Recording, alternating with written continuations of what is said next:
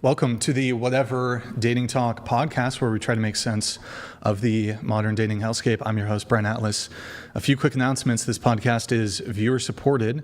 We rarely do sponsorships, and YouTube hits us hard with demonetization so that we can continue to not be beholden to megacorp advertisers.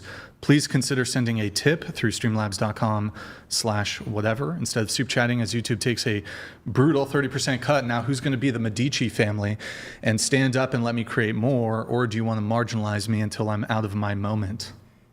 Streamlabs messages get priority. To read a message during a break is $100 and up. TTS is $200. That's text to speech. TTS is via Streamlabs only. There's a moderation delay with the TTS. You can also mute a microphone, pop a bottle of champagne. We also have crypto options if you're a real baller. If you want to just tip and have 100% of your contribution go towards us, no platform fees, no cut, Venmo, Cash App, whatever pod on both. Tab over to Cash App. I will give you guys a shout out too if you send via any of those. We have channel memberships. To become a member, hit the join button. Tier 1 is just $5 a month. And we're also live on Twitch right now. Pull up another tab, go to twitch.tv/whatever. Drop us a follow and a Prime sub if you have one. If you have Amazon Prime, you can link it to your Twitch. Quick, free, easy way to support the show every single month. We got merch, shop.whatever.com. These are premium t-shirts and hoodies, super comfortable, soft, lightweight fabric. You'll actually want to wear it, not like a lot of merch that prints on shitty blanks made out of cardboard and dog shit. And if you buy something during the show, it will pop up on stream, kind of like this. CVD, thank you. You can also include a message in your purchase. He bought a Big Labia Matter hoodie. So yeah, if you want to get something during the show, we'll give you a little shout out and it will pop up on stream. Follow us on Instagram at whatever. Any women who want to be on the show, you can DM us there. By the way, speaking of which, in terms of our casting, episode 304 there's nothing definitive yet, may be our final episode.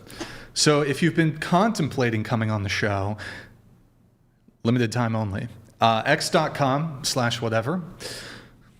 You can follow us there. Follow me on Instagram, Brian Atlas X, Brian Atlas on X, Follow my cat.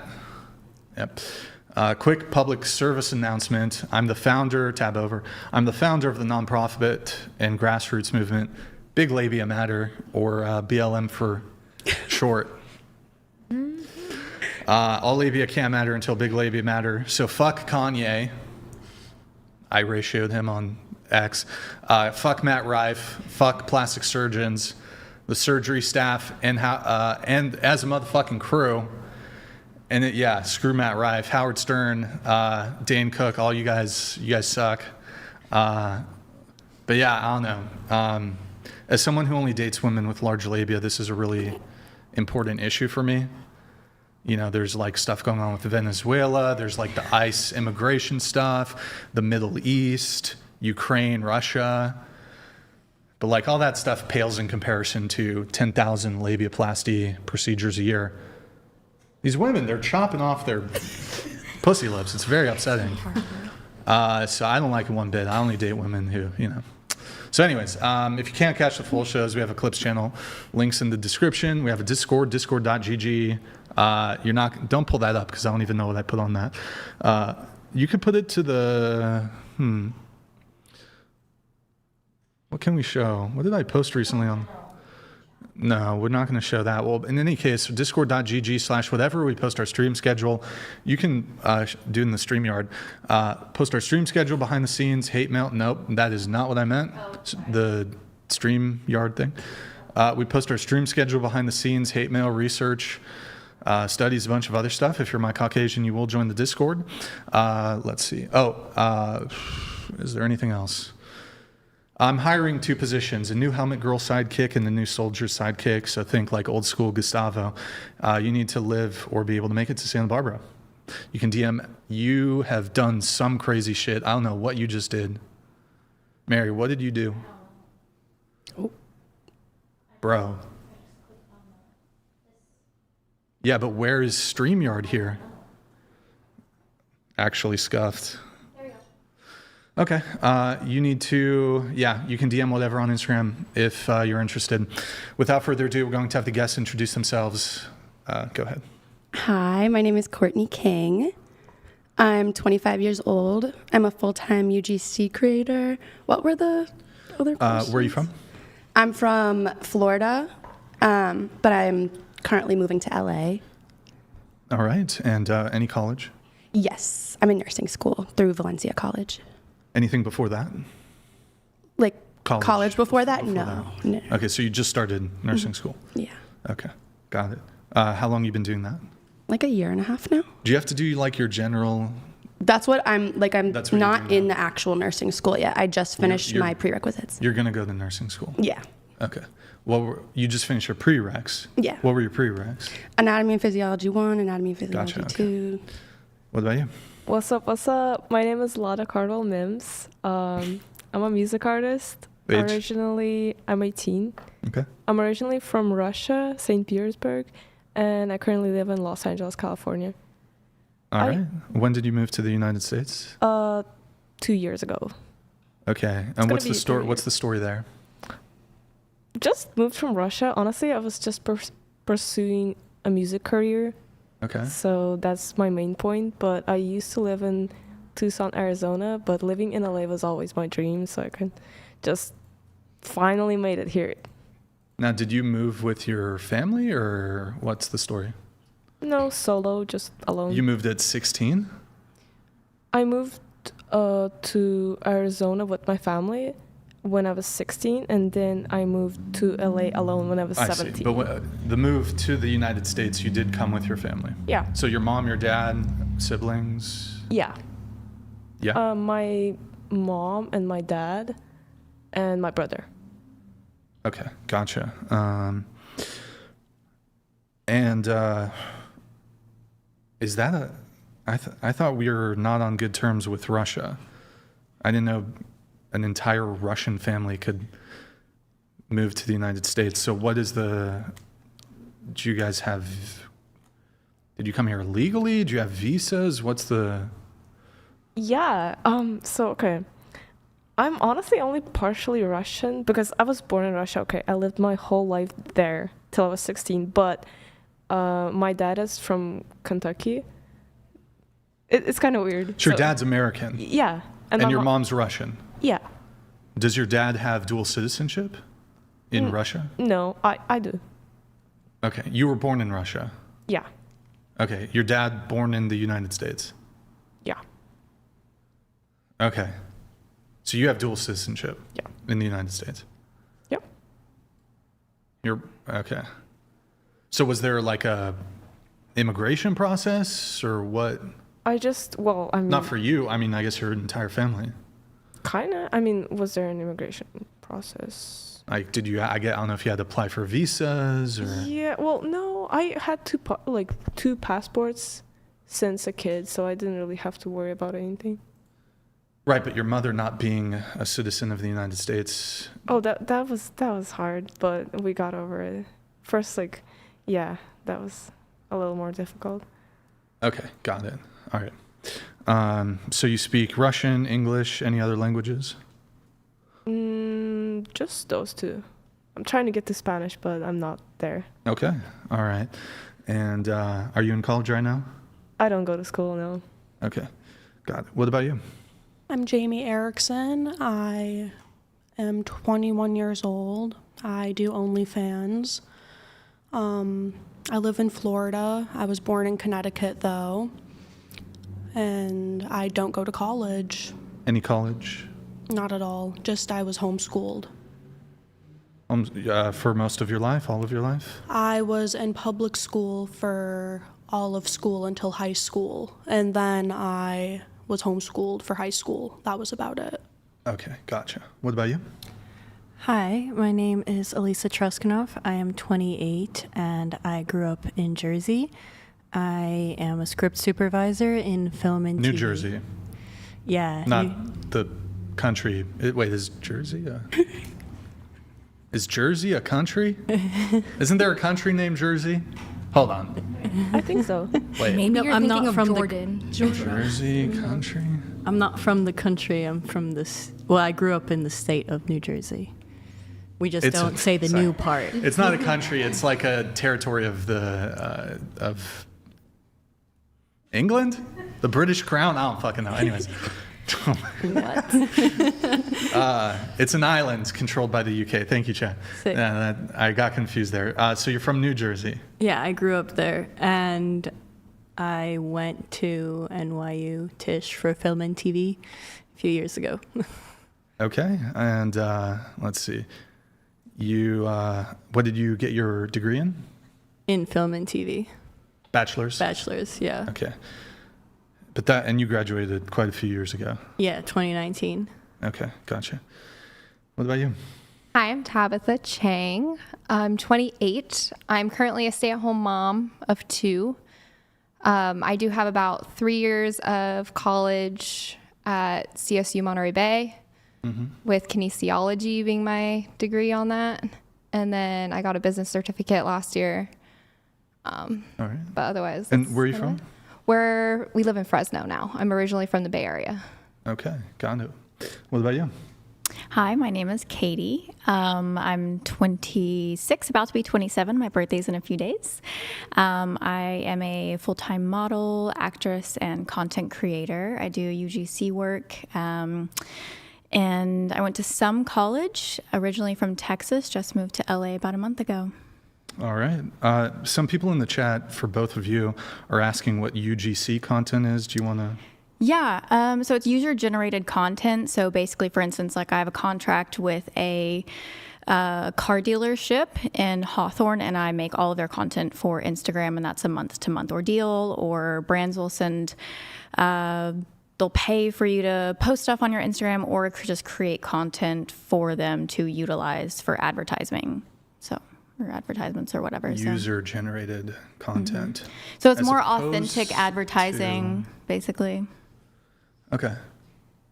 So like if, I don't know, some bidet company wants to, you would be like, wow, this bidet is so amazing. Yeah. Kind of? Yeah, kind of. You could, All yeah. right. It cleans really well or it doesn't. There My you go. booty hole feels great after this amazing bidet. Like, you got to make it like super viral and eye-catching, you know? gotta give it some charisma. What about you? My name's Ava Madsen. I'm from Austin, Texas, and I went to the University of Idaho for kinesiology. I plan on going back in the fall for business marketing, and I do sales. All right. Age? 20. 20. And sorry, you're from where again? Texas, you said? Or no? I live in Austin, Texas right now, but I'm originally from Boise, Idaho. Idaho. Okay, nice. All right. What about you? My name is Levi. I'm 25 years old. I currently work in the car business with my family, and I went to University of Miami and studied biology. When did you graduate from there? 2023. Okay, so 2 years ago, 3 years ago. Wait, and you said for work though you sell cars? Is that? Kind of do a little bit of everything. Okay. Like I said, it's a family-owned business. I work for my Sure. parents, so In terms of the degree that you got in bio, you have a bachelor's? yes. In bachelor's of Arts. science? Wait, You could do either. I have a Bachelor of Arts in biology. okay. What did you have a sense of what you wanted to do with that, or Medical school. is that still on the table, or? It is. Okay. Have you applied to any medical schools? Have you taken the MCAT? No, so when I started, I wasn't really exactly sure what route I wanted to take. It kind of just was, I knew I was interested in science, so I chose something I thought would be interesting and fun to learn about. And eventually it kind of just, after I graduated, of course, I set myself on medical school. So in the meantime, between then and now, I've been adding up the prerequisites I didn't take in undergrad. So like biochemistry, physics. I did Gotcha. take organic chemistry. And then let's say after med school, do you have a sense of what kind of medical discipline you'd like to go into? Surgery. Any specific kind? Orthopedic or brain surgery? I liked plastics a lot. So plastic surgery? Yeah. Oh, okay. So like fake titties and shit. No, more so No. like reconstructive. Reconstructive, Yeah. okay. Like the good kind of Yeah. plastic surgery. Although, I mean, I'm actually curious, are there plastic surgeons that refuse to do the cosmetic plastic surgeries? I don't know. And they're like, you know what? I'm not going to give some fucking blonde some fucking fake titties, but I will, like, if somebody's half his face gets blown off, I'll do that. You know? I don't know. I guess, I mean, it's definitely up to the surgeon, of course. I mean, Sure. what surgeries they will and won't perform. Okay. What about you? Hi, I'm Enya. I'm 31 years old. I'm from Connecticut, but I was born in the Philippines. I work in human resources, but my degree is in human development and family science, and I have a minor in psychology. Shout out to the Discord gang. Shout out whatever Discord gang, discord.gg/whatever.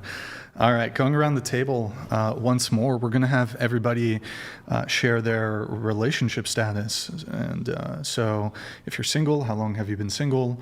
And longest relationship you've ever been in, if you're... I am in a relationship. I was with the same guy for 7 years. We just recently got back together. Okay. So should we just say 7 years then? Sure. He had a few girlfriends in between there, but How long were you guys split up? like a year. 1 year? Yeah. Okay. So you guys met in high school? Or... I was 11 and he was 18 when we met, but it wasn't like that until I was 18. Yes. It wasn't like that until I was 18. Well... But I had a crush on him. Was it like a family friend or something? Yeah, my best friend's brother. What? Do you guys think that's a bit of a yikes? I don't know. Super yikes. I don't know. It's.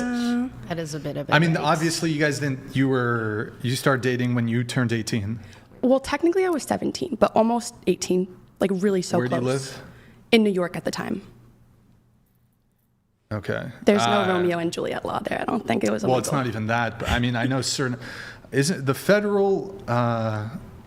Isn't at the federal level the age of consent is 18?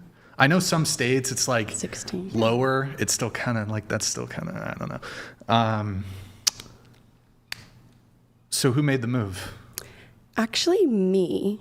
I was obsessed with him. Did you have like growing up. pictures of him in your room growing I up? wish. No, like a poster on the wall. No. I was just obsessed with him. I would visit my best friend's house a lot, and he would always be there. I called him Hot Brother, because my best friend has one hot brother and one ugly brother. Sorry, Kyrie. But yeah, I made the move first. I got his Snapchat. I told him that I would guzzle a bucket of his juices, and then he added me on Snapchat. What? Whoa, wait. Hold on. I didn't use the word juices though. Is You- that like you reverse used- grooming? Yes. How old were you? You said sperm 17. or cum or Come. something? Yeah. At 17? Yeah. And he's 26. 5, 20. Wait, he said, he was 8 years older? Wait, hold on. He was 18 when I was 11. Okay, 7 years older. So he's 24. Yikes. It's a bit of a yikes, I'm going to be honest. A little bit. But, okay, so then you start dating at... And Almost you were in 18. New York? Yeah. You were in New York? I moved him down to Florida with my family, though. You moved him down? Was he homeless? Well, his mom kicked him out, and he was kind of like in between. So I guess, yeah, kind of. Okay. Well, I guess... How does your family feel about this? Oh, they love him. They love him so much. He's actually a really good guy. I understand it sounds crazy. But hold on. So when you say you moved him to Florida, what do you mean? Well, he was kind of down. He didn't have a job. But had you already been dating, or was this at the very forefront of the relationship? So this is literally like a week into it. A week or two. Okay. Yeah. Because New York, and I don't know if there's like some overarching like federal law or whatever, New York, the age of consent is 17 years old. However, the age of consent in Florida is 18 years old. And then further, it sounds like there were some digital exchanges, which across the board, Is illegal, yes.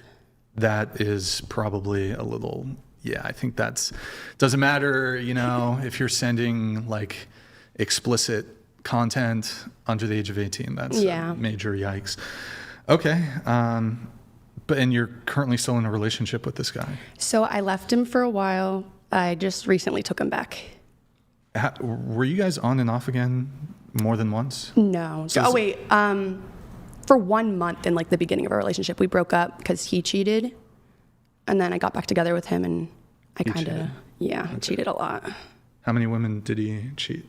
He effed one of my best friends, and then there were like probably 10 other random ones. That's awesome. And did you cheat too? Oh yeah. Afterwards, oh yeah. Like after he cheated? Yeah, after he cheated, I like made it my mission. Before your mission? Yeah, I made it my mission to cheat on him, which is so stupid. What a waste of time. But before that, no, I was a good girl. I cheated on my boyfriends that weren't him before that, but not on him. Keep going. Well, what else do you want to know? Wait, he's 32 now? Yeah. I had a question. You said his mom kicked him out. How did that? Why? Oh, he has a baby mother that isn't me, and he left her, and his mom didn't like that. Did he leave her for you? We started talking after they broke up, but they were still kind of like, she was still living in his mom's house with him. So it was an interesting situation. Okay. Did anybody want to weigh in on the, I wouldn't even call it an age gap because you're a minor technically. That's a different territory. Do you guys think a bit yikes? Yeah. Super Yikes. Super. Or not that bad? Or fine? I think after a certain age, an age gap doesn't matter, but prior to that, I'm speaking of this specific one, 17, so she's not technically an adult. Yeah. She's a minor and with a 24-year-old. I think 24. Well, I would say it's a little yikes, but you guys have stuck it through this whole time, so no more yikes. I have a question. I don't think there's currently like your current age gap. That's fine. That's no problem. That's not an issue. Although it is a bit look, I think it's yikes, but you were the pursuer. Oh yeah. So that adds another layer to the whole thing. Okay. Wow. Can I ask my question? Yeah. Do you have a monogamy problem? Do you like, or do you prefer like a polygamous relationship? Because No. if you guys are just like cheating on each other all the time. No, I actually really don't like cheating. I was doing it purely in revenge. I wouldn't do that now. But when I was younger, it was a good idea to me to make him feel the way that he made me feel. But I am monogamous, I think, for myself. I would say in your wedding speech, from a gallon of your juice to saying I do, I love you, make sure to include that. I don't know how my grandparents would like that. Yeah, that initial message you sent him, was that repeated again? Sorry. I will guzzle a bucket of your cum. And was that your opening line? Yes. And it wasn't a message, it was like an audio. Like my best friend was on the phone and I said it on speaker to him. Like on a call, not like a voice recording. No, like it a was call. live. Yeah, a call, live stream. Were you sober? Were you Yeah, I drunk? was sober. And it was, had you, I mean, you were like family friends or whatever, like he was the friend of your brother, right? Or wait. What? No, he's my best friend's brother. Okay, so your best friend is a girl. My best friend's a boy, Kyle. We grew up together. How old is your best, Kyle? Same exact age as me. And you were crushing on the much older brother? Yeah. Not the best friend who's your same age? Yeah, I've always been like that, though. I like older guys. At 11? The fuck? Okay. I think that makes it Jeez, so okay, much yikes. weirder that he knew you as a kid and then like Oh, yeah, I know. pursued I you think it's a later. big I think that's yikes. weird. Like, I think it's very yikes for him, but for you to be like, I don't know, if it was like growing up, like at your age 17 saying that to him, you knew what you were doing. Like you knew your intentions, but for him to be at his age, that's very yikes for him. But it's still like a very poor situation to be in. Age doesn't matter to know like right from wrong. So at 11, that's kind of insane. Especially like the whole cheating aspect, like morality, that's terrible. Yeah. Well, she didn't have those thoughts at 11. I didn't say that. I said it when I was 17. At 11, it was a simple crush. Okay, well, cheating, no matter the age, But is okay, morality so insane. My follow-up, though, is, so this was the brother of your male best friend. Yes. And then how did this phone call, like, had you not spoken to him for a period of time? I had Or- seen him in person Like a a couple week? times. Okay. But then I found out him and his girlfriend broke up, so I just went full force ahead. Okay, so his girlfriend broke up. Like, how long had they been dating? Like 4 years. 4 years. And then when you say, okay, so I guess two questions. Prior to the phone call, when was the last time you had any contact with the guy? Maybe like 2 years it had been since I've seen him. Or talked to him? Or talked to him, yeah. No, like texting? No, nothing. Okay, I didn't so have this any- was like a, hey, haven't spoken to you in 2 years, haven't seen you in 2 years, completely almost sounds like spontaneous, impromptu phone conversation. And then how soon after the breakup with his 4-year girlfriend did this phone call take place? The day of? Like a week. A week after. And your opening line was what again? I'm going to guzzle a bucket of your cum. And, whoa, hold on. What? Amazing start. Excuse me? Not like, oh, hey, Jeff, how's it going? How's it been? Like, that was your first thing you said. I just kind of say what comes to my brain, and that was what came. What was your best friend's reaction? I don't think it was much of a reaction. I'm kind of like that a lot. Well, not like sexual like that, but just like He didn't shocking. have any problem at all with his older brother and someone who he's grown up with, known since he was a little kid. Like, No, he actually encouraged it. Because then we Both would be your family. parents in your Bro, life. what the fuck? Both my parents in my life, yes. They're both doctors. Do you think he's the one? I don't know if I believe in the one. I think so Are you many gonna marry people. Yeah.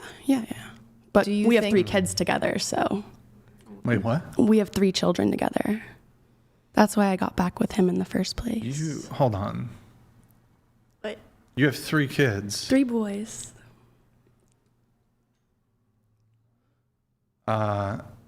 3 boys, what are their names? Stefan, Jeremiah, and Leo. Cute. are Date- you... Hold on. Date of birth? Of them? Just the years. 2019, 2020, and 2023.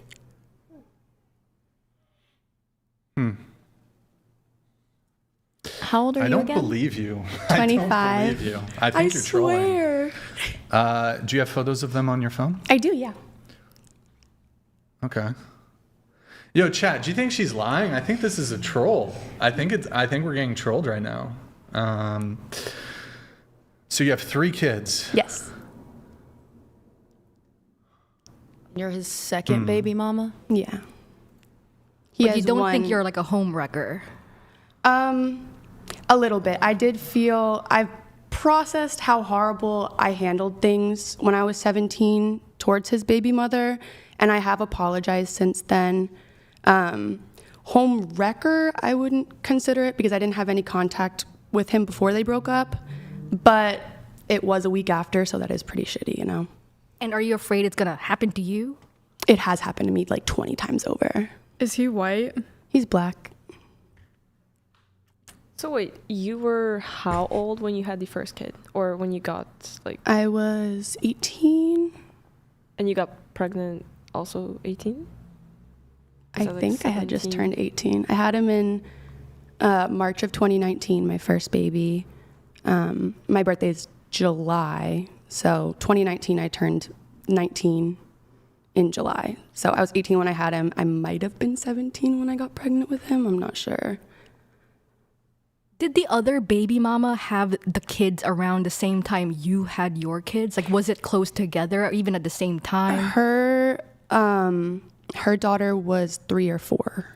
Has he had any other kids with any other women since then? No, not that I know of. Have you ever been married? No. In your pre-show notes, it says you left your husband. Oh, I just call him that. We were engaged. It was fiance.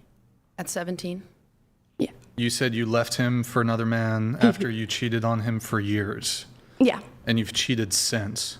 Yes. And Well, not on him. And been a horrible girlfriend in every type of way. Yes. And your kids are going to see that.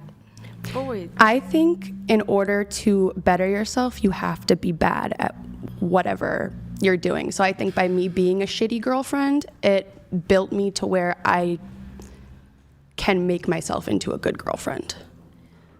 You speak as if like you're okay with your actions. I don't think I'm okay, or I'm not okay with my actions. I just don't want to hide my actions because people's pasts are important. What do you do now that is different than what you used to do? Like, what do you do better now than what you used to do? I don't cheat. That's pretty much the only problem I had before, really. So you like cater to your boyfriend or anything? Like, what do you do besides just being there? I cook and clean, I guess, if that's what you're talking I about. mean, hold on. He also cheated on you, so it's like it's not a one-sided thing. Like, He how cheated has on he me improved? so as well? many times. I'm honestly not even sure if he has improved. I'm kind of just giving him the benefit of the doubt.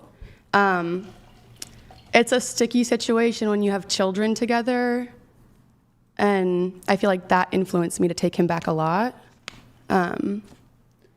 Were the other two, I hate to use the word accidents, or intentional?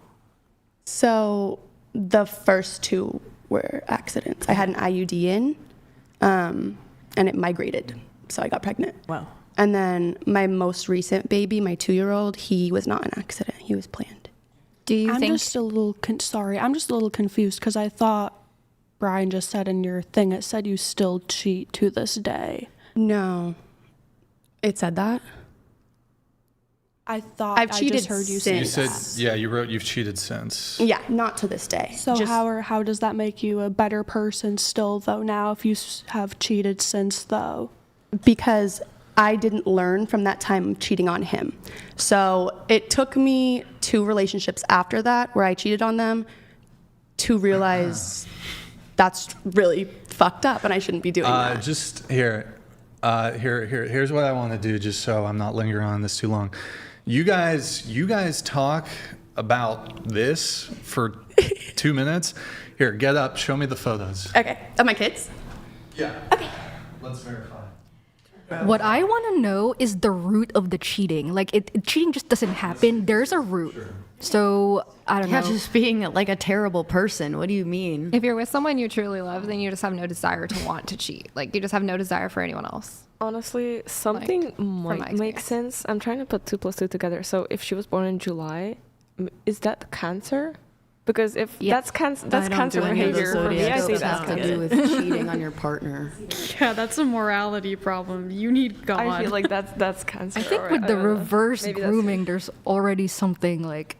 It up has in nothing to there. do with The- like I think the being age and the groomed maturity. either, like, sorry, but it doesn't have anything to do with being groomed. You can be assaulted, you can be groomed, and you can Honestly, still I was be a kind of good questioning yeah. why an 11-year-old person. is attracted to an 18-year-old. Usually, when that is the case, that means there was some sort of like I had crushes on abuse older guys. in It early doesn't- childhood, whether that be I know, but physical, acting sexual, on it. emotional. I think it's normal to like see someone like, oh, they're attractive when you're younger, because like we're used to I like mean- that. But it's pursuing it later. That person knows you as a child. That's creepy. There's definitely a Like- morality line. It doesn't have to be abuse either, because some people are just messed up in their heads. Okay, Like, but at what that if- point, like that's mental. What if they met like well into her 20s? You guys still would do the math, and you're like, oh, But technically, it's if you guys different. met, They don't you know know. her as a child. Yeah, you meet Yeah. somebody Like- as a 20-year-old. No, I'm not like- saying it's right, but I'm saying like at a certain point, we kind of no longer worry about the age gap. Yeah. And it's like, But that's I put it past, this we way. have a legal age limit for that in this country. It's 18, you know what I mean? So No, I know. Yeah. it's just a little different when you know someone at an adolescent age, prepubescent age, and then it's just a line. That I think he just should have don't been a little bit cross more when- cautious with her, with knowing that she. Well, had a everyone thing for around him. her seems to approve of it, family included. So maybe she has daddy issues. She said her parents are both doctors, so I mean that doesn't mean she doesn't have daddy issues, but it doesn't seem like her parents are like losers or something. Yeah. It seems like they provided her. Seems like they provided her. I mean, it's not like you had a lack of resources. No. I have a question for you. Yes. Do you think that you guys will ever actually repair your trust to each other and be loyal to each other fully? I will never trust him. As for his trust for me, I really. How can you I don't have care. love when you have no trust? It's Just more for the like a kids? familial love, like he's been around so long that I've developed like. Would you say that it's more of like a comfort thing? Yeah, absolutely. Probably used to him, like. So what is the point in living your life in comfortability? Like that's just seems off. You're just gonna be miserable. I'm not miserable though. I've been cheated on by other people since then as well, and I'm just not really as worried as I used to be when I was a teenager. That you're setting a good example for your children by staying with a man that's consistently cheated on you and shown that he doesn't respect you. Do you think that your boys will grow up respecting women if they've seen the way that his father treats their mother? I think they will respect women based on what they see from their father. But what treating they've me. seen has been cheating, and it's been consistent throughout your entire relationship. They don't know any of that. Not yet, but they will come to that age where they will understand that. Eventually, and then all of their roots will be laid down. They're not going to just one day be like, oh, I'm finding out my mom got cheated on, better go disrespect women. Well, it's the fact that they see that he cheated on you and you decided to stay. So they're like, oh, if I go cheat on my girlfriend, then maybe they'll stay. Maybe it's the Well, other yeah, way and then around, that's though. their. That's terrible. Why would couple you want to things. raise people like Yo, that? Jay, thank you for the merch purchase. Also, Dane, thank you for the 10 on Venmo. Craig, thank you for the 20 on Cash App. So I did verify, it wasn't some FBI verification, but it's either the most elaborate troll ever, but she has photos with her and her children that are dated on the phone into like 2023, 2022. So I have to rule out that she generated these photos in like AI or ChatGPT. It's possible you can do some things with the like EXIF data or whatever to change the date of photos. Yeah. So it's either the most elaborate troll ever, but I'm going to go ahead and, based off what she showed me on her phone, she showed me photos of the kids are legit. She does have a black boyfriend. Mixed race kids. This is either the most elaborate shit ever. So it's legit. She's just brutally honest. So I'll congratulate her for that. It did come off like a troll though. I do have to say, but I did verify it, and it is, to my knowledge, legitimate. So, okay, wow, that's quite a story. Off to a good start, I'd say. Anyways, we'll come back to some of that stuff later. We're going to get the rest of the relationship statuses. Relationship status. I am single for life. But okay, I had a lot of like very short-term relationships, but I am fairly young, I gotta say, but so I kind of didn't have time to actually like be with someone for like a long, like 5 years, whatever. Mm-hmm. But I just feel like I had like all of my relationships were 3 months, 4 months, 2 months, and I've never, or maybe the person never managed to keep me. I never managed to keep a person around me. I don't know why. They never managed to keep you, or you never managed to keep them? That's what I'm trying to find out. I don't know. Yeah. Well, you said you've had many short-term. Is that what you said? Yeah. Short-term. What's the longest period of time that you've been with somebody? Okay, I need a moment to think. Probably 4 months. 4 months. And you're currently single? Yeah. Or is there a guy in the picture? There's like 3 guys in the picture. Three guys? Okay, no, hey, I'm very double-sided for this because I was just... We appreciate the honesty. You said, okay, so 3 guys in the picture. What does that mean? Okay. 3 guys in the picture. One of them is currently in New York, but he likes me a lot more than I like him. And he wants to, like, he was trying to move to LA to be around me because he was like, oh, I like LA, let me move to you, or stuff like that. But I was like, don't be so serious because I don't like you. And I had like false... Wait. You said... What? You said you said I don't like you to him. Yeah, so I had a sense of feeling that I did like him, but then I think that was the first time we met. But that was like last year. And we met for only one day, and we like, because I don't live in New York, I flew there.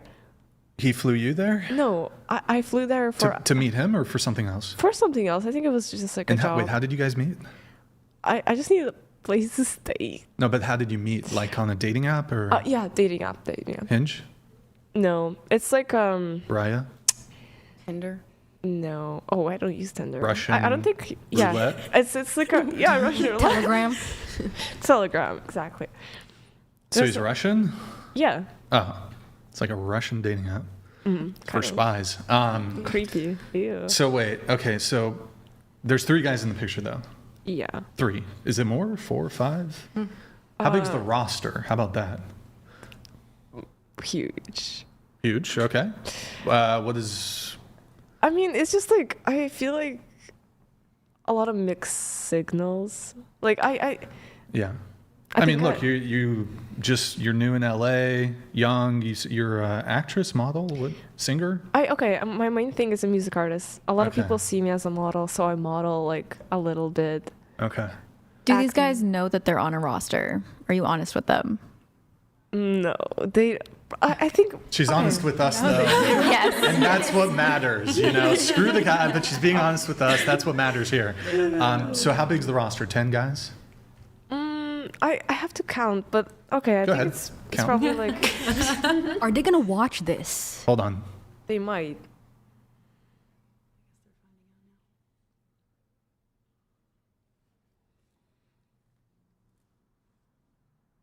Probably like at least 8. I don't know. Okay, at least 8. And then there's 3 that are in the picture. Like the main picture, not the background. So. Okay, and you're hooking up with them? Well, the 3. I wouldn't say it's like that serious. I mean, I can't. Well, I'm not saying it's serious, but you are hooking up. Well, okay, yeah. Having sex. Honestly, no. With 2 of them. No. 1 of them. No. So you're not having sex with anybody? No. But you have 3 guys in the picture yeah. and the roster of 8. So you're just doing what then? I think, okay, because I think I mentioned the mixed signals. Like, I think I like someone, and then I start to speak to them, and then I'm like, okay, no. And then I move on to the next person. I'm also noticing something that I don't like about them, and I just can't stop. Like, I just have to stop. But they're already, like, into me. Mm-hmm. And I can't like get rid of them. What do you mean you can't get rid of them? Oh, hey, it was really nice to meet you, but I'm just not sure if it's the right fit. I wish you the best in what you're looking for. That's it. That's all you have to say. I think I'm too insecure to like actually go out like that. Be like, hey, you know what? Okay, all of this, it doesn't matter to me. Like, bye. I don't. But you don't say that, but you say, well, that essentially what I say. I mean, hey, listen, it was really nice meeting you. You seem like a great person, but I just don't think it's the right fit. I wish you good luck in what you're looking for. That's in essence what you can say. That's what I would say. Like when I was like 14. That's what I would say. So you were more mature at 14 than you are currently? Oh. So what you just keep them, you string them along now. 14, communication. Hey, The Russians, you give communication. The Americans, you string them along in your Russian honeypot, essentially. But, okay, so the 3 guys who are in the picture, are any of them living in L.A.? Oh, yeah. Mm-hmm. Okay. And how long have they been in the picture for? One of them's been in the picture for 2 years. The other one's been in the picture for like half a year, maybe like 6 months, yeah.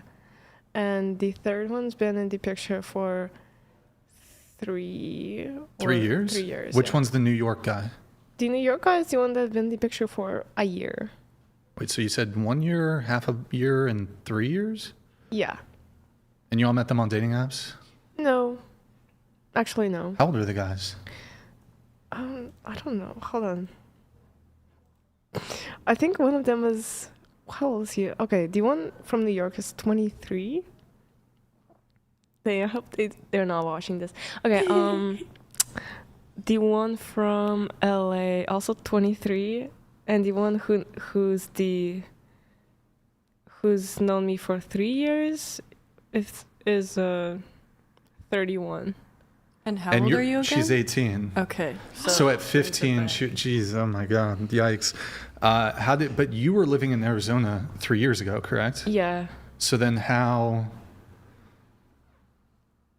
did a 20, at the time, I suppose he would have been what, 28? How does a 28-year-old meet a 15-year-old living with her Russian parents in Arizona as a new immigrant? Actually, very weird. Okay, I was living in Arizona, but I used to fly to LA I was trying to get in the industry. So I was like flying back and forth. I mean, Tucson's kind of close in like an hour flight. Yeah, it's a short flight. So just like do gigs here, fly back and forth, work in LA, and then fly back to Arizona, then work in LA and fly back to Arizona. And we kind of met through, I think it was like an acting gig. Okay. Yeah. And so wait, and just remind me, there's a 1 year guy, a 6 month guy, and a 3 year guy? Yeah. Okay. And you haven't had sex with any of them? No. I stay away from people kind of. Wait, so yes, you have had sex with them? No. I'm like so avoidant. Like I avoid. Avoidant. Yeah, like so you've been. How often would you say you see these guys? Do you live with one of them? No, not anymore. You were living with one in LA. I used to live with one in LA and one in New York. So the New York guy would fly you out. No, he wouldn't fly me out, but I would just like it would be convenient because I would have a place to stay. So you would pay for your own flights to New York, unless you had a gig and the company paid for it. Yeah. Okay. So, I'm trying to get a read on this. So, you've had, not to mention the other men on your roster, some of which I assume have come and gone. So, at other points, maybe you had different men on the roster, but currently the roster stands at 8. There's 3 guys in the picture. You've been with 3, one of them for 6 months, one of them for a year, one of them for 3 years. And you haven't had sex with any of them. What are they getting out of the relationship? I'm trying to, I don't know. Like, I guess I'm just a nice person to be around. Yeah, but I mean, look, you're an attractive gal, and I mean, you seem pleasant, although pleasantness kind of dissipates quite quickly if your attention is shared, unless they're cucks, which I'm going to assume is the case, because no man who's, it's actually can be quite shocking what men are, when they have forsaken all standards, will do, but no man should really be tolerating and dating a girl for this period of time, and she's not exclusive to him. Hey, you're not having sex, that's okay, but you're not exclusive? What are these guys even getting? They're just paying for your shit? Well, honestly, it's more like, I don't know, for me, they feel like friends. and they take it like too serious because I just think everyone takes me too serious, but I can't be serious. I just can't make myself be serious with someone. I feel like I'm focused more on like, I don't know, career, music, and I can't like force my whole attention on a person and like on a guy. Like he's like, oh, you know, like let's do this, do that. I'm like, I don't know. I cannot. Do you feel like it's more entertainment for all parties? Like you're just kind of hanging out, you're just like whatever, and not an actual relationship? Or are these like actual relationships? Do these guys think that they're in an actual relationship with you? Okay. They think they are in an actual relationship, but I don't trust them. So you didn't necessarily establish what they're going to get out of this at the start. Like you say, when you meet them, you're like, hey, I'm not interested in this or that. I'm just trying to do me or whatever. Have you like ever had that conversation? I never stated that because I'm not clear with myself. Like I can't scan myself and say, okay, you know, like I know that I'm not going to be paying attention to you, so bye. That's also not an option because I never know. Maybe someone comes around and I like feel something and I'm like, wow, okay, let's date. But are they aware that you're dating other men? No. So wait, hold on. Are you telling them that you're boyfriend, girlfriend to the guys, the three guys or whatever? Yeah. I mean, two of them. Do you guys kiss? Do you guys do anything? We kiss. Yeah, we kiss. I do want to say there are men out there that are open to a polygamous relationship, and you can be honest with them and just have that if that's what you want instead of lying, because in general, I think that like we attract who we are. And so you're only going to keep attracting people that are also like probably lying to you about something. And at the end of the day, it can end up putting you in a bad space. Honestly, that made sense. I have to think about that because I think I just have like huge trust issues. Like I can have a person like around me, but I could never let them like actually, I don't know, like if they want to have sex with me, it's a whole different thing. Like I'm gonna look at them from a different aspect, and I'm gonna probably like give them time or just wait. But do you have sex with any of these guys? Not recently. I mean, no. Well, okay. So there's the three guys. Have you? Maybe you're not having sex with them currently, which is curious. But have you had sex with them at some point? Not with those. Not with the three, but then men who are transient on your roster, you have had sex with? Yeah. So just to be clear, the men who seem most serious about you, who have been with you despite your divided attention for 6 months, 1 year, 3 years, they don't get sex, but there are men who just get it instantly or quick.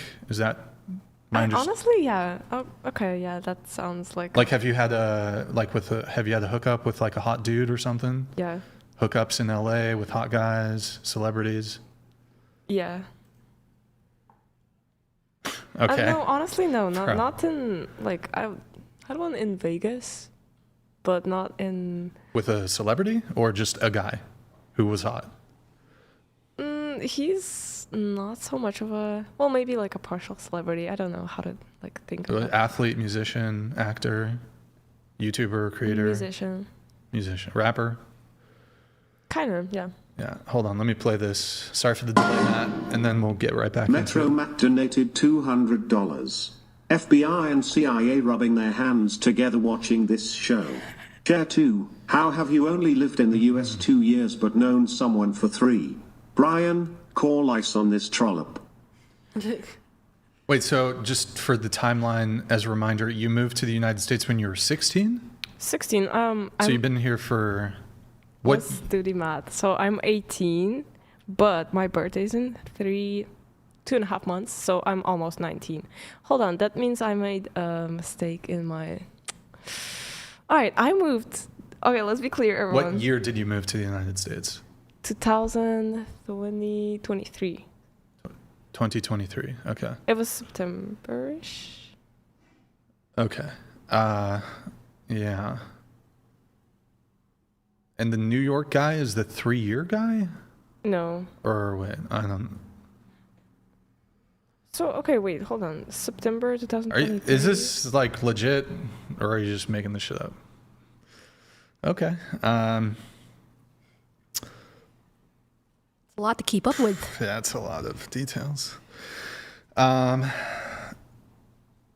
just shocked that these guys you allege have been dating you for a year, 3 years, 6 months. That they are you? Have you told them that you're a virgin? I'm not a virgin. No, but have you told them that? Like, you know. No. Oh, honestly, no. Probably not. Oh, okay. Damn. Okay. All right. Well, I'll have some further thoughts on that in a moment. But first, I want to let everybody else introduce or share their relationship status. What about you? I'm single. For how long? For about 2 years now. Longest relationship? Was 2 years about. Who broke up with who? We were like on and off in those 2 years. So the ultimate like off period was done by me though. Gotcha. All right. So you've been single for 2 years. Any guys in the picture? Talking to, situationship? Yeah, there's one. One guy? Talking stage? Kind Situationship? of talking stage-ish. Like in the very beginning. How long? Like literally very beginning, like a week-ish. You've been talking to him for 1 week? We've been talking for more than a week as friends, but we've been like talking to be more than friends for a week. Gotcha. What about you? I am single soon 7 months Okay. now. Longest relationship? A year. Is that the one that ended 7 months ago? Yeah, Who broke up with who? he did. He broke up with me. Why's that? He said that it was a distance thing. We were a long distance relationship. Okay. He lives in Massachusetts. I live in Jersey, and he didn't have enough patience to wait for me to save up a little bit more so that I could move to Massachusetts with him. And there were, I think, like us being freelancers in the film and TV industry, and it's being tough right now. I think he kind of took his frustrations out of struggling with work out on our relationship, and he just didn't want to step out of his comfort zone. All right, gotcha. You've been single for 7 months. Any guys in the picture in any capacity? And not really. It's been a little tough, just because I'm trying to move on. Have you had a rebound? Yeah. Okay. Is he in the picture? No. Okay. Yeah, I made it clear from the get-go that I'm not looking for anything. Gotcha. What about you? I'm married. We've been married for 2 years, together for 3. How many kids? 2. Both with him? Yes. Okay. We have a 20-month-old and 8-month-old. Gotcha. What about you? I am single as a Pringle, and I've been single for almost 2 years. Longest relationship? 2.5 years. Is that the one that ended 2 years ago? No, it was my first ever relationship. Was 2.5 years. How long was the relationship 2 years ago? 8 months. 8 months. Who broke up with who? I broke up with him. Longest relationship? Who broke up with who? I think I broke up with him as well. I was really young. Okay. You've been single for 2 years. Any guys in the picture since or in that time period? I've gone on dates. I've kind of chit-chatted, hung out with guys, short fling, seeing if it works. I was with a guy, not really in a full-on relationship, whenever I was living in Southeast Asia, and we split and ended up, we knew it wasn't going to be a relationship because we were both expats in Bali, and then we were splitting, going our separate ways. But we hung out, really liked each other, and it was really good. And then I recently was talking to someone for about a month or so, and we went on a very long date, and then come to find out it just personality-wise and kind of what we wanted out of life just didn't mesh. Give us the quick story. When you say very long date, what do you mean? It was an 11-day long date. Hold on. 11 days? 11 days. So you didn't leave each other for 11 days? Yeah, I ended up spending Thanksgiving with his family and also his dad's birthday with him and his family. Okay. So And you're like at his house all this time? No, so he still lives at home with his parents. And good for him. Just kidding. And yeah, he's a couple years older than me, but we got a hotel, like Airbnb situation, and we stayed there. This was on my tour I was driving from Texas to LA, just moved to LA. And I stopped in Vegas to visit him, and we were supposed to just go on a date, and then it was, 3 days, and then it was 5 days, and then it was just kept on adding and adding and adding. And I didn't have anywhere to go for Thanksgiving. I was going to spend Thanksgiving by myself, so we just extended for me to spend Thanksgiving with his family. And basically at the end of it, I didn't feel the, oh my God, I'm obsessed with you like I did whenever we were talking over the phone. And I'd met him before several times. He had hired me as a photographer that I worked with. And I'm friends with his sister, and it's very kind of complex, but Wait, yeah. So when you first were speaking to him on the phone, you guys met on a dating app or something, or? No. So I've known him and his sister. His sister is a model and a makeup artist, and he's a photographer. Okay, and so like industry, you worked together or something? Yeah, we met on a shoot about 3 years ago. Okay. And then he'd hired me whenever I toured LA, and then I met him again on another shoot that his sister was doing my hair and makeup for. Okay. And he was there shooting and learning from the photographer that was shooting us. And we just seemed to really click in that moment. But whenever we spent 11 days together, we were not clicking. Not clicking. Well, hold on. You said when you spoke to him on the phone, at that point, in that moment, you felt obsessed? Yeah, so we were, okay, let me back up a little bit, give you some more details here. So October 6th, I had my shoot, right? Yeah. Yes, I talk with my hands. Oh, no. I cannot sit on my hands and talk. The bird claw. The bird claw, hen. I love it. The hen peck thing. Oh boy. My mom makes fun of me for doing that Yeah. as well, so I'll have to let her know that someone else did that. W mom. Yeah, so October 6th, we saw each other at a shoot again, and we had been just kind of chit-chatty back and forth on Instagram a little bit, and he's really funny. He's a super, super funny guy, and we have the same sense of humor, and so I was joking with him about okay, you have to make me laugh all day on set. And so then we were giggly all day on set, and then I was like, I think I have a crush on you, and he was like, yeah, I'm smitten, the feeling's mutual. You said that in person? No, I said that after I left. I sent him a message. You texted him then. I did, Okay. yeah. And I was like, okay, but I'm really good friends with your sister. I have to ask your sister first if this is okay if we go on a date. And so I texted her, and she was like, oh my gosh, I ship you too. Absolutely. Because I know that if you end up not really liking him or something, that you'll tell him and be honest. So I'm a very transparent person, and she knows that.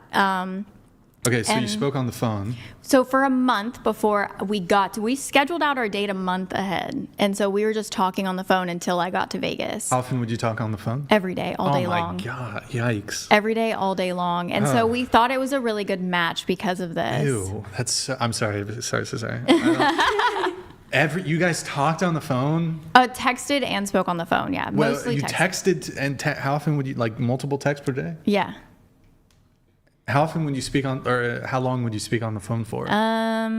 Sometimes just a couple minutes, and sometimes an hour or two, depending. Every day for a month? No, we didn't talk on the phone, physically pick up the phone and call every day. I don't have time for that. Okay, but you did have. Didn't you say you spoke on the phone every day? Yeah, that's what my bad. Let me rephrase. Okay, sometimes we texted. you texted and called. and sometimes called. Okay, so you called a couple times. Yeah, I called a couple times. Okay. We did a FaceTime call. Yeah, and we were both super that's a excited, and bit we seemed different. like it was going to be great. We also wrote letters to each other, physical letters to each other, which was adorable. Because I made a joke about Like emails or actual no actual handwritten cursive? mail that shit. Did you do cursive? Do they still teach cursive? I don't they think got so. rid They of don't. I don't cursive. think they still teach it. Does but anybody here yes, know how to write cursive? I do. think, yeah. I thought didn't they get rid of it? I don't know. They did. I know how to write cursive. All right. So, okay, you wrote letters. Wow, that's a lot. Hold on, I have to play noise for this. I don't know, man. That sounds like a lot of work. It was a lot of work, and we were both very excited. Can I ask the panel a question really quick, and I'll let you finish your story, but I don't know if this makes me a terrible person. I could be smitten. I could be head over heels with a girl. I don't think I'd even want to talk to her as frequently. Like, this could be like the girl of my dreams, and I'd still be like, get away from me a little bit. You know, I don't know if that makes me a bad person, but like, I'm I typically need that way. a bit of space. Like, even if I really like the girl, like, I'm not going to be all up on her like that. Like, I don't know. My Maybe husband and I, when we toxic. started talking, we really only talked like every third day. Good. Like, yes. I'm horrible Love at that. answering and texting, and Love that. you know, we just would talk Yeah. every third day. We didn't have to talk every single I day. like the girl to respond immediately to me, but she needs to give me 72 hours. That's the dynamic that I like. I don't think you can expect a woman to simp for you, but also like only text them once every 3 days. Like, You can a simpy woman is gonna obsess with you, right? So She can obsess. That's frequent. At a safe distance. Then it's can not obsess. obsessed. Well, no. I don't want like stalker obsessed, but I want like, oh yeah, I got you. Like it's okay, yeah. That's what I want. But anyway, sorry, not to make it about me. But No, tell us what you want. Your story. Okay, so then you go on you meet him, and then 11 days. 11 days. Yeah. Okay. So It was a lot, and I think what happened was there was just a lot of build up to this. There was a lot of excitement for whatever reason. Like, I love his family, I love his sister, so there was a lot of, daydreaming going on. I'm a romantic, and I watch a lot of Hallmark movies. Huh? Oh, you saw waiting- me. I was You saw waiting me for going your- for the yeah. stream deck. Yeah, go for I it. don't know what I was gonna play.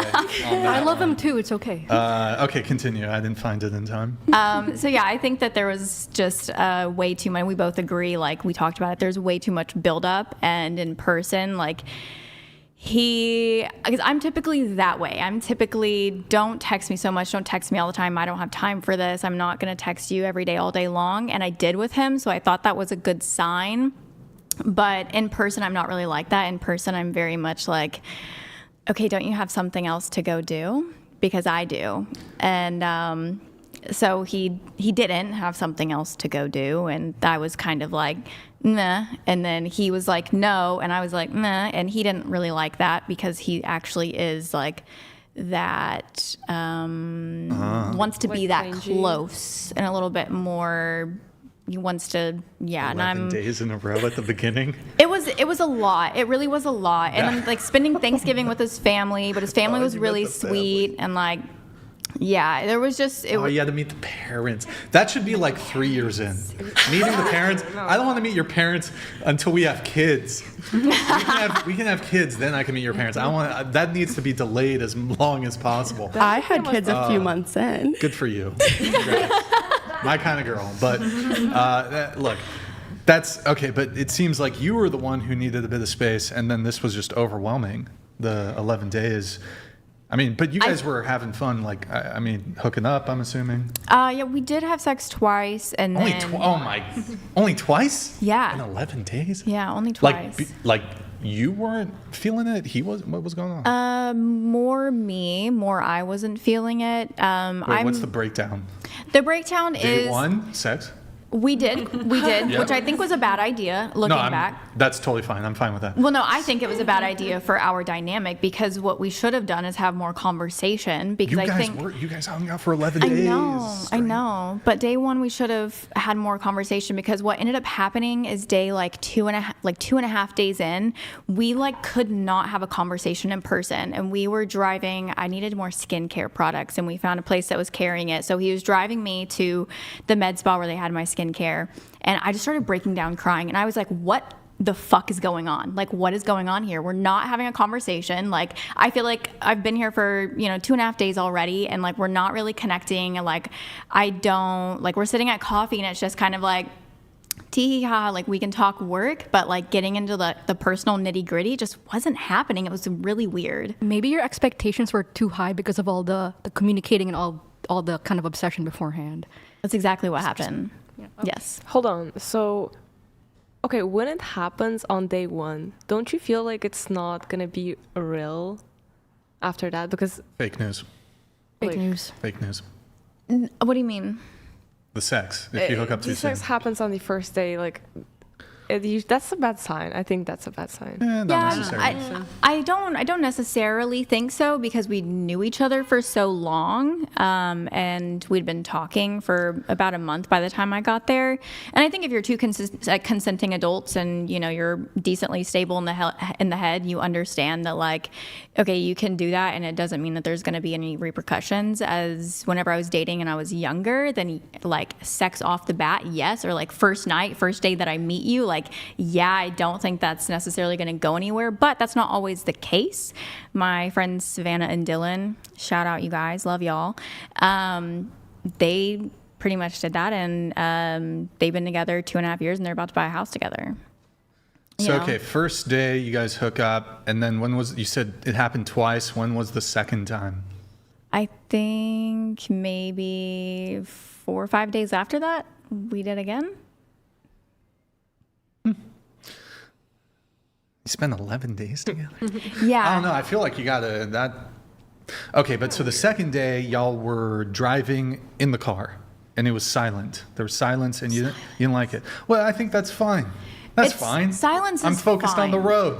Let me drive. No. It wasn't that. It wasn't that we were silent while driving. It was that at dinner, while we were hanging out in the apartment, while we were driving, while we were sitting and having coffee, all of these things, like the conversation just was not flowing naturally. And that tells me that something's off. Or also what I broke down is he was extremely nervous. I'm not a nervous person. And so I think that kind of that personality difference wasn't meshing very well, and I was like, what's the problem here? Like, let's just have a conversation. Like, what? It was just weird. It was like we were sitting there, and the silence was awkward. It was not comfortable. But did he agree with your assessment? Like, when you brought up, hey, there's a problem, was he like, oh no, I think everything's fine? No, he agreed. Oh, he agreed. We were on the same page. And that was the second day you guys had that convo? 2.5 days. You guys got to cut your losses. 11 days. Then you proceeded to hang out for another 9 days. You got to cut your losses. The hotel was already booked. The hotel? Or the Airbnb or whatever. It was Palms in Vegas. So it's like the hotel Airbnb apartment thing. Wait, you booked? He booked it. 11 days? Yeah. I think that's an impulsive move. Like, impulsive. Yeah. I think 48 hours. The first, like, maybe, there was some distance, right, between you two? During the 11 days? Well, like, you guys didn't live in the same city, right? No, there was a lot of, so I was living in Texas, and then my tour from Texas to LA, because I drove, was nearly a month long. Okay. So I stopped in other major cities and booked work with clients and stuff for like the last time that I was going to be there for a while, and then drove to. I think you got to, for that first one, like if you guys are in different cities, 11 days, that's a commit. That's a lot. I think 48 hours is good for a first time. That's what we were planning to begin with. Second time, 72. And then if it's really good, then maybe you can go for a week. 11 days on the first go, though? I know. Hey, too much. It wasn't the initial plan, but it's what happened. And I think in the end it was good, because we realized that after 11 days, we still were like not really clicking the way that we should have been. So we were able to kind of end it after that. I did go on, a client flew me to Vegas for work, for a booking. Yeah. And we went on one more date, a second date, a regular date. I told him, regular date this time, just like go out to dinner like normal people. And he agreed. And he took me to a really nice spot, and we had a delicious dinner. And then still it was kind of the same. So we decided that we're just not going to go on another date. This was a separate trip after the 11 days in a row. Was there no chemistry in the bedroom also? Not really. I have a question, actually. Was he more talkative, like, the first day before you had sex, or was it just silent as well? He was more talkative in general over the phone. Oh. And in person, he was a lot more quiet. Some people are like that. Yeah. Okay. So Relationship status? Single. Longest relationship? Oh, I think it was like a year and a half, coming on 2 years. Year and a half. How long have you been single for? We broke up of June 2024. A year and a half ago then? Yeah, I've had like talking stages since then, but they've all failed. They've all failed. Is there currently a talking stage, situationship, anything in the picture? Nope. When's the most recent there's been anything in the picture? Like a week ago, it ended. How long were you seeing that guy? So we were talking, we were just like texting back and forth for a couple weeks. And then I actually saw him in Utah, and he decided that I wasn't what he wanted because I wasn't a member of the LDS church. Okay. You're a Mormon, although you don't like that term anymore. Is that correct? I'm sorry? Mormon. It doesn't matter. I heard they don't like the Mormon term anymore. They prefer Latter-day Saints, yeah. Okay. So you're a member of the church? Not currently, no. Oh, you got excommunicated? No, I've never joined. Wait, hold on. I'm just Christian. Wait, am I misunderstanding here? He didn't want to date me because I wasn't an active member of the church. But I'm he sorry. is. I misunderstood. Okay. I thought you were the... Okay, I apologize. Well, that's what he I said. misunderstood. Actually, he texted me. He didn't want to date you. He was Mormon. Yeah. And he didn't want to date you because you weren't Mormon. Okay, I understand. Well, I don't think it was that reason. I don't think he was like completely honest with me, maybe, because he first started with, "I just don't miss you," and so maybe he just... Had you guys hooked up? No. Nothing? No. Oh, okay. All right. But that's the most recent thing anyways. Yeah. This Mormon dude. Mm-hmm. All right. You said you were in a 2-year relationship. Yeah. You're a Christian though, right? Yes. What denomination? Non-denominational. Non-denominational. Okay. How does your Christianity inform your relationship pursuits? In every aspect possible. Are you waiting until marriage? Yes. Are you a virgin? I don't want to talk about my like body no. on a podcast. You don't. Well, it's not about your body necessarily. It would be past behavior, but I'll take that as a no then. Okay, that's... You are waiting until marriage though? Yes. How long have you been waiting until marriage for?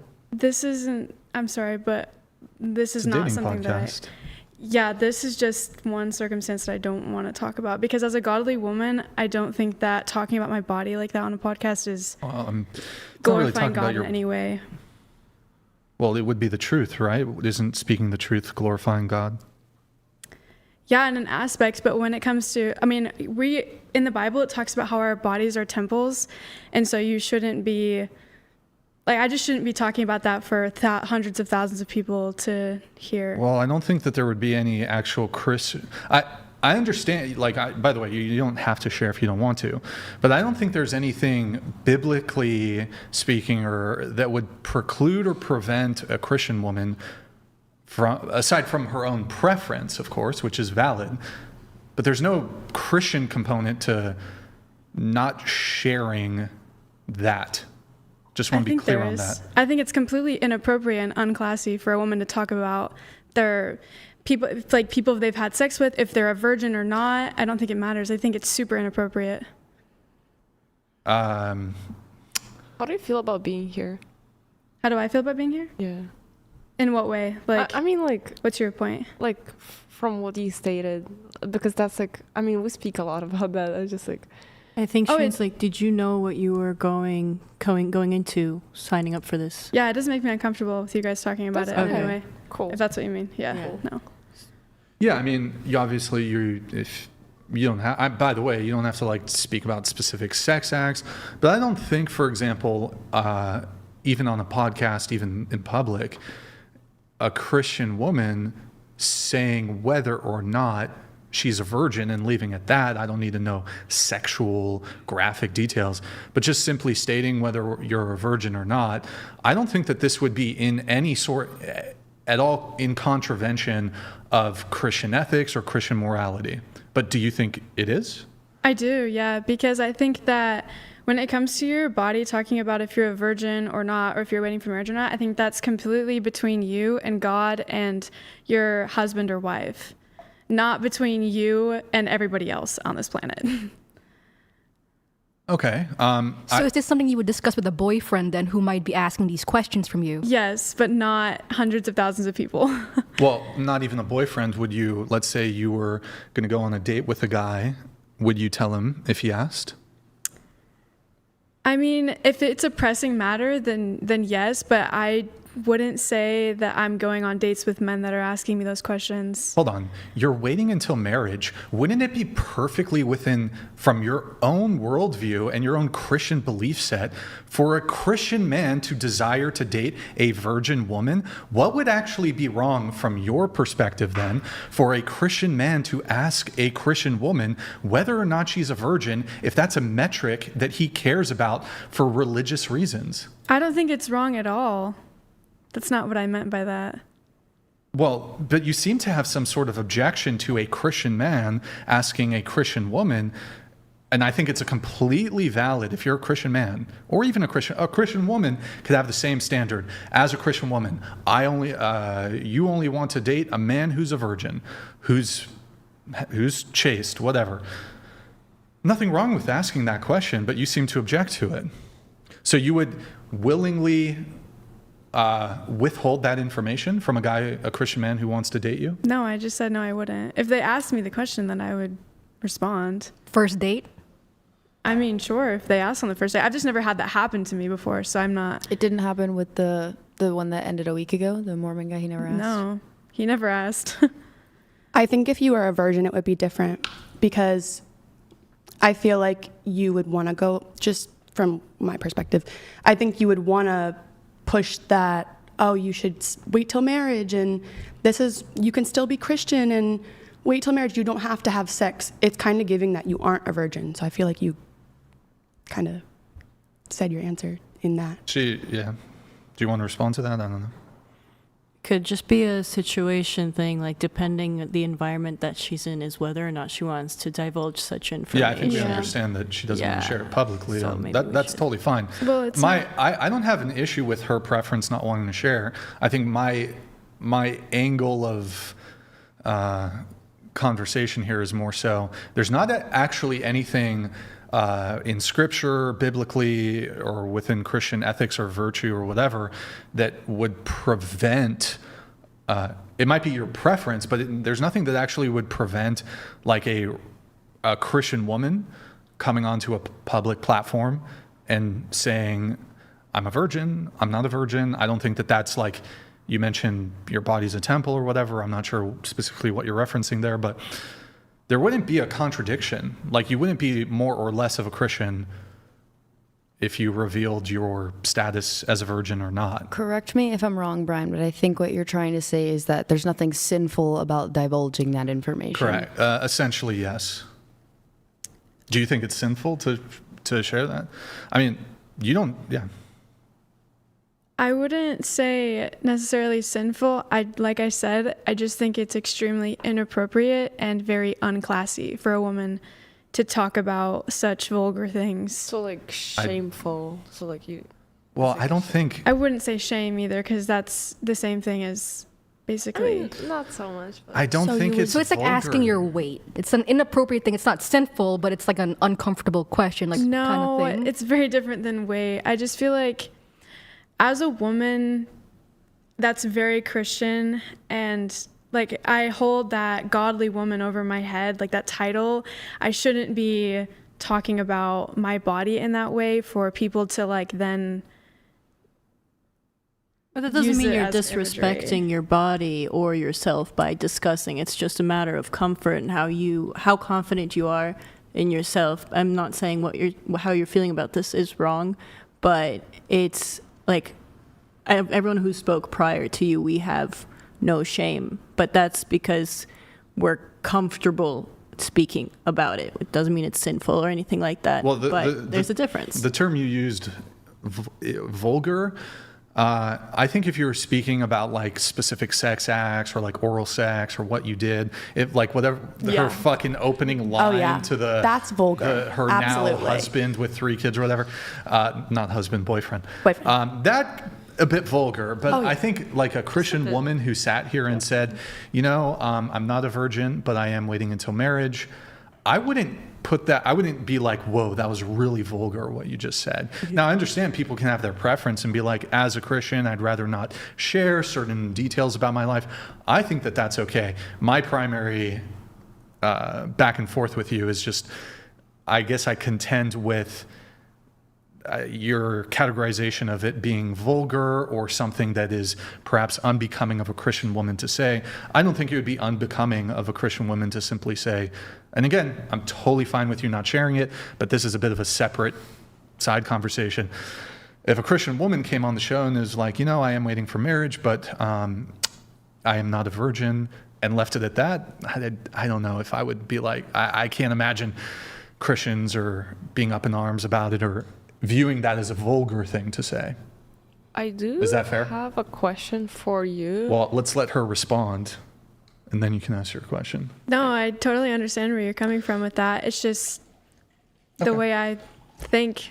I mean, I think of it as like if my grandma is watching this, she's like a saint. She's very extremely Christian, very classy. Like these are things that I wouldn't even talk about my family with. Sure. And then you said you're non-denominational.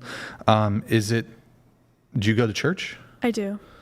Is the church non-denominational that you go to?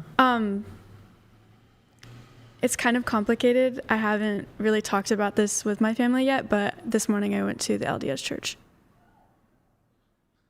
Wait, but it's Sunday. Okay, so the guy you were seeing a week ago or whatever, he didn't want to be with you because you weren't LDS. Right.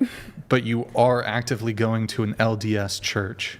Right. I didn't disclose that information to him because I didn't want him to think that I was converting for him, if that makes sense. So you were already considering. Yeah, beforehand. Okay, but so prior to starting to go to an LDS church, were you going to a non-denominational church? Yes. Okay. All right. So you are converting to LDS. Do I have that correct? Yes. Okay. One quick question. Can women be priests or pastors? Absolutely not. Okay. You had a question for? Honestly, you partially kind of answered my question, but I wanted to ask you if you, like, how much do you care about other people's opinions? Like you said, you don't feel comfortable because a lot of people are watching. Like, how do you think you care a lot about people's opinion, like outsiders, like people you don't know? I wouldn't say I care about what other people think of me. I more care about how I hold myself and how I carry myself. Relationship status? I'm in a relationship about 1.5 years now. Longest relationship? About 2 years. All right. What about you? I'm married. Been married for over 4 years, a little bit over. Any kids? No. Do you plan to have kids? Yeah. Okay. All right. That's everybody's relationship status. We have one chat here I'm going to let come through. Then I have a few follow-up questions. Then we are going to get into some segments. All right. We have Cha. Can I have you read these? Into the mic. Oh, It's going to get juicy. Chaw XD donated $100. This, Brian, is what we call a chronic manipulator. She's saying all these things manipulators say. For anyone who thinks deportations are about race, this is proof it's not. Deport her. So this came in while you were speaking, Chair 2. Okay. So that's, do you want to respond to Cha? Can I did not focus on that. What Oh did I my say? God, all right. I wasn't focusing. He's saying you deserve to be Okay. deported. He called you a chronic manipulator, and he thinks you should be deported. That's so Cha, do you want to, why do you want her deported? Do you want to provide Fun. provide clarification on why? Is it about the manipulation or whatever? But do you want to respond to the manipulation allegations? I already have allegations on me. Okay. Oh shit, crazy. Do you want to respond? Okay, hold on. How do I? Let's see. Can I read the message again? Hold have to on. like. Hold Actually, on. That's fucking insane. Deeply. That's a yellow card for you. Fucking yellow carded. She read it, and then I pulled it up a second time. You got to be paying. And you said I wasn't paying attention. Okay. How are you not? Deport me. Holy shit. Let me just confirm this with myself. He wants me to be deported because I manipulate guys. That seems to be the case. Okay. Okay. Well. Okay. Fun. So honestly, okay, how I would respond to that? I don't think that's appropriate. Like, how do you don't have any control over my life. Like, I don't. And the sense that I'm controlling people also is not true. Like, manipulation is all a mind game. Like, everything's in your brain. You can control your own brain. You cannot hang out with me if you want not. You call two guys, you're like, you said that you're a girlfriend to two guys. You said you call yourself a girlfriend to two of these three guys, I think. I don't think that's grounds for for deportation. Oh, no, not for deportation. This is just talking about your manipulation tactics that are affecting other people. Do any of these guys who you're seeing, do they pay your bills? No. Oh. Do they give you gifts? No. Do they send you money? No. I don't trust people. Like, seriously, okay, my finances... What does trusting people have to do with that? I think it's past experience. Like, I don't trust people because past experience. Okay. Can you elaborate on that? You've said that like 50 times. What don't you trust other people when you're the one that's manipulating other men? And you're the one that's lying, and you're the one that's cheating, and you're the one that's being deceptive. Causing the trust issues for other people. Maybe if I kind of like dig deep in like my own psychological issues, I don't know. Maybe it's me being like cheated on before when I was younger that made me kind of like a shitty person. I'm not a shitty person though. Like, was it Vlad? No. Because you were living in Russia till you were 15. So back in 15 high school in Russia or whatever, freaking Vlad, or I don't know. I don't think it was Vitaly Vlad or Vitaly or Piotr. Peter. No. How do you say Peter in Russian? Piotr. Oh, you're also. Is she? She speaks Russian, right? Yeah. Cool. All right, so you got cheated on, and then. So you're gonna take it out on other guys. What happened to you in the past instead of working on yourself? Okay. I'm trying. Okay. Working on All myself. right. But yeah, that's still not a point to deport me. Like, you're not doing that. You're a singer. Can you, for 15 seconds, can we hear you sing something? Yeah, I can sing one of my new singles. Okay. Honestly, yeah, I have Spotify, Apple Music, etc. My artist name is Me. It's just me. I can sing "Call Me Please." It's one of my new songs. All right, y'all ready? Oh yeah. Call me please, I need to speak right now. Don't wanna show me love, just gotta be around. Nah, call me please. Nah. Don't have to show me love, baby, just be around. All right, there it is. There is the singing. Thank you very, very much for that. Appreciate it. Really quick, just because we have one person from outside the United States. Anybody here born outside the United States?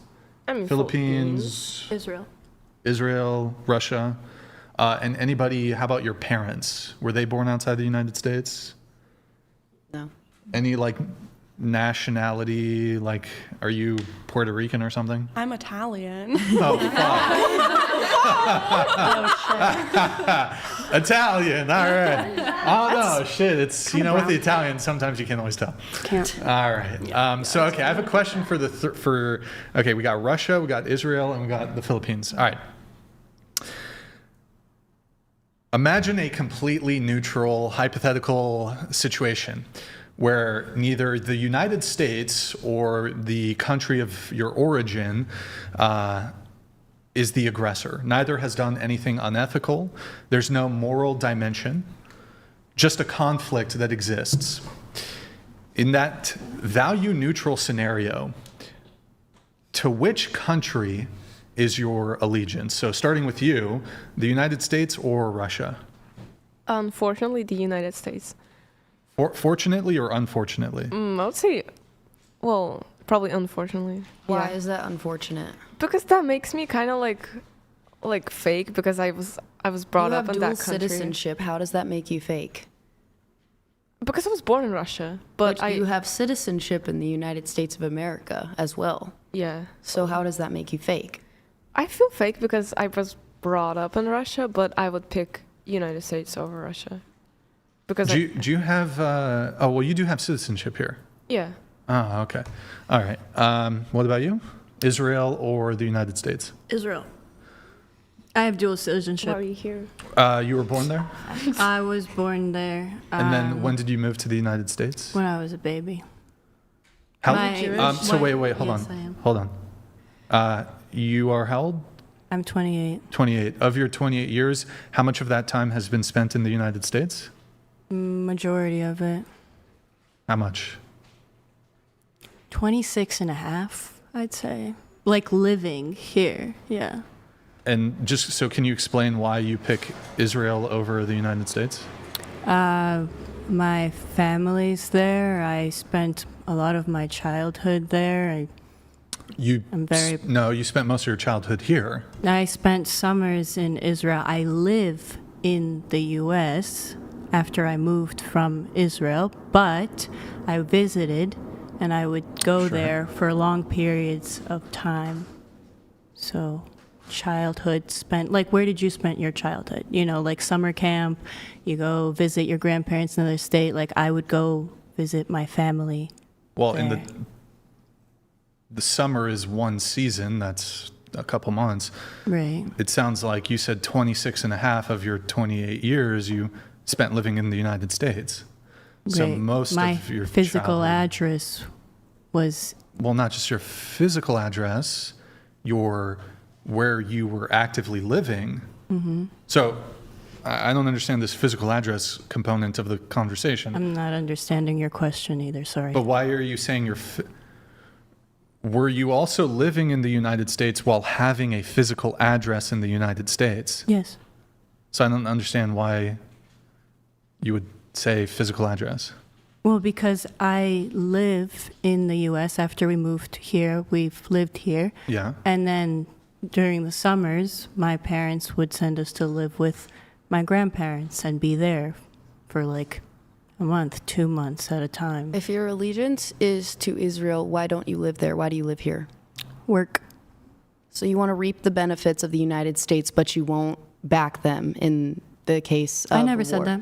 You did. You said that I never Israel's where said your I wouldn't allegiance back lies. them. Even if you didn't say that, you are currently reaping the benefits of being in America. Like the clothes you're wearing, the place you're living, it's all because America's provided this for you, and you're still gonna say Israel. Wait, hold on.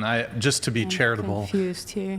people in Israel also have clothes. No, but the things that you have here, like you're living your life here, everything that you're like doing here is like or getting here is because of America. But America's given you so much, basically is what I'm saying, and you're still gonna choose Israel. Yes. Can you not work in Israel? I would need to. I think I can. I have dual citizenship, so I can if I wanted And you were to. born there? Then why Is that- don't you go work there? Wait, were you born Because in I'm Israel? choosing not to. Were you born there? You're choosing not to Similar because you to know Hold that on, your life Answer in my America question is first, a lot please. better. Were you born here or there? I was born in Israel, in Netanya. You were born there. Yeah. Okay. That's interesting. Okay. Yeah. I mean, I think it's just, I'm not ashamed of where I'm from and what my background is, and I appreciate what the U.S. has done for my family. There was a choice with moving here, and I'm not, ignoring the opportunities that my family was provided coming here. But I am choosing right now to stay in the U.S. for work. And I know that let's say, film and TV in Israel, they've got some pretty good shows. So if I wanted to, I could in theory, but I'm choosing to stay here right now. Because you make more money and you have maybe better work schedule, you have better work opportunities. I'm not sure necessarily. I'm a freelancer in film and TV, and right now work in the U.S. is actually really bad. A lot of productions are moving out of the country because it costs less, crew, permits, all that. So it's just, honestly, it's a whole lot of figuring out whether or not I'm going to try to continue making a career here or go elsewhere where productions are going. So what's the problem with living in Israel? There's no problem. I'm just... Then why don't you live there? Similar to why you chose to go to the LDS church. It's a choice. Oh, dang. I mean, sure, yeah, but you weren't born here. And if you're going to side with Israel in conflict with America, then why would you live in America? He just said there's no conflict. Okay, wait. No There's clearly conflict with Israel right now. In his question, there was no conflict, though. Yeah. No, I said a conflict exists, but there's not an aggressor necessarily. Yeah. One side isn't necessarily being a bully. Yeah. It's a morally neutral hypothetical situation. So it'd be very, like, for example, even a U.S. citizen, let's say we were just like, you know what, we kind of just want Cancun, and we're going to invade the entirety of Mexico so we can take all their resources. I think U.S. citizens could come to some like reasonable objection to be like, hey, we're the aggressors here. This is a war of, what's the right word? It's blanking on me, like conquest, but there's another thing when you're just after the spoils of war, basically.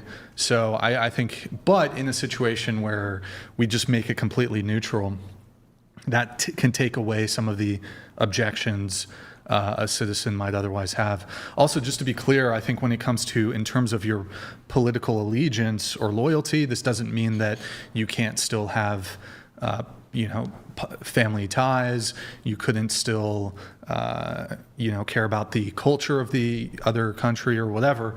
But it is kind of interesting when citizens of the United States who have lived here for most of their life have an allegiance that supersedes their allegiance to the United States. I think you can have a dual allegiance in the sense that removing a conflict between the United States and Israel, let's say Israel had a conflict with, Egypt or something, whatever. You could be like, well, in this case, I definitely side with Israel over, Egypt, of course. I think my answer was primarily just that I'm proud of where I'm from, and I don't hide it. Are you proud of being also an American, though? I mean, Sounds like a no.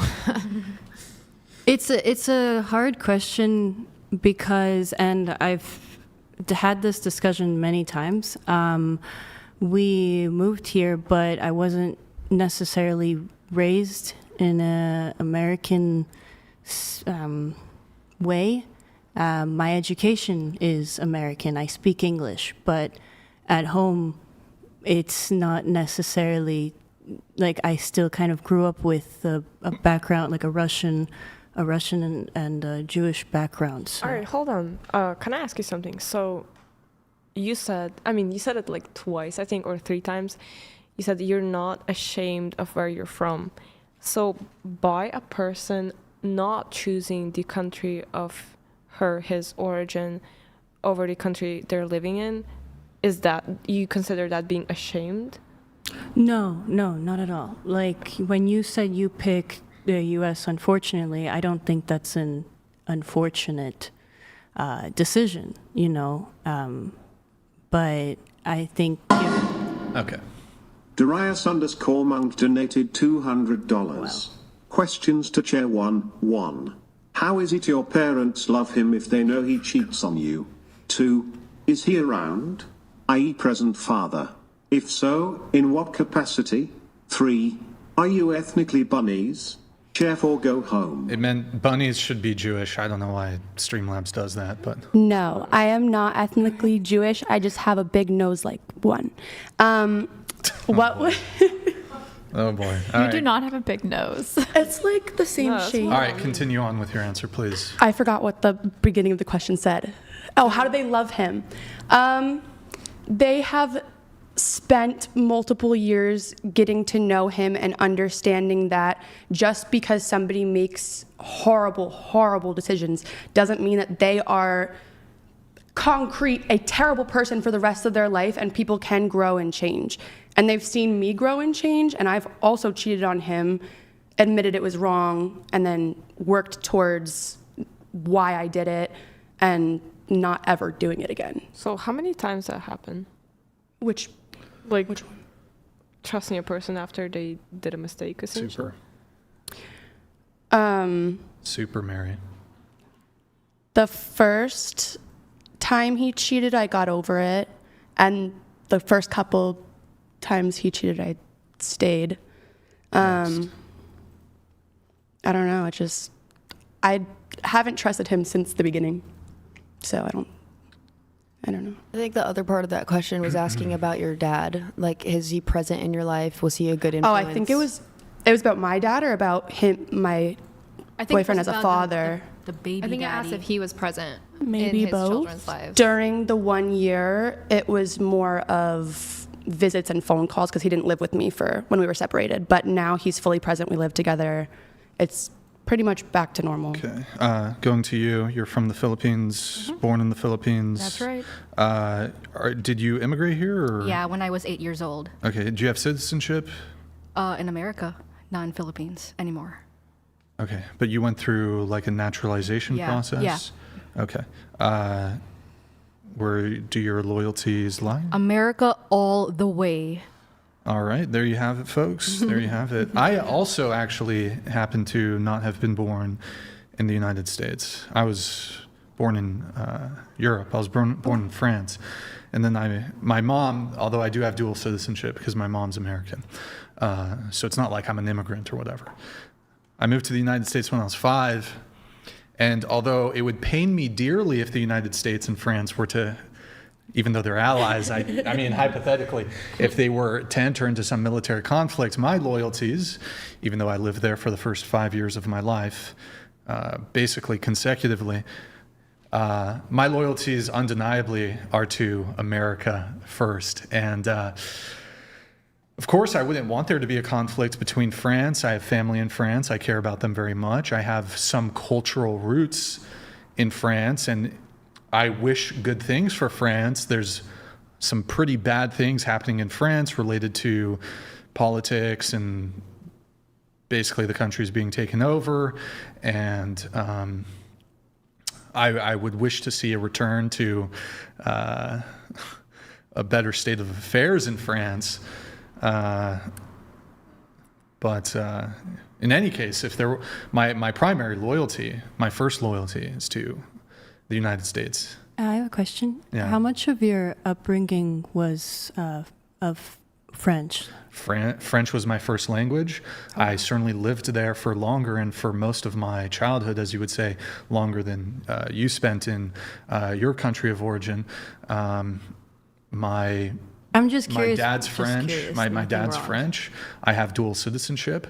My dad's, he started speaking French a bit more, but he would still speak French at home sometimes. And I've visited France since. Yeah,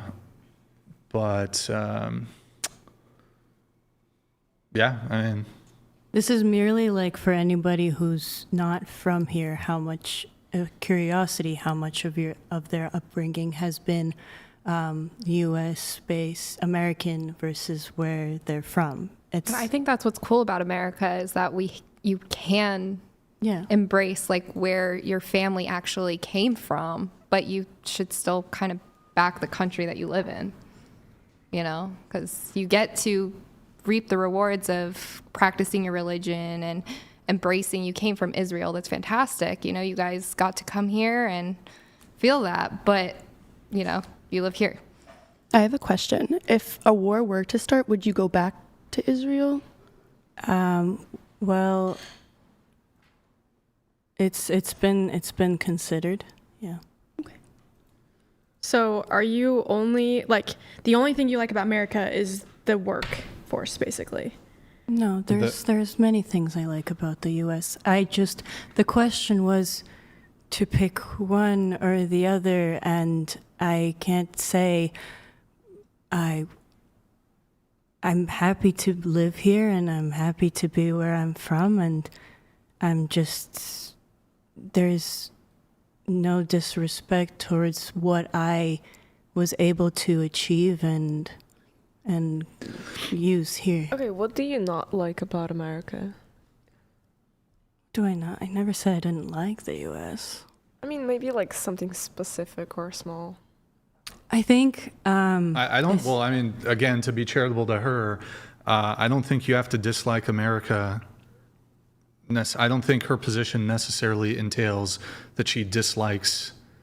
Well, I mean, I think even like warm-blooded American patriots can be like, I dislike XYZ about America. You know, it's interesting, actually, just to bring it back to the point of this podcast, which is dating.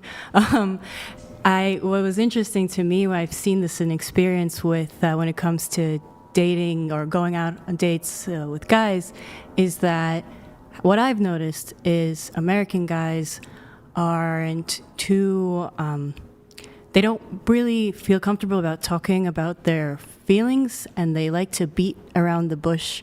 And me, with like when my parents are from Russia, being with a Russian background, being very blunt and just getting to the point of what's on your mind, I think it's been interesting to kind of figure out a dynamic of understanding how one person is comfortable speaking about what's on their mind versus not. Which is what was a problem with my ex as well.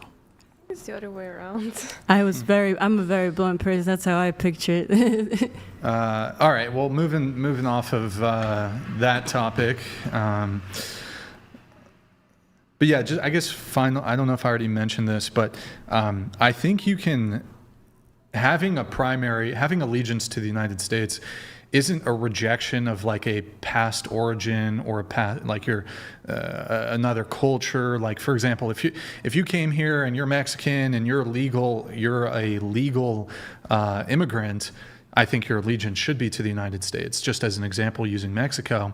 But that doesn't mean you have to reject your heritage, you have to reject your culture. I do think you should assimilate, but you know, you can be like, you can still have family, you can go back and visit.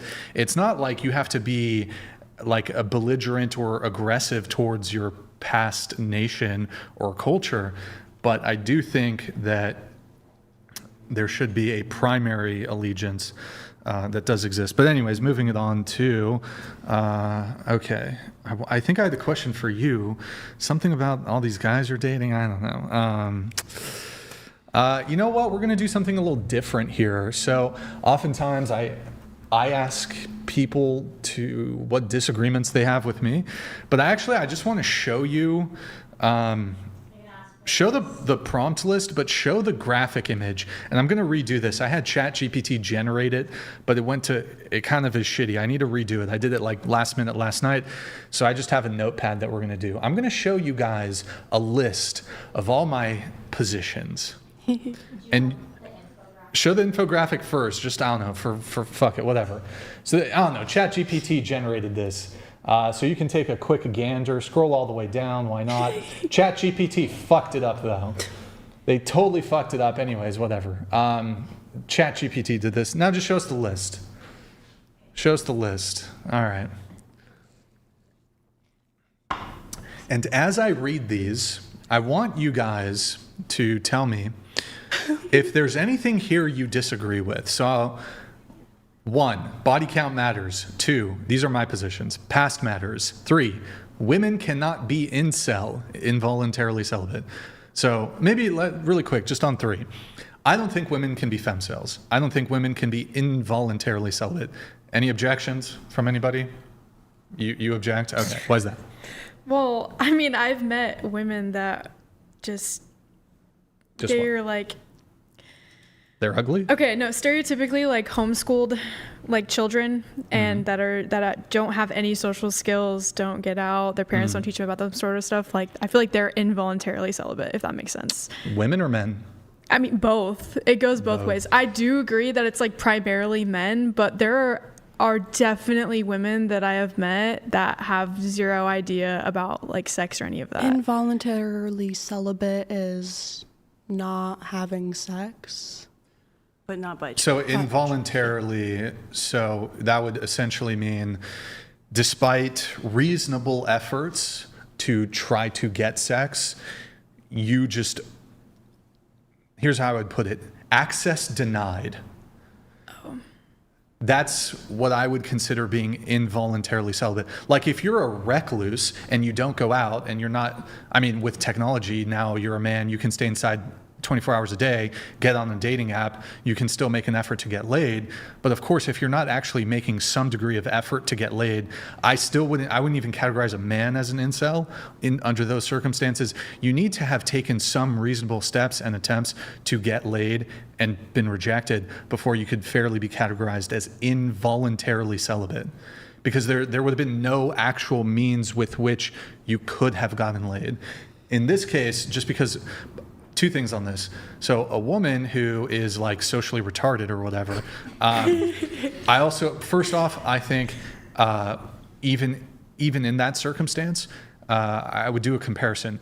Men who are socially retarded are really, really off-putting to women. Women who are socially retarded might be off-putting to men, but a lot of them are going to be like, oh, she's just kind of quirky or whatever, and men will still have sex with them.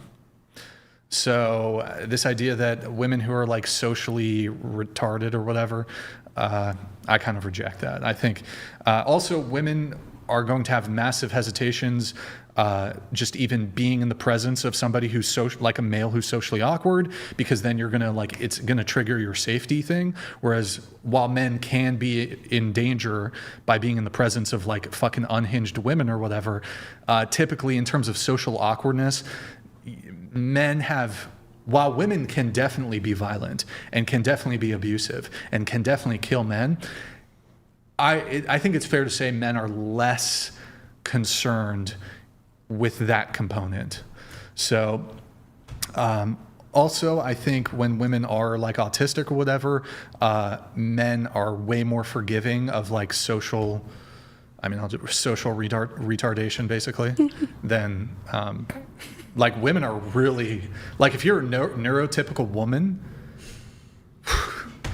and you're dealing, like, you're not dealing with like a guy who's fucking autistic. But a dude will definitely fuck an autistic chick. For sure. For sure. They'll fuck anything. Like, this is true. There's porn for everything. This is true. Like, it's really off-putting as a woman. Like, if a guy's socially dumb as fuck, like, yeah, you... Oh, yeah, no. Socially awkward is... Ugh. Yeah, women won't deal with that, generally speaking. Yeah. But do you have more? No, I agree. I wasn't aware of the, like, access denied part of it. Yeah, where, so like, we were trying to do it. Yeah, I mean, my view is access denied is different than, what is it? Shit, I'm trying to remember what the...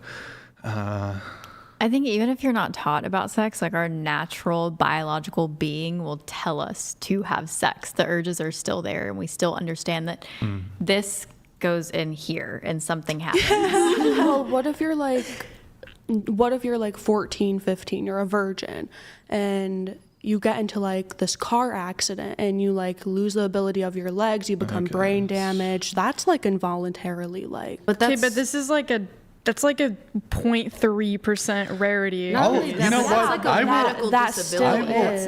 will actually engage with you on this.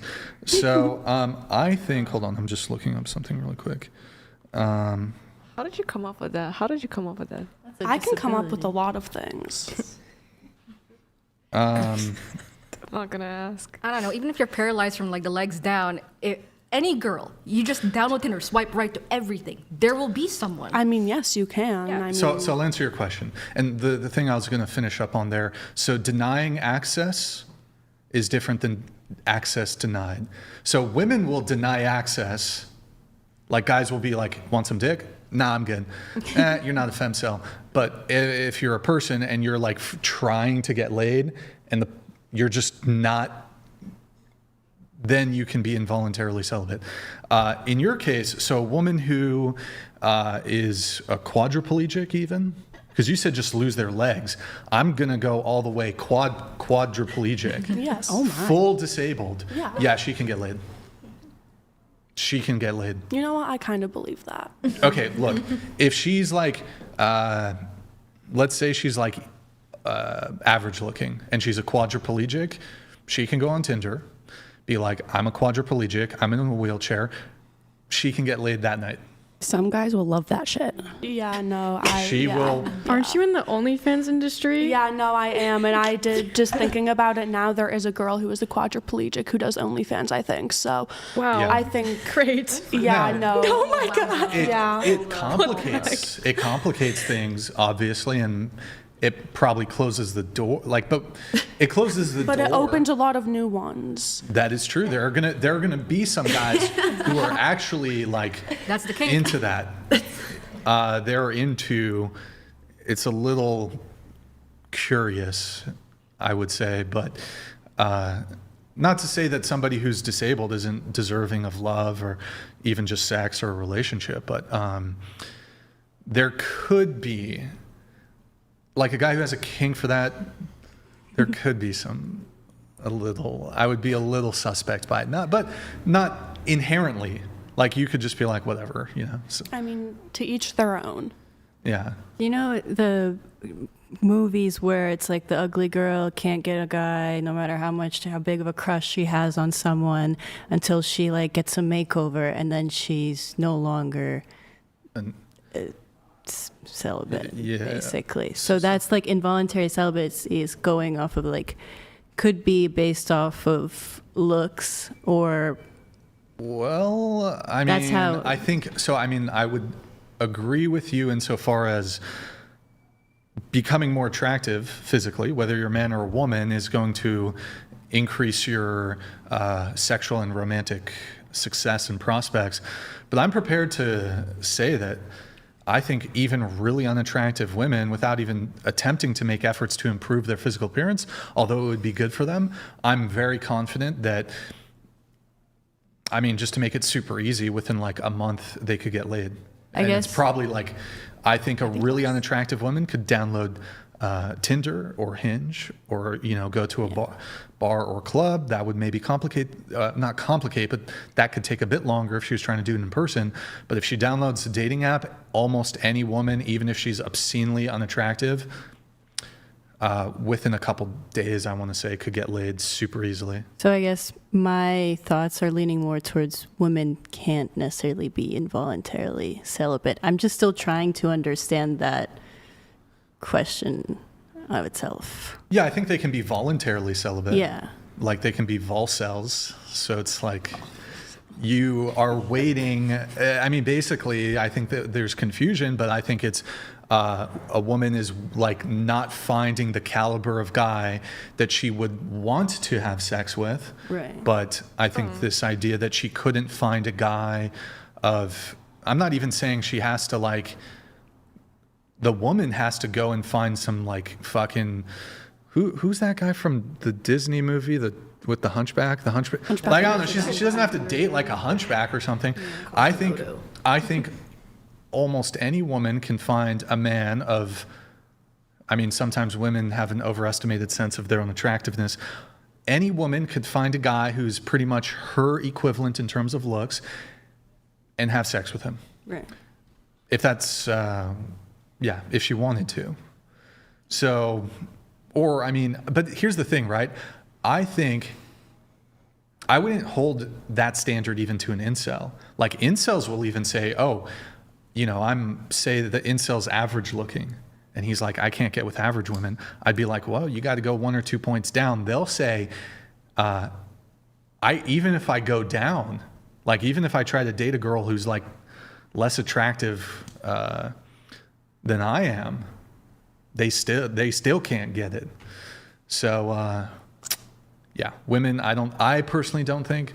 Now, is it logically possible that a woman could be involuntarily celibate? it's logically possible, but like I can't imagine a scenario where she hops on it. Like there would be geographic limitations. I don't know if she lived in, I don't know where she would have to live. I mean, maybe like Antarctica and there's like 30 people there and like there's not, but if she moved to like a reasonably populated area, like there's no woman in a major city or even a medium population city who could not get laid. That's my position. Any disagreements? I don't know.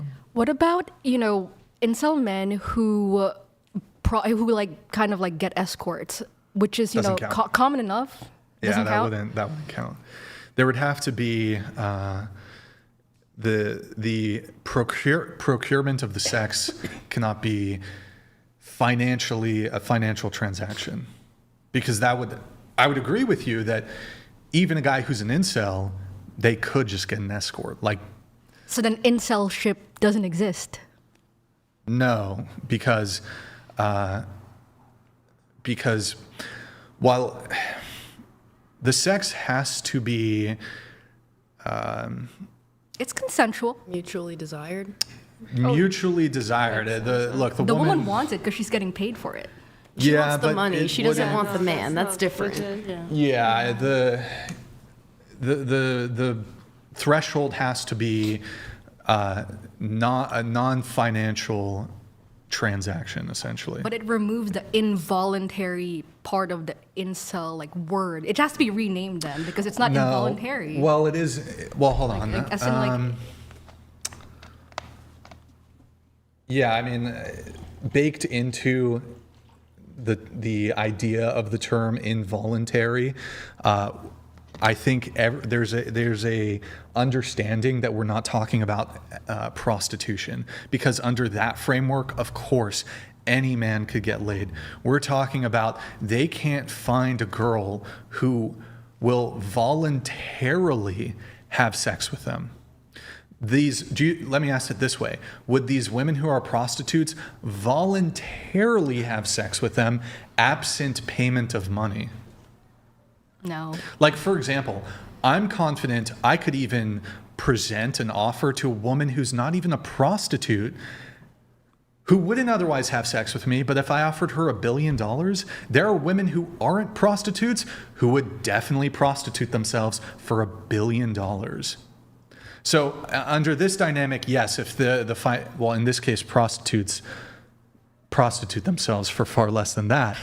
Yes, if you introduce like this other incentive structure, but the incentive structure would be they have their own desire to have sex with you absent financial compensation. I guess this goes in favor with how you think of this question, women not being involuntarily celibate. Is that whenever I would read about a man being an incel, my thoughts is like, but isn't there someone for everybody? But then again, maybe my question of that is because I'm a woman who but I've always wondered about that. I'm like, isn't there someone for everybody? I always wanted that. I guess the opinion differs. Yeah, no, that happens. Yeah. Regarding celibacy. No, I don't really believe in that. I think that's a woman thing. That's what I'm saying. Like, it's in favor of what you're saying, that women can't be involuntarily celibate. My opinion is that that you can find someone who's interested in you. Do you get that? Yeah, I think I guess that's possible. But what? Okay. I'm just saying I'm understanding your question a little bit better now, as perspective of female perspective. Well, you were saying that there's somebody for everybody. In regards of interest, not necessarily like a forever partner. It's like the question, I never understood the incel part. As so the involuntary is not something that I understand. What do you mean? It's not something you understand? involuntary celibacy, I didn't really get that question because I guess I just never. I think it's like, so just hypothetically, if you go to a club with intent to find somebody to hook up with that night and you don't, that's involuntary. I think there. You know, like you tried and it didn't work. And if it continues to happen, then it's just not, you know, that's involuntary because you are attempting, but it's not happening. I think there'd have to be a bit of a pattern. Yeah. Like if a guy goes out to a club once and he doesn't get laid, I don't think he's involuntarily celibate. If he tried for like extended period of time and he's been like, he's a virgin and he's just whatever, then we can start making a determination as to them being involuntarily celibate. But yeah. I mean, I think the easiest test would simply be, I mean, you could be super blunt about it. You could basically just have, you go out into the street. I think a woman who had like a sign around her neck, like she doesn't have to speak, just like a sign, a cardboard sign holding it. This would be super pathetic for a man or a woman to do. Hi, I'm making myself available for sex.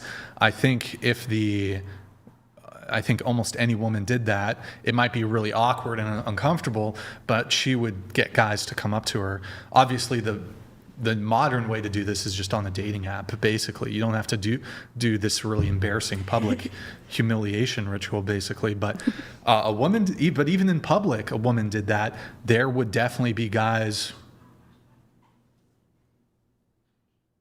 Like guys would actually do that.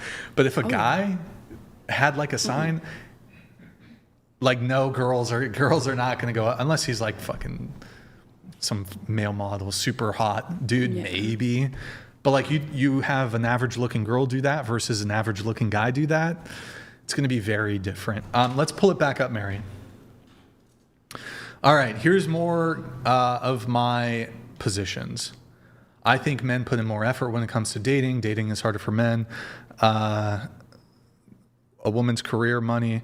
Somebody say something if you see something or hear something you disagree with. I don't think body count matters. Don't think body count matters. Maybe we'll come to that a little bit later. Why don't we do...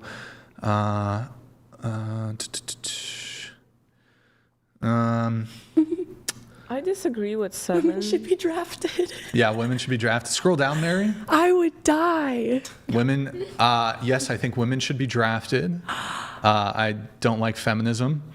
I think women have equal rights to men, arguably more rights.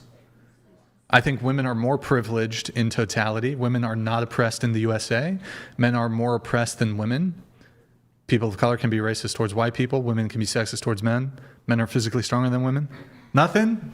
Men are the primary victims. The women of war, should be drafted thing, I think. All right. Well, I disagree with that too. I think that if you put me in the war, you don't want me fighting for your team. I'm gonna run around and like, hey girl, like I'm not gonna like shoot people. Yeah, I agree that men are better soldiers than women. I still think women should be drafted. When you say drafted, do you mean specifically like to go out onto battle, or like there are different categories that you can be enlisted into, you know, like intelligence and things like that? Yeah, that's a fair question. I think bare minimum, obviously in the military, there's not, frontline.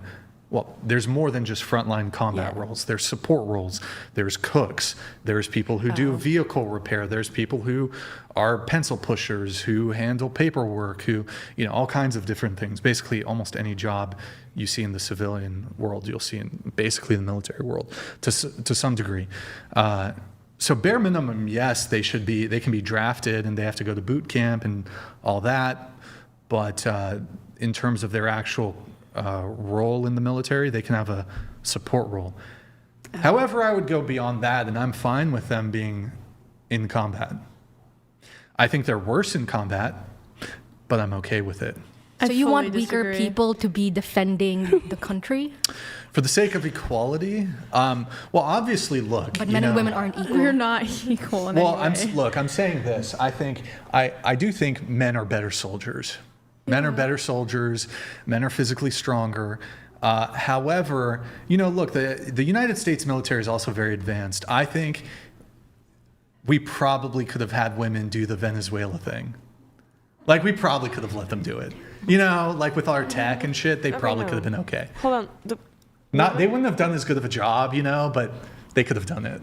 I want to mention that at the point where they got Maduro, he was at his safe door or whatever. It was big and metallic, and they had to pry it open while he was trying to close it. You think women could pry that metal door from Maduro? Well, I don't know the specifics of it, but I'm assuming they use tools, whether the women are strong enough to even use the tools or not. Exactly, they're I don't not, know. because they're Well, weak. look, maybe the woman could have, you send in 2 men to do the prying of the door.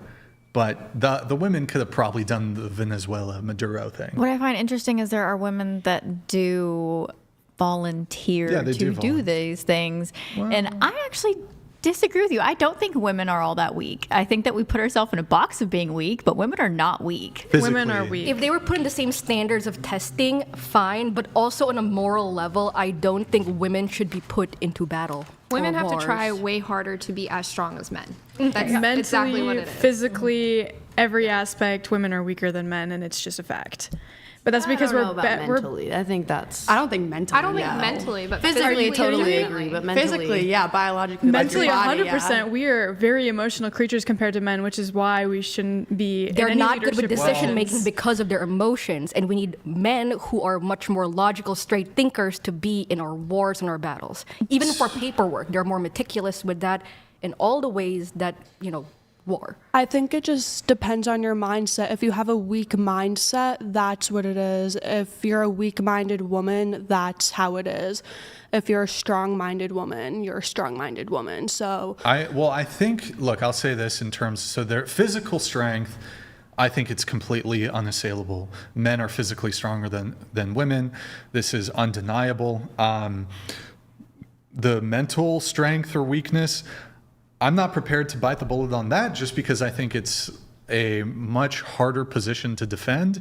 So I won't bite the bullet on that. I think people can make their arguments on that. But in terms of physical strength, you would acknowledge that men are physically stronger than women. Biologically, yes, but that does not necessarily directly correlate to the fact that women are weak. To what you were saying is women are weak, and I think you said the same thing, which to me personally says a lot about your own personal oppression and background of whatever your parents taught you or your religion. And I say that having been and grew up a Christian woman and having been in an evangelical church, it's very oppressive to speaking to women are weaker when women shouldn't be in power or in leadership because we're emotional or because whatever, when actually not all of us are emotional, and every single one of us in this room we have the full ability and capability to control our own emotions if you actually try. Every single woman in politics has made a fool of themselves publicly, on platforms, everything, and it's like Jasmine Crockett, they have literally just proved themselves to not be fit for those leadership roles. Women do not belong in politics. They don't belong in leadership roles. They should not be leading this country whatsoever. I mean, hasn't every man also embarrassed themselves at one point in political roles as well? Yeah, but they still handle it better logically because women automatically turn. I mean, the best like example I can come up with is Marjorie Greene, who blew up. She's Republican. Mm-hmm. She blew up on X over men saying that, oh, you should get in the kitchen and make your own damn dinner and then clean up after yourself. That's a fully great example of her losing her crap when men don't do that. What about Caroline Leavitt or Kayleigh McEnany, who have been like extremely vocal and just, I mean, badasses, to be quite frank. I think that I love say Caroline exactly Leavitt, what but they I don't think and she's a leader. She's not a leader. She's a representative. She's representing Trump. She speaks for she speaks for the men. president. The men tell them what to say. So there's a difference when men are telling you what to say and then thinking for yourself when you're literally a representative of Georgia, like of an entire state. Honestly, hold on, guys. So I can agree on one thing. So if women can be drafted, then it should be okay then for a man to watch over the kids, feed the kids, do that. Because if a woman does get drafted, like who's gonna be doing the other side? I don't think women should be drafted. I don't think women should be drafted. Women I don't don't think belong men in the should be, military. because doing that's all like that. another side. Because there's another job to do, and that's like watching. For instance, there's a family. In the and a same woman way, gets Women drafted. should be taking care of their family, not going to the military. If you have a family, you should be with your kids and if providing dinner a woman and gets drafted- teaching them and not handing them over to government systems to be taken care of. The It's only ridiculous. reason like women getting drafted as been brought up is because of this dating culture and the fact that family is not a priority for women anymore. Yeah, so if a So- woman does get drafted, then like okay, then a man has to watch the family. Has Well, to feed it, if has you to do all both that. have kids, if a woman and a man have kids in the relationship, only one should get drafted, and that should be the man. Okay, so that what would makes happen sense. with Yes. like your scenario, just to use you as an example, what would happen with your scenario? You guys aren't married. No. It doesn't matter that you're not married. They could draft you both. They don't care. Yeah. Like, there's that. Well, you know, she would be wall right there. they're not married. She would be considered a single mother, and therefore single mothers should not be able to be drafted because They she can't. would need to It's- be taking care of her kids. It's impossible. You wouldn't be drafted. To be Period. drafted, yeah, that's what I would think. I wouldn't think they would take like a mom away from her kids if she's the only one watching and providing for the kids, like on paper at least. Okay. Yeah. I don't think women should be drafted though. Agreed. Especially not me. Yeah, that's like the most retarded statement I I've think ever heard in my woman. life. I think woman. You missed it, Brian. I So think they if a should be woman is signed drafted, up. should the guy Wait, stay let home her and take finish. care of Hold the on, let her kids? finish. I think that it should be like an organ donor. If you want to be able to be drafted, once you're like 18, you can let the U.S. know, whoever know, like, yeah, like I give permission to be drafted if it ever gets down to that point. As just a woman or As- both men and women? As just a woman. But men don't have a choice. What was the thing that I missed or whatever? I guess not. If women are drafted, then who's gonna take care of the kids? Is it gonna be the men? Yeah, the birth rate is at an all-time low. Most women are waiting until like their really late 20s or 30s to have kids.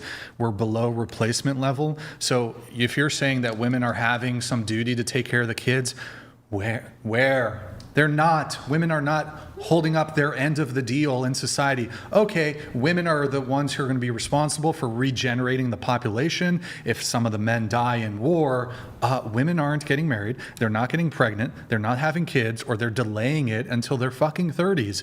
So this idea that, well, the equal trade-off here is, well, when the men go to war and die and protect the nation, the women are going to do their duty and have kids. Women, by and large, are not holding up their end of the deal. Furthermore, women have accepted equality, and I would point out that men have a government-sanctioned, a government-forced duty to the country. Women don't have an actual duty to have kids. I think women do have a duty to have kids. They don't. I They disagree. do. It's our So- purpose. Yeah, it's So- our Our yeah. purpose is to bear children. Yeah, have but families. purpose is different. So, for example, the United States government, or let's actually, we have two Russian women here, sort of. Well, one Russian. So, in the Ukraine-Russia conflict, I'm sure she's going to love this. So, in Ukraine, they had a shortage. I don't know if shortage is the right word, but they would abduct men in the streets. The military police would abduct men, and who knows where they ended up a few weeks or months later, probably on the front line dead, fucking getting droned or whatever. So can you tell me a country where the government or the military is abducting 18 to 30-year-old women and like forcing them to get pregnant? Has that ever happened?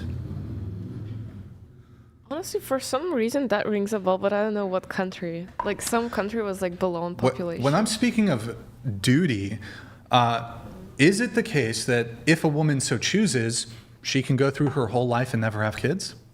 Yes. She doesn't have a duty then. There's a moral and biological duty. I don't think you're morally obligated You have to a put legacy. a baby. Didn't you grow up Yeah, evangelical? that's separate. No, I didn't say I grew up. I said I grew up Christian, and I went to an evangelistic church on So my you grew up own. Christian. I did. In the Bible, it states that women were created for the sake of man and man not for the sake of women, and that women's purpose is to bear children. Are there women who are atheists? I mean, yeah, of course, Okay, but then my they point don't is she follow grew the up Bible. Christian. America will Are prioritize. you Christian? I would consider myself Christian, but more spiritually based. But I don't want to have kids. I don't want to get pregnant. I don't want to put my body through that. And I think I'm allowed to be Christian and also not get pregnant if I don't want to, because it is my choice if I want to get pregnant or not. Well, Thousands sure. of years of ancestry and just gonna cut it off with you. I'm the youngest of 8 children. They'll be okay. You're like, they'll be fine. Well, There's plenty of babies. look, I'm an aunt of 8. There's plenty of children. I don't know I don't really know I'm not. I have pro-Christian sentiment, but I'm not a Christian. Is there a Christian obligation to have There's not. children? I don't know. Is there? I believe that there is. There might be. Because God calls for us to make disciples, and Be making fruitful disciples and is multiply or something? Is that Be fruitful and multiply, but what if they can't have children? Well, that would be different, right? Yeah. There have been stories in the Bible where women can't have children and they're called for different things. But I think if you're able to have children and you're choosing not to, that's selfish for the women that can't have children but want to. Didn't you also believe, though, that it was also like a Christian thing to not say how many, like your body count and like how many people you've slept with and all that stuff and yes. all that? But under the guise of a marriage, it's different because marriage is sacred. Marriage is sacred and children are sacred and should be protected. So I just think everyone should have a choice. Like being drafted should be a choice for men, and having kids should be a choice for women. Everything should be a choice. Shit. Is it something about if you're Christian? Is it a sin to be a Christian and choose not to have kids? No. Is it a sin? No, I don't you're know. not following the path it's of not God. in the commandments, Someone but you are look it up. ignoring his will. Is it a what sin, he's chat? asking Is you it a to do. sin? Of course, we have to acknowledge some women can't get pregnant, but assuming that the woman doesn't have fertility issues, is it a sin to choose actively to not, make a determination that you never have kids? Is it a sin? If you're a Christian, I don't know. I'm asking. People in the chat are saying no, it's not a sin. Is it then wait, yes? God said be fruitful and multiply. It's not a sin, but is it not acting in accordance with Christianity? It's like you're I not don't fucking know. you're not being sinful, but you're also not obeying God's path for you, which is then you are still straying from What the Father. if having children is not my path? What if, for instance, fostering children is my path to protect the children that are in bad foster situations? Adoption. I think you What can do if both. adoption, It's a beautiful thing. right? But what if I don't want to because of my own medical situations that would make it very difficult? Or what if I simply don't want to put my body through that? What if I'm hearing a lot of worried? Yeah. my body, me, Yes. what I want. That And is very sounds true. incredibly selfish. So Thank you. Wait, really quick, is it selfish Yes, that's then? celebrate In selfishness. your case, would it be selfish, asking you to, if, say, she has a medical history of a lot of cancer or schizophrenia or basically things that are just not good to pass on to a child? Is it selfish to not have kids if you carry those genetic predispositions? Yeah, because Yeah, you're still supposed to have kids. you're not gonna know unless you have children. If Or if those you things do get tests. passed. Here, let's go back to the draft, though. What really was how the thing genetics about the work, draft? but Something about the draft? Taking care of your Taking kids. tests. I don't know. What was the draft? Somebody was saying, I think women should get drafted. That's ridiculous. Maybe women should get drafted because then more women would get pregnant, trying to not go into All right, war. essentially what I said, I think you were away. So I can agree that if women can be drafted, then then men should watch the family. So if yes, then yes. So if a woman goes away to war, who's gonna watch the family? Then it has to be the guy. He has to know how to feed the family, put them to sleep, everything, all of that. He has to essentially perform the duties of her while she's gone. But This- women are just so much better at it than men are. Because Yeah, but this meant for assumes. Men are better Hold on, than but war. this assumes that there is an existing family and children. most likely, I mean, in how Women are getting what married at percentage is that? in their late 20s and not putting off having children into their late 20s and 30s. Most conscripted soldiers, it's 18 to 22, 23, 24. Well, okay, if a woman gets drafted at 18 or 20 and I don't know where she ends up, she never gets the opportunity to have a kid or make birth. So just like men? Here, do you think women should be allowed to vote? Yeah. Okay, then they should be drafted. End of discussion. I don't... Drafting and being voted, that's different things. Yeah, they are different things, but in order for a man to be able to vote, he has to be subject to military conscription to be able to vote in the United States. So if you want equality, I mean, you should probably just take it across the board. Brian, do you think women should vote? Well, it's an interesting question. So I'll answer it like this. I think we should kind of do away with universal suffrage. So that means we would take back voting from both men and women. To a degree, I think there are criteria which would allow you to be able to vote. One of those could be through military service, and we would allow both men and women to volunteer for this. You could also have a civil service. So I wouldn't gender it. I would just say I think a lot of people shouldn't be voting, both men and women. So you can also maybe get the right to vote through having some sort of stake in the country. Maybe after you have 2 or 3 children. Maybe if you are a landowner, a homeowner, maybe you can get a stake then. But just anybody having the right to vote, I think is kind of a mistake. I think it's a massive mistake, and it's led to a lot of stupid shit. And so to be clear, I'd be in favor of taking away the right to vote from both men and women. I don't think universal suffrage was a good idea.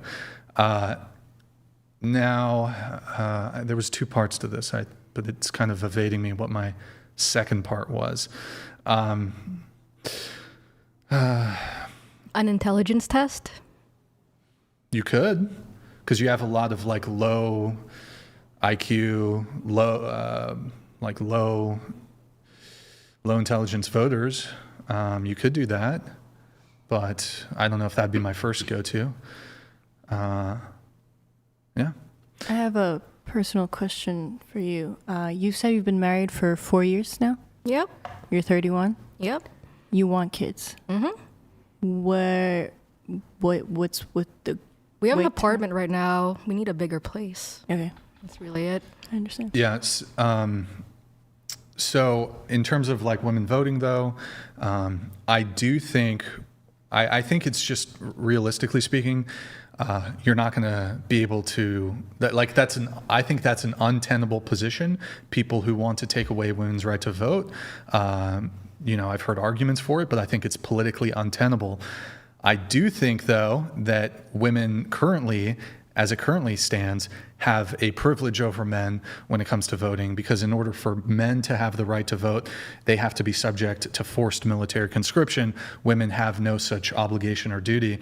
I think at the very least, for the time being, we need to equalize that. Women should have some sort of civil or military duty to the state, and that should be changed. But getting rid of women's right to vote, I'd say no. But I am in favor of walking back universal suffrage for both men and women.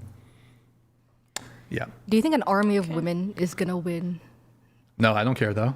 You guys voted for equality, so here are the fruits of the equality that you so desperately demand. I don't think women should vote personally, and my argument for that is because we have the choice to not be drafted. And if we're not gonna lay down our life for this country, then we shouldn't be voting for this country, period. I also don't think that women, I could ask all of you guys this question and ask you if you are involved in politics or if you know anything about the governmental system of the United States. Honestly, I'm trying not to involve myself. Like, I stay away from politics. Did you vote in the 2025 election? No, I don't vote. I'm not planning to vote. I'm not old enough to vote, and I'm never probably gonna vote. Like, I don't really care. Anybody else? I am a little bit ignorant on the last couple years of politics because I had really bad alcoholism, stabbed myself, and then went to jail. So I was kind of out for a little bit. Wow. Did you vote? Fun. No, Impressive. I wasn't around. Did anybody here vote? Me. I voted. I wasn't around. And I'm pretty political in my mindset and my knowledge about it, I think. So Do you think women should vote? I think everyone should go through an intelligence test, men and women, and then maybe you can have the right to vote. I agree with Brian's take on it. I don't know exactly what would be the prerequisites for, becoming... Closer to the mic. Sorry. I don't know what exactly the prerequisites would be, but I definitely don't think every single person in this country has the intelligence to understand fully what they are voting for. I also don't think dual citizens should be able to vote because you gotta be locked in America, I think, to be able to have a say in American politics. And if you're split, it's just not it. I would say whoever wants to vote can vote. I'm just not going to do it. I think you should be living in America for at least 10 years after the age of 18 to be able to vote, in my opinion. But involved and... Probably the only thing I'll agree with you on this evening, but yes, I agree. I think that you should actually know what you're talking about before you vote, which is personally, I don't stay up to date on a lot of politics because it is very stressful. And so therefore I don't vote because I'm not going to make a decision on something or speak on something that I'm not fully informed of. I also wasn't in the country, so. Wait, you're held 26? Yeah. So you voted... You could have voted for the past 2 elections? Mm-hmm. You didn't vote for either, though? No. Oh, okay. Yeah. I mean, in terms of the woman's vote, though, it is the case that if only women voted, for example, and men didn't, you'd basically have Democrat rule for the next 100 years. And if only men voted, you would only have Republican rule or conservative rule for the next 100 years. I do think it is the case that when women are voting, they typically vote for they vote for what feels good, not what is necessarily best for the country. Women are the pushers of political correctness. They're the pushers of what feels good, what seems like the nice, warm, cuddly thing to do. Basically, let in a bunch of immigrants. Oh, it's the nice thing. They're coming here for a better life. Oh my God.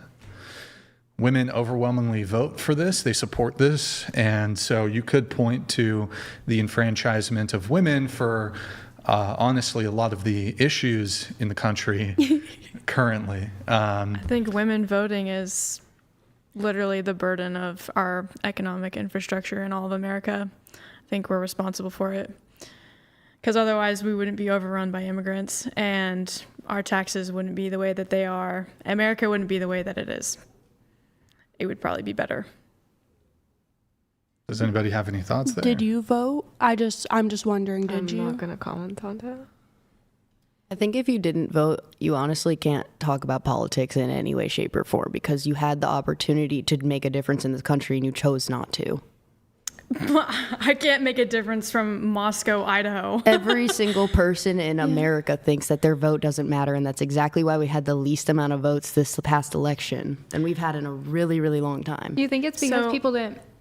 Sorry, I didn't mean to cut you off. Do you think it's because of that, or do you think it's because the candidates this time just were not I mean, I think either side? I think it's both for sure, but I think that every single person thinks that they can't make a difference, and that's why they don't go out and vote. But it's your constitutional right to choose, and when you choose not to, how can you have an opinion on anything? You had the choice, you had the opportunity to make a difference, and you chose not to. And your mindset is exactly what's wrong with this country, and it's exactly what's wrong with the youth. It's exactly why nobody's voting. And it's exactly why people keep coming into power, and everybody talks about it, and everybody's pissed off about it. But you didn't do anything when you had the chance to do it. So how can you speak on something when you chose not to? I never said that women don't have free will to talk about politics. I think women can absolutely talk about politics, but I don't think they should be involved in them. But talking about them is kind of being involved. Exactly. Right? Yeah. No, it's not, because if you're physically involved in politics by voting, that's completely different rather than sitting around a table talking about politics with a bunch of girls. Because we're not doing anything for the country right now, are we? We're not protesting, we're not pleading, we're not trying to run a bill, like, we're not doing anything. We're just talking. You know, I was thinking about something. I saw a tweet, and I reposted it a day or two ago. I think if we were importing millions upon millions of ABGs, Asian baby girls, boba girls, or whatever, like if we were importing like 18 to 29-year-old, like Southeast Asian women, Japanese, Korean, Chinese, Vietnamese women into this country, instead of like Indian men, Latin American men, I'm pretty sure women would immediately put on fucking SS uniforms and immediately want to put a stop to shout out to Asmongold for this one. The women would put on an SS uniform and immediately want a complete halting of immigration into this country. If we were importing 18 to 29-year-old women. Wait, why? Because it would be sexual competition. Oh. If we're importing like women who are just like way better looking and like way more feminine than the like stock of women that we have in the United States, yeah, women would be like furious and up in arms because you'd start losing your like leverage in the dating marketplace. But because it's like, you know, we're importing men, whatever, you know, you guys are fine with it, whatever. No, I feel like I'm always competing with Latinas, not the Asians. Well, it could be Latinas too. It could be Latinas too, I guess. But yeah. Nothing is stopping any woman from being high quality, no matter the race. Sure. Yeah. I just think like if the demographics of who the either legal or illegal immigrants shifted, and like these women would be way more desirable than American women. Bro. I mean, we have a whole movement, passport bros, who travel, spend a bunch of money to go to a different country because the quality of the women in these other countries is just better than the quality of American women. So it's like, yeah, the women would be completely up in arms. The white women would be the most anti-immigrant demographic that fucking ever existed if we were just importing a bunch of like hot 18 to 29-year-old Latin American women, Eastern European women, even Western European women, Asian women. Y'all would not like that. Yeah. No, nothing for that. I wouldn't care. I don't know. It depends on the scale.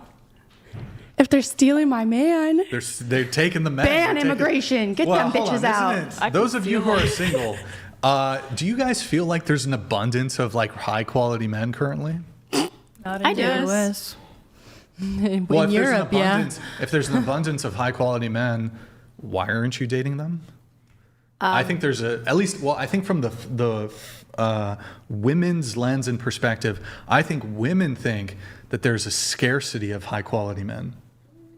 I don't think so. I think it's all perspective, just like everything else in life. It's and perspective. So me personally, I want someone that I feel that connection with. I want someone that I get along with. I want someone that I share morals with. Mm-hmm. That we have the same drive and ambition and wants in life. You know, I think that there's plenty of men that have money. There's plenty of men that are good. I don't believe that all men are bad. I don't believe that most men are bad. And that's a lot coming from me, if you know my background and my story. I think that there are a lot of good, high quality men out there that maybe just haven't really applied themselves the way that they could, and they need someone that will support them or push them or whatever. But I mean, there's plenty of men with money that are kind, that are generous, that are whatever. I don't think all men are bad. What do you offer that makes a man want to push himself, though?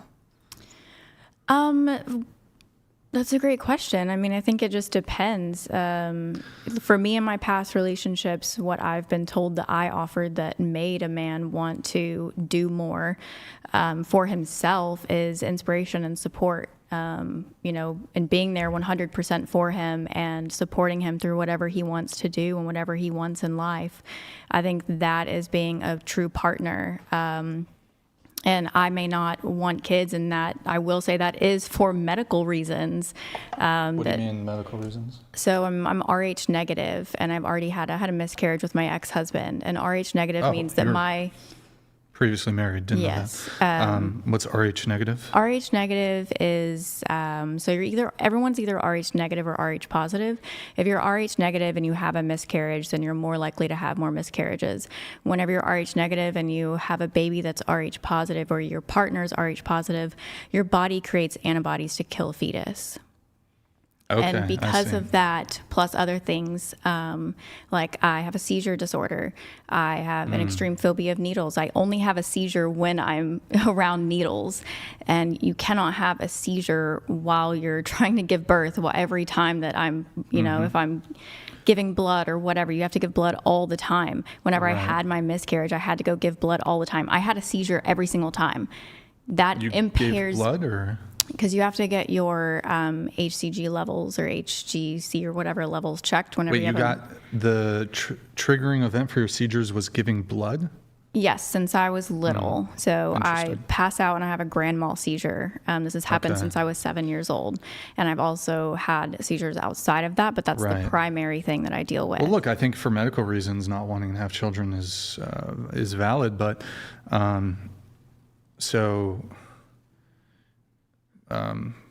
my point that I was circling back to is that even though that's not possible for me, something that I have discussed with my past partners is adoption, is fostering, because I'm someone that has the heart to do that, which is why I brought that point to you two ladies, that just because I don't feel comfortable getting physically pregnant because it could actually kill me does not mean that my, God's path for me is not meaningful. Doesn't mean that I'm not meant to do something, right, or be that type of person or whatever. And I think for you ladies to sit here and say that women's duty is to get pregnant and have children is putting a box around women that have special circumstances, and you may not even be realizing it, but even if it was simply my choice that I just don't want to, but I have a heart for something else that a lot of people don't have a heart for, I think that that's something special. I do think that's kind of like a personal condition, because I don't know how often that happens, that someone's like HR negative or... What does this have to do with the ABGs, though?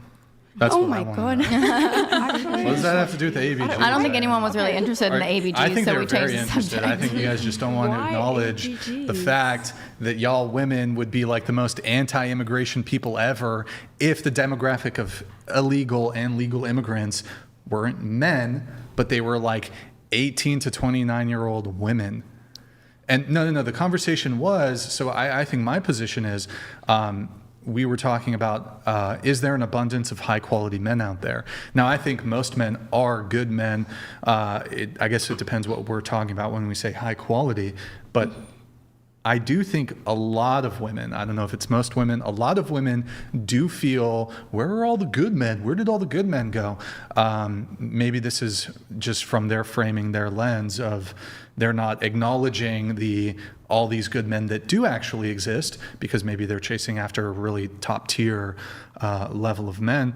But I do think it's a common gripe I hear from women of, where are all the good men? There's a lacking of, there's a lacking of high quality men. And so my position is, as it relates to if we were to import like tens of millions of Latin American, Eastern European, and Asian women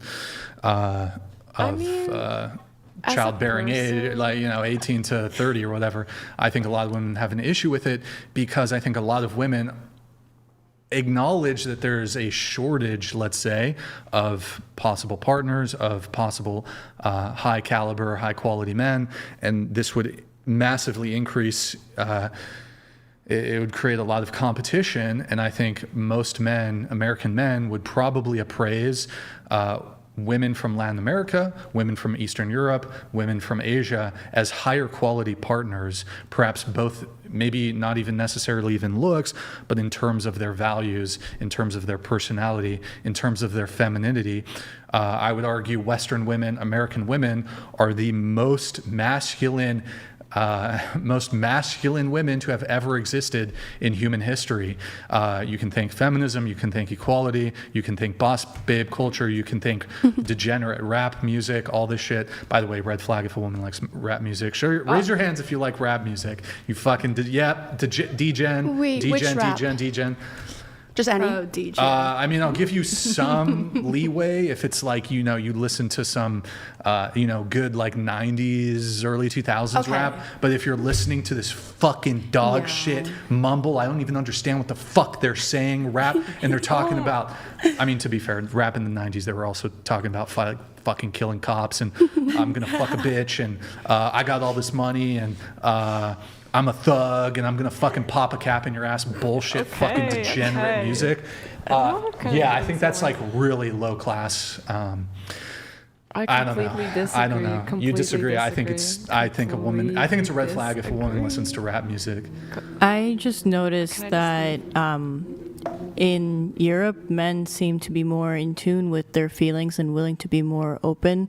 So the quality of men in the U.S., that's just like the idea of always having an option, not being ready, not knowing what they want. And it's like you're sitting in front of them telling you, hey, like what we've been seeing each other for months now. What is it that you want? Oh, I'm just not ready. Like he's just not into you. Well, yeah, but it's like, 40-year-old, you still don't know what you want? He's just not that into you. Or he's just not serious. I think American men just don't know what they want, and they want an easy choice. You could say that about European men also. No, I think they know what they want. Well, I think due to... No, they don't. Wait. There's massive... Like, if you look at, for example, Sweden or the Scandinavian countries, like, promiscuity is rampant in these countries. Sure. But I'm just saying what I've noticed in American men is they want an easy choice. They don't want you to have an opinion or thoughts. I'm not saying, like, they just want, you can get your tens of millions of ABGs, whoever you want, and the men will come and take them because, great, we have all these options. How would you feel if we had a bunch of, like, beautiful, like, men who check off everything that we want come to the U.S.? Will you suddenly be against immigration? Well, I will say yes to I am against immigration. Well, so then you shouldn't be here. I suppose my position wouldn't really change, but I don't know if this is going to either come across as racist or gay. Maybe Fuck both. it, whatever. Look, I'll be honest. So, no, I don't think it would necessarily come across as racist. I'll say this. Of the immigrants that do come here, many of them, by the way, I want to say something. I'm not in favor of illegal immigration from South America, Latin America. I like Mexicans. Mexicans are fucking cool. However, I don't think we should allow them to illegally immigrate here. I will say this, though. If we were had a bunch of immigrants from European countries, culturally, they're much more aligned with with American culture. There would be easier assimilation, especially if they're coming from nations that speak English. So yes, I do actually, if you're asking me, would I be more in favor? I guess technically I would be more in favor of immigrants from Western European countries, because culturally it's either easier for them to assimilate to our culture. Sometimes there's a shared language, English, and in fact many European countries, many of them do speak English. You look at Scandinavia, you look at the Netherlands, they're all basically fluent in English. Whereas you have a Mexican immigrant who comes here, sometimes they stay here and they've been here for 30 years and they still don't know how to speak English. So I guess I probably would be more in favor of allowing for legal immigration. Well, I guess even if it's we're granting there's going to be some level of illegal immigration, I guess I'd be more in favor of illegal. I'm not in favor of illegal immigration, but I suppose that illegal immigration would be better if it did happen from European countries. All right, so how do you feel about like people like me, like immigrants from Russia or Ukraine? What do you mean? Like, are they in favor? Like, are you good with them being in the country? How do you feel about them? Well, I mean, there's a bit of nuance to this because currently the United States is, in terms of nations, we're in conflict with Russia. So I mean, that's another thing. Kind of why people are leaving. But overall, I think, what do I think about legal Russian immigrants? I suppose I'm fine with that, yeah. Although, truth be told, I'm really not a big fan of immigration, period. Whether it's legal or illegal. Legal or illegal.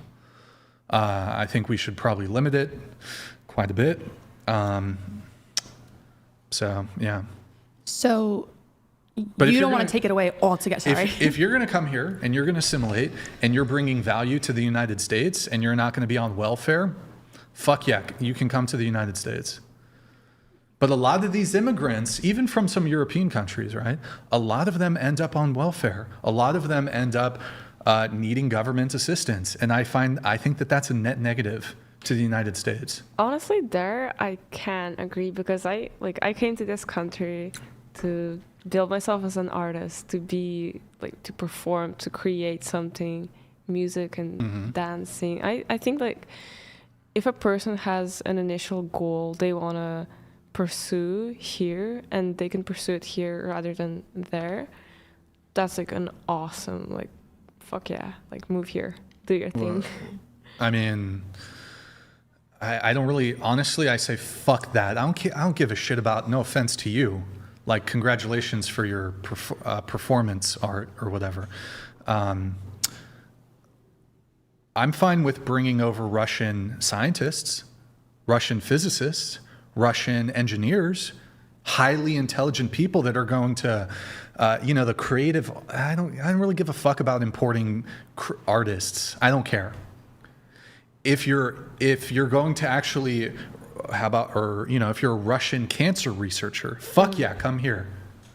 You're a fucking singer, no offense to you.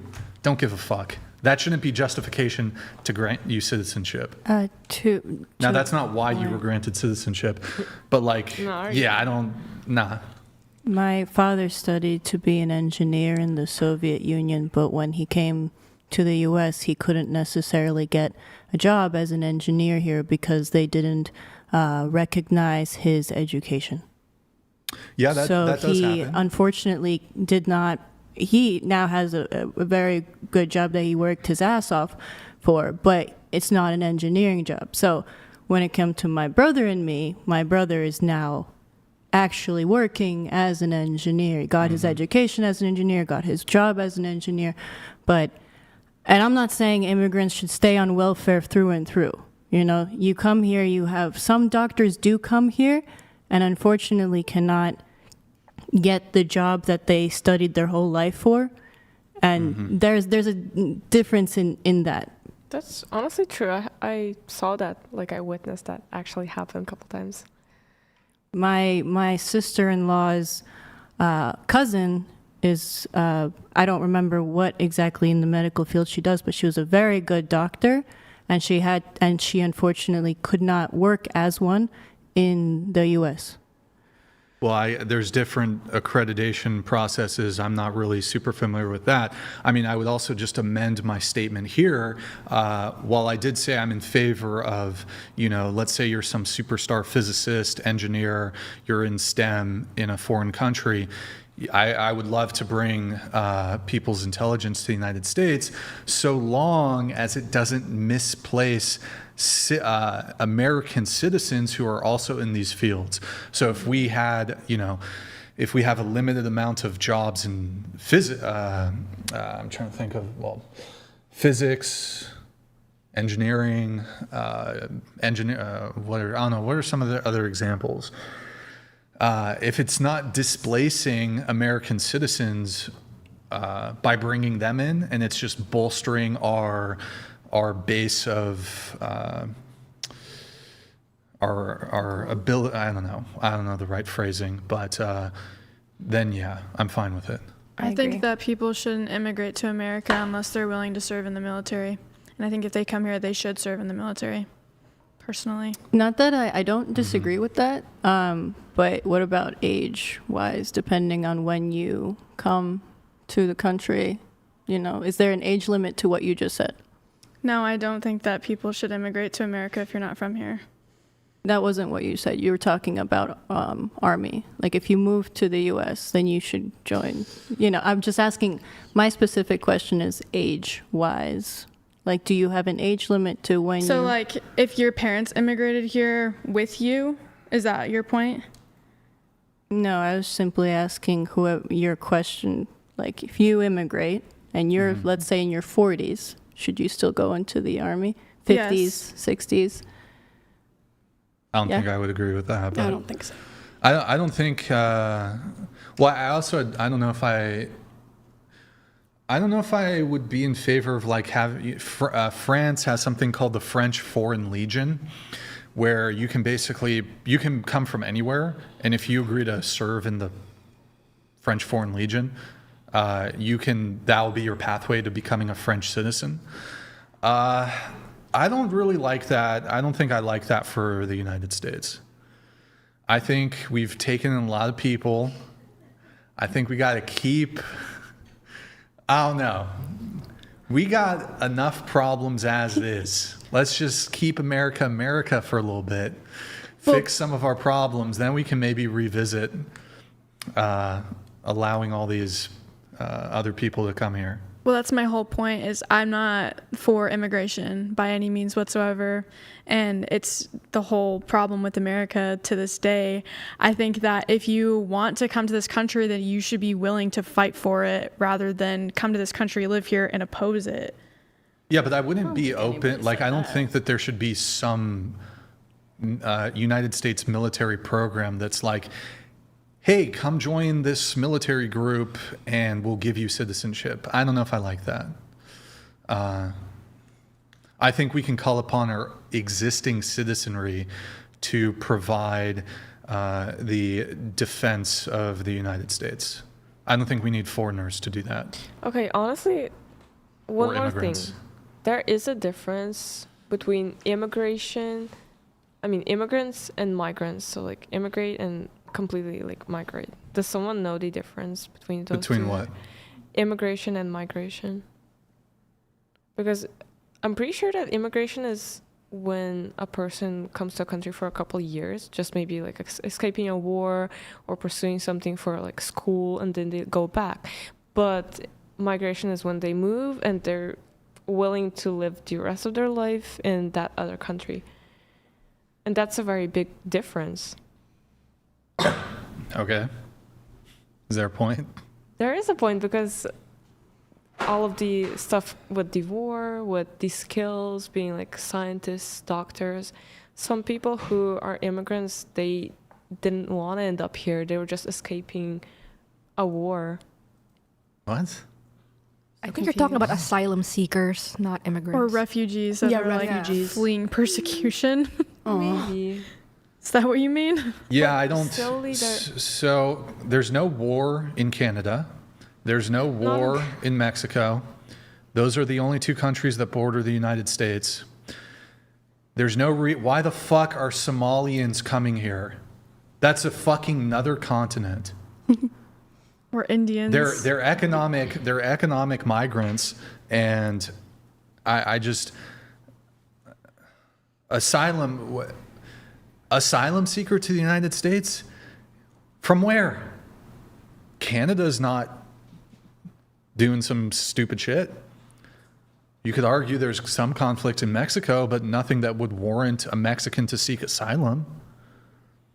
And the international rules as it relates to asylum seeking, you have to stop at the first country that'll take you.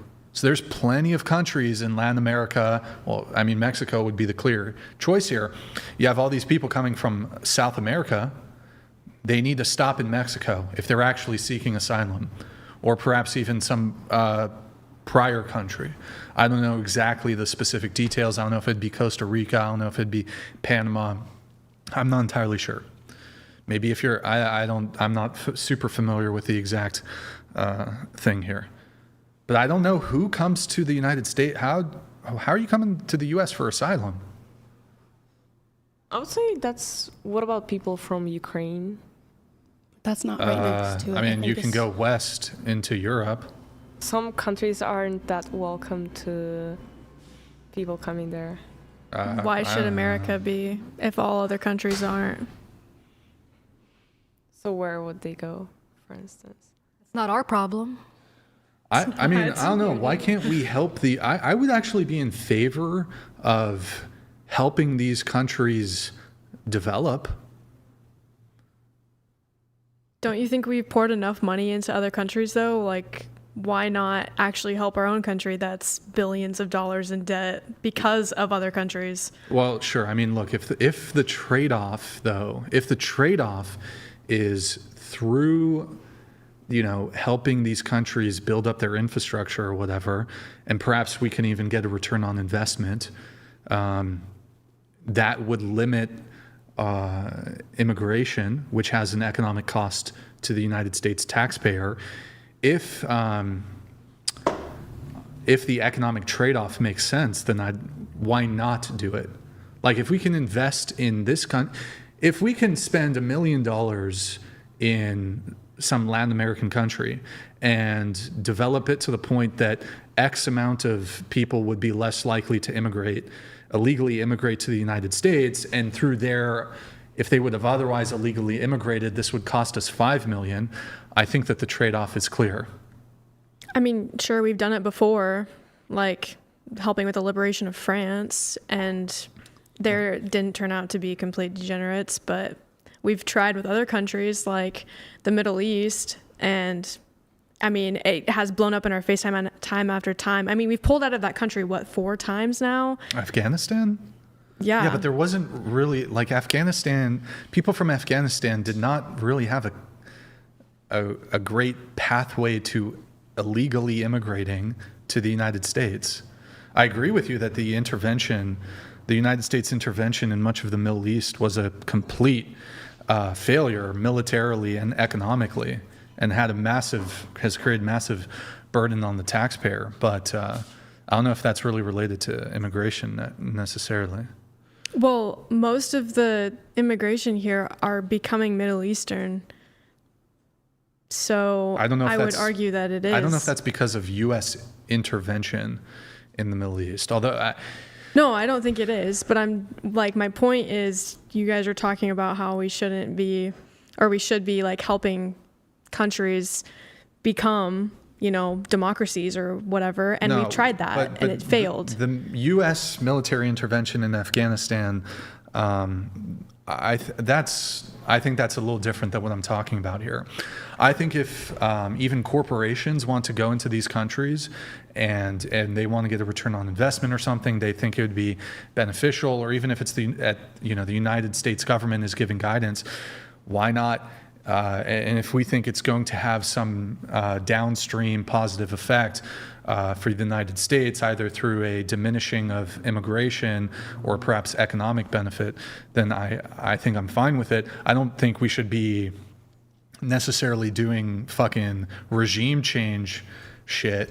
Okay, so you're not talking about like governmental aid. You're talking about like just strictly economic, like infrastructure. Like if we were to bring Micron to like Europe, is that what you mean? Like investing in the country in that way? Look, if we can have I don't know the precise specifics, but a lot of these fucking countries don't know how to like run proper infrastructure. How can we get them up to speed so they can be self-sustaining and they can have a quality of life for their citizenry that is good? So yeah, I think it's okay to help out other nations, increase their development index or whatever. If we come, I think that's totally fine. I don't think we should be like having fucking wars in these countries and like spending a ton of money. But I think that there are government programs that can bolster, if we do want to see, for example, a decrease in immigration from these countries, maybe there's things that we can do to put in place so that these countries can develop. And I think one of the ways you can do that is through assistance with infrastructure and making these countries like good places to live. That way, people don't want to leave these countries. They want to stay in their countries. How do we do that, though? I mean, I don't want to... You're getting into the weeds here. I don't fucking care. And I honestly don't know. I'm not interested in having that. Like, is that really what you want to talk about? I wanted this to be a general... This thought right here is a very general conversation. You want to get into like how we can better the infrastructure in Peru? I don't... What? No, my point is just saying like how are we supposed to do that other than influencing these countries? That's why I'm saying we shouldn't get involved, because we're already a great influence, and if they can't like follow, then what's the point? What do you mean? Like if we're the lead country in the entire world, right? Like economically, if we're leading by influence and other countries can't follow and see what we're doing and say, oh, they're doing so great, why don't we try to establish this in our own country, or like in our own country? Then how are we supposed to force them to do that if they can't just follow by example? I didn't say anything about forcing them to do that, but you can guide people. You can give them, steps for how to set up their infrastructure and so forth. You can lead a horse to water, but you can't make them drink it. True. I think he's talking about the general preference of us as a country being able to help, and because we're able to help, we can, but at the same time, we don't really owe anything to other countries. I don't know. So it is a preference. Okay, pull that up, Mary. Can I have you read the super chat? I think a duty is any task that, even though an individual may morally and or ethically disagree with doing, they are still obligated to perform to the best of their ability. I think an example for men would be the selective service. What example of that do you women have? Yeah, so this goes back to our conversation about, we're talking about duties, we're talking about voting, and I think men have duties. I don't think women have duties.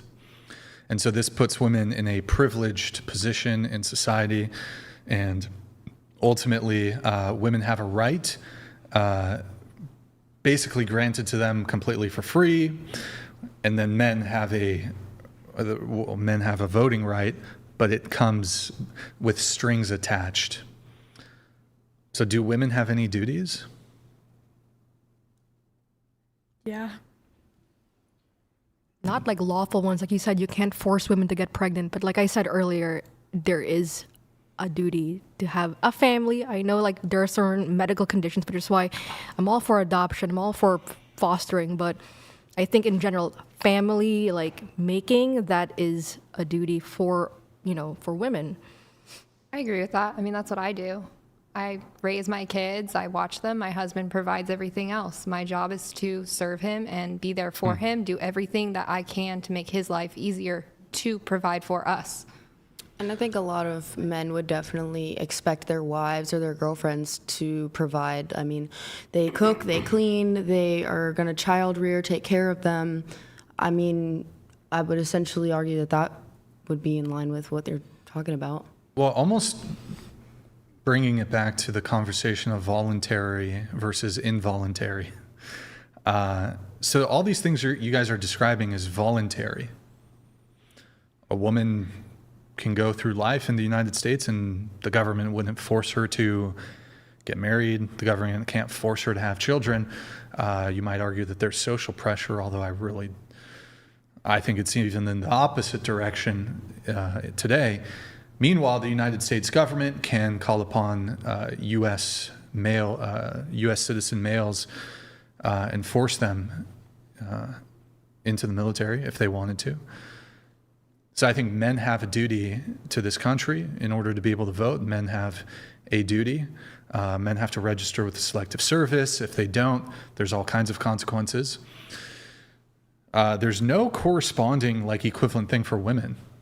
There isn't. There really isn't anything women have except, I mean, there's something both men and women need to do, and that's jury duty, but that's like nothing. Men go to war, they get drafted. Women, everything else is something that we ultimately have a choice on. Like morally, we have a choice if we want to have children for a man. We have a choice if we want to cook for a man, if we want to clean for a man.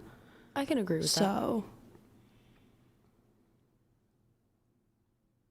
So are we, I don't know, do we agree women don't have duties? I agree Fair to- yes? I agree that we legal don't duties. have I I didn't agree know that we legal. don't have lawful You want- legal duties. you want- Yeah. Your thoughts? Yeah, I mean, I agree. We don't have lawful duties. But men do. Yeah. So are Yeah. women in a privileged position? Absolutely. over In men? certain ways we do have privileges over than men, but in certain ways men have more privileges than us. Like what? Like being able to walk down the street at 12 o'clock at night and not feel like you're going to get raped or murdered. Or Yes, exactly. I think You're putting your feelings disagree. about men. I Like, so also disagree. you're gonna, Disagree. your fear, you're putting it on Well, like actually, men. yes, no, that I can say I do disagree with that, because there are men can just as much get raped as a woman can. I'm Men not can be saying scared that walking alone at at all. night. It Well, all just depends yeah. on how a man feels. Two things on your point. So I think men are more likely to be victims of violent crime. So maybe even if it is the case that women feel more fear, the actual statistics show that men are more likely to be victims of violent crime. Also, this idea that men are just like completely oblivious to potential threats if they're walking in down the street late at night. I don't actually believe that. I myself have to take precautions as a man. If you're walking in an area, there's not much one man can do against two men, against three men, against four men. So also there are men, even if it's one man, if there are men who are stronger than other men. So if that man's stronger than me, or he has a weapon or whatever it is, doesn't really change anything. But men are more likely to be victims of violent crime. And then I think the other thing, though, assuming you're walking in, let's say, a public area, perhaps there might be, like, if it's totally barren and there's just no people around, I actually think women are afforded quite a bit of privilege and protection if they're walking in a public area alone versus a man who's walking in the public area alone. The way I know this is because while this isn't necessarily always the case, I think as a woman, if you're walking and say it's a kind of a crowded area here in the United States, and like some random guy comes up to you and starts like beating you up, and there's other men around who don't know that guy and don't know you, there are definitely men who will intervene on your behalf, who don't know you, who don't owe you anything, who will protect you, who will step in, who will white knight for you. If I'm walking down the street completely alone, I don't know any of these other people in the street, and some random guy starts whooping on me and beating me up, there's no men are going to intervene on my behalf as some sort of virtuous, there's far less likely some virtuous man is going to save me. No, I'm going to get my ass whooped, and that's going to be it. So you women, you have male bodyguards by proxy. You have male bodyguards if you're out in public who don't know you. And men will see, like, I don't know if somebody disagrees with me on this, but this is a phenomenon that exists. If a group of men sees a woman getting attacked by like one dude, you can look at a lot of these videos, like the men are instantly gonna, like, these men are like, whoa, that girl's getting beat up. What the fuck? You never hit a woman. Boom, boom, boom. And then that guy's going to he might get fucking killed. He's going to get curb stomped. He's going to get kicked in the skull when he's fucking knocked out. Mm-hmm. And look, if a random man attacks a woman or a man, I think randomly, I think you probably should get fucking kicked in the head a few times.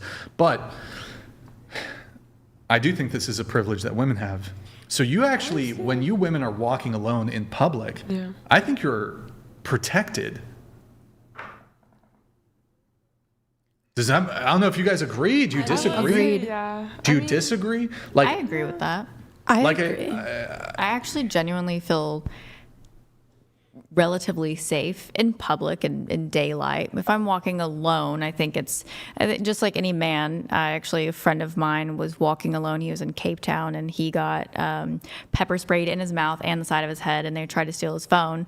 I think the only difference there is like he being a man of strength and not like intoxicated of any sort, he was able to fight them off. And I think the difference here would be like a woman maybe less likely to fight them off if she's not trained in something or goes to the gym or whatever. So I think that's the only difference in privilege between man and woman, or the obvious that we see.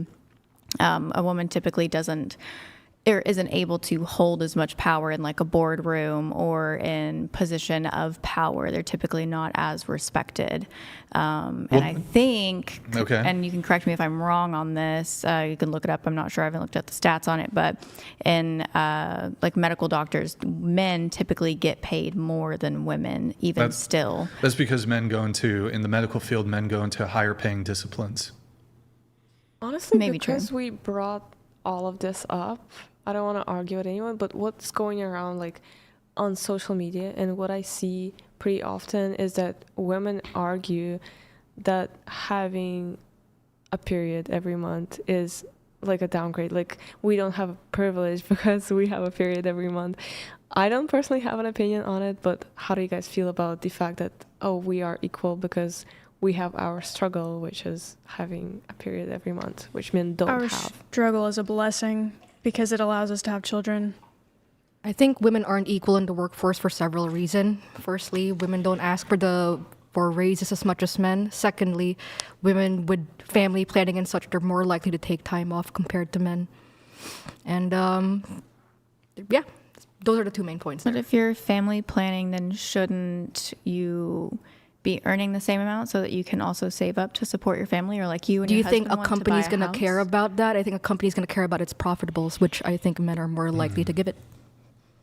You may be correct, but Women should be drafted. No. Fuck, maybe we should be drafted. Fuck it. No, women should be drafted. Yeah. Like Women the should be strong drafted. ones, well, I'm strong too, of course. Like, everybody's a certain amount of strong, but like the big, Yeah. I would not be able to kill somebody. Yeah, you If can you have be a in the gun, you kitchen or could. something. Oh yeah, I would cook. That's fine. Yeah, you can cook, I guess. Yeah. In the military kitchen. Slay. Yeah. Well, I think, look, if women have had the right to vote for over 100 years, the women have, the 19th Amendment was what? It was passed in, was it 1918? 1918 and then ratified in 1920. I don't know. I always get confused with like, well, it was passed, but then it was ratified. They got the right to vote in 1920. And women have had over, It was ratified in when did it pass? Was it before then? It doesn't really matter. It was ratified in 1920. Women have had the right to vote for over 100 years, but in order for men to vote, they had to be subject to military conscription. Women still, after 100 years, equality, boss babe, blah, blah, blah, still not equal. I think ultimately, look, we gotta finally make a decision on this. Either we draft women or look, I think we got to draft women. Women, you can keep the votes, but we got to draft you, Or in order to make things equal, well, I guess it wouldn't be equal. I guess you got to take away the right to vote. If only men can be drafted, I think you got to take away the right to vote. If we keep it as it is, I'm in favor of women voting, but you got to be drafted. I think if you want to be a woman and you want your right to vote, you should be drafted. But if you're not gonna vote, if you don't want to get drafted, you shouldn't be able to vote. It's the most base thing I've heard you say. Let's see here. Let's get into, oh boy. Here's a fun segment. I don't know if it's going to work tonight, but we'll see.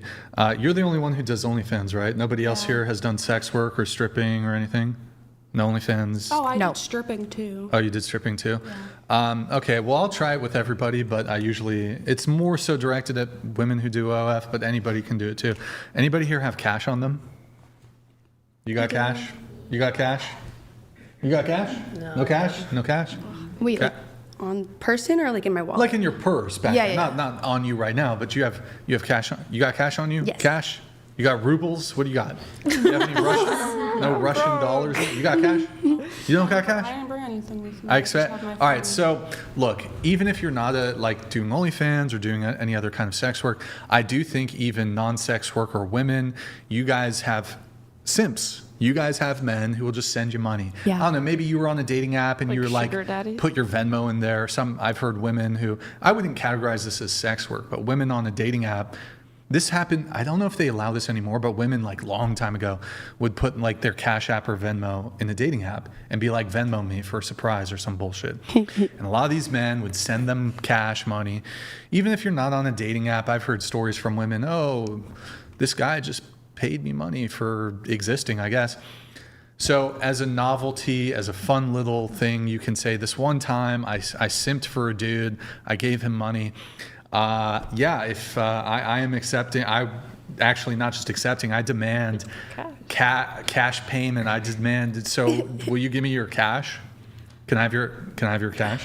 Here, Oh. Look, first taker. How much Bow is this? down. Ooh, This is a $30. donation from both me and my husband because we're big fans. Your husband is also gifting me. Okay, so it's a dual gift. Well, thank you very much. I appreciate that. Thank you. You are simp number one for tonight. Thank you. Appreciate it. Will you? I accept Venmo, Cash App, Zelle, PayPal. Anybody want? You have cash on you? What's the point of this? The point is as a fun Uno reverse role reversal, one time in your life you can be like, look, I would never do this, but just because for funsies on the Whatever podcast, I will simp for a man and just give him cash. I'll just give him money. Oh, oh, look at that. Oh, another one? Okay, keep it coming. Oh, shit. I just got 25 from my employee, so which I guess will be returned to her in a roundabout way. But thank you. What? So it's like because y'all women get simped over. Men just will give you money, Yeah. and this is like just give me money.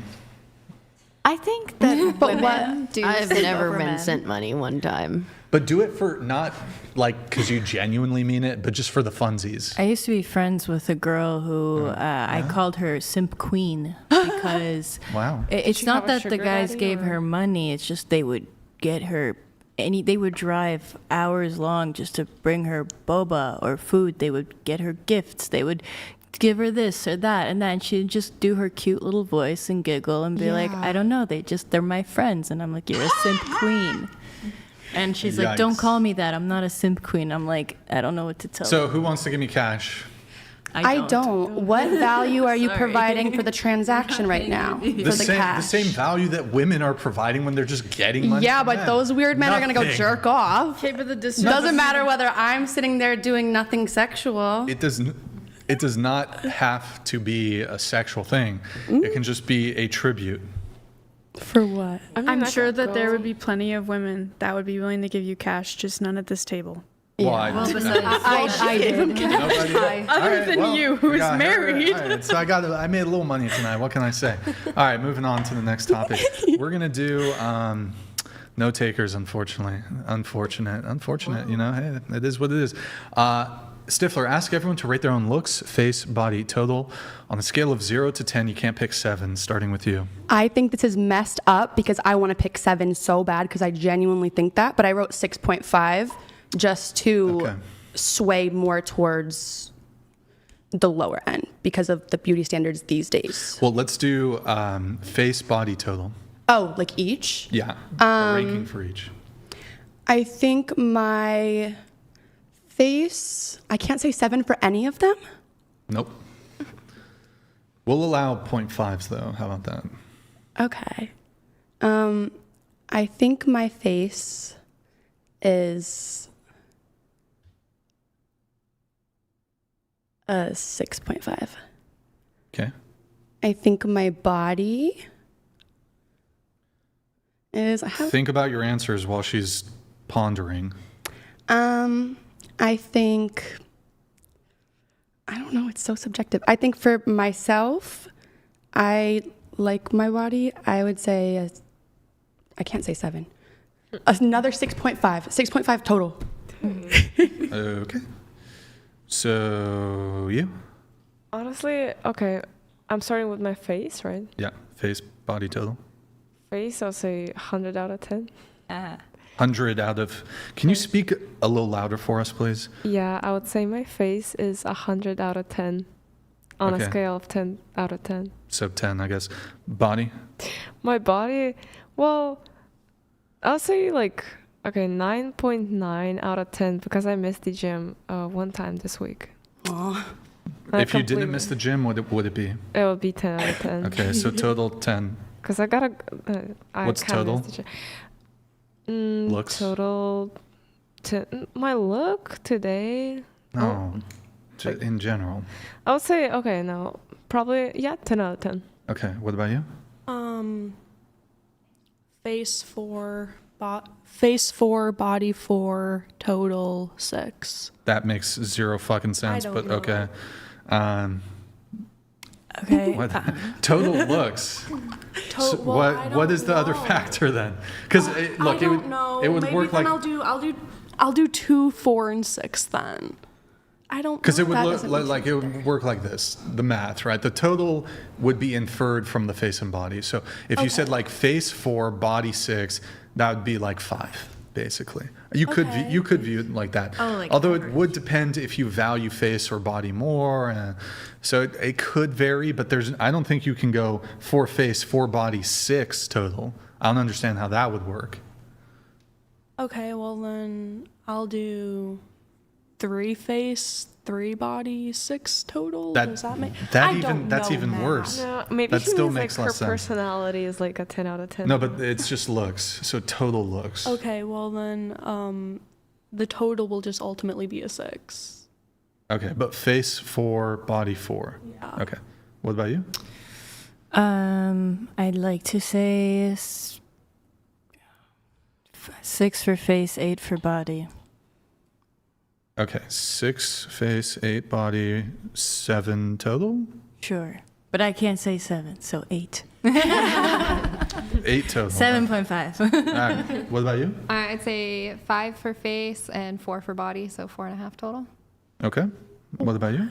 I'm going to go 10s all the way around. Yeah, she has 10, an 10, amazing 10? body, Okay. actually. Okay.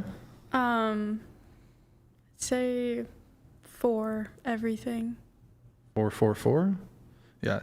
If you guys can, just say 4 face, 4 body, 4 total. I'd probably say my face, since we can't say 7, like 7.5. Well, do this. Do 8 or 6.5? Okay, I'll say 8 for my face and 9 for my body because of my back problems, and total 8.5. Wait, 9 because of your back problems? It was a joke. I don't get it, though. Okay. This is the back. I'm sorry. I'm just, us men, we're not very humorous. What can someone explain the joke to me? Because I'm guessing that she has your back hurts often. Is that the problem? Yes. It's the thing that drops you from a 10 to a 9 is your back. Yeah, if I was a 10 out of 10, my body would be perfect. It would work 100% of the time, but I have back problems. Oh, that's so funny, it's a 9. actually. I see. He's slow. You get a downgrade from 10. If it wasn't for your back problems, you would be a 10. Yeah, I like my body. Okay. And then total? I guess that would average to like a 9. 8.5, 9. Okay, well, just 8.5, I guess. All right, what about you? 5 face, 5 body, 5 total. 5, 5, 5. All right. I give myself 4.5, 4.5, 4.5. Okay. So my attention draws to the 10.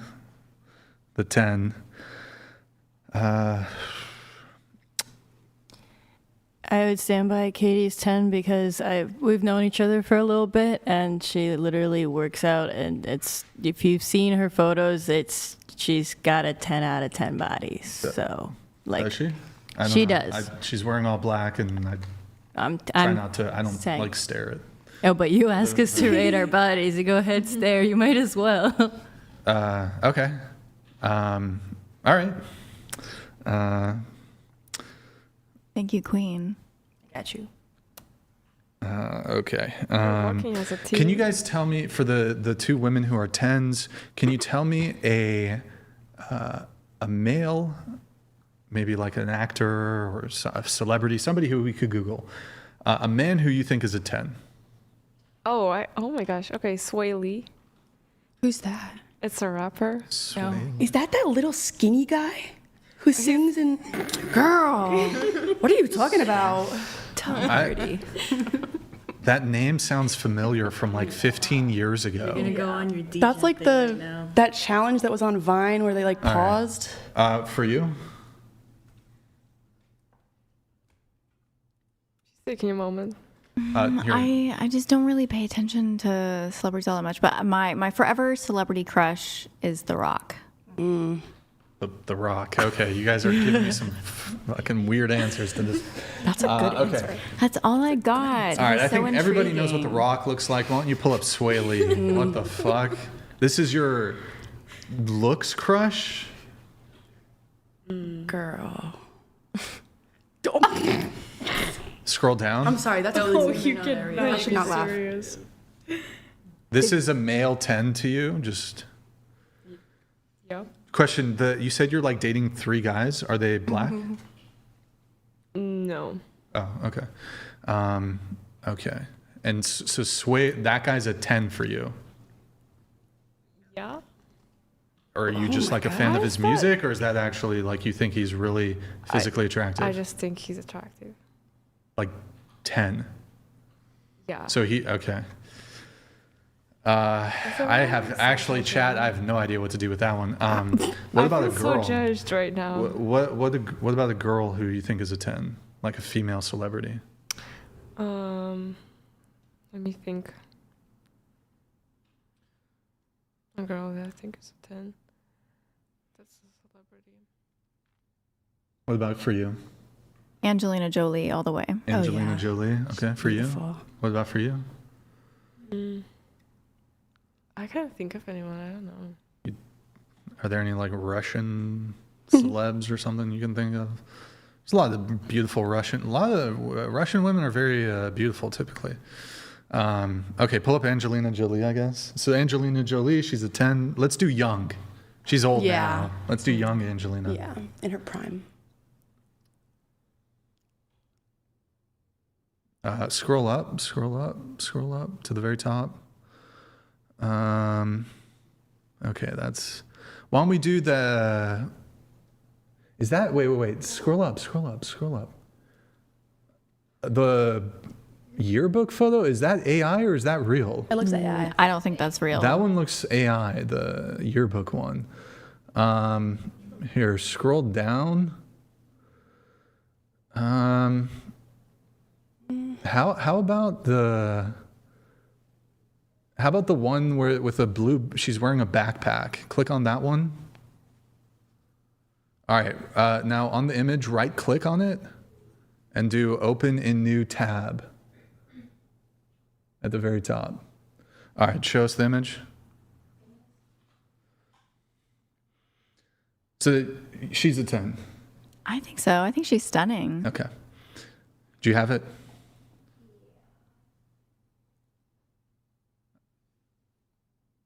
Wait, hold on. No. Was it open image in new tab? Yeah. That's weird. I don't know why that. Okay, whatever. It doesn't matter. We see. You might have done like open link in new tab. I don't know. I couldn't see. Anyways, pull it back up. Is there a way to make it bigger? There should be a way to like isolate just the photo. Just pull it up. Okay, that works, I guess. All right, Angelina Jolie. I don't know if this. No, it's not AI. 2020 is when this was posted on Facebook. Okay, so she's a 10. You're a 10. Would you say you're like equivalent looks to her? Well, I don't. In terms of beauty? Yeah, I think so. I think she has a very unique classic look, and I think I have a very unique classic look. We don't look the same, But yeah, we you have, guys do look different, but yeah, I do think that we have the same level of beauty. I'm kind of known for my classic beauty and my classic look. So, like silent film actress. yeah, actually, sometimes, yeah.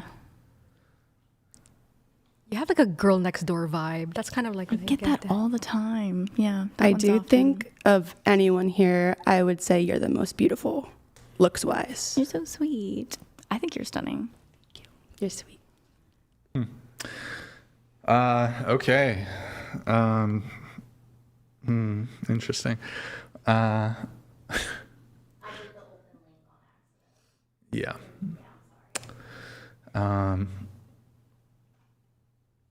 Do you think if you were to use words to describe your physical appearance, like what would you use?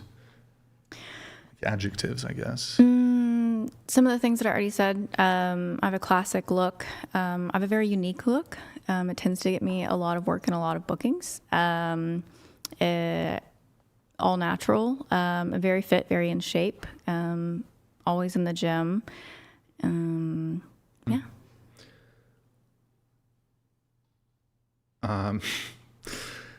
If going around the table, if say 100,000 men were to rate you, we won't do face body, we'll just do your average total rating or whatever. Do you think that the rating would be the same? Would it be lower? Would it be higher? Or what do you think it would be? I'm not answering if it would be lower or higher, or I'm giving a rating. Yeah, so you rated yourself 6.5. Do you think if Yes. 100,000 men, their average rating, do you think they would rate you 6.5? Would they rate you higher, lower? I think probably 6.5. Okay, what about you? What do you think? You rated yourself a 10 across the board, basically. Do you think the 100,000 men would rate you, well, you can't go higher than the 10, but 10, or would they rate you lower? Maybe a little lower because of my personality. Well, no, it wouldn't be personality, it'd just be looks. They're just doing an assessment on looks. Also, why would they rate you lower? Because of your personality.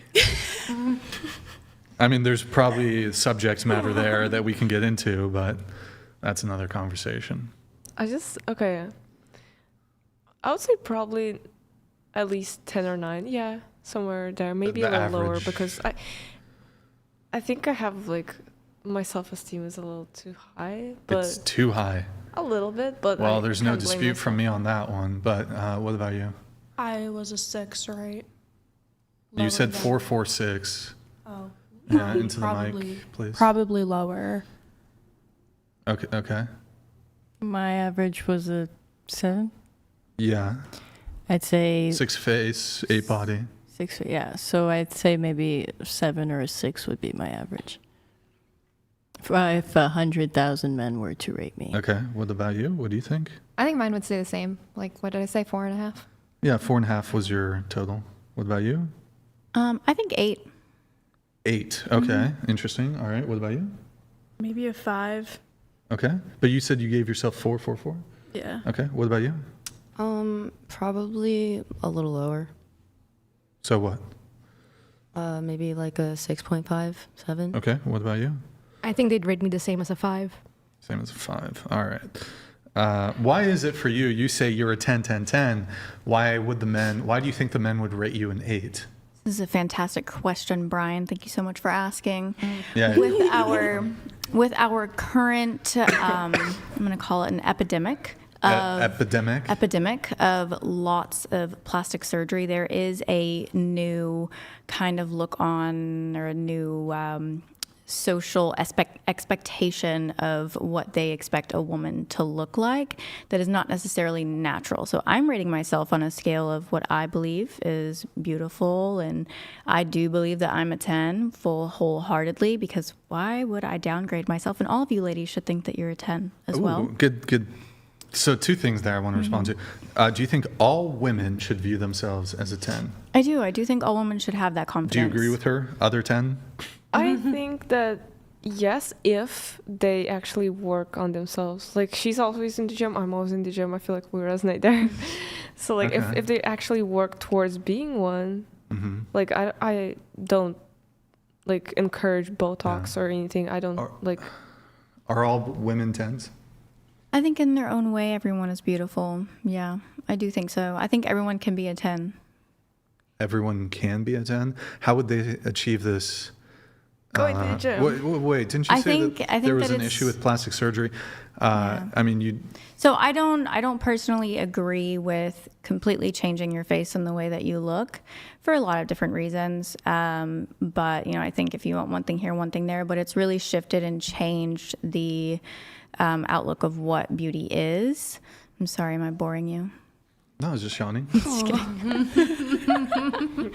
Yeah, and so therefore there is a different expectation. That's why I rated myself or said that men might rate me lower is because, you know, I don't have like a boob job, right? So I don't have like double D's. I have my natural like B's or whatever they are. Okay. Well, I mean, hold on really quick on the all 10s thing. So all women are 10s? I think so. Because we're all Are all men 10s? I think so. You know, that's a really good point. I think in their own way, all men can be 10s, yeah. Wow, that's really... How come you're willing to give women the like, yes, girls slay, you're all 10s, the confidence, but for men, you're like, maybe they can reach 10 level. Because I love women and I want to support women. So men don't need support? Men do need support. I never said that. But you can support women and support men. Yeah, I do. I love men. But she does point something out where you were quicker to say, yes, all women are 10s, but there seemed to be hesitation when we were trying to do the same appraisal of men. Just because I don't find every man attractive, right? You find all women attractive? I find a lot of women, most women attractive, yeah. Can I ask you something? Yeah. So would you say that should be like men should say the same thing towards men? Like a man should say, oh, all men are 10 out of 10, and women should say, oh, all women are 10 out of 10. But if a woman is speaking about a guy, then she could say like, yeah, I don't know. So because you are supporting girls, then men are supporting men. Would that I think be that's true? valid. I think that's valid. Yeah. Do you think all women are 10s? And if I said like, if they work towards being one, like if they work on themselves, then I guess they could be. Maybe, okay. yeah. But how about this? Well, there's two different questions. Do you think all women are 10s, or do you think all women should say they're 10s? A little bit different, but do you think all men are 10s? They can be. As I have the same answer for both of them, for both women and men. They can be 10s, like if they. Okay. You're saying that everyone has 10 potential as long as everyone works towards that 10. Yeah. So you think that everyone can be a 10, even like someone with like deformities, they can be 10. Oh, girl. if they work on themselves. Just talking about going to the gym. Like, you work on your we're body. talking about like the 10 potential. Yeah, you do realize that like facial attractiveness is absolutely massive, and there's very little that you can do to improve that. Even oftentimes getting plastic surgery, you still can't. There's a limit to what you can do. I was gonna say that you can go to the gym as often. You can fix your body.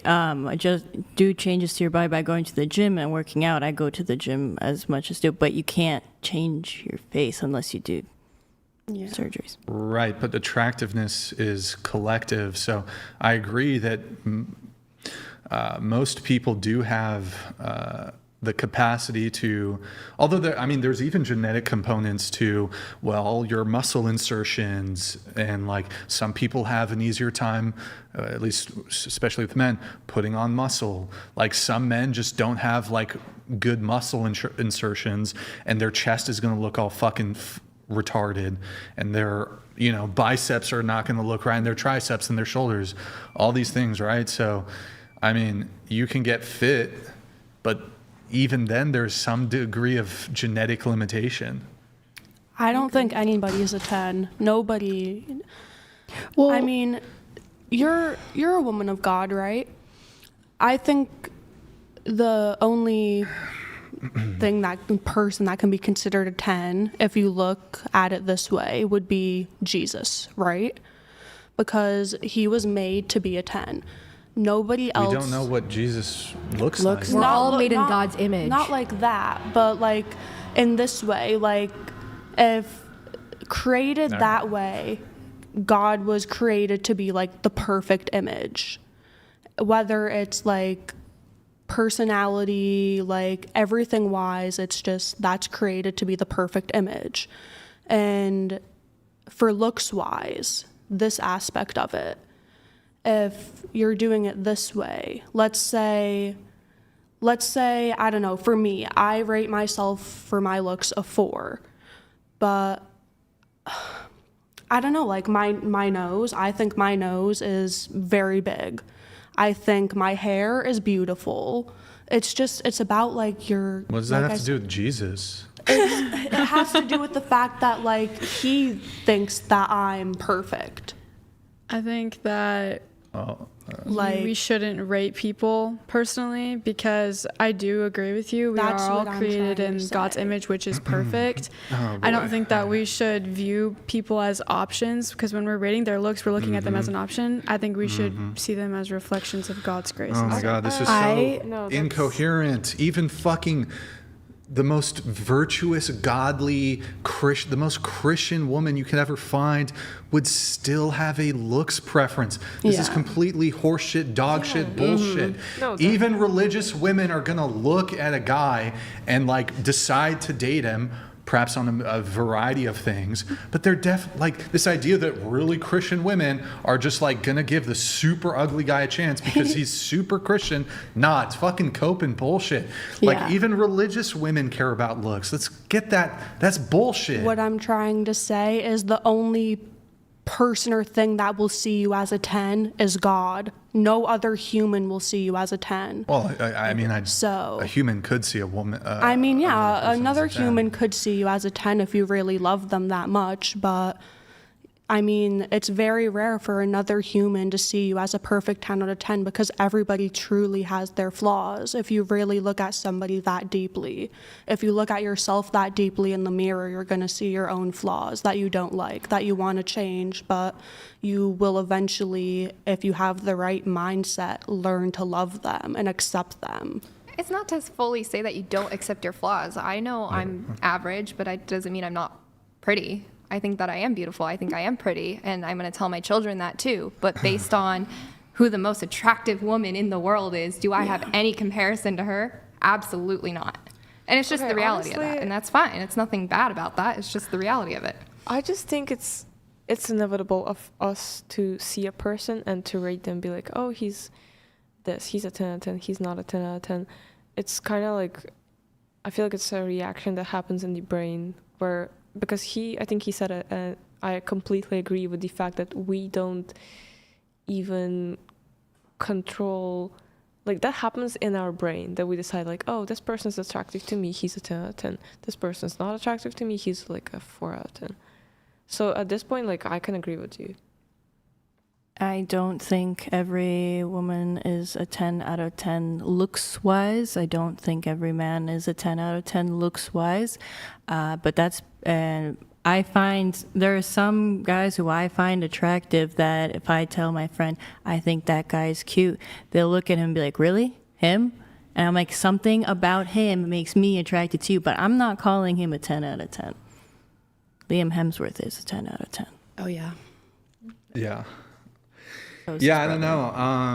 I guess, I don't know. I do think that there was some overrating by some of the women at the table here.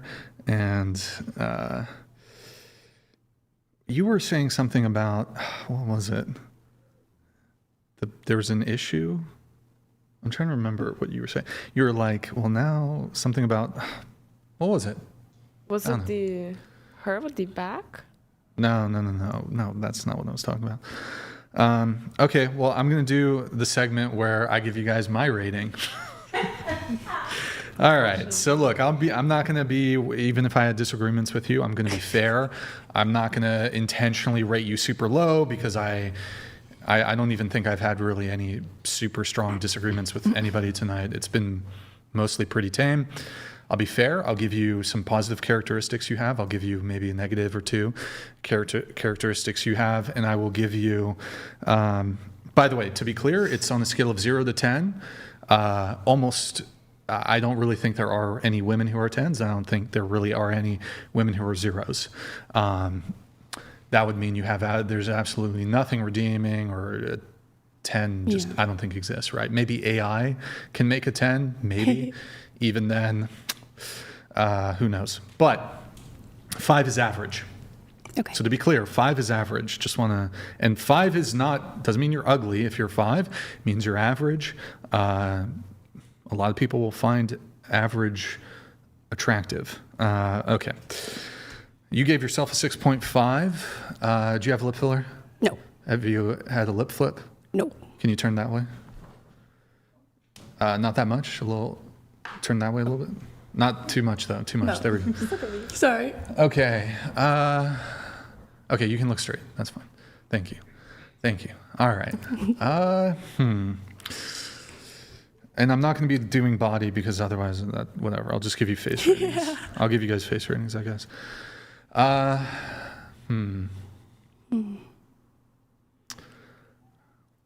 Sometimes with the negatives, I don't want to go to like the most obvious one because I feel like people are already aware of their own insecurities. But how about this? I'll rate each of you, but I can give you the sugar-coated version, or I could give you just the full-blown, just completely honest. Honestly, Go ahead. Not pulling any punches. Full-blown. Do we get to rate you back? Oh, I should. I mean, if you want to. Yeah, I think that would be a fair. I think we each you can give you our own ratings of yourself. If you want to. Yeah, I think that's. I should also. I guess I'll start with me a little bit. So I already gave myself 4.5, 4.5, 4.5. Positive, blue eyes, tall, 6'1", decent facial symmetry. I do good eye area, although lower eye area kind of weak. Need to lose weight. I'm fat. Dad bod. Big nose. Somewhat unbalanced facial thirds. Definitely work on skin clarity. And yeah, so those are some negatives for me. Trying to think what else. Weak upper lip, I guess you can say. Oh my God. That's a new one. Weak upper lip, but I mean, I'm white, so. Me too. A lot of white people, not the strongest lips, I guess. So, okay, those are my negatives. For that reason, I give myself a 4.5. Honestly, if I don't lose weight soon, I think I'll probably end up downgrading to 4 across the board. Need to lose weight for body and face, though, because when you gain weight, you get facial chubbiness. I don't know if the jowls are fully I don't know. The jowls will be there maybe one day. I gotta lose some weight though, boys. I'm fucking fat right now, so that's my primary thing. Don't worry, I won't be that harsh with you guys though. My God. I can be harsh. Yeah, I can be harsh with me, but I'll give you. I won't be that harsh with you guys. Okay. Okay, so you wanted the brutal thing? Go ahead. All right, so I would say. As somebody who myself, I have a big nose, I can narrow into people's noses, so turn that way again. The nose is not, the nose isn't too bad, but there is a bit of a bump. You have a mid-nose bump. And it's crooked if you look You do have, it is a bit of a bulbous tip. There's sagging in the tip a little bit. So I think noses have a pretty massive impact on facial aesthetics. For sure. And I say this as somebody, my nose is big and bulbous, all that shit. So I get it. I would say overall good facial harmony, good facial symmetry. You have nice eyebrows, although I don't know if you pencil them in a little bit. A little bit, You have good above average to near striking blue eyes. You have you too. You're from the side profile. Showing the audience. It's not the best. Lips, I want to say perhaps slightly above average for a white woman. Should I get filler? No, don't get filler. I really want I to. think filler, it looks, no offense to any women here who have it. I just got mine done. I'm not offended by that. Do you have lip filler or lip flip? Yeah. What is a flip? I know you have it. I got a I know little you bit have here. it. No. No, her. Can you turn to the side? More? I don't think you have lip filler, no? Turn to the side. No, I don't think you have lip filler. Yeah, no, lip filler, I think, even though it, I guess, achieves the fullness, it looks weird. You can tell, and if you can tell, it creates an uncanny valley. I don't recommend it for you. I think even if you have really thin lip, I think the lip filler makes it worse. This is my own aesthetic perspective. Yeah. Also, in person versus Instagram. So I think lip filler, if we're getting front profile, I think that can be deceiving. But as soon as you turn your head to the side, we can see that shit. But even from the front, sometimes you can tell the lip filler aesthetically. I actually think even if you have really thin lips, it's a negative. It's still negative. Don't get the lip filler. You rated yourself a 6.5. I'd probably give you a 5.5 or 6, somewhere around that region. Chat, now's your time if you want to also provide a rating. I think 6 would probably be a fair rating, maybe a 5.5. Okay. All right. You gave yourself 10, 10, 10 across the board. Very confident answer. Let's see here. You are wearing quite a bit of makeup and you're wearing fake lashes, which is going to have... maybe we can do this again at the end of the show when we offer to let everybody take off their makeup. So when a woman's wearing a lot of makeup, and I know you're wearing makeup too, but it's not quite as much as she's wearing, it does make the face rating a little bit difficult. But I can try to go off other things that makeup doesn't have as much of an impact for. But there's quite a substantial amount of makeup in the eye area, which can change massively the appraisal of facial attractiveness. I want to take it off. Let's see here. You have good eyebrows. You have above average to near striking blue eyes. Can you turn that way? Are they green? Blue eyes. I like the aesthetics of your nose. Some looks maxers would say it's maybe slightly on the big side, but I actually think the shape is quite nice, and there's not a bump, but it is slightly. I think it's a great nose, but some looks maxer types might be like, oh, it's a bit whatever. You have quite strong above average lips. Good facial harmony, good facial symmetry. With the makeup, I'm assuming maybe some skin clarity issues, perhaps. Maybe. I'm not sure, though. It's a bit hard to tell.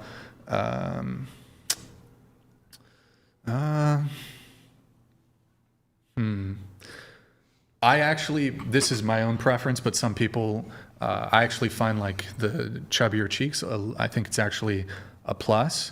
Some looks maxers would be like your cheeks are a little chubby, but I actually think it's a positive, not a negative. What else? Good facial thirds. Have dimples. Your interpupillary distance is a little bit off. Turn to the side. Sorry. You could have a bit, perhaps a bit. Your lower third, facial third, is perhaps a little bit weak. Your facial thirds are a little bit off, but otherwise, overall, pretty strong. The makeup is going to skew this a little bit. Chat, if you want to give your rating now, I want to say 6.5, perhaps a 7. Okay, I mean, you can be honest, but my eyes are not blue, by the way. Are what? They're green. My eyes are not blue. No, they're not even green. Well, it's a little hard for me to tell, but they are what? Blue, gray? I have heterochromia, which means that my eyes are a different color. One of my eyes is green, and my other eye is hazel green. So it's half brown, half. Well, the distance is a bit far, but your lights are light, excuse me. Yeah. light in any case. They're mostly green. So, yeah. Chat. I don't know. They're kind of, chat's a little bit all over the place on this one. But I would say 6.5 or 7, but you are wearing a lot of makeup, so it's hard to fully give an assessment. Some people might say that's a bit high. Some people might say that's a bit low. For you, you said 4.46. I'm actually fine with your rating. I think 4.44 is, I don't know about the 6 thing or whatever. I think 4.44 is a fair rating. You're not wearing any makeup though, so makeup will change somebody's appraisal of attractiveness. Oh, I need to give you another negative. Sorry here. I just noticed. No, you were thinking on it. Dwelling. Yeah, I'd say slight this? under eye weakness in your under eye area. I know. Yeah. That's my like biggest insecurity. For you also, because I know you have a bit of weakness in your under eye area, although for your phenotype, I think you actually have really nice brown eyes. You have a nice eye area, nice lips, no lip filler, right? Yeah, strong lips. I mean, you and me were, do you want the... You can be brutally honest. I've heard. All right, you and me, look, you're in better shape than I am, but we both, we got to hit the Ozempic. We got to hit the Weight Watchers. I'm going to raw dog my diet, though. I'm the fuck Ozempic. But look, we got to both lose a little weight, and I think you could definitely improve quite substantially if you thin down in your face a little bit, probably in the body too. But, and I say this as somebody, I need to lose weight. I'm a fucking fat ass. So, but I think you could see pretty massive gains in aesthetics. But yeah, but I agree with your assessment. I think that's pretty accurate. Thank you. Okay. You said you were 6 face and then 8 body, but I'm not going to do body. Okay. Let's see here. Lip filler. That's just an aesthetic for me, so that would downgrade you in my book. I just got them done, so thank you for noticing. Yeah. Can you turn your face to the side? Other side?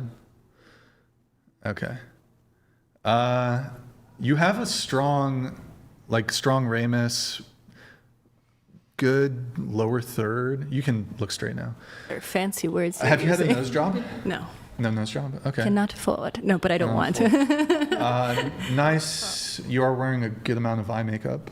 To be fair, I thought the instructions told us to put on makeup like we're going out. No, well, the instructions say to be makeup ready. So that means don't come to the studio.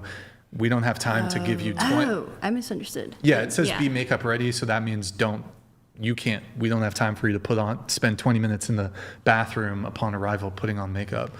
I did my makeup in the plains bathroom. No, yeah, so. we're fine with women wearing makeup to the podcast.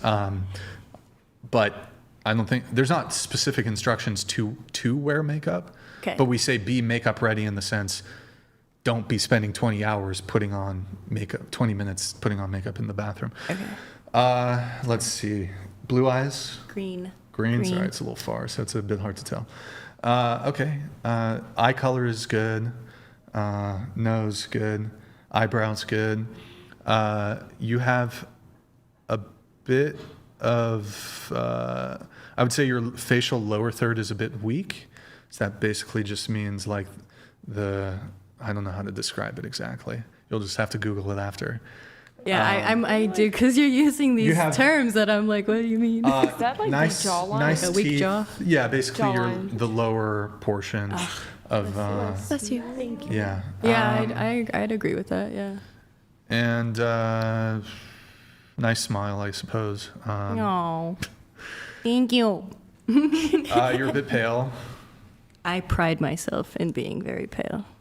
You gave yourself a 6 face. I think I'd give you 5, maybe a 5.5. I'll take it. Thank you. Average to maybe a bit above average facial aesthetics, I'd say. Let's see, you gave yourself 5? Yeah. Face? Average? I don't think you're far off, but What's your like background? Are you like German or Swiss or something, or German and Italian. an Italian? Strong blue eyes. Your eyes are a bit bloodshot though.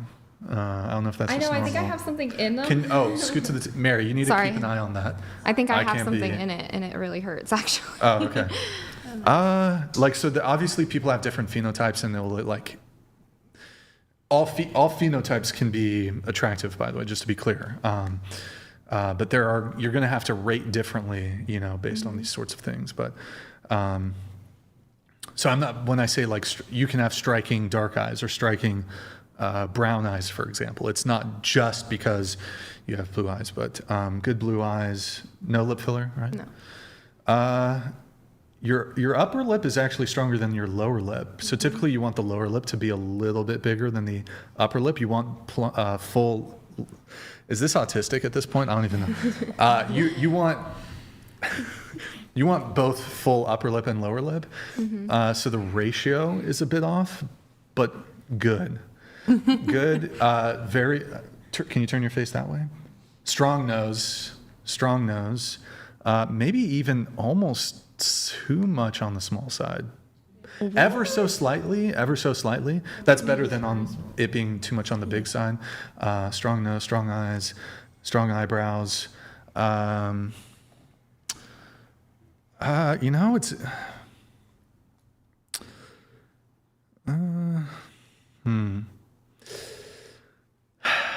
How old are you again? 28. 28. I actually think you've aged pretty well, to be honest. Thank you. I want to say 5.5, maybe 6. So I think you underrated your facial attractiveness. All right. A little bit. Okay, we got Miss 10 over here. Can I have you just scoot to the table a little bit? All right, we got the most beautiful woman at the table of all, I guess, besides, according to themselves. We got the 10 out of 10 here. Okay, so let's see. You do have I referenced like the silent film era. You do have like that sort of like way back Hollywood aesthetic to you. The sort of striking brown eyes. So you have a strong eyes, strong brown eyes. Do you have a slight lazy eye? I think so, yeah. It's something I've had to like try and control before. Slightly. If I like get too tired. Yeah, it's slightly. That wouldn't have a major. It's very minor though, very minor. So I don't think. Do you want the full blown? No, punchable. All right. I always try to be somewhat nice though.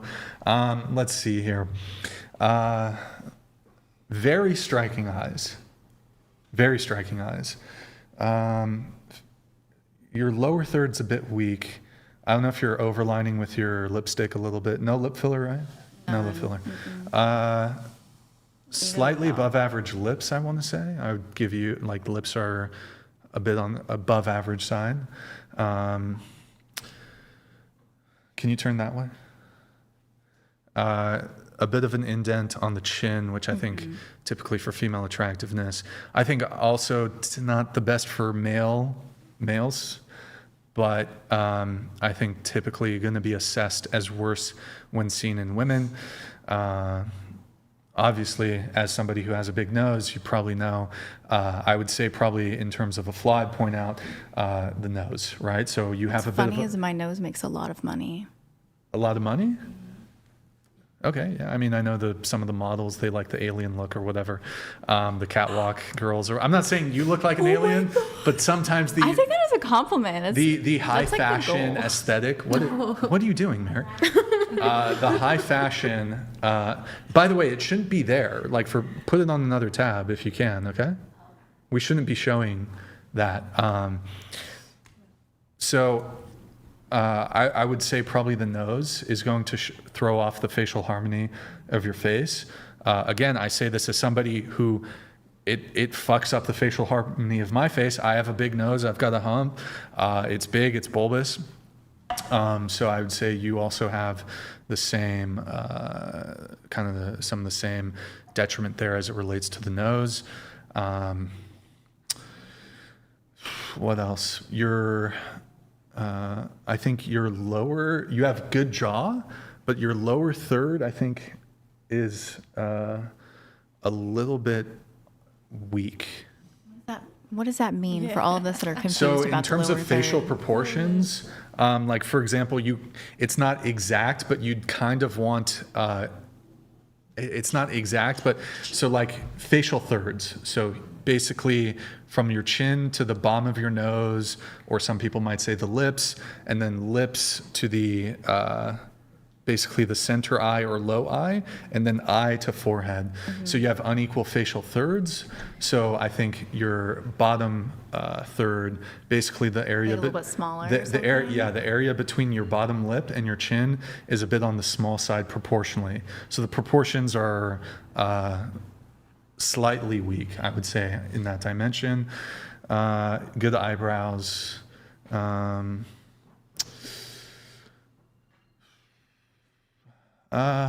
Okay. The rating. Let's see here.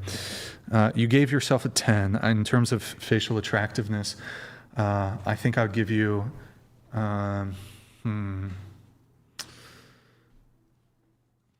think some people are going to criticize me for this, but I would give you, it's actually a bit hard. I think I would give you a 6 or 6.5. Okay. Probably leaning to 6.5, but some people might say I'm overrating you a little bit. Okay. So, yeah. Thank you so much. You're welcome. All right, you. Okay. What did you give yourself? A 4? 4 across the board? Okay. Well, I'll just my immediate, without like getting into the analysis breakdown, my immediate knee-jerk reaction is I think you actually have like pretty strong potential.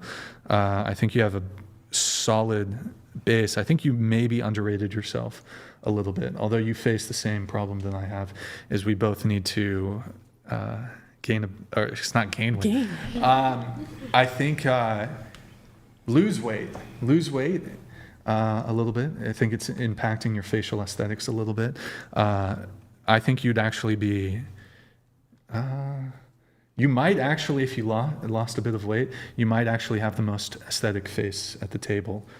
You have striking eyes, although you are wearing is that just mascara, or do you have the extensions? You are wearing extensions, okay.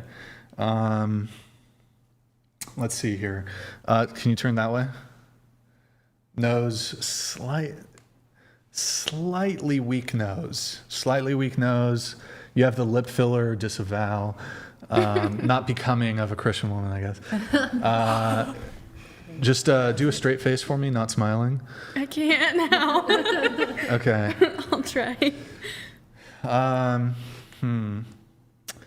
think the primary thing for you would be, I think you could ascend though. If you lost weight, I think you could potentially be, in terms of facial aesthetics, you could be pretty damn good. I think. I don't know. I agree. I think you have a really beautiful face. You're welcome. I think, yeah, so me and you, we're going to hit the gym. We're going to hit Weight Watchers. Oh my God. Actually, I have my certs of fitness trainer, so I actually have very like low body fat in terms of working out. I'm extremely solid. Like everything is very solid. I normally wouldn't ask this, but are you comfortable standing up? Yeah, absolutely. All right, we'll do an assessment. Can I move the mic really quick? Yeah, that's fine. Okay. Okay. Oh wait, literally, yeah. I can see it in your arms. It's hard for me to do an assessment here. You're wearing all black. You're wearing baggy pants. I can pull up my Instagram if needed for my gym pictures. I mean, No, but I agree. Have you done body composition? What do you mean by that? Where they tell you your body. So I understand that Yeah. you're athletic and muscular, but I mean. No, I agree with you. I do think I need to lose weight, especially my face. Oh, okay. So wait, what are we? I'm not disagreeing with you at all. What are we debating on then? Well, I'm just saying that I do hit the gym. That was my point. Well, yeah, you could be a weightlifter as a woman, but still be fat. I'm not saying you're fat, by the way. But what I'm saying is that just because you go to the gym and strength train as a woman doesn't mean that in terms of looks maxing yourself, you have to be a certain body fat percentage No, I agree. to maximize body attractiveness and facial attractiveness. Yeah, I could definitely lose mass in a lot of places, so I agree. Okay, cool. In terms of rating, what did you give yourself? Did you say 444? Okay, well, I kind of have to give you a rating where you're at currently. I actually think you could maybe get to 6 or 7 if you were like maximized in terms of like losing some of the weight a little bit. I think you underrated yourself though. You gave yourself a 4. I'd honestly probably, in terms of facial attractiveness, I think 5 for now. And then if you were to lose weight, you'd probably could get into 6 or 7, I think. Okay. Okay. All right. We have the 8 here who's returning to the table. I need to blast through this. I'm taking way too long to do all these. Okay. The 8. I'm just going to look in the TV, actually. Could you look at the camera over there? Actually, it's better if I see you in person. That's not fair because the camera changes shit. Let's see. Can you turn that way? Strong nose, turn back. You have slight negative canthal tilt for your eyes. You have a nice eye color, but the negative canthal tilt will overall probably create a slightly negative overall assessment of the eye area. Nice lips. You have a weak lower third.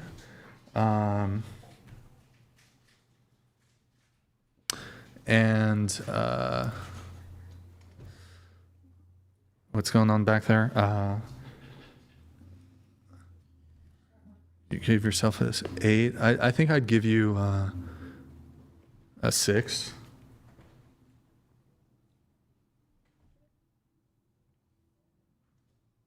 Hey, don't shoot the messenger here, okay? Oh, okay. That's like the best rating that he's given to the whole table. So. Is it? No. No, what did I give? Wait, you gave her a 6.5. I forgot. He gave me a 7. I think he gave. Oh yeah, you did get a 7. Okay, and then you? I think I'd give you.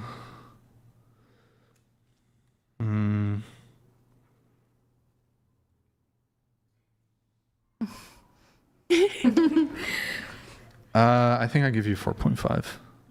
Yeah, so you overrated yourself a little bit. I think you gave yourself a 5, average. I don't think, just saying I think generally I'd say you're average looking, but I think 4.5. And that's it. Boom. Well, for that segment, anyway. Wait, you didn't even say anything nice or mean about Oh, me. sorry. Okay. Like, nice or roast me harder. Aw. I just want to move on. I don't want It's to. fine. It's fine. You can. I already took way too long for this segment, so I don't know. You wanted to rate me? Go ahead. You can be brutal. That's fine if you want. I feel some of you will be vindictive though, to get revenge or whatever. But No, not vindictive.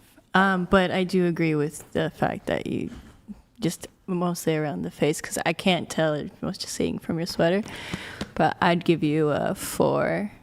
Okay. With the hopes sure. that you lose a little bit in the cheeks. Yeah, the jowls are coming in. Yeah. Pretty much anything y'all could say, I already know. Like I already know all That's my the thing. deficits. I was like, so that's why I already wasn't know. vindictive. So Yeah, I get it. Yeah, gotta lose some weight. Are you insecure about those things, or you just notice them as like fact? Am I insecure? About looks, like specifically. yeah. Yeah. Am I insecure? It feels more like don't he's know. aware of that. Like I think he's I'm just. aware I of what's going on. I think I'm secure, but I acknowledge the flaws. Yeah. Yeah. Yeah, I'd say I'm. Real. Yeah. Just being real. Yeah. Yeah. Yep. That was fun. I hope I didn't hurt anybody's feelings, but No. chat, chat, what do you think? Was I generous? Was I kind of spot on? Wait, why can't we see the chat? Because that would be a really bad idea. Oh, no. That would be a bad idea. I saw one of them and they called me a mud lover. What does that mean? Honestly, I saw that. Yeah, I'm not gonna go there, but it's a bit racial, so I'm not really gonna. Oh my there, God! I'm sure you can figure out what they mean. You probably shouldn't read that though, to be honest. But I could I mean, mud lover is so mean. well, I didn't say it. Your about fans my are phone. quite opinionated and racist. Well, I mean, To call somebody a mud lover who's that- dating it a might black be- guy, it that's might be a bit racist. objectionable. We're not really going to linger on that topic, but just because one person in the chat, by the way, like any live chat you go to, Yeah. people people are going to be saying certain things, and now congratulations, you've just invoked them to say it, even if they don't even give a fuck. But I don't think because one or two or even a handful of people are saying things in the chat that would be like emblematic of the. You were saying the chat is racist in general. No, I didn't say in general, but one can assume that that's what I meant. But from the comments that made it through, they were just quite interesting at times to read. I'm not offended by any of them. I hope no one is. I'm either offended by in this mud lover. group. My I mean, children are besides half that. black. That's Let's messed up. just. I feel like the platforms are probably going to have an issue with that term, so why don't we just avoid saying Yeah, it? But my bad. yeah, it's okay. You put It's it okay. up. I would say just don't take I anything didn't personally. put it up. Somebody super chatted it, and to be fair to Yeah. super chatters, even if we don't agree with the words they're saying or whatever, whatever. Yeah. No, I'm fine. Everyone's fine with their own opinion. But Let's see. We're moving on to. Let's see here. Somebody was saying something about. The vibe. I don't know if I want to. Something that you were saying with that guy who you spent like 11 days with in a row, which is crazy. I mean, but you acknowledge that was not a really ideal situation. No, I'm not saying you're crazy. That's just like a crazy scenario, at least in the sense that I would not want to spend. Like, I don't know, I don't know. Maybe if she's really great. Even then, though, it's like. But not like right off the bat, like just met and like. It's too much, you know. But anyways. No, that's the thing. We hadn't just met. We've known each other for like 3 years. But knowing each other Yeah, is not like being next to each other. That's very true. Yeah. Yeah, but I mean, it was very overwhelming. Yeah, we both I realized feel like that. my social battery was just. Yeah, that's kind of what happened Down to to me. the I literally at one ground. point was like, I looked at him and I was like, I need me time. I need you to go over there. Please Yep. sit over there. Tabitha, we're going to go to some of your notes here really quick. Just curious, can I say your last name or do you prefer not? No, that's fine. Okay, I was just curious. Your last name is Chang. Yes. My husband was adopted. By Asian parents? Yeah, Hispanic Asian that Oh, carries because the your name husband's Chang. white, isn't Yeah. he? Yeah, because I was thinking, well, maybe the husband's. But I looked at your Instagram and your husband's white, so I was like, where did the Chang come from? Yeah, it's really funny. Every time we go somewhere or check into a hotel, everyone's like, "You are not what we were expecting." Like, So, wow, that's interesting. Your white husband was adopted by An Asian family. Asian parent. Well, one, I guess, yeah. Hispanic, Asian, whatever. Okay, let's. You disagree bowing to your spouse. You disagree with that. That's one of Yeah, your disagreements. I know you've gone a lot have, into yeah. that. It's just, Yeah. to me, bowing is more of a cultural thing. Half my family's Thai.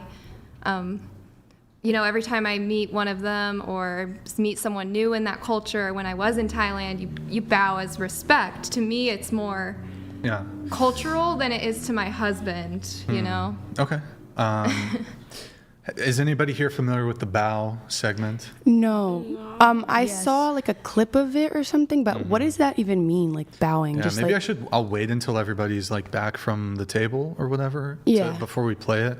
So I'm going to just put that on pause just momentarily, the bow segment. Let me just write down bow, and then we'll get into it as soon as everybody's returned.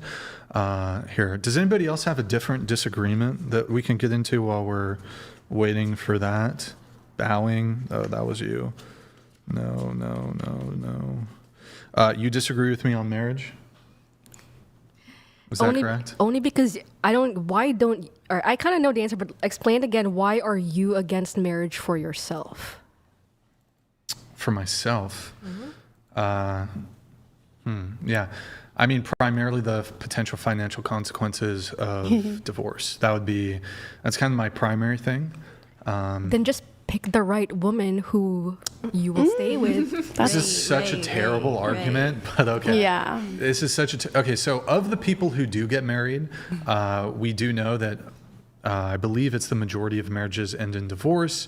So I think it's 50% of marriages end in divorce. I think it's more than that now. It might be. Well, look, I'm going to be charitable, and okay. First-time divorces or first-time marriages, the likelihood of divorce is lower among them, although it's still strikingly high.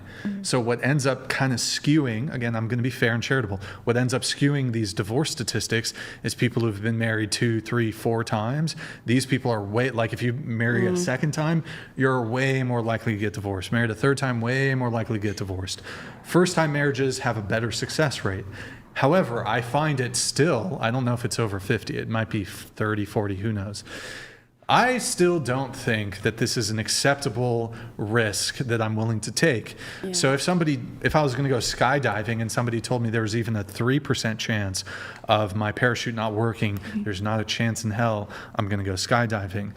In this case, as relates to even first-time marriages, I think it's 30%, 40%. Maybe somebody in the chat can tell me what the actual number is. It's really high. So you say find a really good woman. Do you think that the people who are getting married and who do end up getting divorced, do you think going into that marriage, they're thinking, this is not the person for me, this is not a person I love, this is not the right person? No, they're probably thinking in that moment, this is the person for me, this is the right person, I love this person. So we know things change. So is your thing just not wanting to get married because you don't want to get divorced, or because you don't want to get divorced and have things taken from you from the divorce, like money? Well, yeah, so if you get married, that is basically creates a contract, right? So in these circumstances, yeah, there would be financial risks involved. Prenup. It doesn't matter. But what if you can't have a prenup signed of like, or written out of like, she takes nothing that was yours? That like, isn't that possible? No, well, there's a couple things, especially I'm in trouble with the kind of dynamic I would be looking for. So I'll explain a bit about what I'd be looking for in terms of a dynamic. I don't really reveal specifics, but let's just say I'm doing very well financially. And in the type of relationship dynamic I would want, I would be desirous of, I'm not 100% opposed to dating a woman who has a job or career or makes her own money. I just don't care. So, like, I'll date a girl who works at Chick-fil-A. I'll date a girl who doesn't even have a job. Her income, her job, her career don't matter to me. I'm prepared to fully financially take care of everything. However, if I get married, this would put me in a bit of a precarious position. Now, the issue that I have isn't necessarily a man-woman issue, it's a breadwinner issue. So whoever's the breadwinner, that gives the other person in the relationship massive amounts of leverage in the event of a divorce. So I don't know the specifics, but my understanding is if you're like the primary breadwinner and a divorce is initiated, not even factoring in what you might have to pay them, the divorce process is quite expensive. So you have to pay for your lawyer and you have to pay for their lawyer. So it's not just, your wife wants a divorce, she's gonna have to take care of the lawyer. No, You have to pay for her lawyer if you're in a situation like mine, perhaps. What if the woman earns more than you, so then you don't have to worry about that financial Oh, if she's a stuff, billionaire, you best believe she's getting proposed to. Trust me. Then I'm fine with marriage. Then I'm totally fine with marriage. And then there's definitely no prenup there. However, although a woman who's a billionaire is probably going to be financially savvy enough, of course I would never leave a woman who's a billionaire, and I'd never divorce her. You said no prenup, but what if she wants you to sign the prenup? Then would you not marry her? Hold on.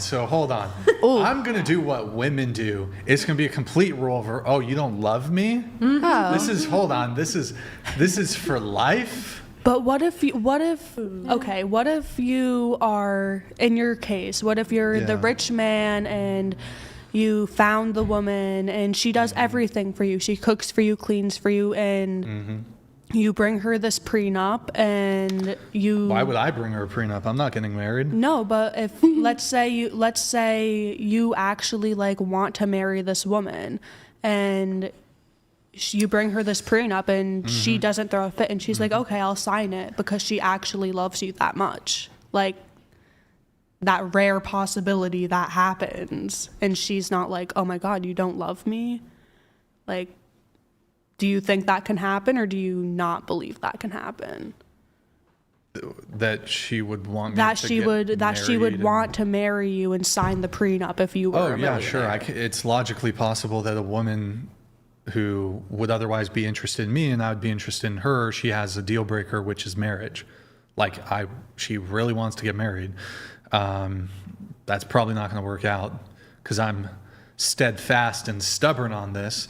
It is possible that there could be a woman so remarkable, so attractive, so possessing all the things that I care about that it is possible I could be willing to get married. If she were to sign a prenup? No. Even if she's all those characteristics. What's going on? Oh, okay, gotcha. It's possible, but I just wouldn't. I don't see the point of it. She can just defer to me. I mean, because I would date a submissive woman. I mean, if she loves you that much. And if she's submissive, she's going to defer to me on this. If she loves you that much, I mean, I do agree with you. She wouldn't need to get married to you to. Right. So yeah. I ultimately just think you could try to frame the leverage both ways. It's like, well, she won't stay with you if you don't get married. Well, okay, I won't stay with her if we don't get married. Yeah. But in terms of the economic risk of marriage, whoever the breadwinner is, and a woman could be the breadwinner, so women can also encounter this. Although there's a couple differences here. I think women feel way more entitled to men's money than the reverse. So even if the woman's like wealthy, to be fair, like there are women who end up paying alimony and do this. Men are far less likely to go after child support. Men are less likely to go after alimony. Men, to be clear, men do go after these things, but men are much more likely to be like, we're done. Don't want anything to do with you. I don't feel entitled to anything. You're the breadwinner, whatever. We're done. Wipe your hands clean. Women, they have an entitlement. They feel entitled to his money. Not all women, but it's more common among women. That's true, but also, even regardless of what you think, once you get lawyers involved, and you're going to need lawyers for marriage, you're going to need lawyers for the divorce process. You could be the most well-intentioned man or woman dating a breadwinner, whatever. You get your lawyer in the picture who has a financial incentive because, based on the settlement of whatever, I think they can get some, extra portion. Lawyers are very convincing. Lawyers are practiced in the art of influence and persuasion. Even if you're a good-intentioned woman, even if you're a good-intentioned man, is your lawyer? And lawyers are convincing. You put a naive woman in front of a fucking high-powered divorce attorney, and you think, and she's no longer under the influence of her husband, now she's under the influence of her divorce attorney, a naive woman, it's her first divorce, is going to get completely fucking bulldozed by an attorney. The attorney's like, whoa, hold on, you're entitled to this. He needs to give you XYZ. Even the good intentioned woman who's like inclined to be like, wipe her hands clean, nah. She's going to get, the lawyer is going to be like, nah, we're going to get you money. Oh, think about, think about XYZ. She'll be persuaded. She'll be convinced. So it's a difficult situation. Not always, because if I was in that position, I would not be convinced. I wouldn't be persuaded. Okay, I mean, well, you might it's say just- that, and then circumstances. Even, bro, women will tell their husbands, "I would never go after you for alimony. I would never go after you for child support." She gets pregnant, boom, 18 years child support. Do you just have trust issues? Why would it have anything to do with trust issues? I don't understand. I actually strongly believe that. Who hurt you? Weak argument. Weak argument. No. Well, to me, it just sounds like you're not even totally against marriage. You just need the right circumstances or someone who's financially just equal to you, I guess. I suppose. But I mean, if here's what I believe. I can be with someone, all the things that you can have in marriage, I can have that absent marriage. I can stay with you forever. We can have kids. We can live together. We can have a family. We can love each other. We can care about each other. I can do an advanced healthcare directive. There's some, marriage confers some benefits, but I don't think those benefits, tax purposes, blah, blah, whatever. Healthcare circumstances, there are some circumstances like if you were to die and, related to your estate and how money flows after you die, but then I'm dead, I shouldn't say who gives a fuck. Obviously you want, people have wills and for a reason you want your money to go to the right people, whatever. But I think those are really minimal compared to the risk of what happens in divorce. It seemed like you wanted to come in on something. Yeah, I was wondering if you had ever thought about, I guess I should proposition this to you. Sure. I know, proposition me. I will. I know a couple that is a very, very wealthy man, multi-millionaire, and him and his wife actually, they've been together 25 years, they have 2 kids, and come to find out they're not actually married. They have a contract that they renew every year. They're not legally married. They just renew whatever contract, and they have different terms that they discuss and go over every year. And so it's almost like more romantic because they're like forcing to commit and like come together every year and say, okay, like, do we still want to do this, basically? And then they both have an out if they want out. And the guy's the breadwinner? The guy's the wealthy one? Yeah. Yeah, I'm assuming the contract is, she's not getting nothing, right? I mean, I'm sure she's getting. No, she had his kids. He wanted like 2 kids. That was a part of it. And then obviously like they live together. They still live in the same place, but they haven't actually like been together in years except to make their children. And that's it. It's very interesting, but you could do something like that. A little contract or whatever. That's it's in essence basically a marriage. Like in terms of the legal ramifications, I don't know the details of their whatever they have. I don't know the full details, but just an I wouldn't idea have a for you. contract with who I'm with. No, I wouldn't do no.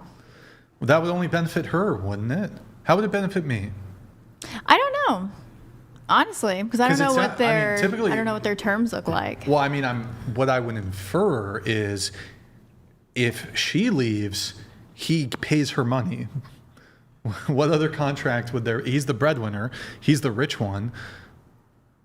If she leaves or he leaves, she gets money in either scenario, I'm assuming.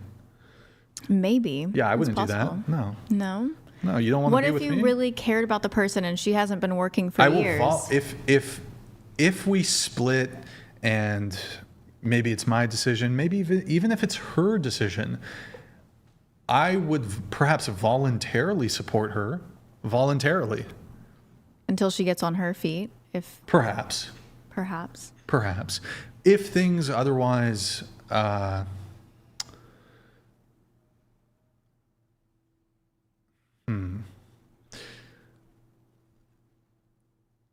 if I left her and we had kids and she didn't work, I leave her, and she's not doing anything wrong. I voluntarily leave her. I can't imagine why I would. But under these circumstances, I would feel comfortable voluntarily helping her out. But as soon as you introduce a contract, oh, she cheated on me, now I got to pay her alimony? What? That's what marriage is. You get married, your wife cheats on you, you got to pay her $10,000 a month? Nah, I'm okay with that. I'm not going to get married. Okay. Thank you for But I your can answer. be with a woman for my entire life. I can have kids with a woman. Aw. So it's just a legal thing. Yeah, it's primarily legal. I just don't see, there's no point to it. Yeah. What's the point? Would you like have a wedding but not sign a legal document? So then like you come together and agree for like Yeah, let's say marriage? I mean, I'm not sure if a Christian woman would date me, given my current belief. I say I don't believe yet, which means I'm leaving room open for there being the possibility of a development of belief. If a Christian woman who was fantastic and I liked her, she liked me, and to satisfy something for her, she wanted to get married like in a church and this had no legal ramifications, sure.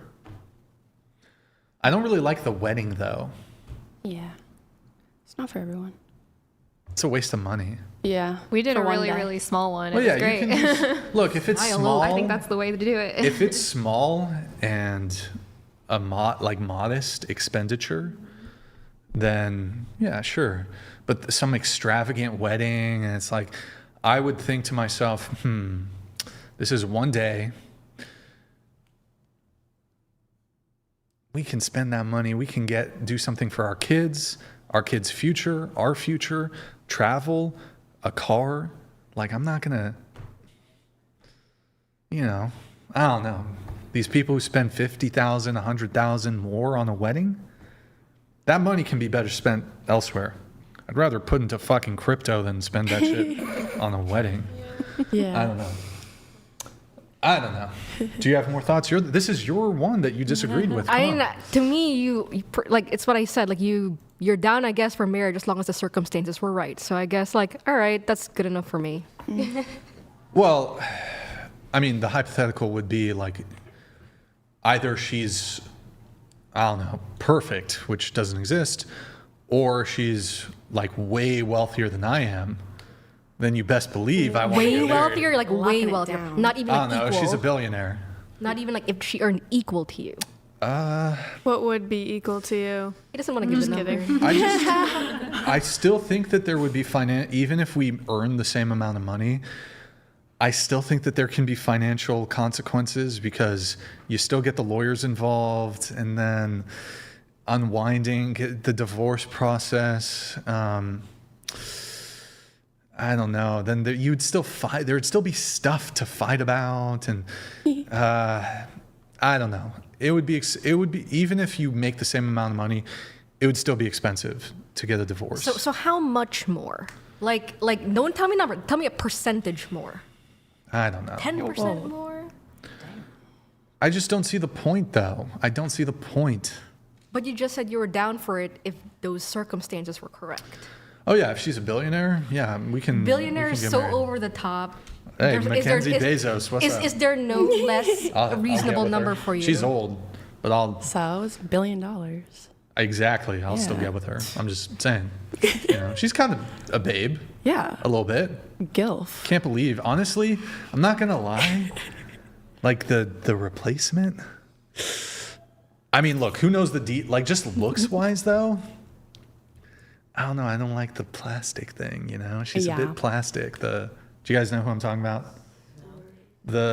What Sanchez? What's her name? Gloria? Oh, Lauren Sanchez. Laura Sanchez. I think is that her name? I have no idea His what her new name wife? is. His new wife She's is what I know too her as. plastic, and she's got a history. And Apparently, she's really smart. oh wow. But Oh who my cares God, about she's so that? smart. I really want to fuck her. Do you think men care about that? I guess I mean, not. Like, for in their terms- wife. Their wife. Let me clarify. It one would be thing. nice if they cared a little bit about it. In terms of your attractiveness, doesn't matter. You don't think No, I get that. intelligence You don't think intelligence makes a woman more attractive? No. Really? I don't. You don't think I if you think can have like a conversation? Well, to be clear, I think intelligence is a positive trait.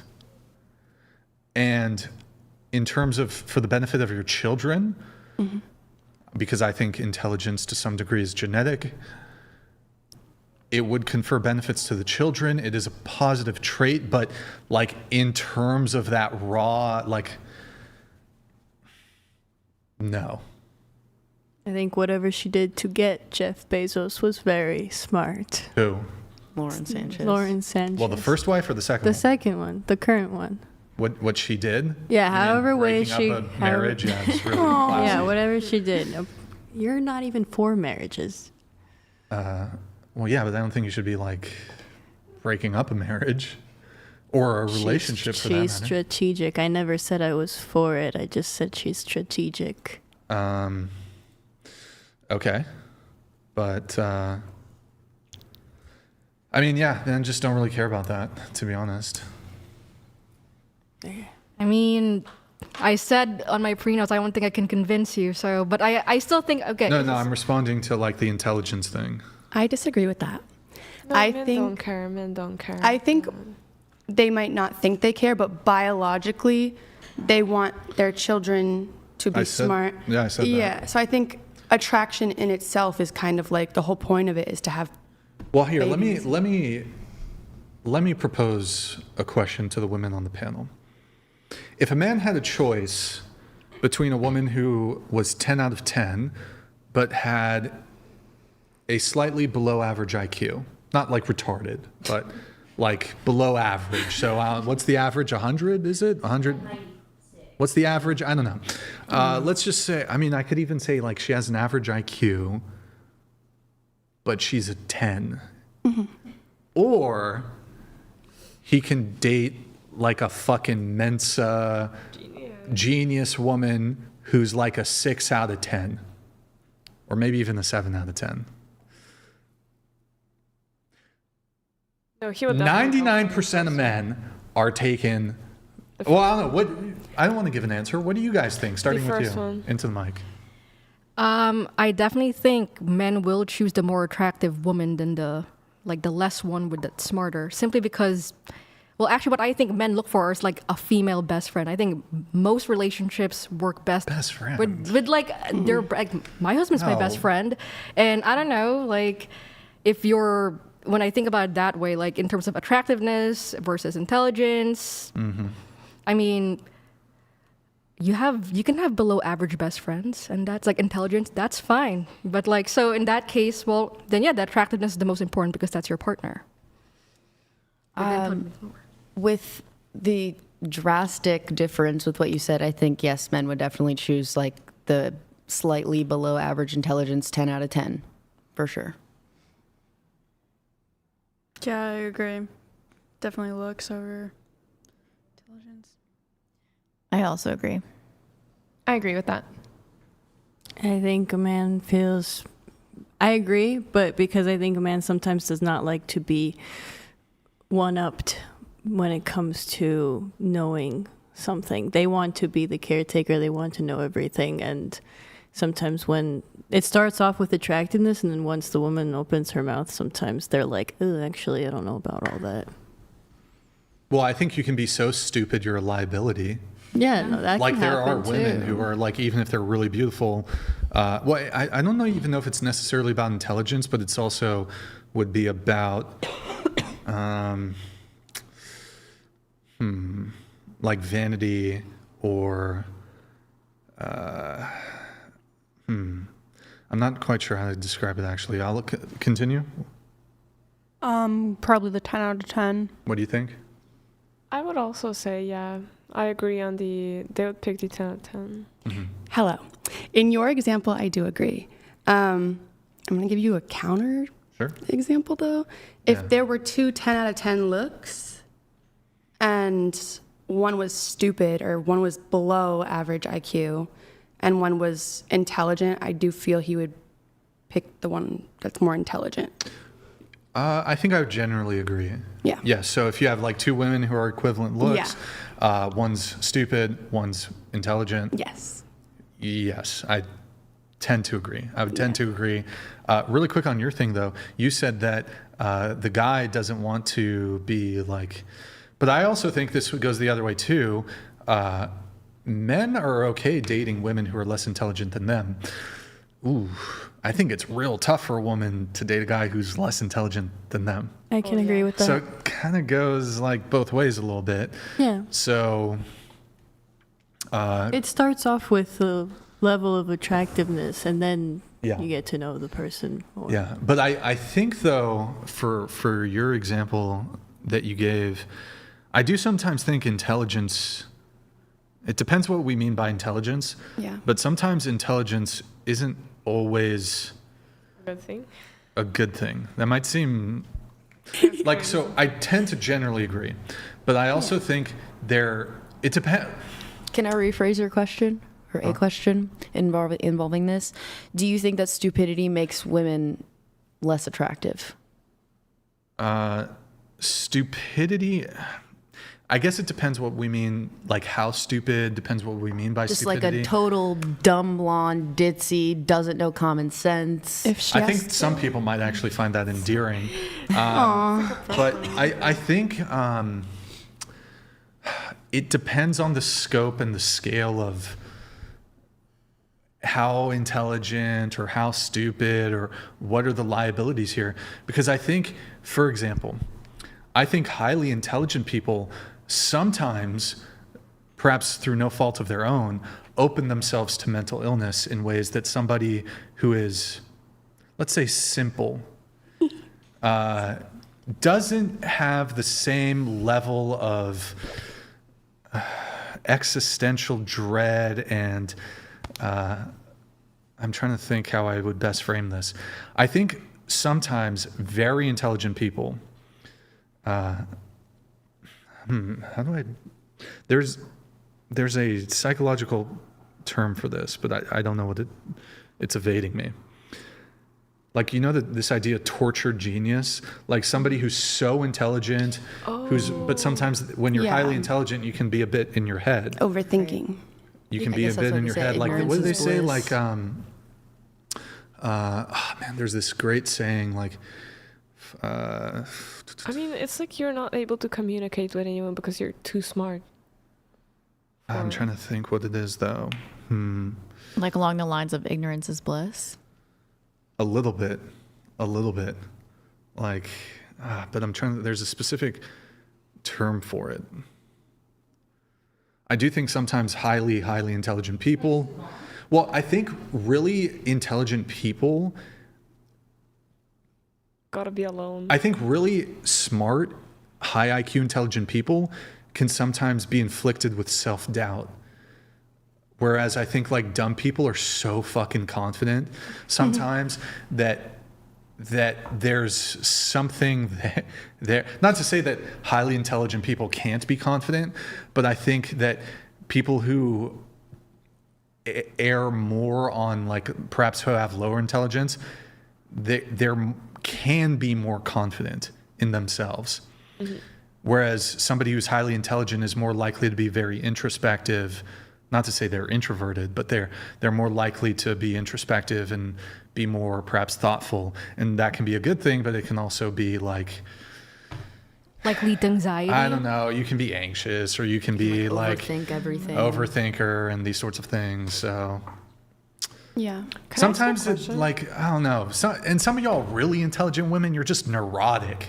Like, you're just like, Because we know what you're doing. fucking upper, like, analyzing shit. Oh my God. Whereas like a simple woman, you know, she's just a little simple, you know. She looks past everything. She's not like fucking overanalyzing things. Oh my God. I don't know. Some of y'all smart women got anxiety.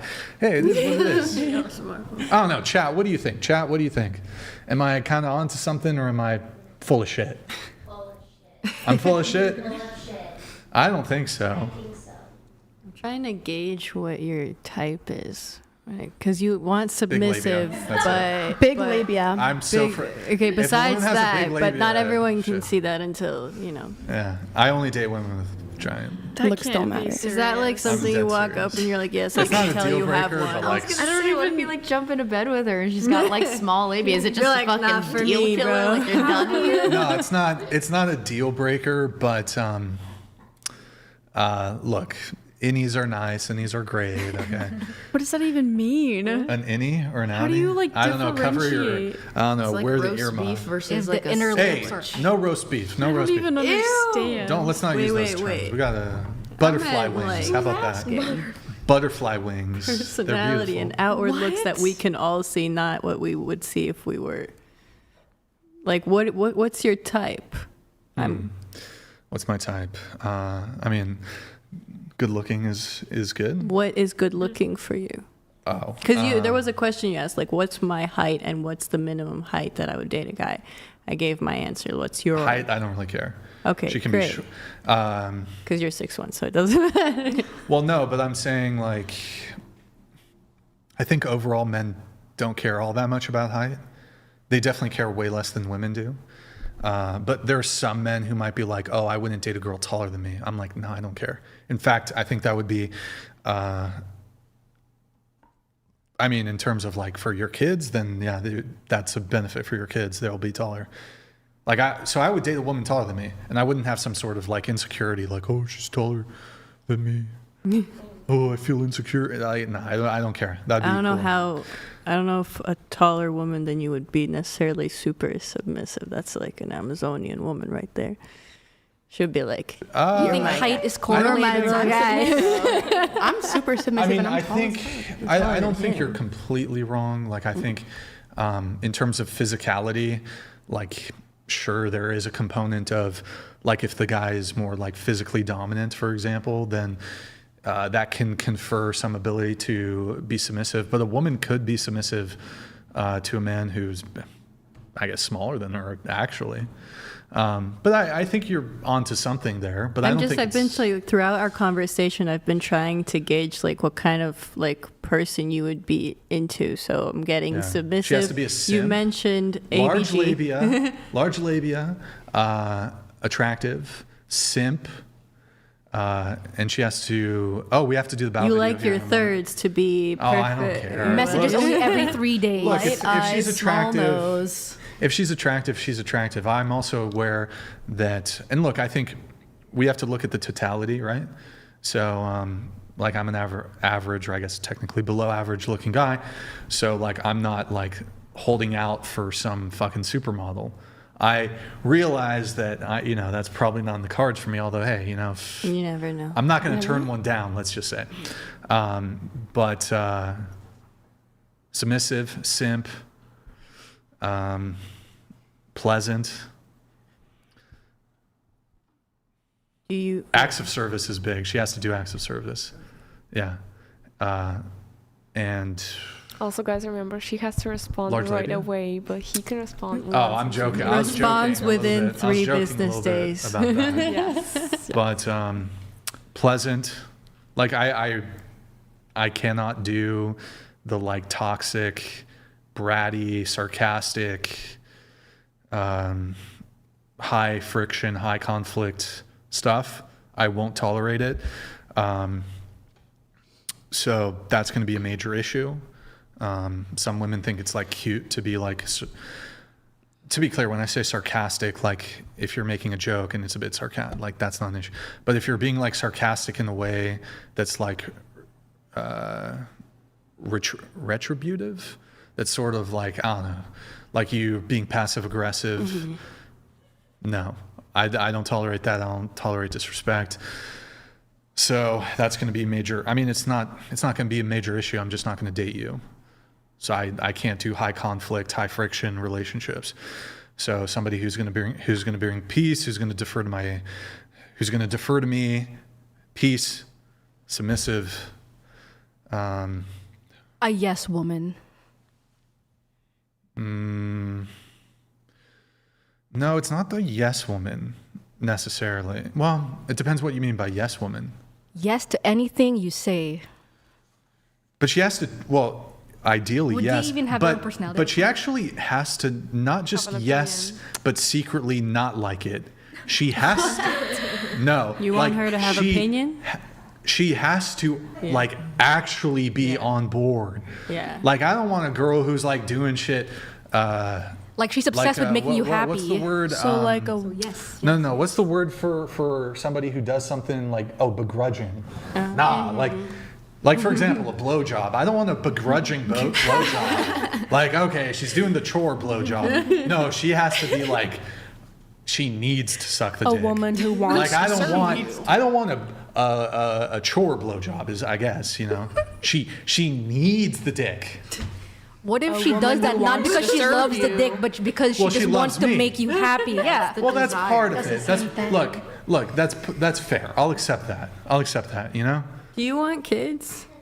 You ask us a lot about it. I'm wondering if you want a family. Do I want kids? Do you want a family? Yes, but like I would keep her around as like a concubine. You know. Her specific? Yeah, like her. Like she could be. You know, she could be like my mistress. And like I would, you know, take care of the, you know, she'd help with the chores in the house, and she'd help raise the kids or whatever. She'd be like, it's not quite polygamy, but I'd keep her on the side. And so I'm like, you know, like for her, like if a woman doesn't want kids, you know, we can, you know, we'll see. But I think yes, I would want kids. Sorry, I didn't mean to make things awkward there. But wait, what was the begrudging? Oh yeah. So look, I'm a simple guy. Large labia. It's not a deal breaker though. So I don't know. She has to be obsessed important. with you, you said. Oh, simp. Figure that out. Okay, simp, submissive. That's kind of it. I mean, just be a simp and submissive. What are your guys's like? I got to get up. You ideal guys talk types? about that though. What was your question? Yeah. What are your guys's like ideal types, like in a man, like on paper, if he's perfect, but this Who is wants what? to start? I don't know. My man. Yeah, like I can't think of anything because like I'm so like single focused on my man. Like I can't think of anything. What attracted you to your husband? He's incredibly traditional. He is Russian. So he's very traditional. He takes care of me. He paid for my trip here. Like he just said, go have fun. Like, so he and I like worship him. I am a simp for him. Like I'm like, he wants to wake me up at 3 a.m. so I can make him a sandwich. I will do that. Like, so that's like me with him, and he's like, and in turn, he takes care of me.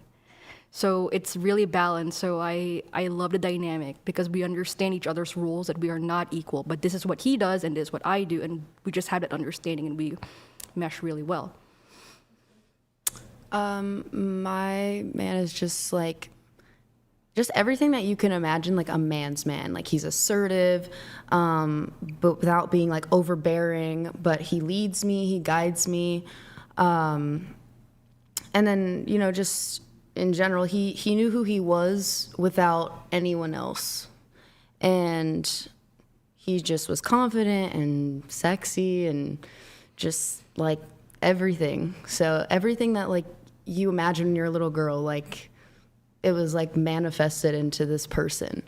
Oh, that's great. So I feel like once you find that person, like that's, you know what I mean? Everybody always is like, oh, when you know, and it sounds so cliche and stupid, but like I've never felt like this before. And like when you like meet that person and you feel these things that you've never felt before, it just changes like who you are. You like want to be better yourself for that person. I agree. I feel like as long as a man is not like being feminine himself, like he's acting like a girl, that thing completely throws me off. Like I cannot deal with a person if they're like that. I just on paper, I would love somebody who respects me and is kind to me and takes good care of my kids. Like provides. What about like genetic preferences? Do you guys have those? Yeah. I like mixed guys a lot. Oh, okay. Well, I mean, sure, yeah, race, but I was also talking about like eye color, hair color, like. I love a short king. I love a short king. Oh my God. Every man I've ever been with has been either my exact height or shorter than me. I've dated one taller guy. I don't like it that we weren't at eye level. What's wrong? Wait, is your man now at eye level, or is he Little less. he's shorter than you? Little less, yeah. I mean, she's tall. I don't know what it is. I get the controversy. Tall men are better to some people, whatever. Like, they want to look up. I don't get it for myself. I love a short king. The protection thing. I like men that look like they can I throw say me the through same drywall. thing. Yeah. Like big, masculine. Yeah, but my man carries a gun. Okay, so do I. So he could protect me. He doesn't have to be the biggest, strongest, scariest person to protect me. Sure. Yeah. But I actually do think, and I strongly believe that a woman should be able to completely provide for herself, make her own finances, be able to support herself without a man. Like, You should be able to, but when you find that person that wants to do it, it's an incredible feeling. Like, it's absolutely amazing. When we got pregnant with our first, it was like my husband just went into high gear and was like, nope, I'm on it. We've got this. And it was just the most amazing feeling that he wanted to protect us and provide for us. And we have exceptional kids because I get to be home with them. Mm-hmm. It's kind of a crazy, amazing feeling. Honestly, that probably does not resonate with me because whenever someone's trying to take care of me, I'm like ugh. Oh, you're so young Yeah, that's too. the You are feminism. gonna. That's the feminism Yeah. Like, brainwashing. You've been brainwashed. Like, I'm able to do all those things. I have done all those things. I've done everything on my own, but it was just this feeling when he took over. It was like, whoa. I Yeah. get this one focus now. That's my focus, is my children now. Wait, isn't it like more traditional in Russia though? Also, by the way, not concubine. I think that's like a sex worker. Yeah. Mistress though. You know. I'm just saying. It's not the first time I've been Offered? that. Yeah. Yeah. I had a guy we weren't even on a date or anything. I was meeting him for a work thing and we were discussing something about work and he just brought it up randomly. He was like, so I'm looking for a wife. I was like, okay. Where are you going Great. with this? What's happening? And then he, I mentioned the thing where I don't want to have kids, whatever. Went through my whole explanation. And he was like, well, so you fit into this other category. And basically was like, you could be my mistress and I'll pay for you and support you and everything. And I was like, Not no, into it. No. You want the yeah. Yeah, I was like, mean, that doesn't sound fun. Thank you. Yeah, I mean, I would say that. I mean, I definitely do want kids, but if whatever, if it didn't happen, then I'd be okay. If it didn't happen, I'd be fine with it. But I definitely want 7 kids. Do you not think that 7 sons. I need a fucking soldiers. I need a gang. I need a clan. Clan's a good Football team. what if your I need a sons fucking one day or guild. daughters one day ask why you're not married to their mommy? Aww. What if they ask that? Yeah, well, all I their don't friends know, have shit. mommies and daddies that are married. I mean, what if they ask, why aren't you married to my mommy? I'd be like, well, that other couple over there, she's fucking cheating on her husband. But you have a mistress. But you have a mistress. I think the Well, important part is I'm fine with monogamy, but I'm just saying, look, I'll say this. I think removing religion from the conversation, right? I think if you were to ask most guys, that actually reminds me. I want to do this new segment that we've never done. One sec. I think if you ask most men, look at it like this, and this will be the next segment. I'm Big Brother Brian. Guys want to fuck you, and they're not going to be honest with you. I've got a podcast where, honestly, the more honest I am, the better. Most men are not going to be honest about what they really think, and especially not only that, even if in a one-on-one setting, but especially publicly, most men, things are changing a little bit, but most men can't be fully honest about, a lot of things, whether it's politics, whether it's dating, because there are pretty severe social ramifications, to be honest. Politically, it's changing a little bit. Culture war is kind of changing. But I've got this podcast. I've already, the ship has sailed. Like I've already said, not all the controversial things, a lot of the controversial things, so I don't really have too much to hold back. But the point I was going to make was, I think if most men are honest and they were dating a woman, and that woman would be loyal to them and love them and nothing would change, and that woman was okay with him seeing other women, he would do it. If she was fine with it and she was loyal, she stayed loyal to him, like she was exclusive to him, but he could go out and sleep with other women. If most men are really being honest and it wouldn't bother the woman, they'd be like, yeah, absolutely. So you just want your cake and eat it too? Well, I mean, you have to understand, I'm not speaking prescriptively. I'm not saying what should be. I'm saying what is. I'm speaking descriptively. It is the case that I think if you ask most men, if your girlfriend, your wife was totally cool with you sleeping with other women so that the man could satisfy some base evo-psych evolutionary urge to have variety, yeah, they would do it. What if you do it together, like threesomes? Guys don't. I think, yes, that's an option. I think that's an option. I don't know. There's many women who are into that, so. Sure. But I am just saying, I think most men, I think you'd have to, it's hard to say. I think we would have to exclude Christian men, perhaps. Maybe even Christian men would be fine with it. I don't know. I'm not sure. I mean, it is in contradiction to Christianity, though, because Christianity calls for biblical marriage, and that would be monogamy, right? But in terms of their desire, that's another question. You've met a lot of Christian men. You're saying, like, for example, Charlie Kirk, you're saying that, like, he would, like, in his most base desire, that's totally what he would want to, like, and like Matt Walsh, Michael Knowles, like all these other Christian conservatives, like, that deep down inside, this is really what they would do. Well, I don't think so, because we're highly intelligent creatures, humans. I don't think we are beholden to our base evolutionary psychology, biological drives. We're not beholden to them. We're not slaves to them. But this idea that through the social construction of marriage, that this completely diminishes a man's physical or sexual attraction to other women, I mean, it doesn't. Of course, men can be loyal. Men are loyal. But this idea that, if there was if it was, for example, women were just totally fine with it, I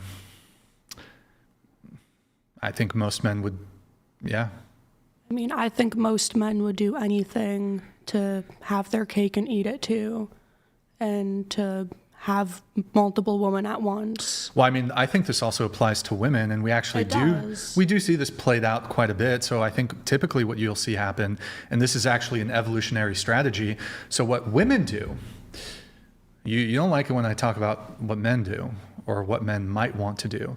So women would want to get impregnated by like the most, if it was totally up to them, women would want to get impregnated by the most fit. And I don't necessarily mean like you bodybuild or whatever. Like women would want to get impregnated by the most dominant, the most physically attractive, the largest, and the most. So that would somewhat relate to,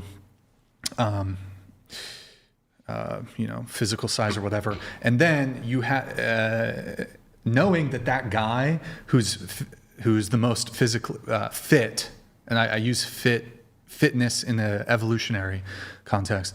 And then they find another guy who's not the father to take care of, to be like the good, dutiful husband who's going to do the dishes. I think that's women's evolutionary strategy. But that does not fly. Honestly, that doesn't fly. I have a question. Yeah. Who do you think is more, Who do you think is gonna cheat first? Like a man or a woman? Emotionally, women. Physically, men. I'm not sure if that's true. Women are also really good at hiding it. What is emotional cheating? When you're like catching feelings for another guy, even though you're with your partner. But that's inevitable. I mean, like your feelings.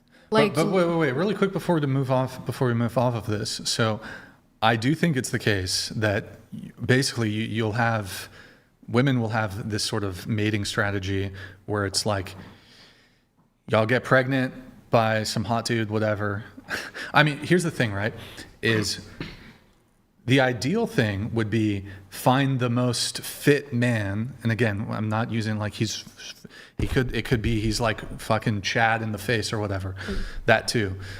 You find the most fit man to mate with, to have children with, but knowing that guy has so much sexual options, he's never going to be like the father. He's not going to commit to you because he has so many sexual options. He's going to impregnate all these women. Why would he commit to you? Why would he invest resources into you? But he'll give you the seed. So that would confer the most benefits for your children, but benefits in terms of fitness. But you also need to balance that with, you also need the resources of a man to better be able, for your own safety and security, and to be able to, in the most efficient and best way possible, raise your children. So that would be the other side of it. You know, whenever I would start talking to a guy, I actually would tell him, I'm like, if you want to see other people while we're seeing, this is not like us officially dating. And I'm like, I don't want to know about it. Don't just, you do you, I do my thing. And it's like, until we become official, you're not tied to me. But I myself don't know if I would necessarily, I might feel a little guilty. So like, I've always asked myself this question, would I allow my boyfriend to see other women and me, myself, just stay with my guy? Or if he's doing it, then so can I. I mean, that's kind of respectful of each other. If you're like, okay, I don't want to know if it happens. Yeah, I'm like, don't ask, don't tell type. But are you exclusive to him? That's where I'm stuck. Like, would I be like, if I genuinely love the guy, like, do I feel satisfied enough to just be with him, or do I need my needs to be met by other people? It's just like it's a question that I myself have thought of. So it's I think there's maybe an evolutionary basis for a bit of a difference here. So I think, I think promiscuity is bad in both men and women. So I don't think men or women should be promiscuous. I think the ideal scenario is you find somebody when you're still relatively young, you stay with them, you have kids with them if you can, or if you're inclined to. But I think sleeping around, high body counts, promiscuity, I think it's bad on the individual level, and I think it's really bad on the societal level. Like, it's bad for society. And so for both men and women, although I think it's a bit worse in women, to be honest. Maybe you call that a double standard. But like, in terms of the acceptability of like a man having multiple women and you still being exclusive to him, I think in some ways we've seen this as a phenomenon that is more common like in history than the reverse. So like kings would have, I don't know, some fucking warlord, whatever, will have multiple women. And I think that like that's a sign of like, good for him. Hold on, I shouldn't say that. But I should say that you see it more often in history. However, the reverse is not quite as common and is like kind of gross, not gonna lie. It's like frowned upon if it's the reverse. Well, I think part of it has to do with the children, like the paternity. So, for example, prior to the 1980s when DNA testing became a thing, if I had 10 wives, and let's just grant in the hypothetical that they're all loyal to me, right? If I have 10 wives, we know who each of the mother is for all the children, and we know who we know who the father is for all the children. If a woman has 10 husbands, who the fuck is the father? Who's the father? You can't know. Yeah. So I think there's like, for that reason, men are more invested in the loyalty of, because you don't want to be like, let's say you get bamboozled and like, I'm dating a girl, I'm married to a girl. Meanwhile, by the way, girls are, when it comes to cheating, you don't know that shit. I mean, unless you're, I mean, you can obviously, girls get discovered cheating, of course, but women are typically a little fucking clever about that shit. What was I saying? Okay, you're married to a woman, she's cheating, she gets pregnant by the other guy.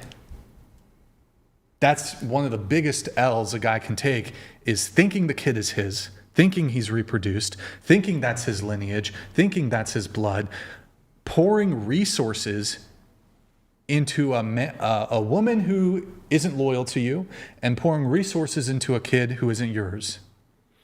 Biggest L a guy can take. That women can never experience that, because if you get pregnant, you know the kid's yours, right? So I think men are just way more invested in female loyalty than the reverse, because the ultimate manifestation, and like you go, you know, ultimately you have kids with somebody. Again, I understand some people don't want kids, that's fine. So I think that's why female promiscuity and female disloyalty is more negatively appraised. Just saying. I don't know. Whatever. I don't know. You had something? I think so. Why? Well, you kind of already answered that. My question just fleeted out of my brain, actually. So.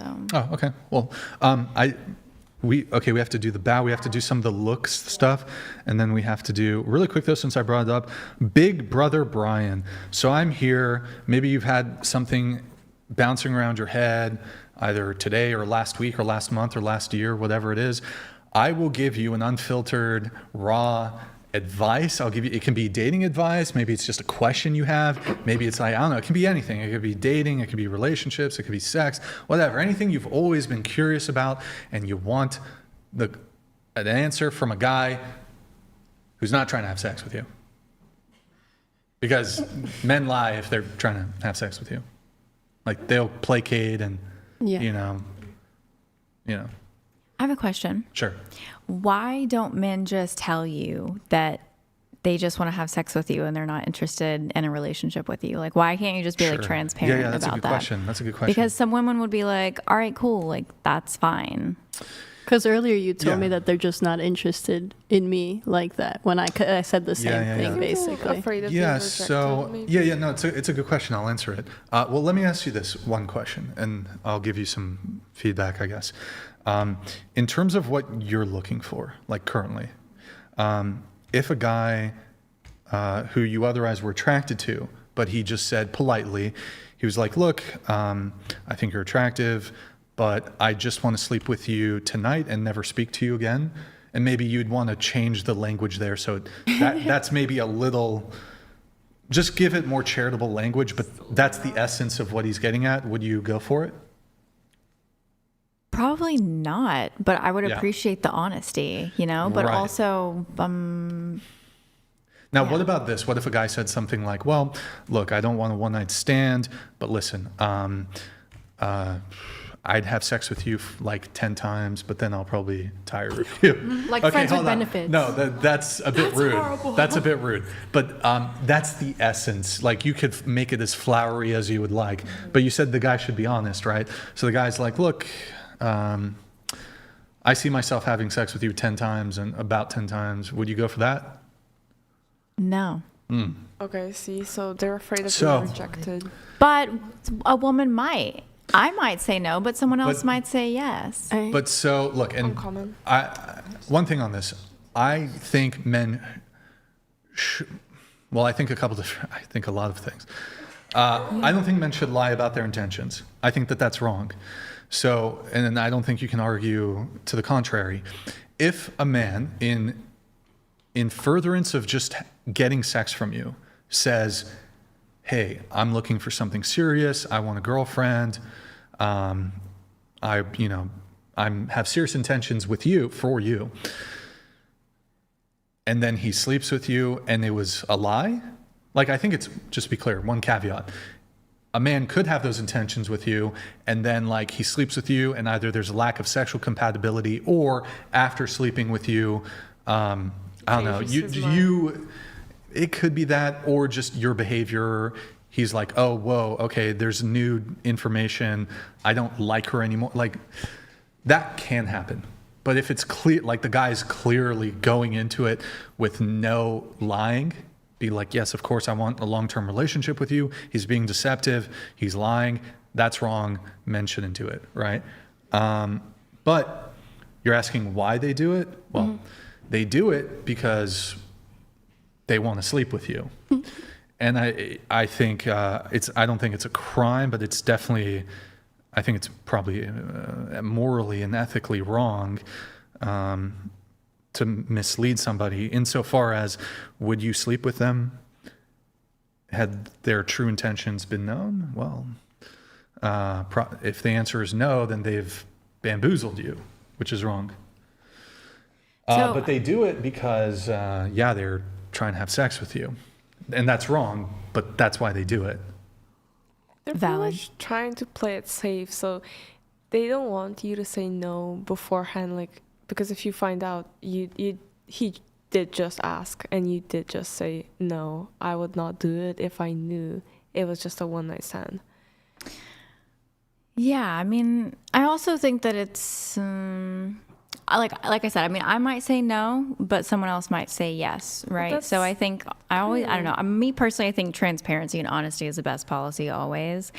And look, I do think there are negotiated friends with benefits dynamics that do occur. I don't think all men are doing this misleading thing. Perhaps a lot are, though. But a common thing that men say that isn't technically a lie, right, is we'll see where it goes, which could be at the end of the night. It could be 10 years from now, but you never know. Would that change your answer if the answer you got was, we'll see where it goes? I don't know. I feel like I've gotten that answer before. I ask a lot of questions on a first date. I kind of like interrogate the person, which maybe doesn't always come off great, but I would rather get all the bad shit out on the table and sort through that before we even go on a second date, personally. And so I think the we'll see where it goes. For me, I've accepted that, but then it's usually you're not gonna get anything from me until we're like months in.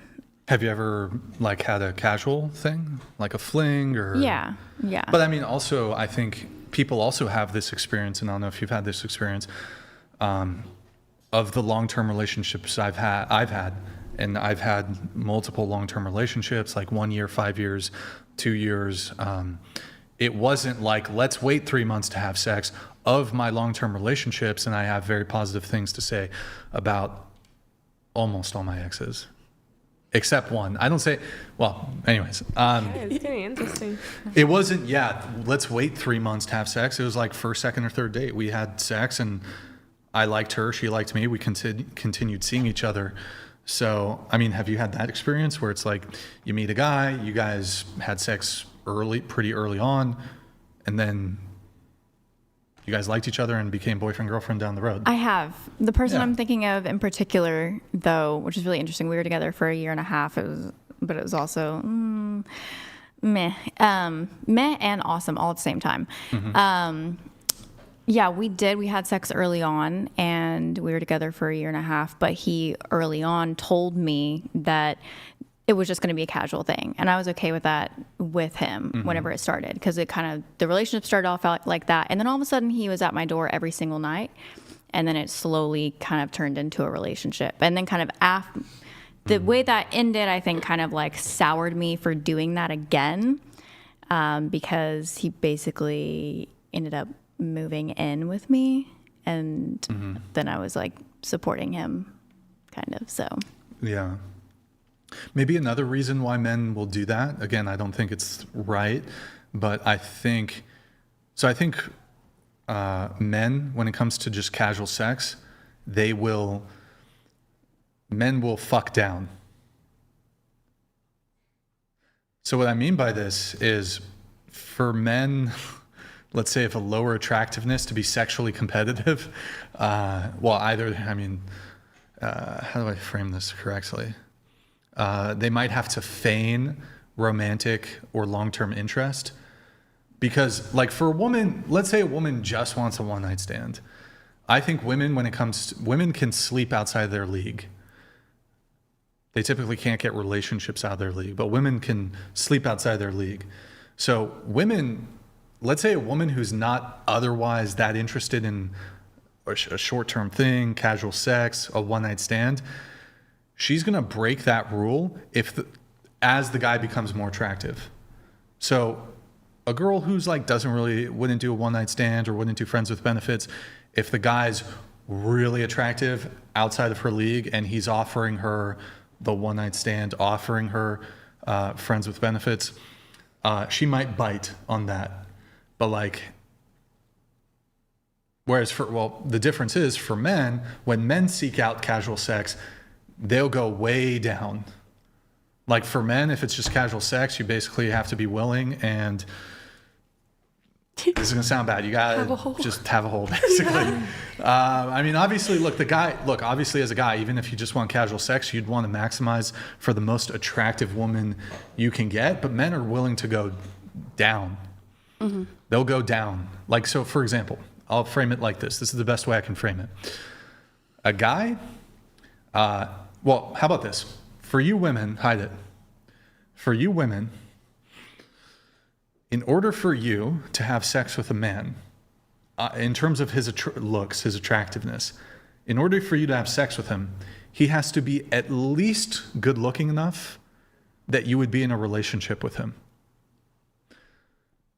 Right? Yeah. Whereas for men will have sex with women that, in terms of the woman's attractiveness, he would be like, on the sole basis of her looks, I would never consider being in a relationship with her, but I would have sex with her. So this is the big difference here. This is the big dilemma. And so this causes quite a few issues, but yeah. I don't know. Follow-up question. Yeah, sure. Brother Brian. Yeah. Big brother Brian.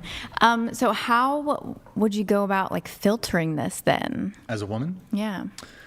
If you were a woman, how would you do this? Yeah, that's a good question. And I actually acknowledge that women are kind of in a bind. Because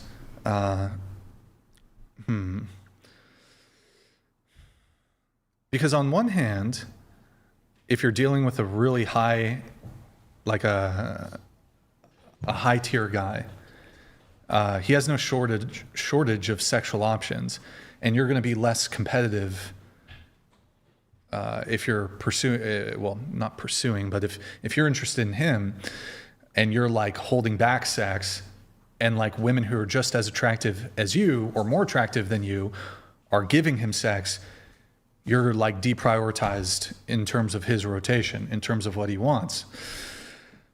So, but on the other hand, if you do give the guy sex too soon and then what happens? He goes. So I think women are in a bit of a bind. I actually don't know what the solution is, absent a complete return. There isn't a good solution currently. Because on one hand, I think if you withhold, a lot of guys who might otherwise get into a relationship with you, they're going to be like, man, whatever, I'm not going to, too much work. But he might otherwise end up your boyfriend if you did give him sex, but you're holding back. He's like, I want sex. I'll find a girl who will give me sex, and then maybe she'll be my girlfriend. But you also have to balance that with, you don't want to get played, you don't want to get used just for sex. I think knowing a background, let's say you saw a Christian man, right? or the likelihood that this person is just, you know, in it for the sex is lowered. So, you know, maybe lean there. From personal experience, I disagree. I don't think they were very Christian then. Yeah. I mean, I think there's a lot You never know. I think there's a lot of like lukewarm Christians who engage in premarital sex all the time, who want to have sex. There's Christian women who have Bible verses in their Instagram, who actually, I don't know if I'm not going to share any detail, but look, sometimes people are LARPing a little bit as Christians. So even if you do, I mean, I think it's better than like, you're going to have probably a better shot with a Christian guy than with like a liberal guy, atheist guy. But yeah, I actually don't know the solution. The solution would have to be complete structural and societal upheaval, and you'd need to have a return to no sex before marriage. And all women would have to enforce this. Because if men only get sex within the confines of marriage, men will only pursue women. I mean, there's some guys who will wait fucking years for pussy. I'm gonna be honest, but that's kind of pathetic. But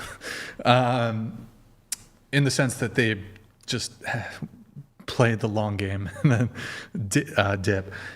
I think you would need to basically, in order to this sort of paradox, I guess, that you're presenting, we have to completely return to like universal no sex until marriage. Because a man wouldn't pursue a woman unless he had long-term interest in her. Because, I mean, what else? But I don't think that's going to happen. The cat's out of the bag. So I guess we're just fucked. I don't have a solution. I think that's it. But I think a good starting point, you could, I don't know. Like, look, I'll also share my perspective though. So, but to achieve what you want to achieve, probably like, yes, we're going to wait to have sex. But from my perspective, I'll actually pass on women who don't want to have sex. Like, just being honest, I'll just pass. Like, she doesn't, it depends a little bit though. Like, if she's a virgin, we can wait a little bit. But if she's like had sex before and like, I think the new guy doesn't want different treatment.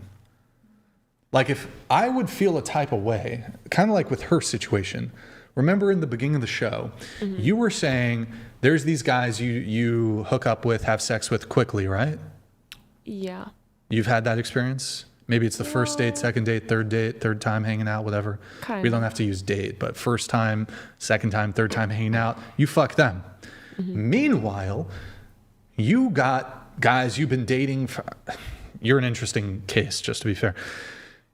You got a dude you've been seeing for 6 months, a year, 3 years, whatever the fuck, and you haven't slept with him? Like, I'd feel raw about that. Like, I'm dating a girl. Here's the scenario. I would pass on this girl. I'll give you a hypothetical girl when I say I'll pass on this girl. I meet a girl. I like her. I think she's attractive. And maybe the second date, third date, whatever, trying to move things forward. And she's like, I want to wait. And then maybe I might but if I knew that 2 months ago, she had a one-night stand, I'd be like, hold on, what's going on here? Like, I want something long-term with you because I'm not interested, at least from my own perspective. She might not believe me, she might not know, but one-night stands are worthless to me. Like, I have no interest in it. I want continuity with a girl. Like, it's useless to me to just fuck a girl once. That's stupid. Yeah.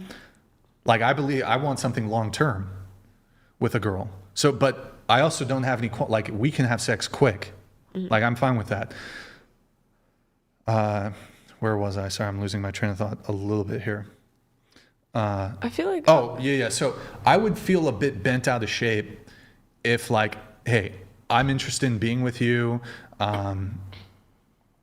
You want to wait, but that's not a standard that you held other men to? Yeah. Well, Yeah, I would be like... I'd be pretty raw about that.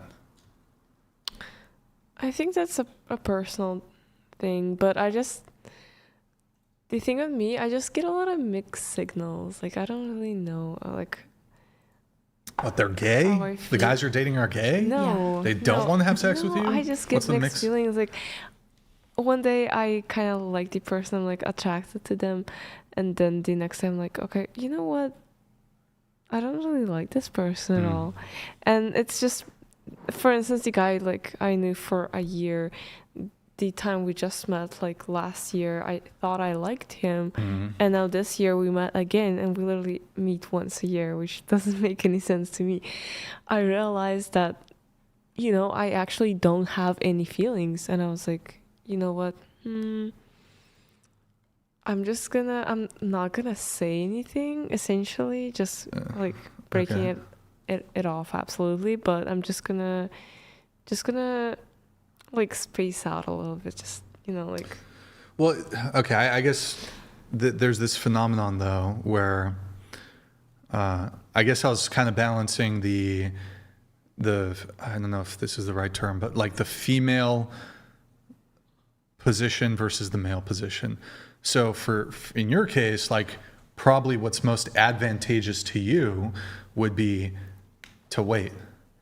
It might mean you might otherwise miss out on the guy who, you know, even if you do have sex with him, would be in a relationship with you.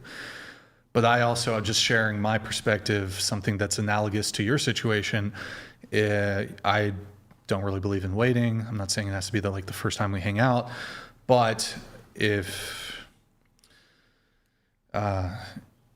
I know a girl I'm dealing with, like the last guy she dated, her previous boyfriend, she hooked up with him on the first or second date, and you want to make me wait 3 months, I'm going to be like, I don't think she's all that interested. I don't think she has that desire.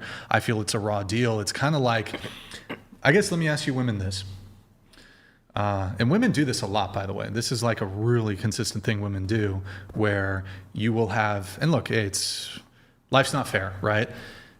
Different people get different treatment. It is what it is. How would you feel, though, if, how's the best framing for this? Well, what's interesting is this. Sometimes with this waiting for sex thing, you women will say, oh, that guy wasn't serious, so I gave him pussy right away.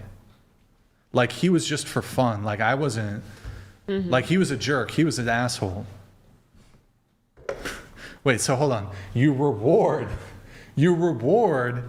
the guy who we would argue was the least deserving of sex, but now here I'm the guy you want a long-term relationship with.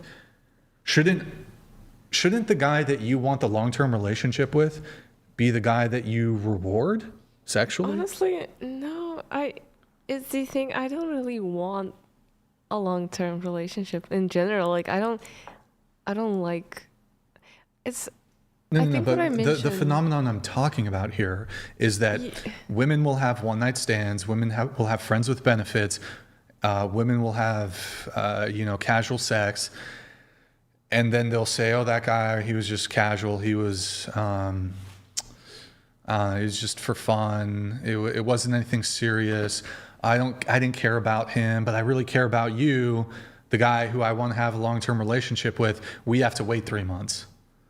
And it seems so completely backwards. Like, you shouldn't have given sex to this guy who was a jerk or a dick, or who you knew who was a fuckboy. I get that he was exciting and hot and attractive, but you gave him sex, and here I am, the guy who's prepared to give you commitment, prepared to do all the things that he wasn't. It's just this interesting dynamic. It'd be the example I like to give is.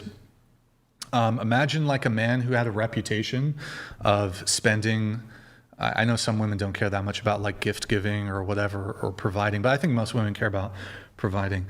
So imagine a man who had a reputation for spending obscene amounts of money on women he had like no long-term interest in, but he just wanted to fuck them. But then when he dates you, he says he won't spend a dime on you until you prove yourself to him.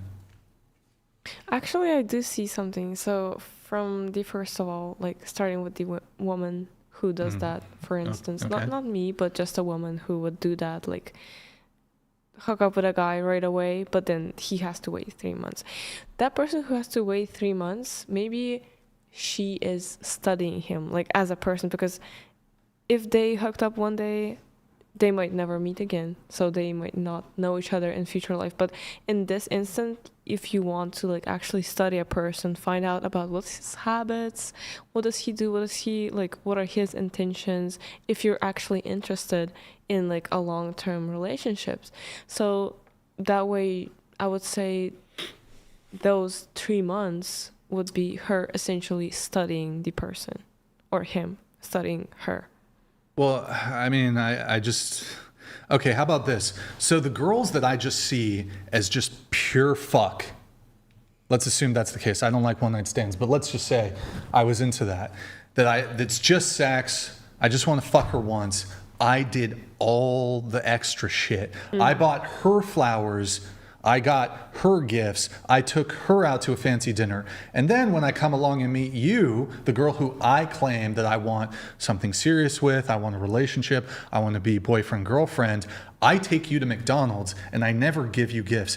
Wouldn't you as a woman be like, hold on, I'm your girlfriend.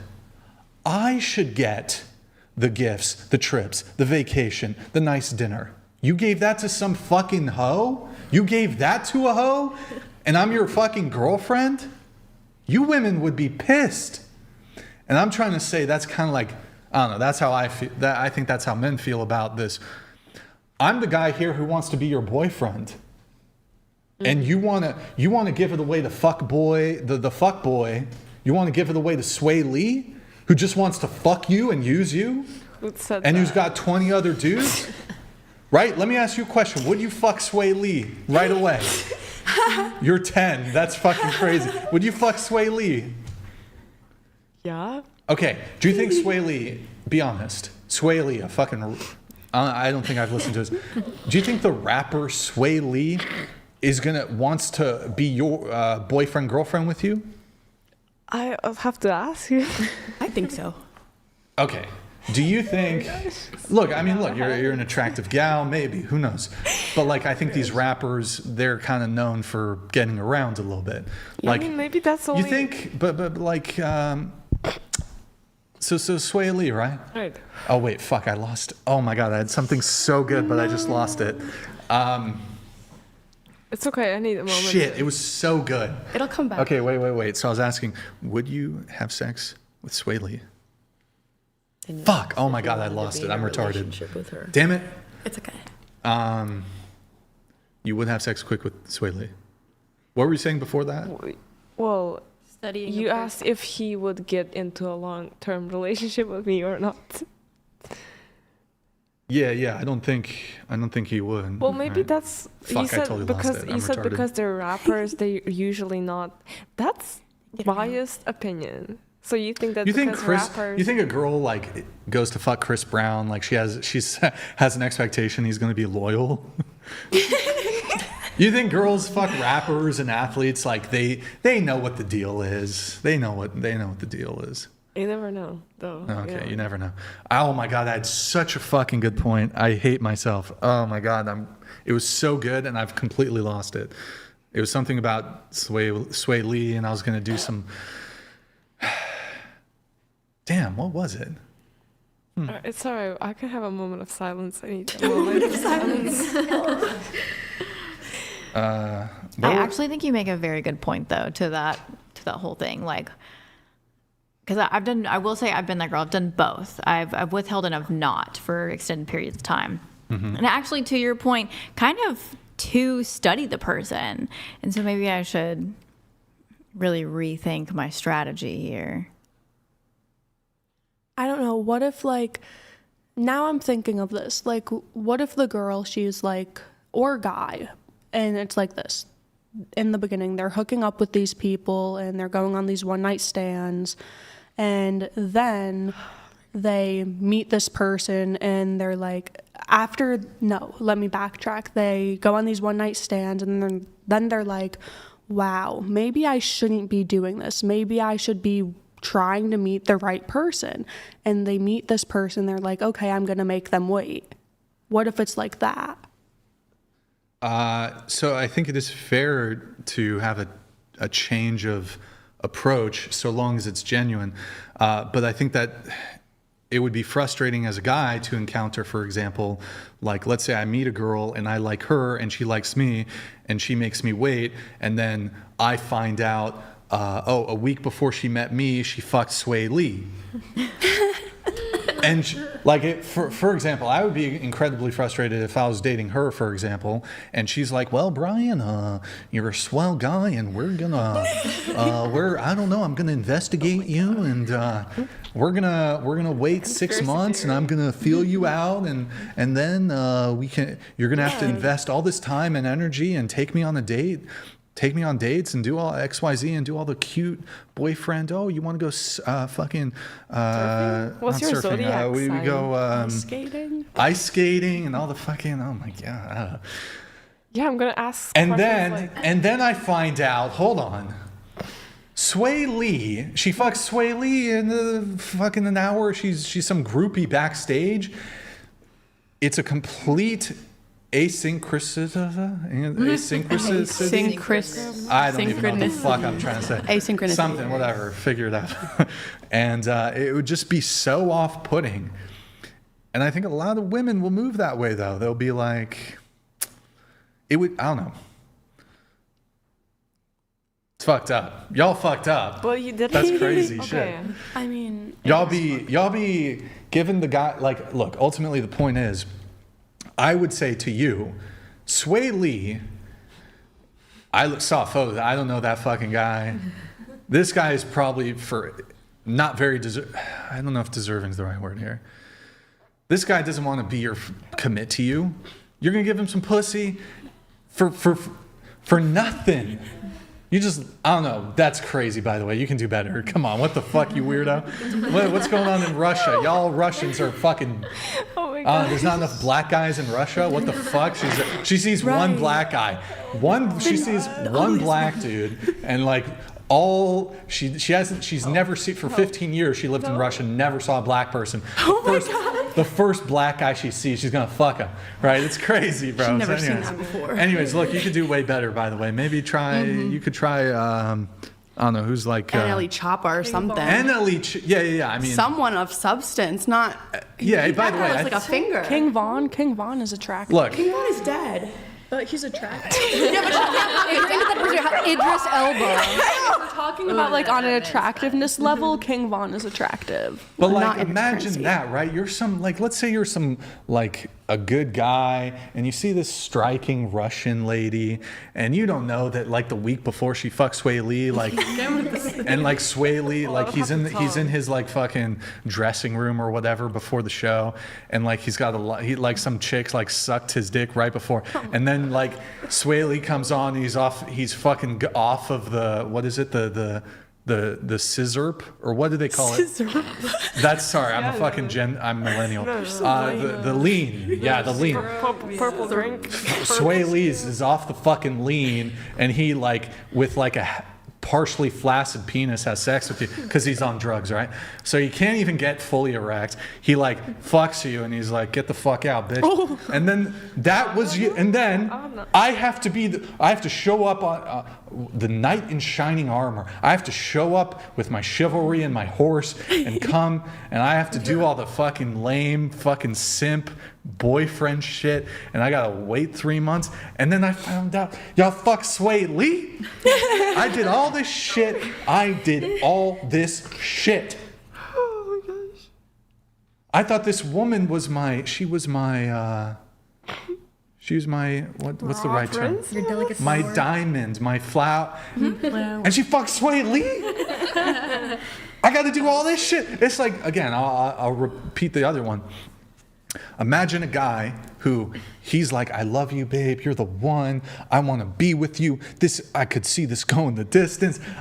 You could be the future wife of, or mother of my kids. Like, I love you. Da da da da da.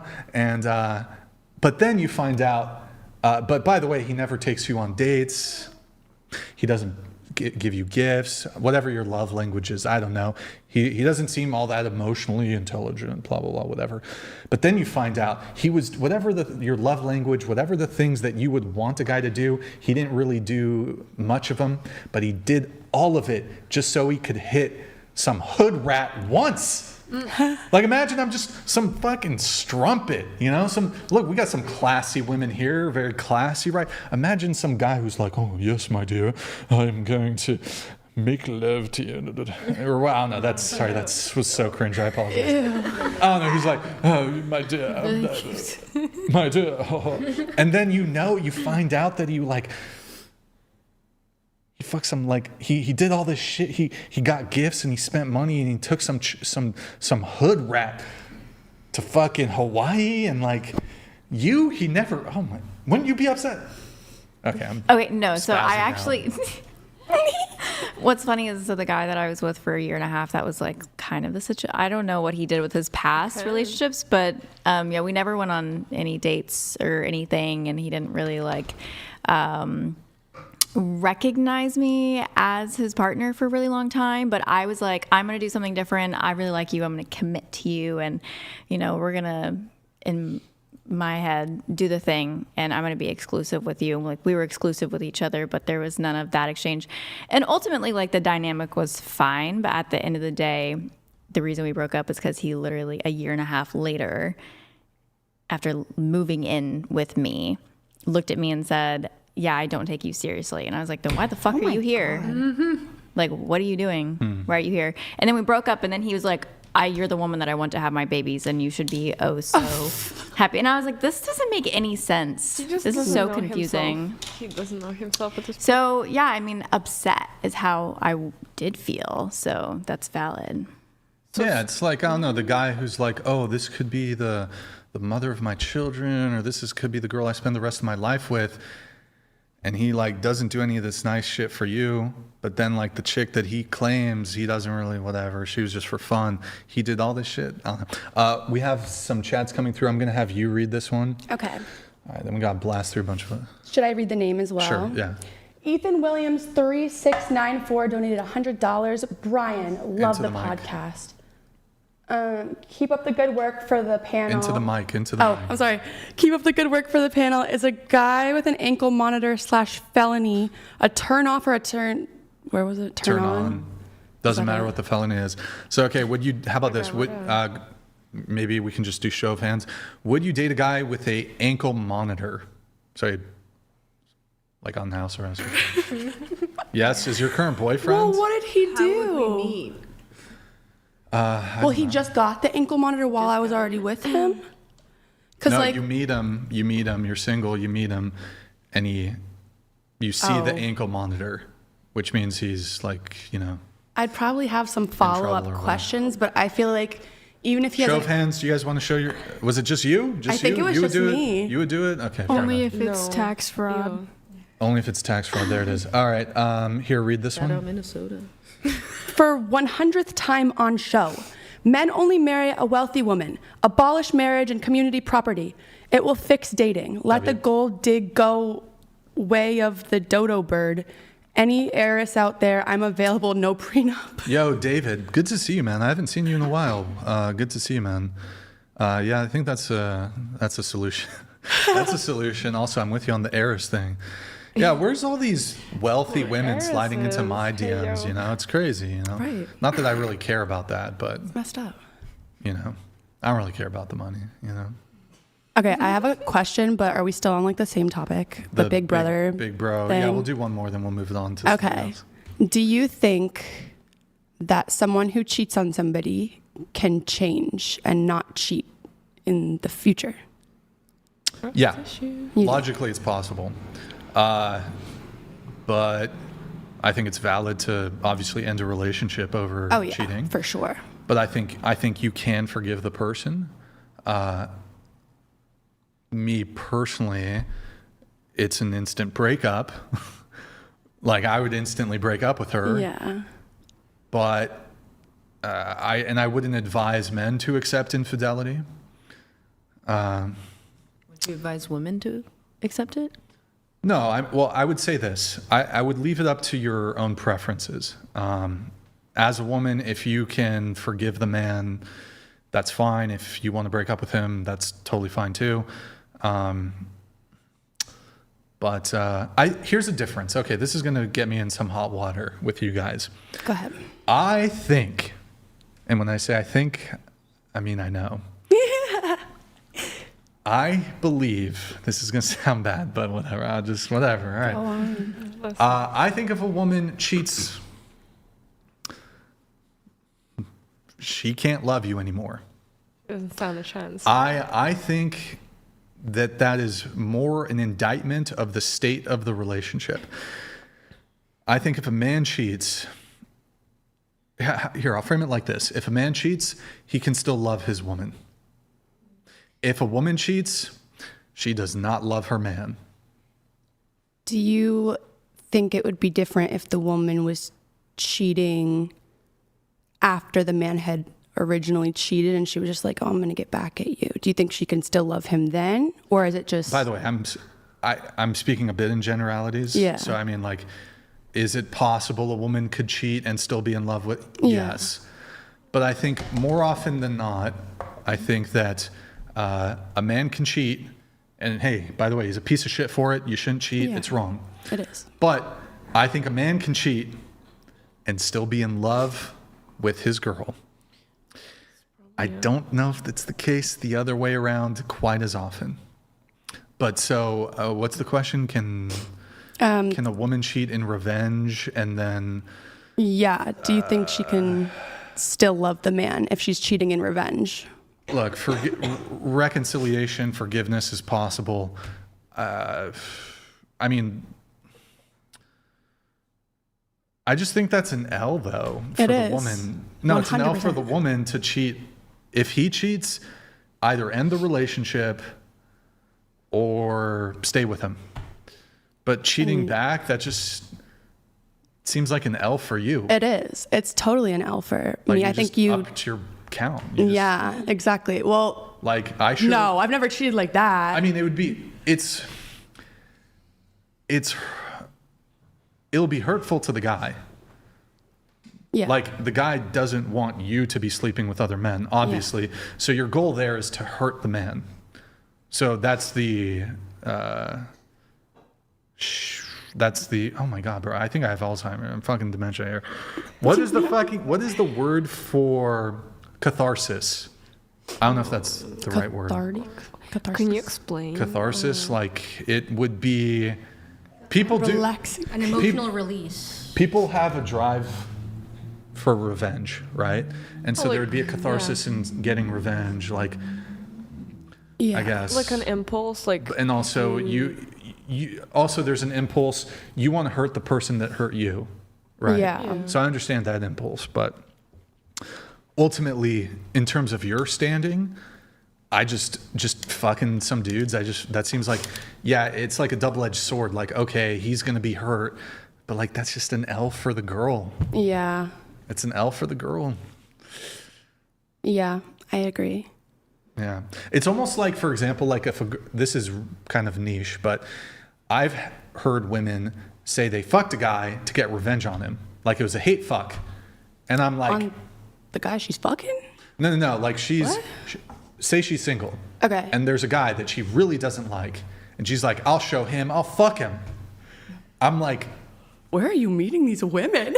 What the fuck? I'm like, that's not a W for you. Like, you gave him a W, kind of. Unless she has an STD or something. Yeah, unless she had herpes. Yeah. And it's a... But I'm like, that's not the win you think it is. That's an L. How is that a win at all? You gotta explain. What the fuck? Maybe you girls can tell me. Like, what's like a spite fuck? I don't know. You know what I mean? No? I would never fuck somebody to spite them. You know what it's a blessing. You know what I mean? A spite fuck? Who's done the spite fuck? You must have like a really problem. You spite fucked? She raised her hand over there. Oh, Mary's spite fuck. I don't know. I've heard girls say this. It's a spite fuck. Multiple? No, just I don't know. Multiple girls? How about pity fuck? Was she like maybe? How about this? It could be like I don't know if this would even be like. How about this? She slept with him, and then, assuming that she thought that the guy had a long-term interest in him, but she wanted to play with his mind, she fucked him once and then discarded him. Oh, okay, that makes a little bit more sense. So like the guy's kind of all like bummed out because he didn't get the girl. Like, well, yeah, he slept with her, but he didn't keep her. He fucked her. It's a win either way. He still kind of won. Yeah. Like still hit. Still hit. Literally. So I don't know. This is. I don't know. Wait, what did we have next, Mary? The bow? Is that? All right. Yeah, let's do the bow. So okay, you were asking me what I want in a woman. I took a video. Actually, I'm very autistic about when I'm dating women. So I actually, of a girl I used to date, knowing that I would eventually break up with her, I took a video of her doing what I want her to do, so I could show my future girlfriends, get in line, like get with the program. Oh my! This isn't like not like a line, like a line of people. Like get in line, get it with the program. So it's like an instructional video, you know, because I think sometimes women do better with. You know, like a visual aid. Sometimes just saying the words isn't enough. You have to show them. You have to demonstrate. So, okay, go ahead. Play the video. This is my ex-girlfriend. I show this to all future girlfriends so they know. That's so crazy.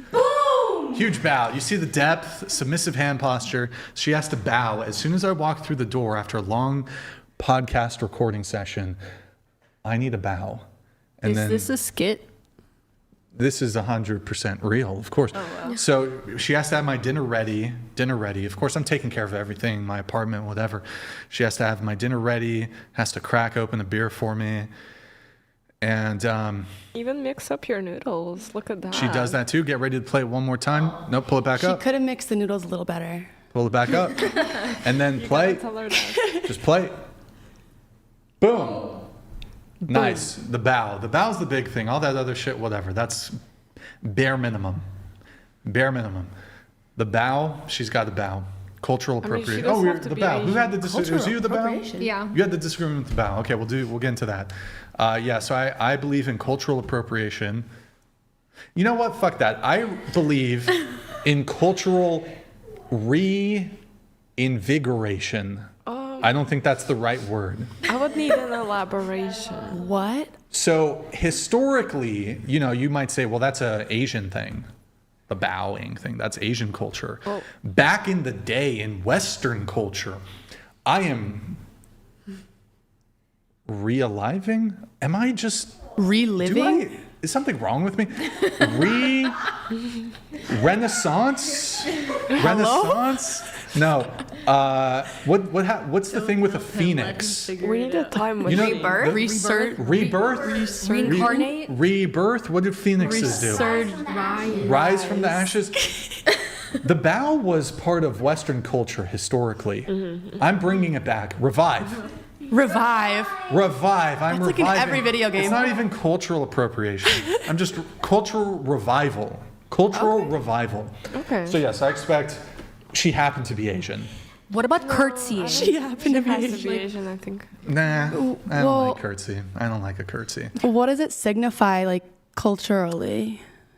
Oh, I don't know culturally, but it's a show of respect. Oh, okay. It's a show of respect. And in today's day and age, you know, it's often kind of hard to meet a woman who will respect you on that level. Do you not believe that? Do you not believe that a woman can respect you without bowing to you? She can, but it's better if she bows. It's just his preference. I get it. What's that song from? Is it Panic at the Disco? Oh. Lying is the most fun a girl can have without taking off her clothes, but it's better if she does. Wait, so what? I have no idea what you're talking about. I don't know. Whatever. I don't know. I'm forgetting. Look, I'm just saying. I'm just saying. So who would bow for a man? Yeah. You would bow, no, bow. You would bow. Just the bow. Just about. I don't see the big deal. That's the thing. Like if it's nothing. All right, will bow, you bow would you back? bow? women I are get getting also, on their if you knees don't want to, you shouldn't have to, and then you can find somebody else who doesn't. Absolutely. Yeah. Who doesn't want that. I think I bow emotionally to a man. I don't know if I would bow physically to a man. Well, it's a do you get on your knees and do whatever? That's the same thing. I would a do guy anything gets down for for my marriage. Would you do it? You have a valid Would you do it? point. If my husband asked to like try, Try. I would try it. But if it Reluctant. It would be a if reluctant it bow. didn't really work out, then I would hope that he would be willing to find another way. 'cause- Wait, quick callback. It's not begrudging blowjob. I mean, it could be, but it's reluctant. That's so long ago. Reluctant, also bad. Sorry, continue. I didn't. Oh, no, you're Oh my god. So old. I feel like only if I wanted to, like, bow. Like, if someone's making me bow, I'm like, no. Yes, I agree with you. I don't like this. This isn't some like domination thing where like I've got. like- You know how like you got to break a horse. I don't want to do. No, you want to do it. Yeah. You want to do all this shit. That's how it should be. You know, it's like with the blowjob. Like, it's like the woman. Like it's bad. Look, if she does it, and you know she does it. Well, no, I don't want it out of obligation or duty. You need the dick. Yeah. You need the dick. Like you need to suck the dick. All right, really quick though. Or even for sex. It's not like, well, I guess I'm going through the motions that is expected of me in a relationship. No, like you need my dick in and around your vagina. Like you need the dick. You need the dick, not just you want the dick, you need the dick. You said head, not vagina. I gotta clarify. I gotta keep things clear. You know? Like I don't know, y'all. Look, if the girl's got to have some enthusiasm about it. Like if the girl's on the fence, like Dead fish. Like no. The girl doesn't even have to do much, but she's got to whatever it is that we're doing. She's got to she got to be enthusiastic. Consent. I think maybe like the ladies that are like married in long-term committed relationships here can relate to this because you were like, yes, I'll do that. But you're also mentioned that you're super obsessed with your husband, which is beautiful. So you'll do anything. So like maybe, and you as well, maybe you guys can relate to that. But I don't know. I've never ever been with a man that made me want to bow to him. A lot of times I'm like, Does the guy bow back? Is that I would never allow my man to bow to me. I would never allow that. Absolutely not. I have a question. Is it about the bow? Yeah, kind of.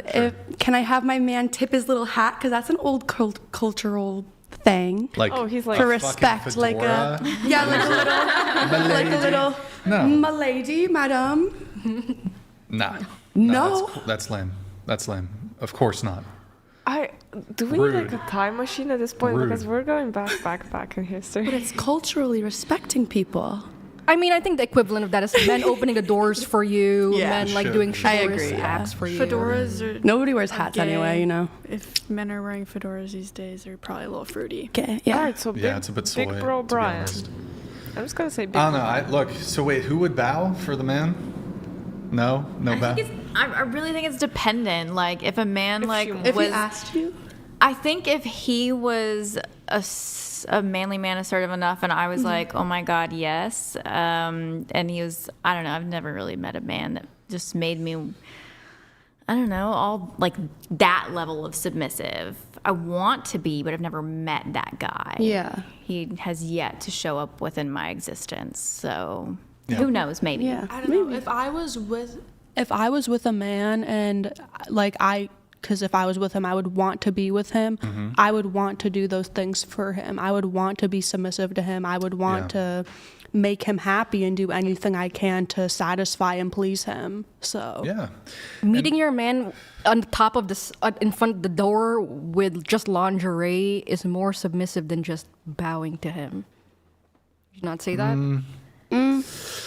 No, because I think the bow is more submissive because like women wearing lingerie, they just go out into public, Yeah. basically wearing lingerie. No, So like just to meet you, like you know what I mean. Like it's, I mean, it's, that would be it's sexy. I don't know if it would be. but just like you know, like Also, who cares about lingerie? Oh my I God, mean, lingerie. if he I've already wants seen you me- naked 300 times. You think, oh my God, she's in lingerie. I'm so. what if she bows to you If 100 times? yeah. Does the 101st Maybe matter? a maid outfit. If she's in a maid outfit, then we can talk. But If he wants- lingerie, that's so vanilla. Oh my God, lingerie. Oh, Okay, then lingerie. change it to the maid outfit. What if Go wear a maid outfit, or maybe I don't know what else. What's another outfit she could What wear? if he wants me to like greet him at the door in like a maid outfit and bow to him? Like that would be like perfect. Sure, Mega. that's Yeah. good. Go for it. You should do it. Look, I'm just saying, maybe the women, you should just give it a shot. Try it. I've Maybe done it'll it. work. I Maybe it'll prefer work. my husband to come in and give me a kiss. And I have his laundry done. I have dinner ready. That's I great. have is everything good. ready. Yeah, but no, I'd that's good. rather come home and feel like a connection as opposed to like my superior. And I guess that's mean- where I have that disconnect with the bow. Is to me, it's I'm a fine with- respect. It's like a superior thing as opposed I'm to fine with that though. like. I'm fine with her thinking I'm the superior. Do you not think your That's man is fine. superior to you? Oh no, he is. I mean, Well, he's the there breadwinner. He's like the caretaker for the house and everything. It's just, I also want our kids to see us connect because eventually it's just gonna be the two of us again. We gotta stay connected for Yeah. us. You know what I mean? So I think the dynamic of the relationship goes beyond the bow. So let's say your kids see the bow, they're not just gonna see that. They're also gonna see like the way mommy and daddy talk to each other. It's not just it's just one small aspect. yeah, and I see the point of it. Like, it's not that I like totally disagree with it. It's more probably just not it's for me. curious. Yeah. It's odd. No, hey, look, it is definitely culturally peculiar. Yeah. Perhaps in and of itself, it's a bit peculiar. Well, I don't think so, but I see how other people would see it that way. I did remember something else I disagreed with you on too, though. Yeah. Which but I'm was- also like not like in some ways I'm very normal, but in other ways I go about things a special way. I'm special. Okay. I'm special. Honestly, about that, I'm a special guy. I think I have my witnesses, but you said that she does not have to be Asian. But then I have witnesses that you did mention Asians, and that if we were importing like young Asian women, then that would be a very good plus. And then the lady in the video also was Asian, so that's controversial. That's his type. Because I do think that she has to be Asian for you. No. So well, okay. So Like 90%. wait, you've seen 99%. episodes or something, or Not talking no? But about where were you episodes. pulling the? You heard something like? You said ABG before. Well, yeah, to- no, I did say that, but was there something like from a previous episode that you Honestly, or no? I might have.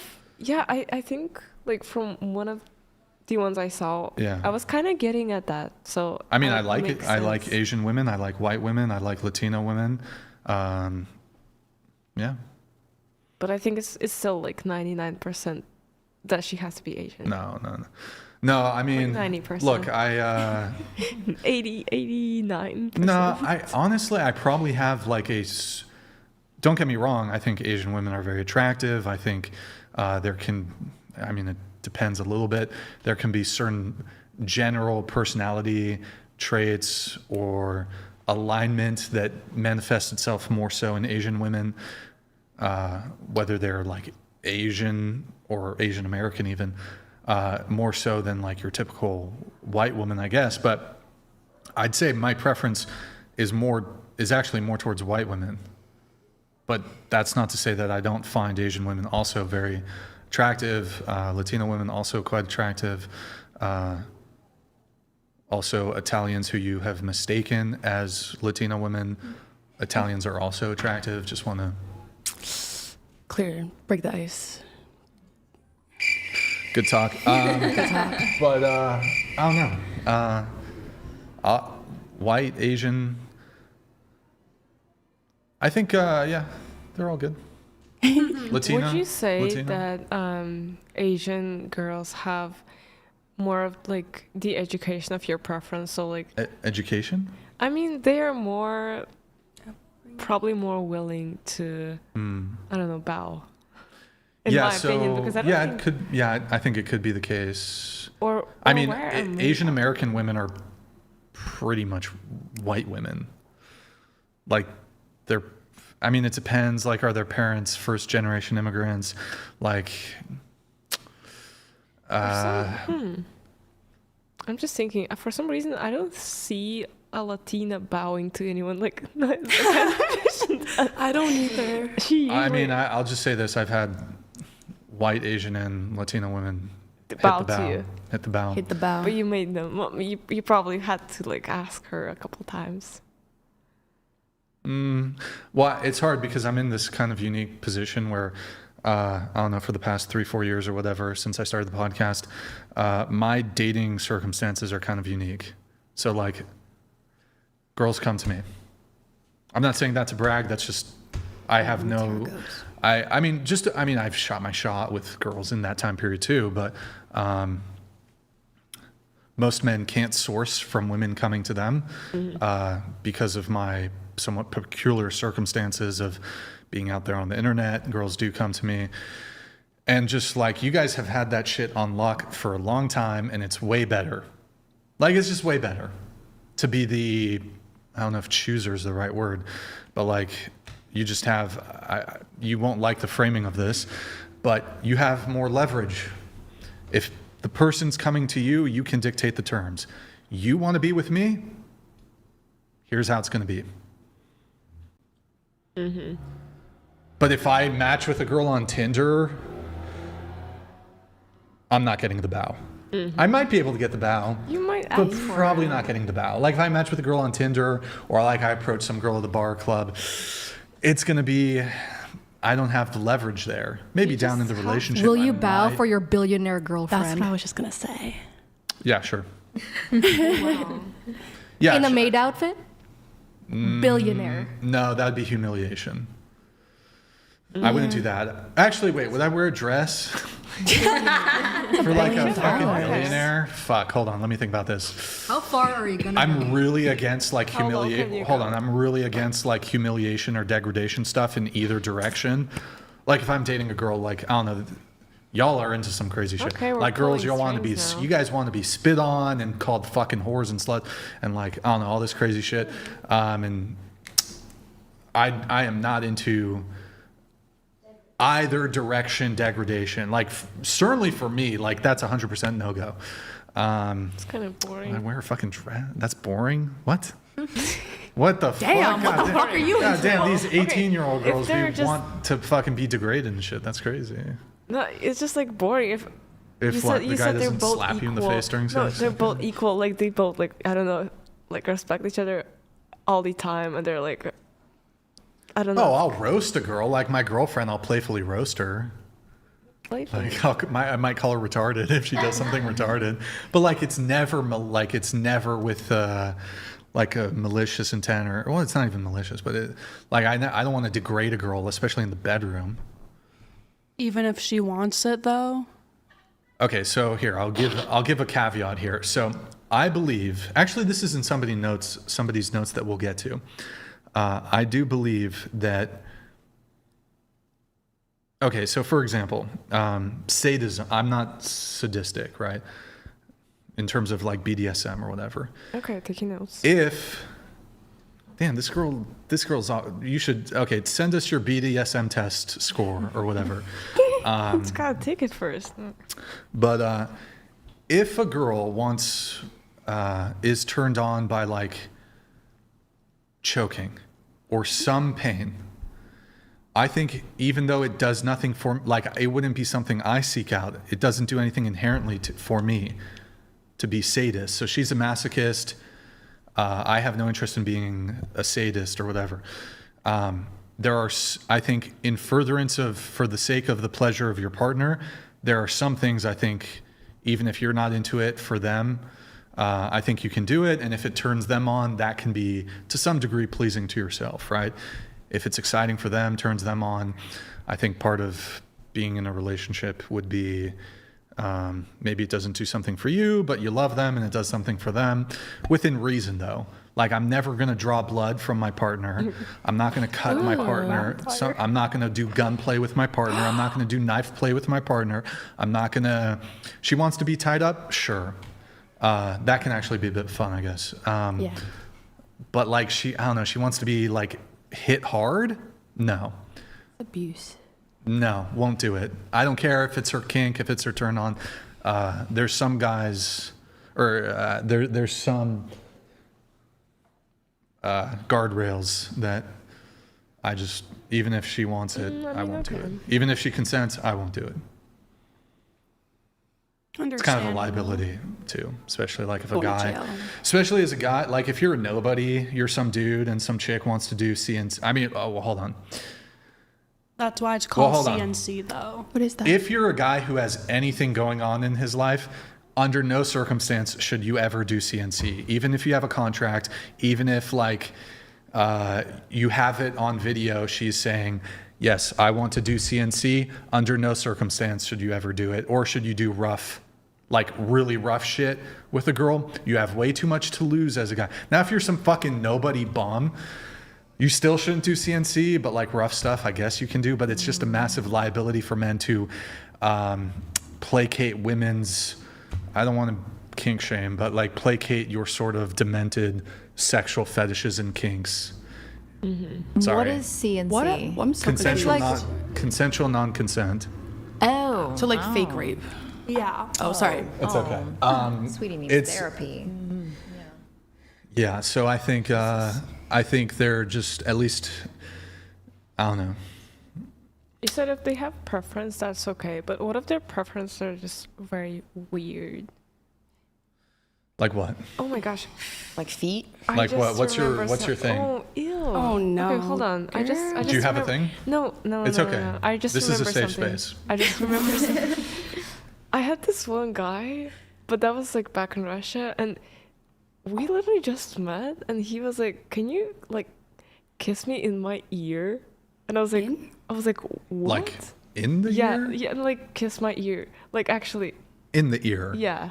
Because the earlobe is fine. No, that's actually the earlobe's fine. Like actually in the ear. I was like, "What?" And he was like, "Yeah, that's like my thing." I was like, I was like, with your tongue? Yeah. Oh.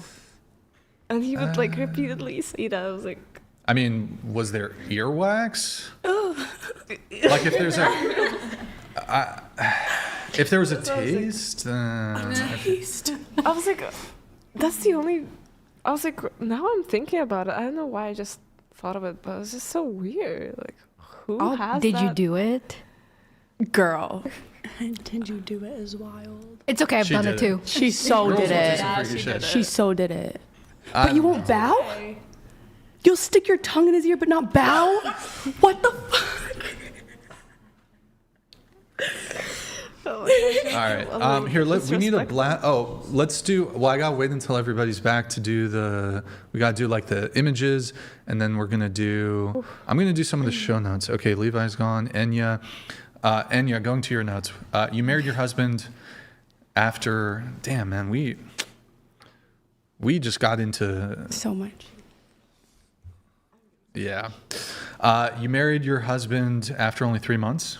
That's right. Been together 5 years, going strong. Almost. A little over 4. Okay, yeah. girl. Go. Oh, what? Yeah. Oh, my notes are all. Wait. A little over 4. It's been 4 since December 10th. Damn. I had more notes for you, but they didn't get saved. I don't know why. Didn't you have? Aren't you describe yourself as like a reformed hoe? Yeah. What? How so? I used to be a liberal feminist whore, and then I converted, like, slowly towards a more conservative. When you say whore, like, what were you doing? Like fucking around, like dick hopping. Like I was really Cock carousel. Yeah, it was bad. Do not do that. Why do you think you did that? Because I grew up in the culture of like feminism and the culture of like, this is okay, you're free body, you know, like go for it. And obviously, I went to a liberal college, so like everyone around me was doing it. Not an excuse because it's like my decisions. You know, I make my decisions. No one else does. So you gotta like take these into consideration. But yeah, like I was doing that just because everyone else was. You know. For a second, okay, I get the fact that you were probably like young, but you said you converted. How was it? No, I'm not converted. How was there a conversion? No, as in like around 2020, especially around like the BLM stuff, like I really had like a lot more time to like reflect, you know, look at other sources, and like a little later, like that was when I met my husband. So like I moved in with him, and I just got a little bit more separate from all those like liberal influences, and I just had time to like really self-reflect and, you know, look at like other things, because a lot of what I was seeing was my own liberal ideas. I didn't really even know what I was defending. Like, what was I like believing in? What was I acting under morally? Okay. So there was a whole like reflection process that it took a long time. Then, you know. So you had a wild college phase. Yeah. You said you went wild in college. It was part of your journey. Yep. Sure. And you're a reformed hoe. You made mistakes. You made bad decisions. You take responsibility for those actions. And let's see, you said that you lost your virginity before your first kiss. Totally true. How old were you? 19. Okay. And then what's the quick story there? So the guy that I was talking to, like, so I just went right from like, you know, living a very like Filipino, like don't do anything. Like I was very like shut in. Catholic. Yeah. Yeah. And so when I got to college, I just went crazy because I finally had freedom. That like a couple months later, like, you know, like, all right, like I'm gonna have sex because that's like, you know, what I just did. And then the guy though, he was like, I don't really kiss girls who are not my girlfriend. So we had set up a rule not to kiss, and I accepted that. And then like a couple months later, like that's when I had my first kiss. With a different guy? A different guy. But that guy, did you continue seeing him? Like hooking up with him? I only hooked up with him. So I hooked up with him a couple times throughout college, and then like once after. So it was like throughout years, but only a total, I think, of like 4 times. That's kind of... is that a bit of a W for the guy? I don't know. Sure. Like, I feel like that would be a... I was hitting a lot of L's. That's like a achievement. Try to have sex with a girl without kissing her. Oh, no, that's actually kind of normal. Really? Yeah. That's Like, yeah, if you're like not into the person, I've heard multiple times, like, we didn't even kiss, but we were fucking. I've heard it from a couple of my friends. Well, I think it can be, maybe this might be normal. Yeah. You kiss initially, but then you kind of don't kiss as much. Yeah. I say this, I would feel disrespected. Disrespected. Well, how can you? Well, I guess you would have to be a missionary to kiss. But a lot of people don't like that. Well, even working up to like foreplay or whatever, but... Yeah, but how are you going to kiss somebody when there's stuff in your mouth? Okay, all right. I don't know, I think... by the way, is it a deal breaker if a guy won't go... No. Down on you? No. Is it a deal breaker? Probably, yeah. I mean... Rip. Probably not, no. Into the mic. No. I'd ask some questions, might be a deal breaker. Okay. No. Long term, possibly. I would be like, why? What's wrong? Interesting. Okay. What about you? Okay. What about you? Into the mic, please. If they want you to give them like fellatio, then I assume that you would probably be receiving it. And if not, then yeah, that would be a deal breaker. Not a deal breaker. But if the guy didn't want it, would it not be a deal breaker? Yeah, I mean, I think if it's like mutual, then I can respect that. I mean, I think it's we're not going to linger on this topic too long just for sake of time, and I've also explained my position a whole bunch, but... Yeah, that's kind of like I good think, in our brains right now. I don't know, I think it's... I don't think it has to be tit for tat. I don't think it has to be tit for tat, but occasional tat would be nice. Oh. I mean, do you eat puss? Damn. Oh boy, I don't even want to. My explanations always take so long here. Let me just read my notes on it because I don't even want to linger too long. Just a yes or no question. Hold on. So, okay, look, I'll just be honest. So, look, I actually highly value pleasing women and women's pleasure. That seems like the I'll other do way around, anything. though. I'll do anything for love, but I won't do that. I won't do that. But like, look, I want the girl to come first. I want her to come multiple times. I want her to come. I want her to enjoy it. But oral sex, I don't. You might think, why? He likes big labia. That doesn't make any sense. It's not really my thing. Yeah. Okay. Exactly. I think that's fine. That's Maybe on Valentine's Day after our 10-year anniversary. Why? 10-year anniversary, I'll do it once. And then never again. And I'll blow her mind, and she'll be looking forward to it on our 10-year anniversary, and then she'll be thinking about it for the rest of our time together. I have so many questions. Yeah. I'll narrow it down to one, which is just why. Like, you just don't like it? Like, you're not good at it? Like, I think it's submissive of you to go down. You feel like it's submissive. I'm just read off my notes, otherwise I'm going to meander way too much.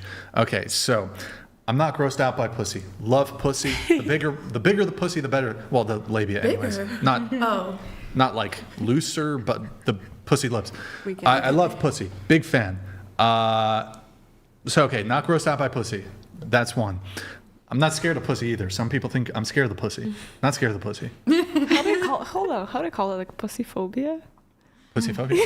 Okay, so I'm going to break down my 7 arguments. I'm going to try to do them as quick as possible. Oral sex is the leading risk factor for throat cancer in men. What the fuck? Men are 4 times as likely as women to develop throat cancer. Michael Douglas, famous actor, motherfucker, got throat cancer. That dude was eating a bunch of pussy in the 70s and 80s. Maybe 90s too. So boundaries, number 2. Reason number 2, boundaries. Men are allowed to have sexual boundaries, just like women are. And yeah, I think that's perfectly reasonable boundary to have. Women can, if a woman doesn't want to do it, that's fine. It's better if she does, but boundaries. I also think this isn't so much a reason, but it's just something I like to point out. Hypocrisy. I think there's a clear double standard in terms of how sexual boundaries are respected depending on the gender. I think if you guys were, I don't know, maybe deep inside your head, you're like, this guy's gay. I've had times where women just dogpile me because I say I don't do it. Actually, I had some girl who was on the show previously. She saw a clip. She saw a recent podcast where this topic came up, and she got all butthurt about it. This is not a girl I'm dating or whatever. She was like, eat it. DM'd me, eat it. Oh. And I was like, she would probably be really upset if like some girl was like, hey, listen, I just don't really enjoy doing oral sex. She'd be like, whoa, that's really like, and some dude DM'd her like, suck dick. I feel like there's a bit of a double standard there. I think if a woman was sitting here and she's like, yeah, I don't suck. Well, she was going about it as diplomatically and politely as I was. She was like, she said she didn't suck dick. You'd be like, yes, queen. Oh my God, you're so cute. Or whatever the girls do, whatever. You'd be like, yes, queen, slay, queen. But I think you guys would be super bent out of shape if you like overheard some frat dudes having a conversation like, yo, if she doesn't suck dick, she's not worth dating. She's probably a lesbian. You'd be like, oh my God, that's so immature. So, there's hypocrisy on this. There's hypocrisy. Let's see. Other STD risk. So the throat cancer thing, that's HPV. But you can get other STDs, doing that thing. And I think the dating landscape, no offense, obviously this is a very classy panel we have here. But look, I think the dating landscape, there are definitely good women, great women out there who don't move like this. But you don't always know. So I think, and this applies both ways, right? As a woman, you can also proceed with caution. I think people are fucking multiple people at the same time, or in rapid concurrence. I don't know if that would be the right word. Rapid succession, one after the other. Oh, you fucked Billy Bob on Tuesday, didn't work out with him, you're back on Tinder, you're back at the club, you meet some new guy, you're fucking him 3 days later, a week later. So there's STD risk. And look, I think a lot of women move. I think y'all be dealing with either multiple men or a lot of men, whatever it is, the STD risk. It's just kind of gross. But even if there's no STDs, I just think it's gross. Mm-hmm. No. Sorry, let me, there shouldn't have been a period there. I just think it's gross if even if we exclude the STD component, if she's dating multiple dudes and sleeping with multiple dudes. I know not all women do that, but either you recently fucked a guy or you're like simultaneous, you're fucking multiple dudes. I'm not saying all women move that like that. That is disgusting. Like You're literally making me gag right now. Please stop. Oh my God! You just clutch your pearls. What the fuck? You're right. It is disgusting. You know what? She's actually. Hold on. I take that back. You're backing up my point. It is so fucking disgusting. The thought. It makes me gag. God, dude, I'm not even kidding. I'm sorry. Oh my God. Damn. Oh, that's girl wouldn't survive in jail. Dang. Someone was like. Oh, okay. Let's put it this way. I don't She doesn't expect like it. She doesn't like the pussy eating. She I guess. I don't know. imagined it She in actually- her brain. She like envisioned it. She's definitely not She's a lesbian. Oh, I hope she's okay. She. Oh, she's actually throwing. It's crazy, bro. I'll go help. She actually. Wait, this is a whatever podcast. No, go help her. No, don't, Mary. Don't stop. Just fucking work your job. She's fine. She's fine. She's be okay. Don't worry. That, by the way, that's a first. I think that might be an achievement also. First time I made a woman vomit. I made a woman vomit. Wait, hold on. Let me put in the title. You know, sometimes women rage quit from the show. Women walk off the show. That is the first time I've actually made a woman vomit on the whatever pod. Hey, pop a bottle of champagne, please. Her body rejected you. Her body rejected pussy. Wow, that's crazy. I'm just STDs. describing, and that's a woman. I'm describing pussy eating, and that's, oh my, she must really not like. No, you must have like a Very good visual description. thinking. But like, so you can understand, like she's backing up my point, like she's fucking puking. I'm just talking about eating pussy. Oh my God, she's fucking yakking in the bathroom, and you guys want me to eat some pussy? And she's throwing up just we're talking about it. Can I go help her and like She's get her good. water? Oh my God, what the fuck? I feel bad. She's probably embarrassed. She's fine. I don't. She All probably. right, hurts. well, whatever. Cheers to that. Yo, chat. I actually have a trophy ready just for this. This is for the. I've been waiting for this. The finally, after nearly 300 shows, I was so just disgusting. I made a woman vomit. So let me just play this sound right now. No. Congrats to me, boys! Boom!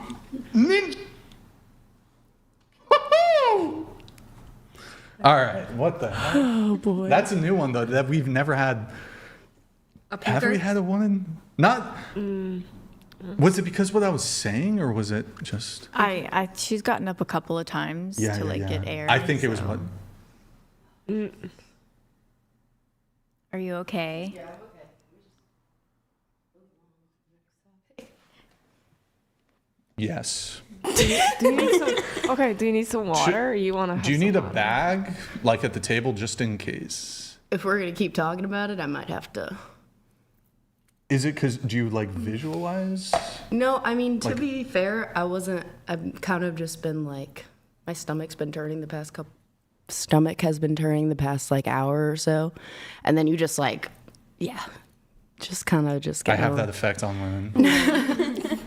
Just make them vomit. Oh no, it's good. Okay, well. Impressive. I do have I think I can leave it. There Thank you for your There were answers. 2 more points, but I'll just say that, look, It's not I'll safe put to it very discuss. delicately. I think if you're inclined to do that, wait until you're in a relationship and you know the girl's exclusive to you. I don't think you should do that on a one-night stand, or if you don't know where she's been at. You know what I mean? Yeah. Yep. I think the boundaries thing was really just enough. Like, if you don't want to do it, Based. That's all you need is the boundaries. Okay. How did we get to that? I don't remember. You are so perverted. That's crazy. Just wanting to talk about. I was just curious about your reason why. That was not me. You cannot pin That what was you all do your on me as fault. a You nerd. just this entire night just wanted to talk about sexual deviancy. Just wanted to know why. Just Yeah. curious. But Was she even here when I was talking about the ears? Oh, right. no, Okay. don't talk about that No, again. she was getting water. Okay, blessed. She was getting water. Okay, moving on. Different topic. Fun topic. Funsies. Let's see here. We were. Okay, I think that's mostly it for you, Enya. Yeah. We'll get to it later. The no kiss thing. Or like the no kiss, and I thought it was an achievement. Because I feel like that's how do you go straight to sex? Like There's other kinds of foreplay. Well, sure, but I feel like there's a escalation. You know, it's like kiss, and then Kissing take the doesn't also top have to be off. lip to lip. What if you're in a rush? Yeah, it's a quickie. Well, but like first time? Oh, yeah. Like it's one thing. Okay, this is your boyfriend you've been dating for 6 months. Sure, quickie. First time? Do you want to? I don't want it to be a quickie the first time. Like you gotta, take your time with it. Okay. Let's see. You're also. Okay. Tabitha. Stay-at-home mom, 2 beautiful girls. You said your early 20s were definitely relationships and lots of hookups. You're not proud of. Yeah, so actually, Yes, same with yes, Enya. yes. I came from a super feminist, liberal, do what you want, explore, da-da-da. But looking back at it, I was so depressed and Yes. just Felt empty. felt like shit all the time. And part of it was when I finally got rid of my birth control. That flipped a screw in my head and was like, oh, I feel like me again. And when I started getting therapy, so I think people hooking up and stuff need serious therapy. Oh, what's going on? Wait, Mary, how long has this been? Oh, bro, she tripped something. Wait, chat, we're having a technical difficulty in the chat. Tell me, is the screen frozen? Is this frozen when I go here? Is it frozen? Is it frozen, chat? Is it frozen?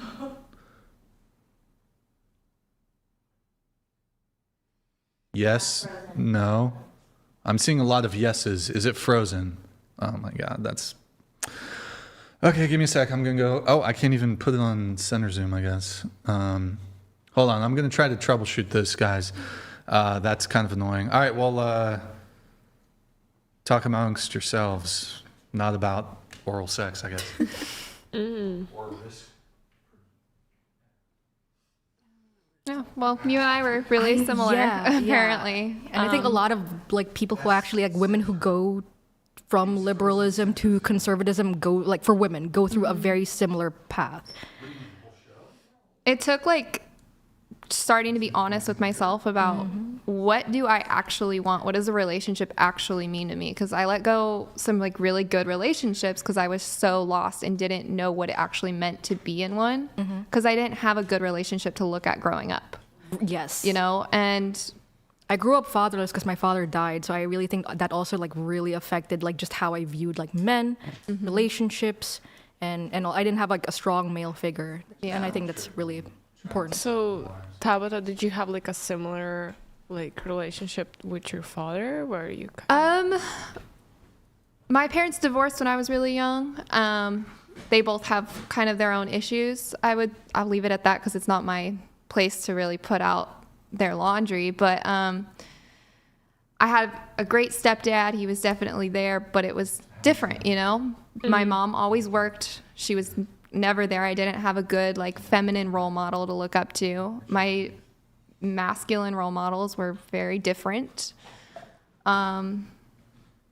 It was just interesting to grow up in that scenario and not have that, like, solid foundation to, like, strive for. Mm-hmm. And when I started being honest about it, and when I met my husband, I was honest off the bat. I was like, this is what I want. This is what I'm looking for. We're either going to do it or I don't even want to see you again.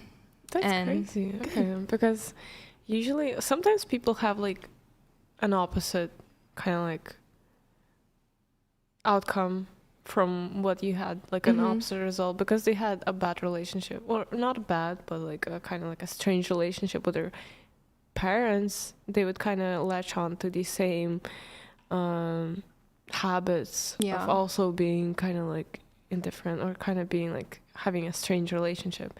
But it seems with you, because they did not have like a very strong relationship, that made you want one. I wanted it, but it took me a long time to figure it out. And I should have gotten therapy and help way earlier than I did. But once I started therapy, I did workshops and worked on myself a ton to get to that point. So many people do therapy. Yeah. I think with the hand you were dealt, you're a very strong girl. Thank you. You're welcome. Yeah. Yes, I agree. Just hoping that I raise my girls a little bit differently. That's my hope. That's nice. Yeah. What do you guys think about therapy in general? Because I know it wasn't around for a long while before, and people still had relationships. People still had like abusive parents, abusive relationships, and there was no therapies to help. I'm not pro therapy at all, actually, because not all therapy. There are some good therapists, but I think most therapy just really affirms delusions, you know, depending on what they are. Like, especially like, you know, like, oh, like my boyfriend like is being, you know, toxic or whatever. Like, and they're just immediately encouraging like breaking up. I just don't think therapists understand a full picture enough to really give solid and sound advice to anyone. I think it became too easy to become a therapist the last few years. So it took me like 5 or 6 to find someone that made me cry every single time we got together. Ooh. And it was that therapist that actually helped. Everyone else was like, oh, well, how you feeling today? And I'm like, I don't know. Finishing up some of the notes here for Levi. That's your name, right? Levi? Yeah. Okay. You said, oh boy, hey, it's in your notes. I hope it doesn't trigger anything.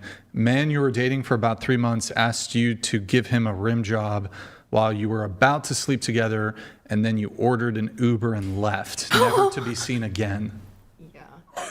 That was a very traumatizing experience, because I'd never like been put in that position before. Nobody had ever like asked for that, and I was immediately like, I thought he was like gay, because I was like, why do you want like that done to you? I mean, I get I'm a girl, and I literally had to talk to like people about it, because it was like psychologically messing up my head. Wait, is this a guy you?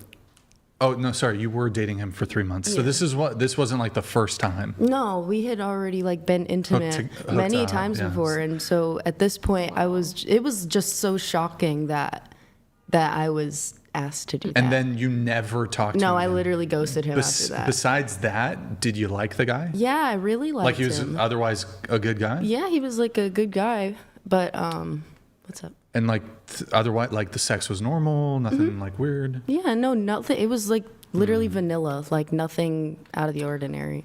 What did he ask you to do?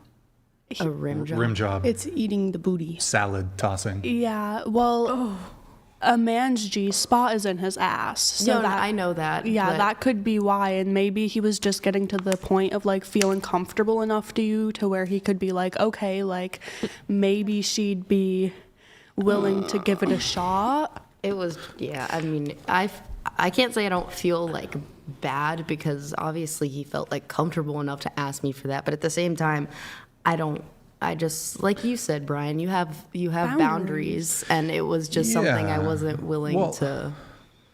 Yeah, I mean, I think that's like, by the way, that specific thing, like anything to do with, you know, the back door. Yeah, it's like that's questionable. That's like could be a health risk or whatever. So thank you. And it's like that can be gross. So that's a totally reasonable boundary to have.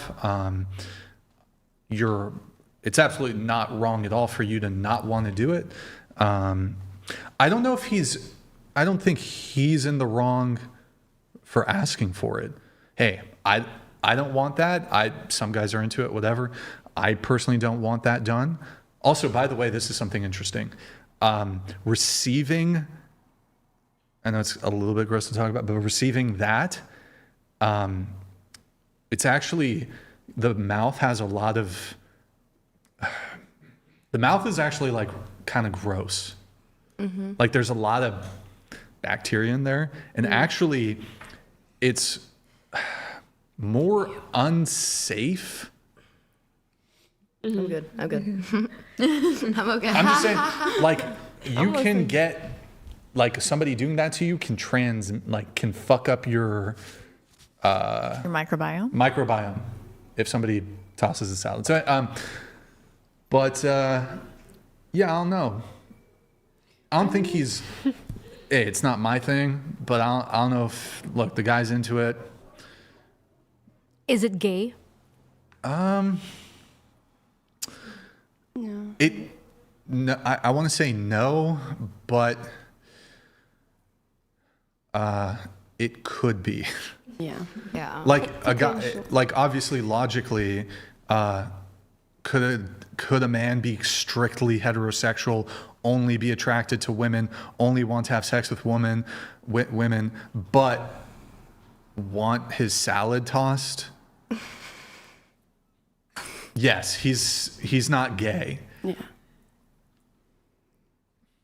You could also want all those things and have all those things, and you could be gay, mm-hmm. But you could be heterosexual if you want a woman to do that. Yeah, I guess. Yeah, I don't know. You said it was traumatizing though. What like did he like? So did the conversation was like, hey, listen, would you be willing to do this? And that was it. Like, was he pushy with it? No. Did he like show you the butthole? No. That shit would be crazy. We were literally just like kissing, like, and he like tried to make it like, I guess, sexy and like whisper in my ear. Oh, girl, yeah. It was, can you repeat it? Can you repeat it? He's just like. What did he say? He was like, eat my ass. I was like. What? I thought I misheard him. And he repeated it exactly the same way. And I was like, I gotta go. I don't feel I was like, I'm sorry. I'm not comfortable. So he was confident about it. He was like, yes, that's what I mean when I was like, it was just like. But you want a guy to be like self-conscious about it? No. He should text that like, first. I don't know what house you got. That's why. Not mid-sex. You said he would like ask, but no, he didn't ask. He was actually like. He literally like told me. That's what else I was like. I was like giving a come out. But isn't that like, look, isn't that kind of like, okay, yeah. Please, will you give me a blowjob? Like, wouldn't you prefer the guy to be like, go down on me? Wouldn't you prefer? I don't know. But obviously, this is different than a blowy. This is a new thing. You haven't done it before. Never even been asked. But so okay. He said it because you said you left. You dipped. You're like, I gotta go. You ordered an Uber and left. Yeah. Like, so within 3 minutes, were you gone? Gone in 60 seconds? Starring Nicolas Cage. I literally was like, I gotta go, and he was like, why? Oh damn. Okay, and this was major for you. This is major. I really liked him before. It was just like so in contrast with like my view of how he was. To then like to be like that, and I don't mean to kink shame. I really don't. It's just it's not my thing. Yeah. And it was just like I said, it was just so like 180 from how I had originally viewed him, and yeah. I I don't know. I just was like, I don't want to talk to you anymore. I'm sorry. It just like, that was how I felt. Do you ever regret your decision or Fuck never? no. Like, Now that you're not in your initial shock state, would you do that for somebody ever? No. No? Okay. That's How about doing that to respectable? No, I don't. That's not my. Yeah, I think boundaries are fine. I don't know if it necessarily had to be, like he could have. I mean, I think this would have just come down to communication. He asked for something, you're not comfortable with it. That's totally fine. Who knows how it would have played out? He probably would have been like, "Oh, okay, didn't know you were into." Like maybe the guy could have just been like, "Oh, I don't know. I was just thought we could try something out." I mean, look, I don't want that done to me. But maybe the guy was like, "Oh, we could spice things up. We could try something else." And if you were like, "Oh, yeah, I'm not into that," maybe that would have just been, that could have just been the end of it. It was just like a complete turn off for me, and like Okay. You got the ick. I just felt so uncomfortable there. You got and the I was ick. like, yeah, I gotta get out of here. You know, though, opening up to the rest of the panel, I was thinking about this. It's like, what if there's something that you're not really into, but like your partner likes it? What are you willing to do? You know? how low can you go? No, but I was thinking like there's some things like I'm trying to think of a example I could give, but there are some things that if like I care about my girlfriend and I love her and I'm otherwise not like, I'm not into it, but she's into it. And I think it's fair, like when you're dating somebody and you're in a relationship, to like, I don't know if compromise is the right word, but to like Cater. consider your boyfriend or girlfriend's wants and needs, right? So there are obviously some things, I'm sure we'd all agree, like no, even if they want it, won't do it. But then there's other things where it's like, I wouldn't do it, but I'm okay, like, sure. So I was thinking like, what if she's into foot stuff, you know? Like I'm not into foot stuff, but like if she wanted, like, let's say by the way, foot fetishes are way more common with men for some reason, but Yeah. let's say I know the the girl, science behind this. I know that too.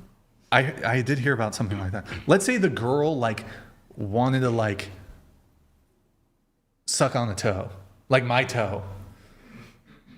Like I would never ask a girl to do that, but she wanted to do it, and like it gave her massive amounts of sexual gratification. And it's my girlfriend, and I love her. You're like, She fucking no, I'm not gonna be all. No, look, it's it might tickle a little bit, but I feel like okay, sure. You wanna you're gonna fucking calm down there while you're sucking my like fine, okay. I'm okay with that. Yeah. With you sucking her toe or her sucking your toe? Her doing mine. I don't know. With my mouth, I'm a bit of a germaphobe. I don't know if I She would. wore socks all day, very protected feet. Socks? Like fresh out of the shower. Yeah, sure. Fresh out the shower, maybe. I feel like she has feet a are just pedicure. can be a little. She has a How about the pedicure. arches? You know, like any part of the foot at all. I don't. Damn. You're getting so specific. So Who's sucking on the arches? I don't My know. husband. Honestly, I don't know. I would have to cross that bridge when I got there. If she wanted to, like my toe, fine, whatever. Sure, have fun. If it turns you on, if that's all the foreplay I have to do, I have to just lay there. Okay, whatever, that's fine. But like, I don't know if I'd want to. Yeah, I don't know. Yeah, I don't know if I would do it. Like kiss. But I think it's after okay, that? huh? Yeah. I don't know. I think like if this is the person you care about and you love them and they got a little something, why, I don't know if we have to be totally clutching our pearls like, oh my God. I think you can, do a little favor. Throw them a bone. Would you Anyways, stick your whatever. tongue in her ear? Ew. I don't know. Sorry. Earwax is, I don't think so.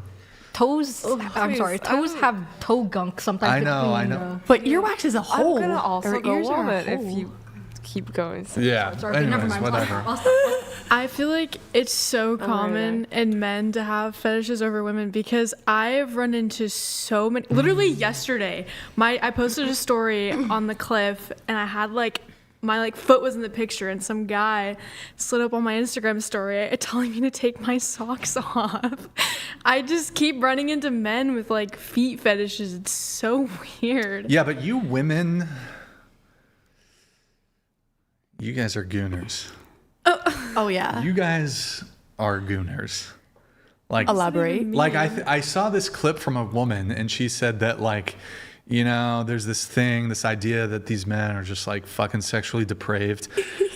You don't. That's the typical man that scratches the surface of the fucking depravity, sexual depravity of a lot of women.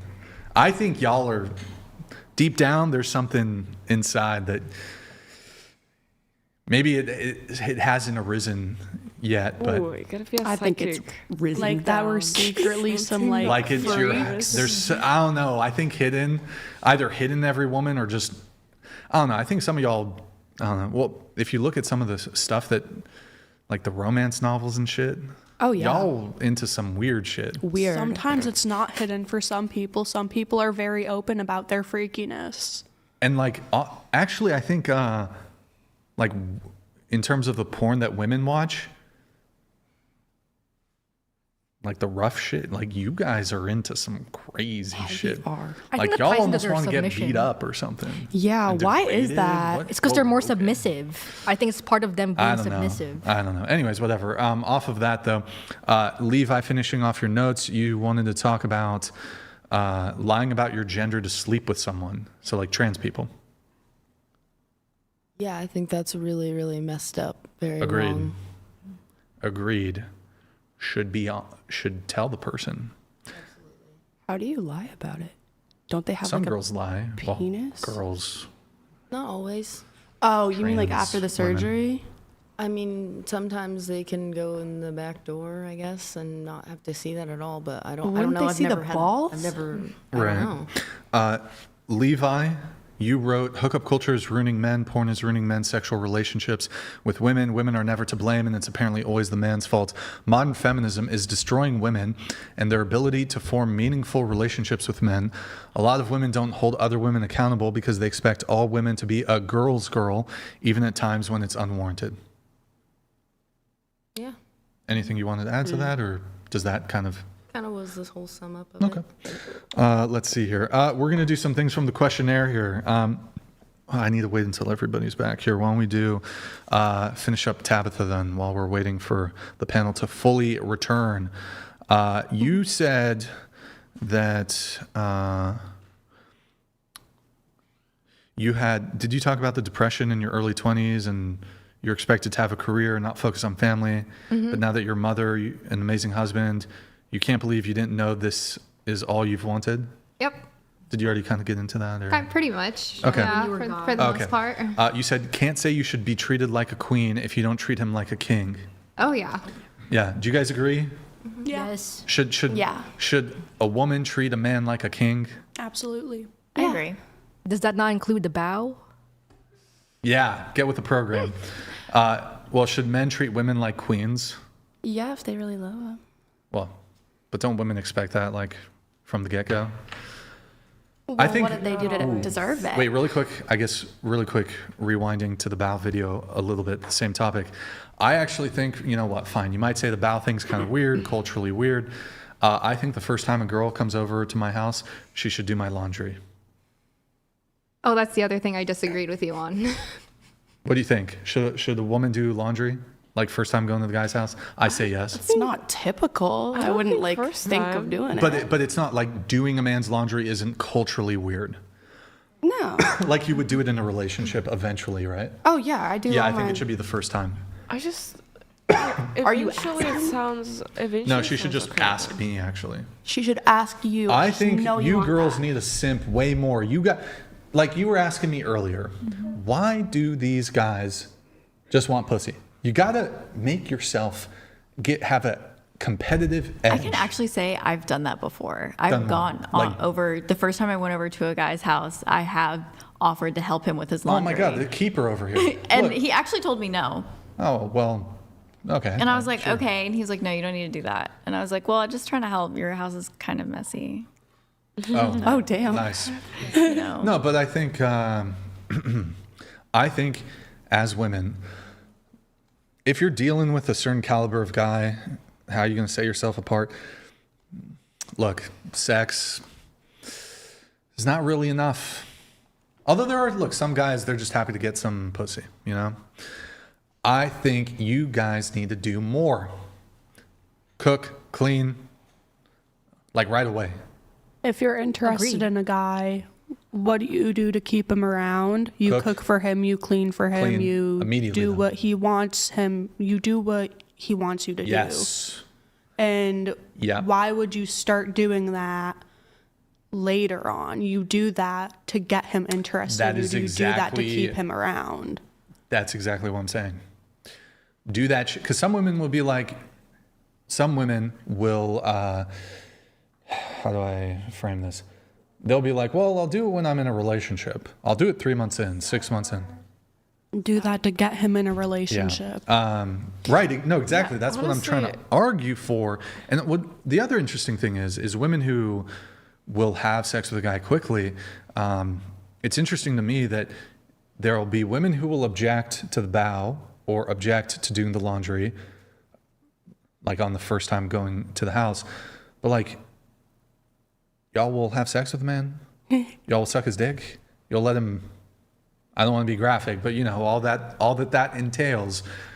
You'll take his load, but you won't do his load of laundry. Well, no, I did do all those things for my ex. I tried to be, I tried to cook for him. I tried to clean his apartment. I forgot what he broke up with you, or what was the story there? He broke up with me. Said it was a distance thing. He couldn't wait for me to move. Well, I mean, so doing these things. So okay.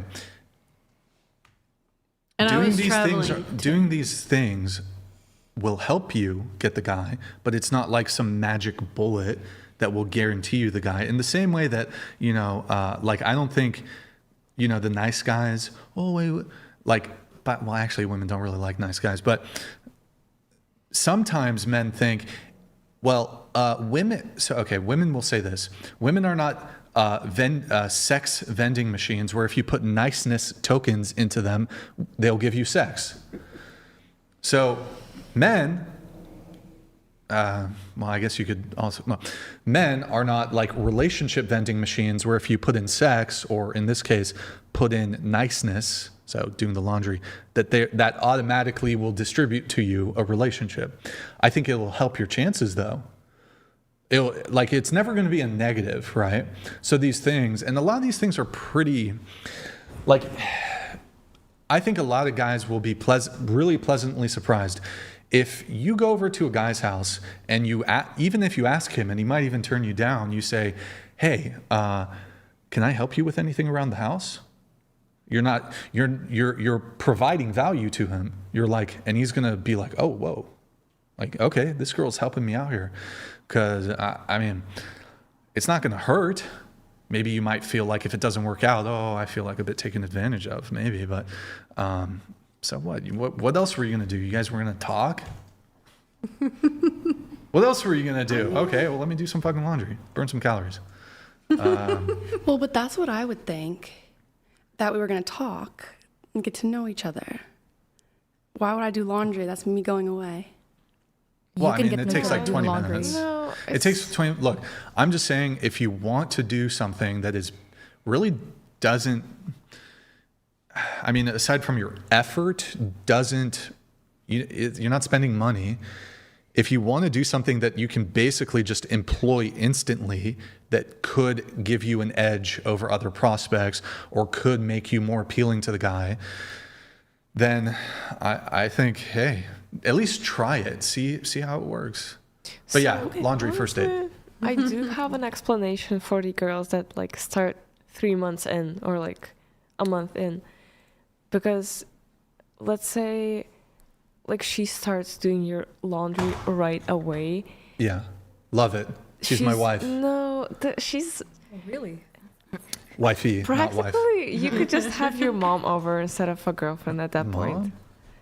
Well, you're not supposed to fuck your mom. No, I'm not talking about that. I'm saying like if you're just using a person's help like around the house, that's not, like why a person could start doing it 3 months in is that she doesn't feel like you're just using her support. You're just using her for help. You're just using her as, maybe like some mom help you don't have as like maybe a single guy who can't find time. But I mean, okay, as the girl, if this is a guy you want to spend time with anyways and be with anyways, and you find him attractive, and perhaps you're trying to give yourself a competitive advantage or an edge over other women, or really make yourself stand out as compared to other women. Because look, there's a lot of beautiful women, there's a lot of attractive women, there's a lot of women who are willing to give men sex.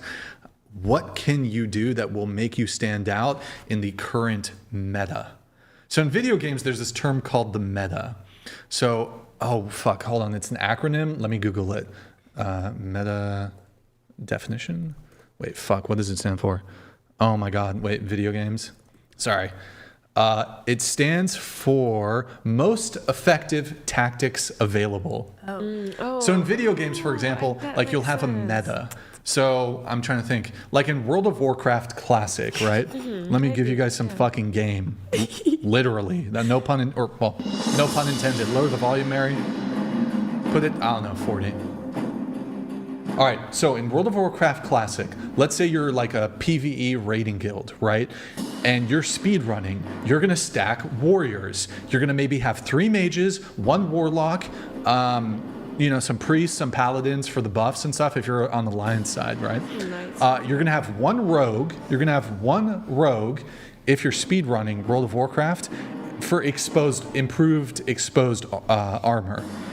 Because, you obviously, as the rogue, he's not really there for DPS. He's there for... Don't be rude. He's there to...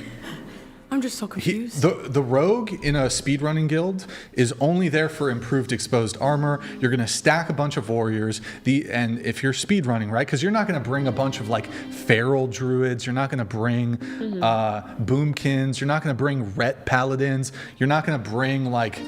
hunters. Maybe you have 1 hunter for what is it? I forgot the enrage mechanic that they do. It's trank shot. You need trank shot, tranquilizing shot. Yeah, of course. I guess you maybe bring 1 hunter, and that's it. And then, but you mostly stack warriors if you're going to be speedrunning. So yeah, you can't bring a bunch of hunters and ret paladins and fucking. Boomkins and druids and feral druids and what's all the other so anyways most effective tactics available. And look, I'm just saying I do think that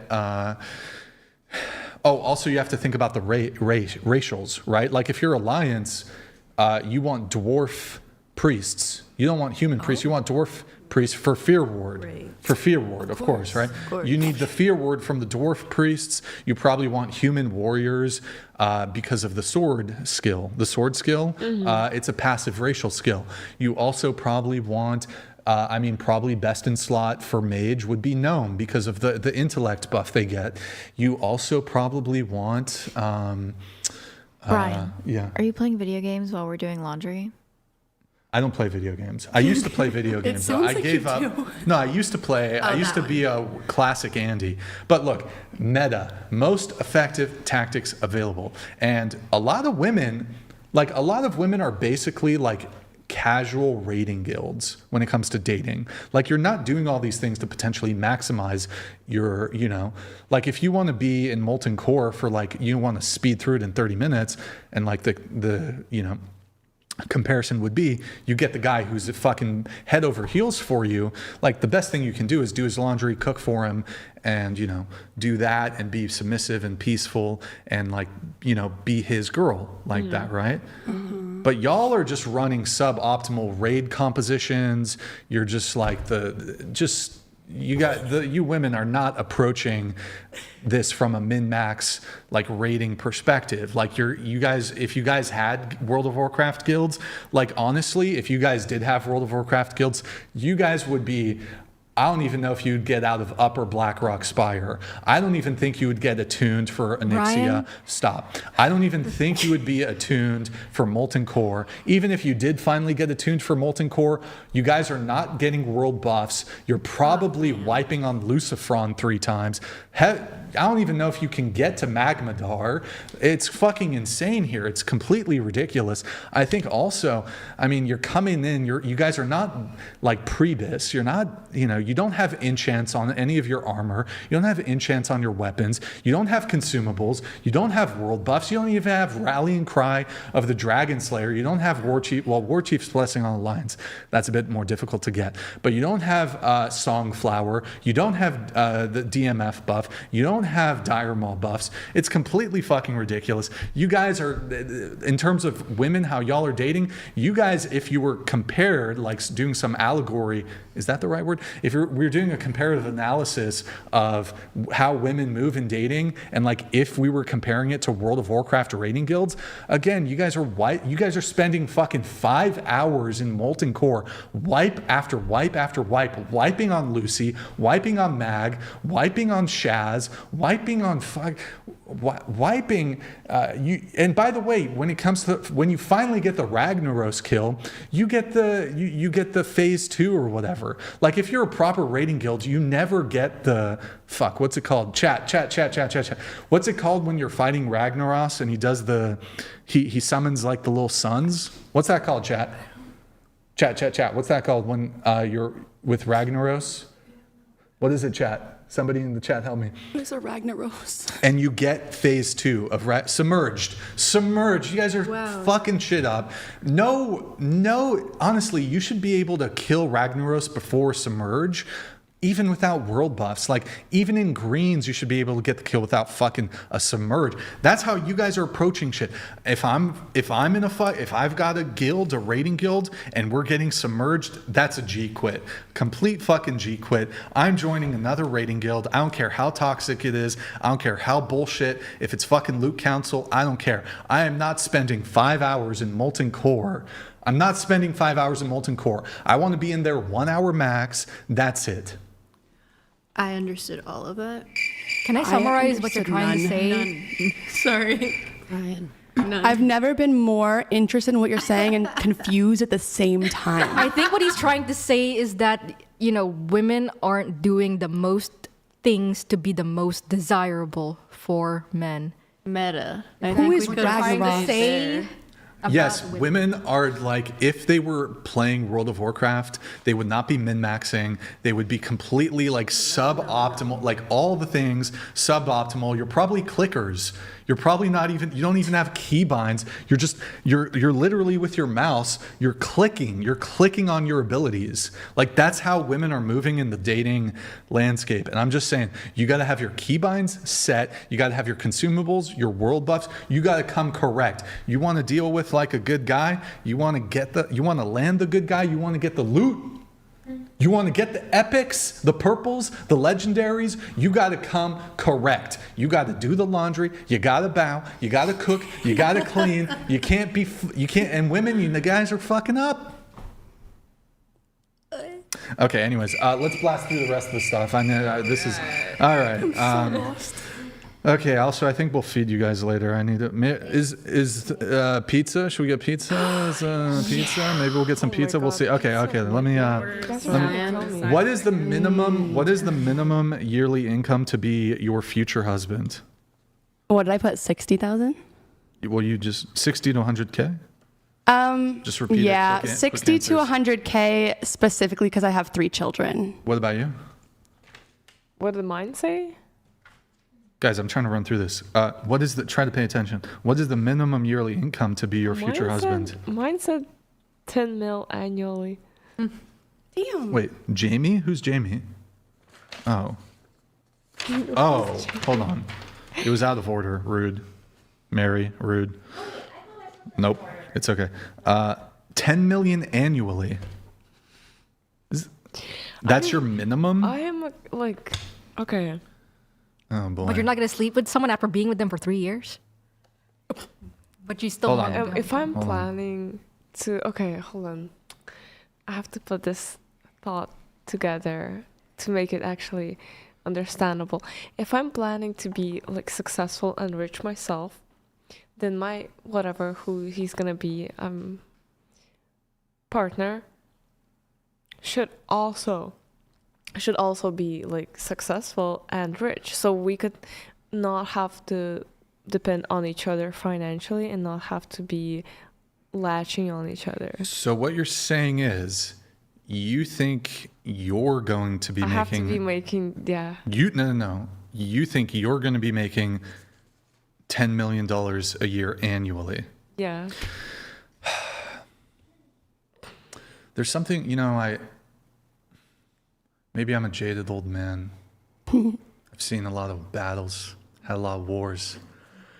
And I hate to crush the dreams of ambitions of a mostly lovely, young, you've got the twinkle in your eye.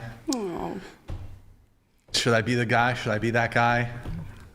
Anything is she's possible. young, she's 18, I don't know. Do you want the brutal truth? I'll take it. Okay. Unwilling. I mean, all right. You think you'll make $10 million a year? I gotta be. What do you mean you gotta be? Like I have to. I don't know. I just have to put that, like manifest that and make that happen. Do you have a path to get yourself to that goal? She's a musician. She's a singer. Okay. I'll let the chat decide. Chat, do I crush the spirit? Oh my God, I'm such a dick. Yeah.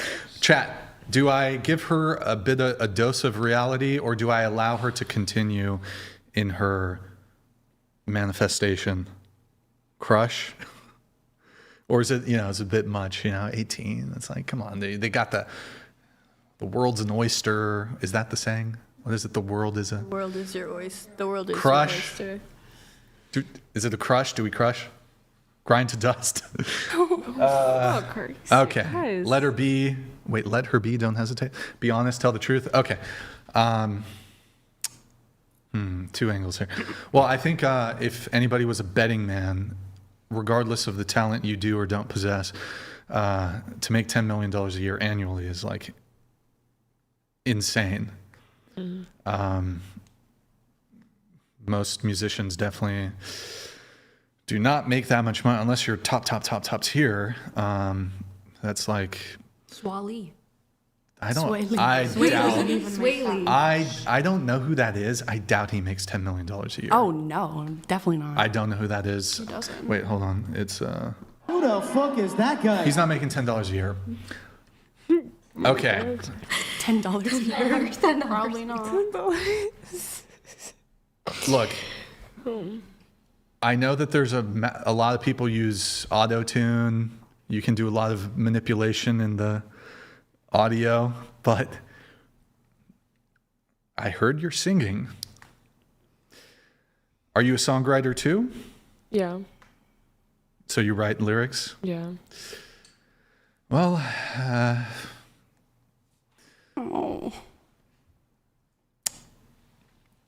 I sensed she That's was so nervous mean. while singing, so. Look, hold on, let me say this.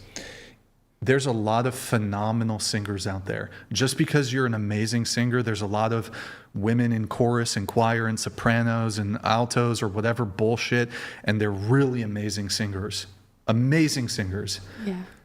Even if you've got an amazing voice, that isn't enough. I gotta be honest. I don't think you got it.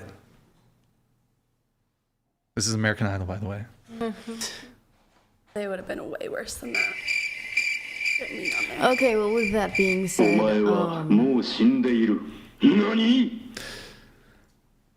with that being said, we have more to. I can't finish. Dude. I've been trying since I freaking throw up. I can't. So it was great talking to all you ladies. How about really quick? I'll do. Let me finish the minimum income. I'll ask one further question, and if you want, you can. Do you want to take a breather? You want to take another break and see how you feel in a bit? I've been taking like 20 breathers. It's just not All right. Well, let me go around the table on this. I'll ask one other question, and if you really must go for your, you're not feeling well, whatever, that's fine. Minimum yearly income. It honestly doesn't matter, but I would, if I have to choose 80 to 100K, I don't really care though. Okay. What about you? I'd say minimum 100K. What about you? 100K. What about you? 80 plus. Guys, you know it's coming to you. Come on, let's. 100. Okay. I wrote no minimum. No minimum. No minimum, but I put 40K just because it's a bare minimum. Okay. All right. And then here we'll do this one.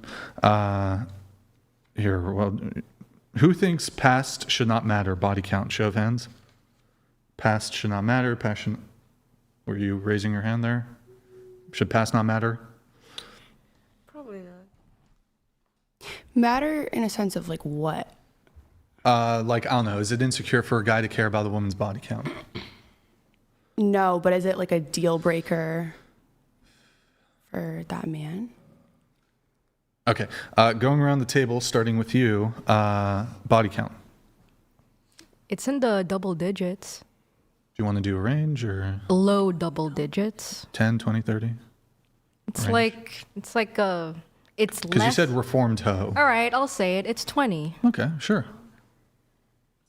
Single digits. Do you want to give a number or give a range? High single digits. 7, 8, 9, I guess. Okay.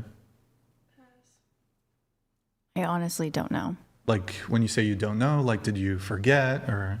I stopped counting at like 50. Okay. When was the 50? Like a couple years ago? Yeah, a couple years like ago, early college? 20s. Yeah. 50? Anyway, there's a story behind it, but also reformed hoe, basically. Reformed hoe. Yeah. Reformed hoe. Okay. Yeah, but still single. Do you think it might be over 100? No, definitely not. So somewhere between 50 and, well, I guess 100. Less than 100. Definitely less than On the 100. lower end. Yeah. Okay. Do you have a list? Did you ever have a list? Like who here? American Pie inspired me to make a list. I had a list before, Like on your phone, but do you have I a list? deleted it. Okay. I did once upon a time, but I don't Not anymore. Body count? I'm not happy, but I think it's around 50. I don't know Around the 50? exact number. Okay, because did you say reformed hoe Yeah. too? Okay. I'm a reformed hoe also. Brian, what's yours? Hold on, we'll get to that. So you said around 50, right? I think so. Okay, what about you? I think I'm around 55. 55? Between Okay. 50, 55. Over 30, under 35. I don't know. Sure. 3. 3. Okay. 9, but I only, or 8, but I only count. What? 9, but I only count 8. One was when I was really little. That doesn't count. Yeah. We won't count anything that's non-consensual. Yeah. Okay, that was it for that question. We have some. What? Yeah, yours. Oh, I didn't share my body count. But thank you everyone for sharing. Thank you. Is Guys. there anything we can do to get you I'm a to virgin. I'm a say it? virgin. Oh, I believe you. I'm a just virgin. kidding. I've never had sex. I don't know what I'm talking about. It's all been bullshit this entire show. All bullshit now. You're an incel. I'm an incel, exactly. I'm a virgin. Well, what can I say? Yeah. Does anybody want to be my first or what? Oh, is there anything open that we can order for? But it will be closing soon. Okay. Do you think you could grab it? I can grab it. Okay. Yeah, we'll do that. We'll do that. We'll get Can I request into the mic. Energy? Sure. No, can I request a salad with chicken because I'm allergic to everything on a pizza? Yeah, we're Can fine I with that. double that? Sorry. Holy fuck. Mary pays for this. Yeah, you'll get reimbursed. Okay. Just, if there's salads, you can get them. What do you want, salad? Salad with chicken too.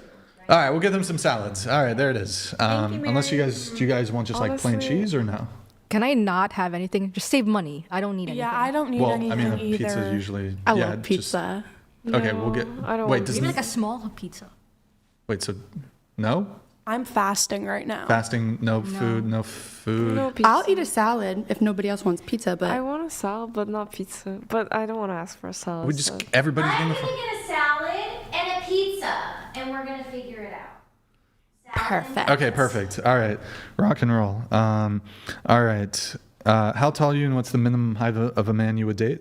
Me? Oh, I am 5'8" and 5'4", 5'3". What about you?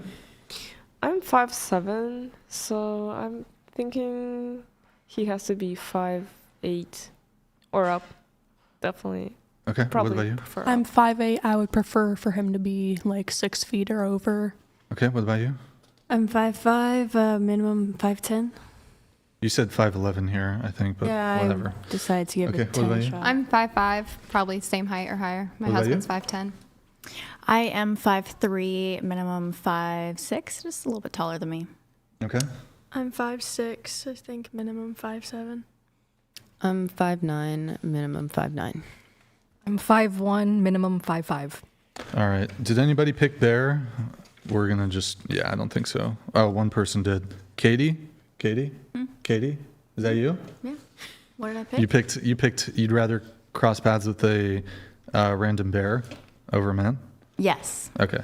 Well, we don't have time for that, but disavow. Disagree. That's fine. Okay, we're going to blast through some of the other notes here. Leda, you said that, or at least you agree, women are just as physically strong as men. First of all, it's Lada. Oh, Lada. Okay. And Leda, secondly- Lada. Yeah. Do you think that's women my opinion. are women just as physically strong as men?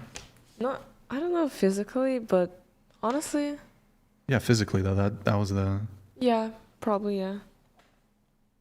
Are women are just as physically strong as men? Honestly, does it say physically? Because I don't. Yeah, that's what it says.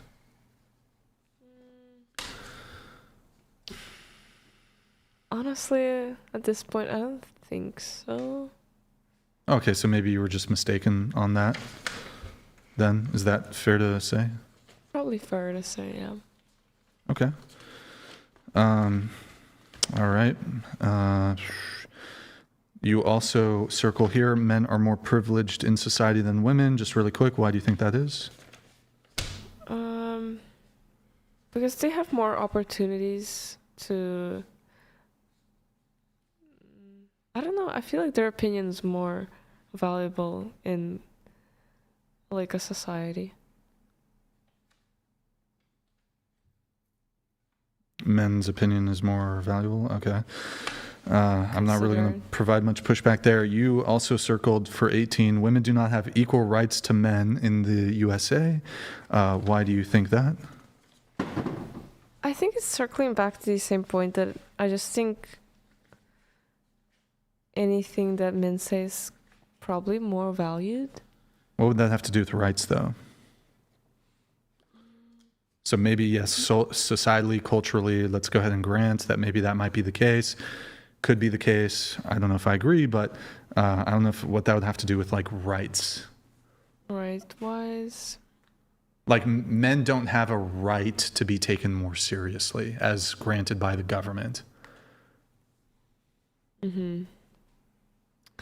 That's something to think about. Well, on the rights, I'm not really sure. But Okay. I think a few other people, men are more privileged in society than women, also circled on that. Alyssa? Lisa. Sorry, Elisa. That's okay. Isn't? Well, okay. Men are more privileged in society than women. Why do you think that? Did I circle that? You did. Oh, my Maybe bad. you mistaken? I was rushed, but Okay. yeah. Katie? Same thing that I spoke about earlier, just that a lot of times like in boardrooms and especially in like a medical field, men are typically paid higher or whatever, or paid Okay. more attention to. Okay. I have some contentions with that, but I'm not going to really, I won't bite on it. In terms of the questionnaire, I don't know if there's really too much else for this.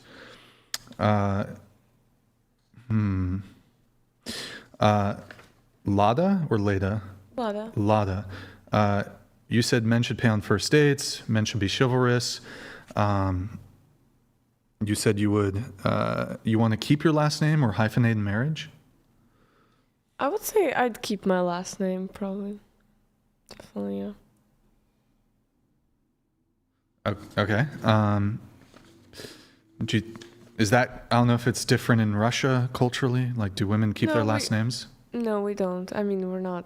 So you're just like a feminist, modern My woman? mom kept her last name, but that was a personal choice. I meant to circle that one also. Oh, you want to keep your last name? You're like, My man actually does, because his last name is like affiliated with his family who's in prison, and my last name is King, and he wants my last name because it's cool. Oh, okay. Yeah. So yeah. All right. Huh.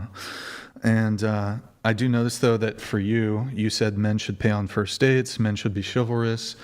What about your kids? Can they have your husband's last name?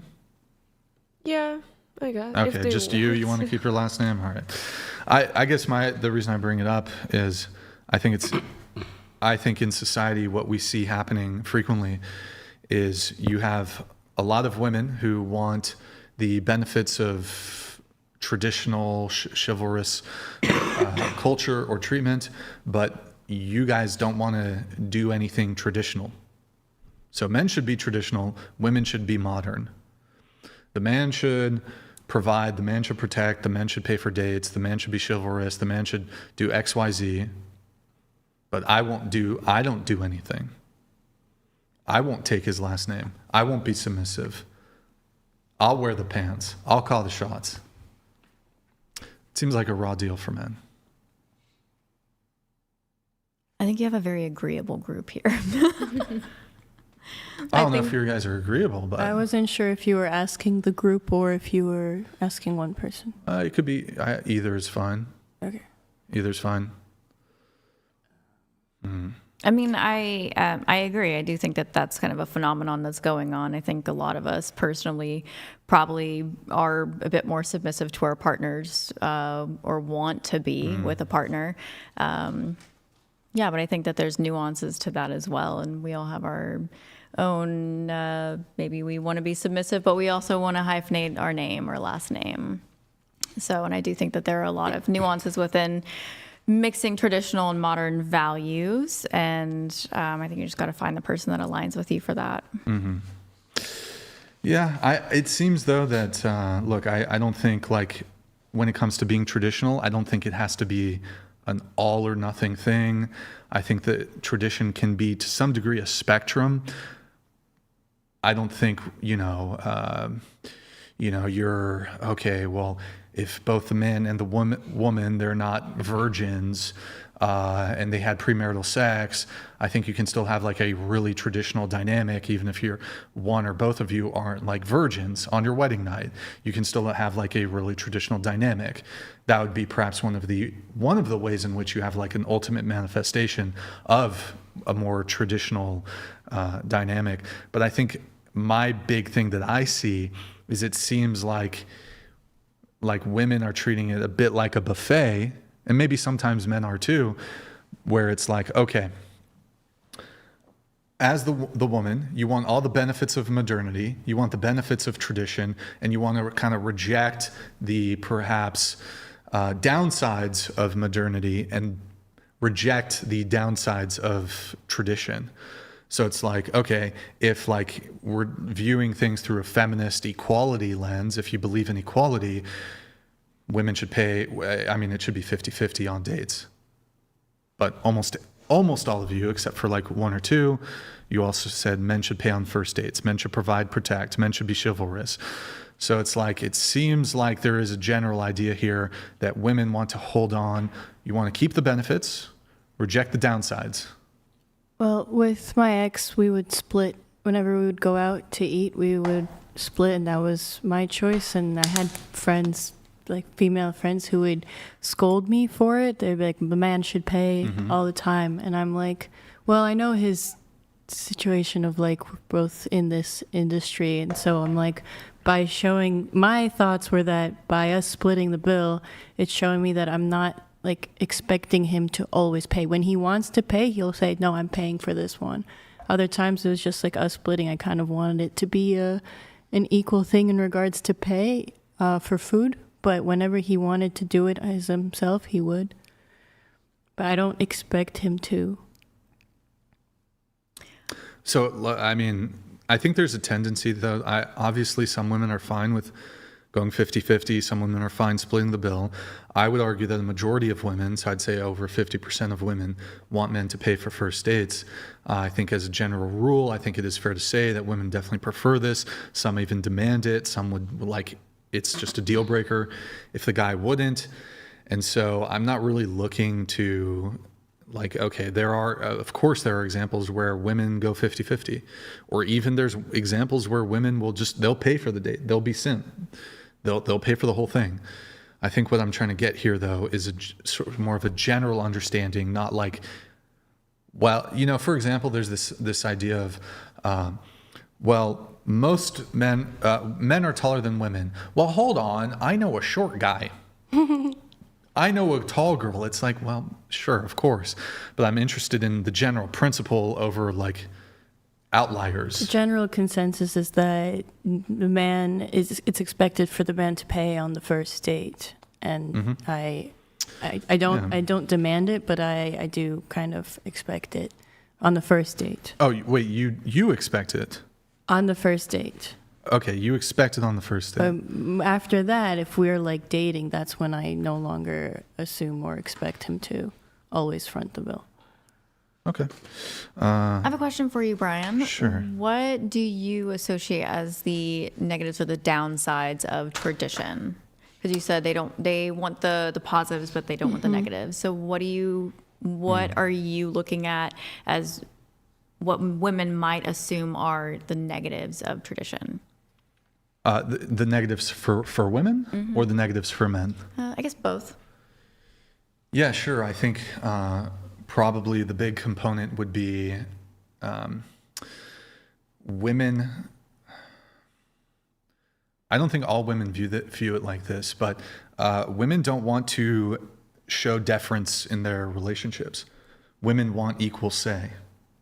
You want 50-50 in terms of, well, we're partners and so from my perspective, from a more traditional dynamic, for example, I'm not like necessarily a dictator, although don't tempt me with a good time.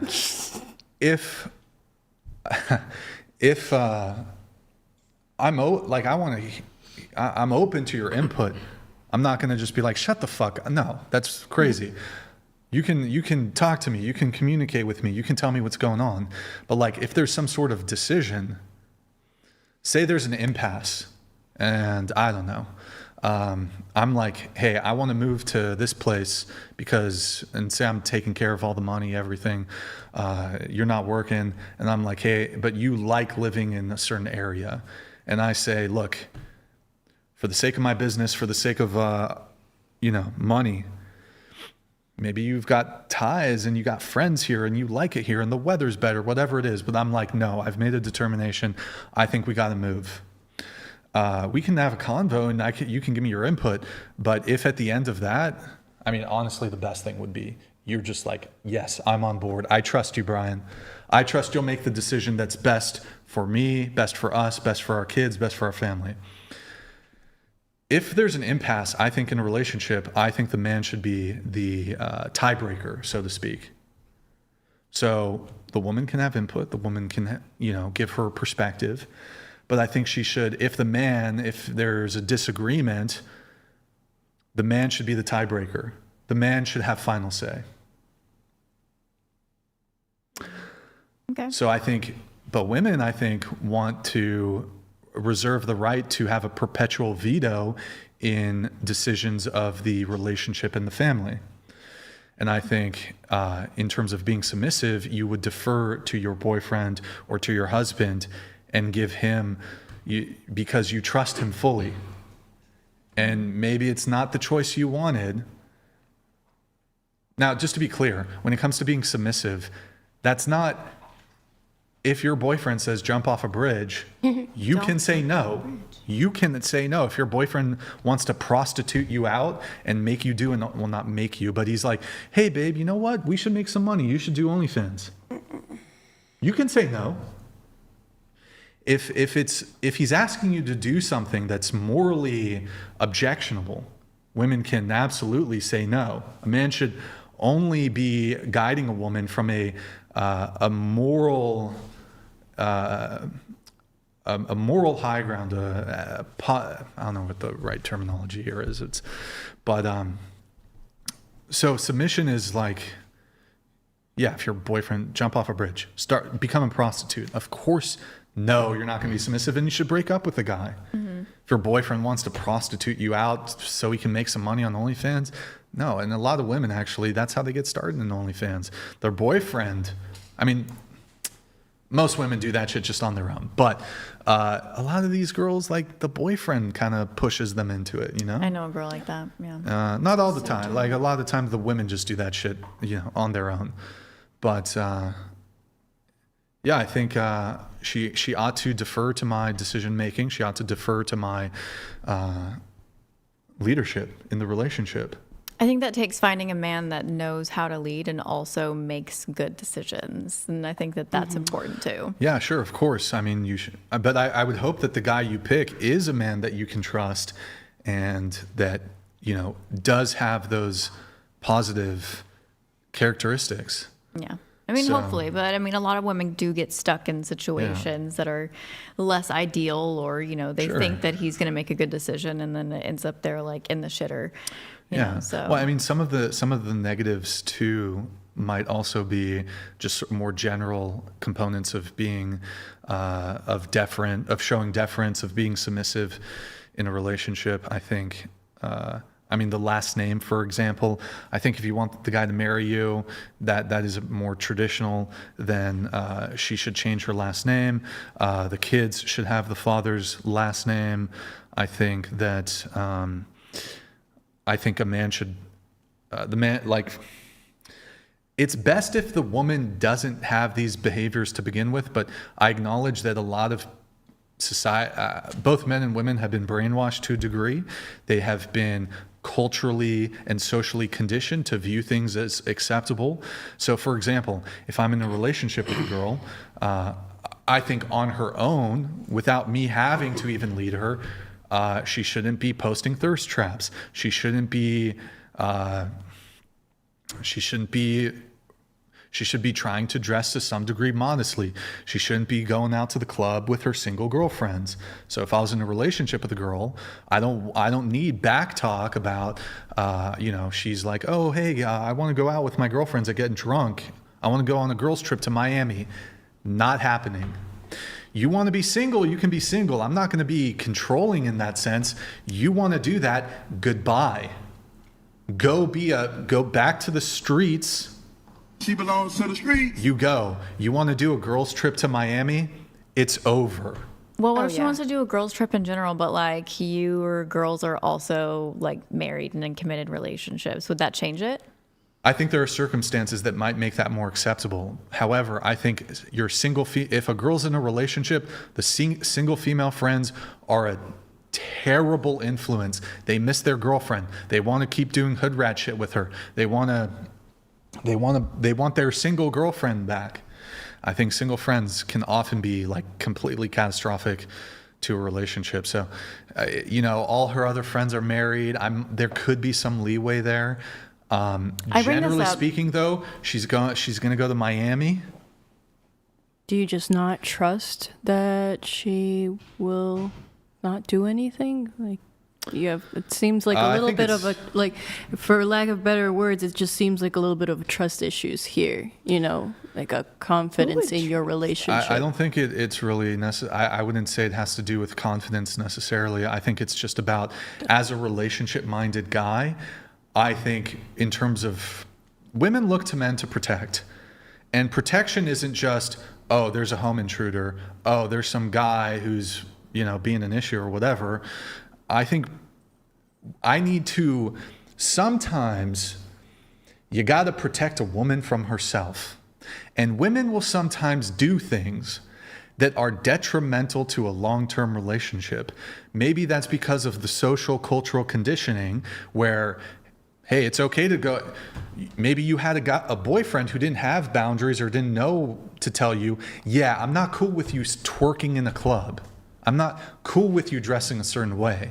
I'm not cool with you moving like you're single, because now we're in a relationship, right? You should move like you're in a relationship. And I think going out to bars and clubs and nightclubs, that is not behavior becoming of a woman who's in a relationship. What about Let me men? ask one thing. Well, let me finish my point really quick here.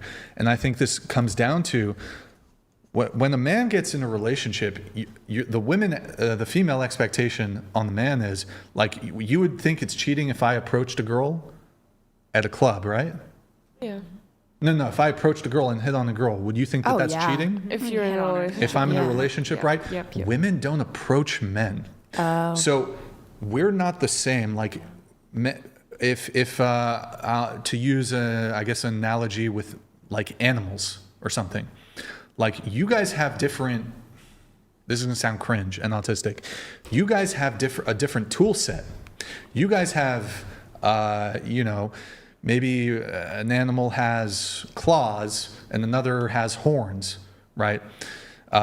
You want men to put away their horns. I should have thought this one through. This is actually, hold on, let me abandon that because I can't even think through the fucking analogy. Scratch that. What I'm trying to get here is men and women have different mating strategies. So as men, when we get into a relationship, there's an expectation that we give up our edge. We give up the way that we meet women, which is to be proactive. But women are passive. You are passive when you're dating. You won't go up to a guy. Don't give me, well, I know sometimes one time I approached a guy. I get it. Sometimes women do go up to men. But women, you have a passive dating strategy. You don't go up to the guy. You put yourself in a position to be approached. You go to the club, you knowing the guy will approach you. You go to the club, you go to the bar, knowing men will approach you. You post the thirst trap photo on Instagram. You don't slide into dudes' DMs. You post the story, you post the Instagram post because you know guys will DM you. And so we ask men in relationships, you ask men, we got to give up our edge. Of course it would be cheating if we approach a girl, but you still go to the club. You're still sourcing the entire time we're in a relationship. Oh, I've got a boyfriend, but here's my Instagram. You are still sourcing when you're in a relationship. Now, you might not cheat. There's women who can go to the club and they would never think about cheating.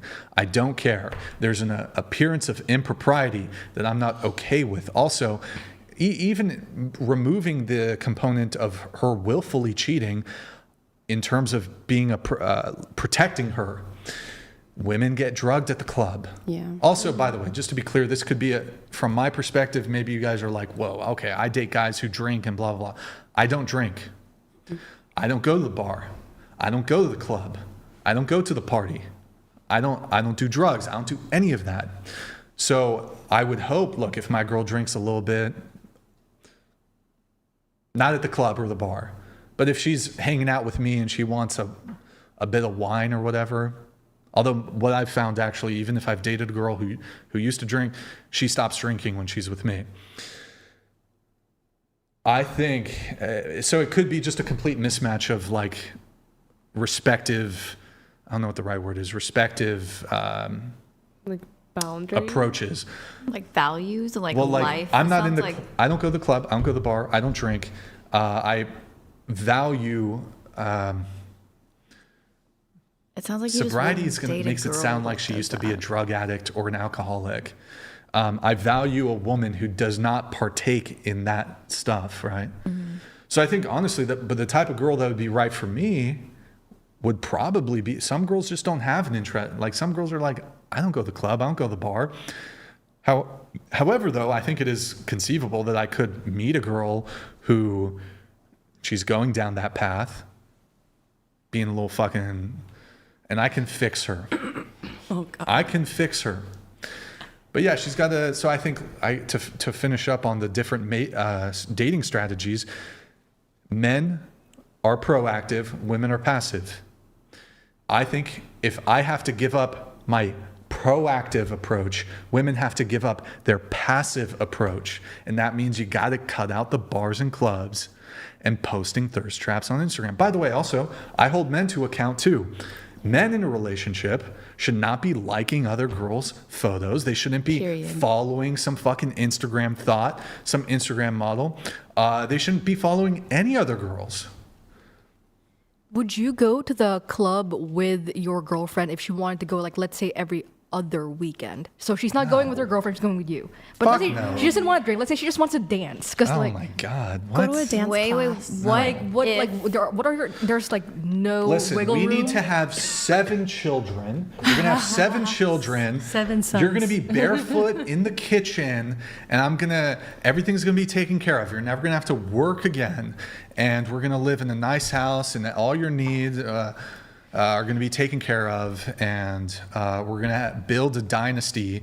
Our children are going to be warriors. They're going to be fucking legends. And you don't need to worry about the club. Fuck the club. Let's focus on dynasty. Let's focus on legacy. Fucking, you want to go to the club and fucking dance to Usher? What the fuck? But you could dance anywhere. What if she doesn't want to dance to Usher? What if she's a ballroom dancer and the only place to go is to a dance hall, country dance hall, to go swing dancing? Because swing dancers go there. I don't like to dance. That's how my husband and I met. I'm not a dancer. I'm a ballroom not dancer. A dancer. So, what ladies, if you marry focus a on the big picture here. Focus on the big picture. It's all about you. We get it. No, it's not. No compromise. Well, it's not about me. It's about family, familia, blood, Amelia. blood, family. You're wasting your time at the bar and the club. Let's pump out 7 sons and build a fucking plan. You're almost there. I agree. Get 7 daughters. Well, we can have some daughters too, but build a fucking clan. Have your eye on the bigger picture. You want to fucking dance to Sway waste of Lee? time. What the fuck? I think the club is the biggest waste of time, money, energy. It's only for single people. It's like Tinder in real life. Yes. There's just groups of people trying to fuck each other. Like, there's I think no couples point. can totally go and have a good time and maybe dancing. together. Yeah, exactly. That's If it. they're both Together, into Brian. that. Go together. It's But fun. that's just It's like a No. date. When I was working at the strip club, But if that's I had not a for couple come in together and do the strip club. Very common. Yeah. Nah. Yeah, I mean that happens, but no, I wouldn't do it. And then going just to the club with your girlfriend, no. Also, I just think it's generally not safe. Is she allowed to go hang out with her girlfriends? Yeah, you want to get somewhere else? brunch? Go for it. I'm not like keep fucking look. You guys might think I'm like super controlling or whatever. I'm not checking the girl. I'm not looking at your phone. I'm not fucking. Where are you going? Where are you? I don't do that shit.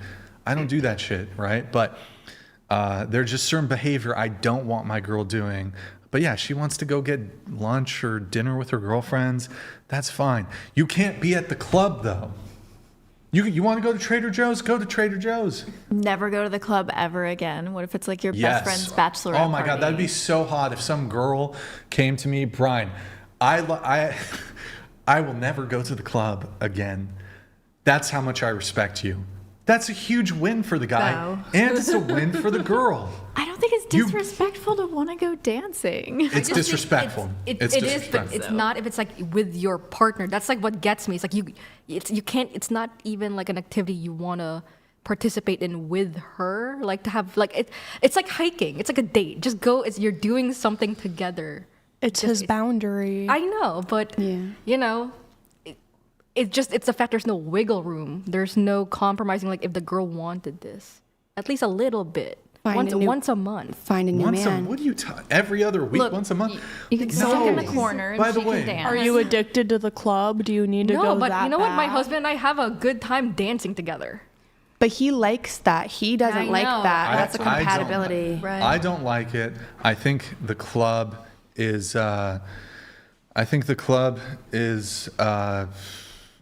I don't look, if she goes alone, I just don't, even if like, look, she'll never cheat on me, whatever. It's just not safe. It's not safe. She could get fucking something put in her drink, or, you know, who knows. Like, I have to consider what are the potential risks. As her protector too, like I think the club is stupid. Look, and I also think part of protection, it's not just even like the physical threat, even, home invasion, but even the club.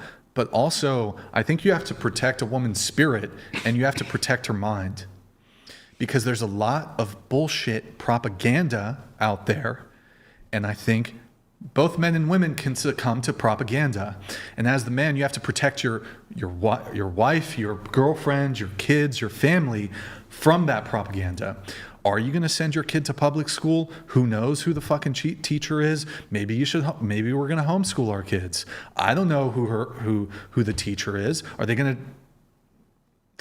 Who knows what they're going to fucking do to the kid? Who knows?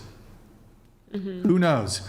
I need to protect and insulate my family from propaganda of the spirit of the mind. Why would you guys want to even go to a club in the first place? Like, what's the point? A club, a bar? Oh, I completely disagreed with that. You weren't here, but I think clubs are for single people and stupid. So, but I go with my husband.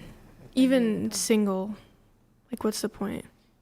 I kind of agree with that too. Like, I don't drink or smoke, so I can be like.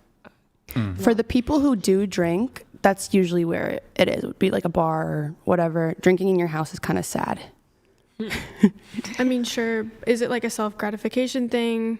Probably just like a self-gratification thing, like most things. Like, so the only reason I personally go to a club, because I've been sober since I was 17, is I'm a trained ballroom dancer, and I swing dance, and I do every single partner dance. So I do Latin, I do two-step, I swing, all of that. And a lot of swing dancers go to not your typical club, but specifically a dance hall, or I go to socials. So that would be why I go to a club, and I only go every so often, because I'm the only person in my friend group that dances. Do you dance with men?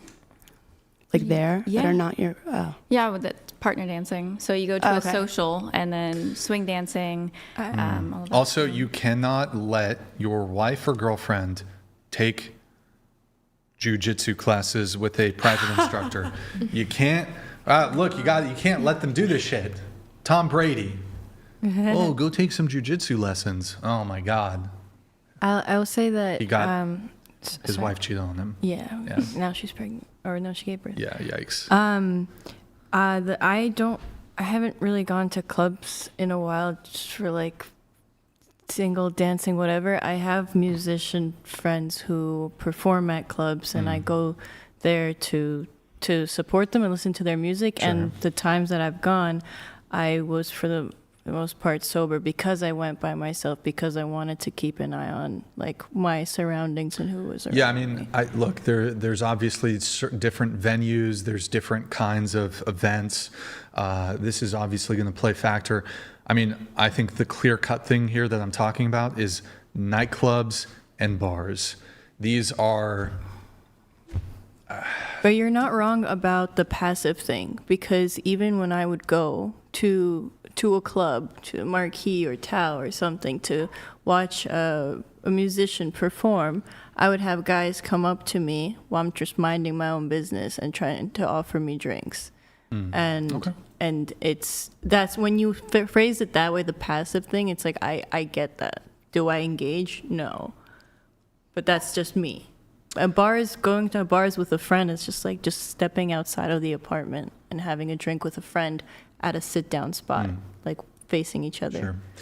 I think, I guess to final thing on this topic, and then we're pretty close to the end here. I think that when it comes to like the king-queen treatment, traditional treatment, etc., I think that we teach women how to expect men to treat them. I don't think we teach women how to treat men. And conversely, we teach men how to treat women, but we don't teach men what to expect from women, or how to expect to be treated by women. Well, I think Ava? that's what feminism did to everyone. Feminism. Like, it totally reinvented how women think into being the alpha and they deserve this and this and this and this, and then they don't have to give anything back. And that's how all of my past relationships ultimately failed. So Ava? Oh, hi. You've had pretty terrible dates, like you've been stood up twice in one night and being left at the theater. So twice in one night.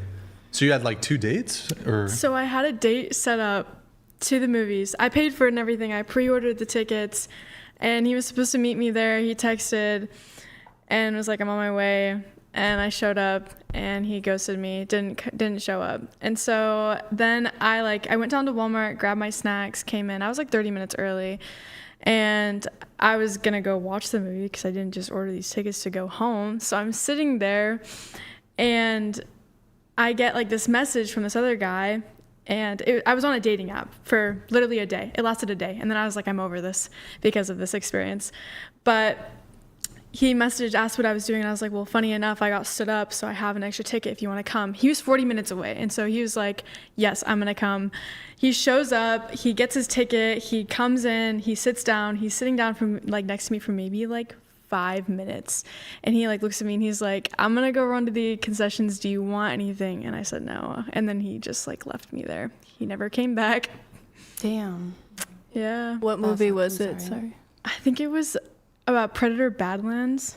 Oh, okay. Yeah, and I actually totally forgot about this, but I had a boyfriend for 2 days in October. 2 days? What? 2 days. Wow.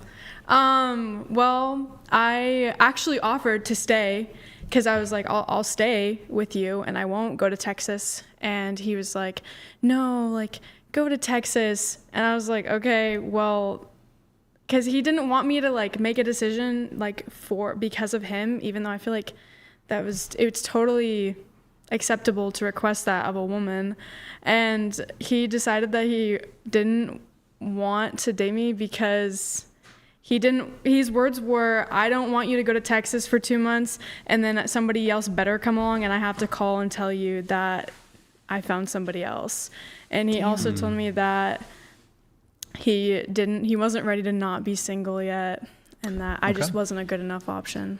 You also wrote that you don't think that I'm extreme enough. You said you think a lot like Nick Fuentes. Yeah. Okay. Good times. Would you date him? Nick Fuentes? Yeah. Does he mog?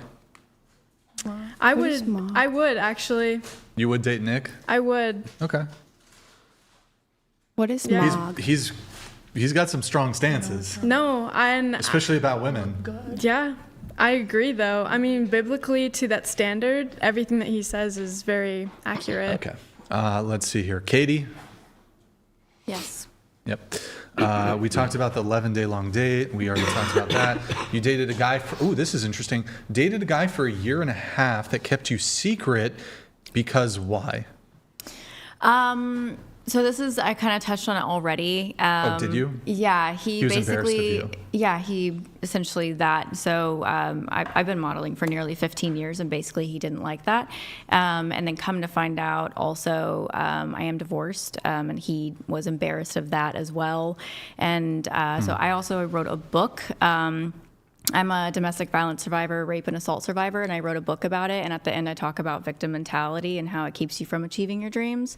And he was extremely embarrassed of that and didn't agree with it and told me that I should burn my book, even though I wrote it to empower women that have gone through these things and men as well that have gone through these things. And he didn't like it. And it's the same guy that that told me he wouldn't take me seriously. And then after we broke up, told me that he has chosen me to have his children and that I should be oh so honored. And I was like, this doesn't make any sense. So. And he hid you for 1.5 years. Good times. Yeah. Good times. Nice. Can I add to my dating experience really quick? Is it interesting or? Yeah. So I actually just recently had a date with a guy, and we were sitting at the dinner table, and he asked me, "Oh my God, what I was looking for." So I described kind of like what I was looking for in a guy. Let's do this. I feel like salads Are you fine waiting until after the show? Like we can just put in the refrigerator? That's fine. Are you guys, who else, can you guys wait? I can wait. We're almost done, so. Does anybody want pizza's okay though? Here, sorry, Mary, can you take the salad back. If anybody wants pizza, I think that's a bit easier at the table. I feel like salad's just way too complicated. There you go. And then we'll divvy it up a little bit. Okay, quick. We were sitting at the dinner table. He asked me what I was looking for in a guy, so I told him. And he told me that he didn't think he was the guy for me and that I described his best friend. So he proceeded to FaceTime his best friend at the table and try to pass me off. Oh my God. I think that's okay. That's I think that's okay. No, like it didn't bother me at all. It was just, that was just the craziest thing that had ever happened. It's actually to me really ever. sweet of him.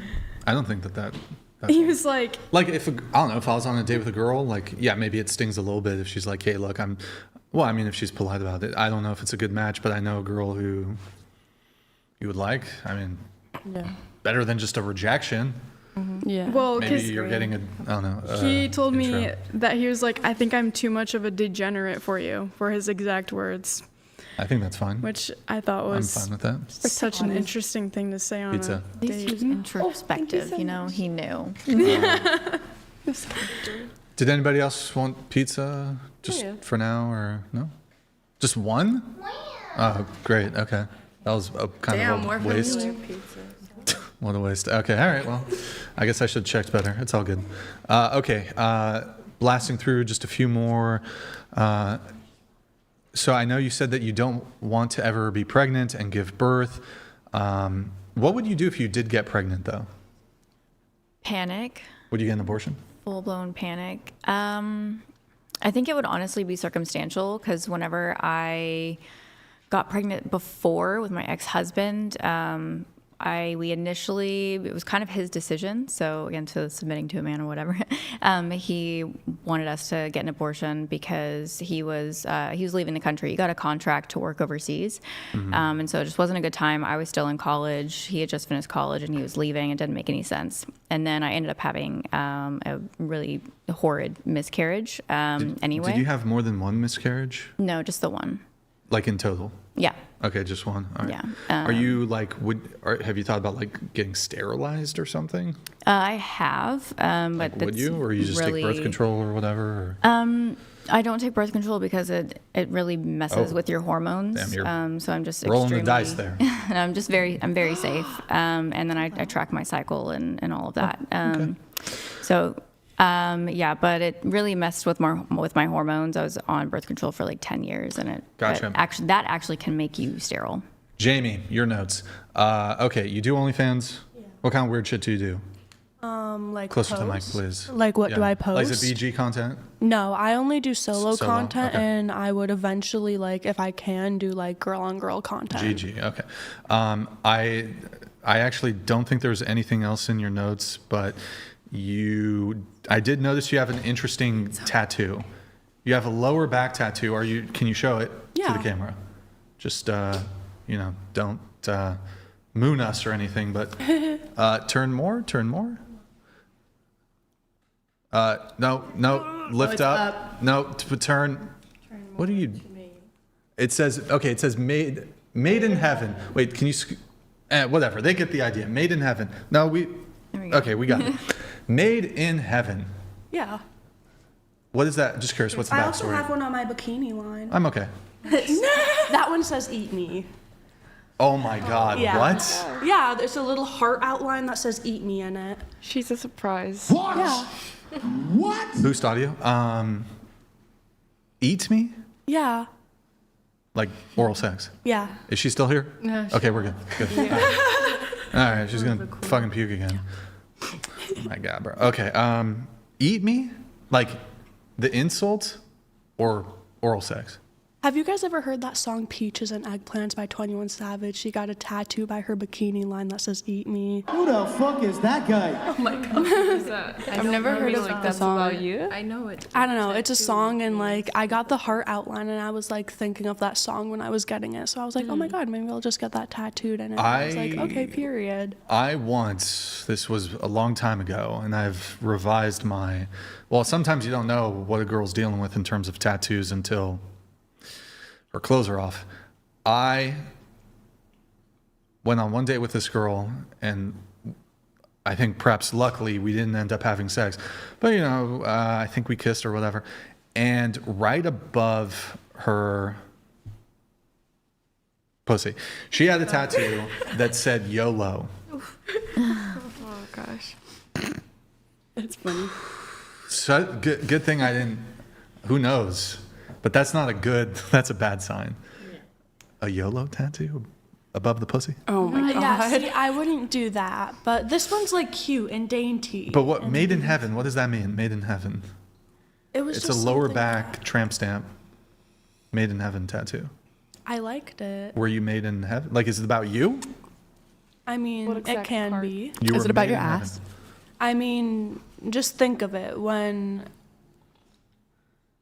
I don't know if I can say this. When you're like in that position and like, you're. Oh. And you're staring at the tattoo like.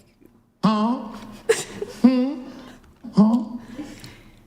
mean,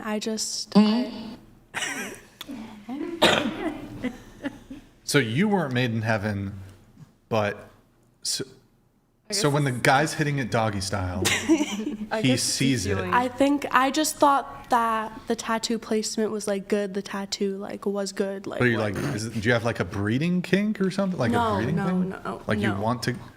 So what is being made in heaven though? Like it'd be your child or? No, it's like just the body, the sexual act. In heaven. I would say it's probably body, like the sexual act, like the feeling, feeling, like the feeling? he's hitting it, he's reading Wait, it like into the made mic, it. into the He's mic. hitting it, he's reading it, and he's like made in heaven. Damn right. Wait, he's saying it while he's hitting it? No, he reads the tattoo. I don't and he's get like this made at in all. heaven. I don't either. So like, what if like what if here, like above my penis, I just like had like, this is the best sex of your life. I would Does hope that it make would it be the best sex of her life? Well, I would hope it would be if Like- you have it tattooed. There's Well, only no, one but, way like, to find out. I feel like you think right? it's some loophole or something. Like, well, Writing it if I makes have the tattoo, it has to be heaven. That's like what if I'm a premature ejaculator, but I'm like, this is the best sex of your life. You're manifesting. Yeah, you could. I could be Whoopsies. manifesting it. I could be manifesting it. I'm You know, manifesting that I'm made in heaven. I thought it was like a tattoo, like you were made in heaven. So I was thinking, I like, might be. you should get the tattoo revised. It should say "Made in Cancun Spring Break after Backstreet Boys concert."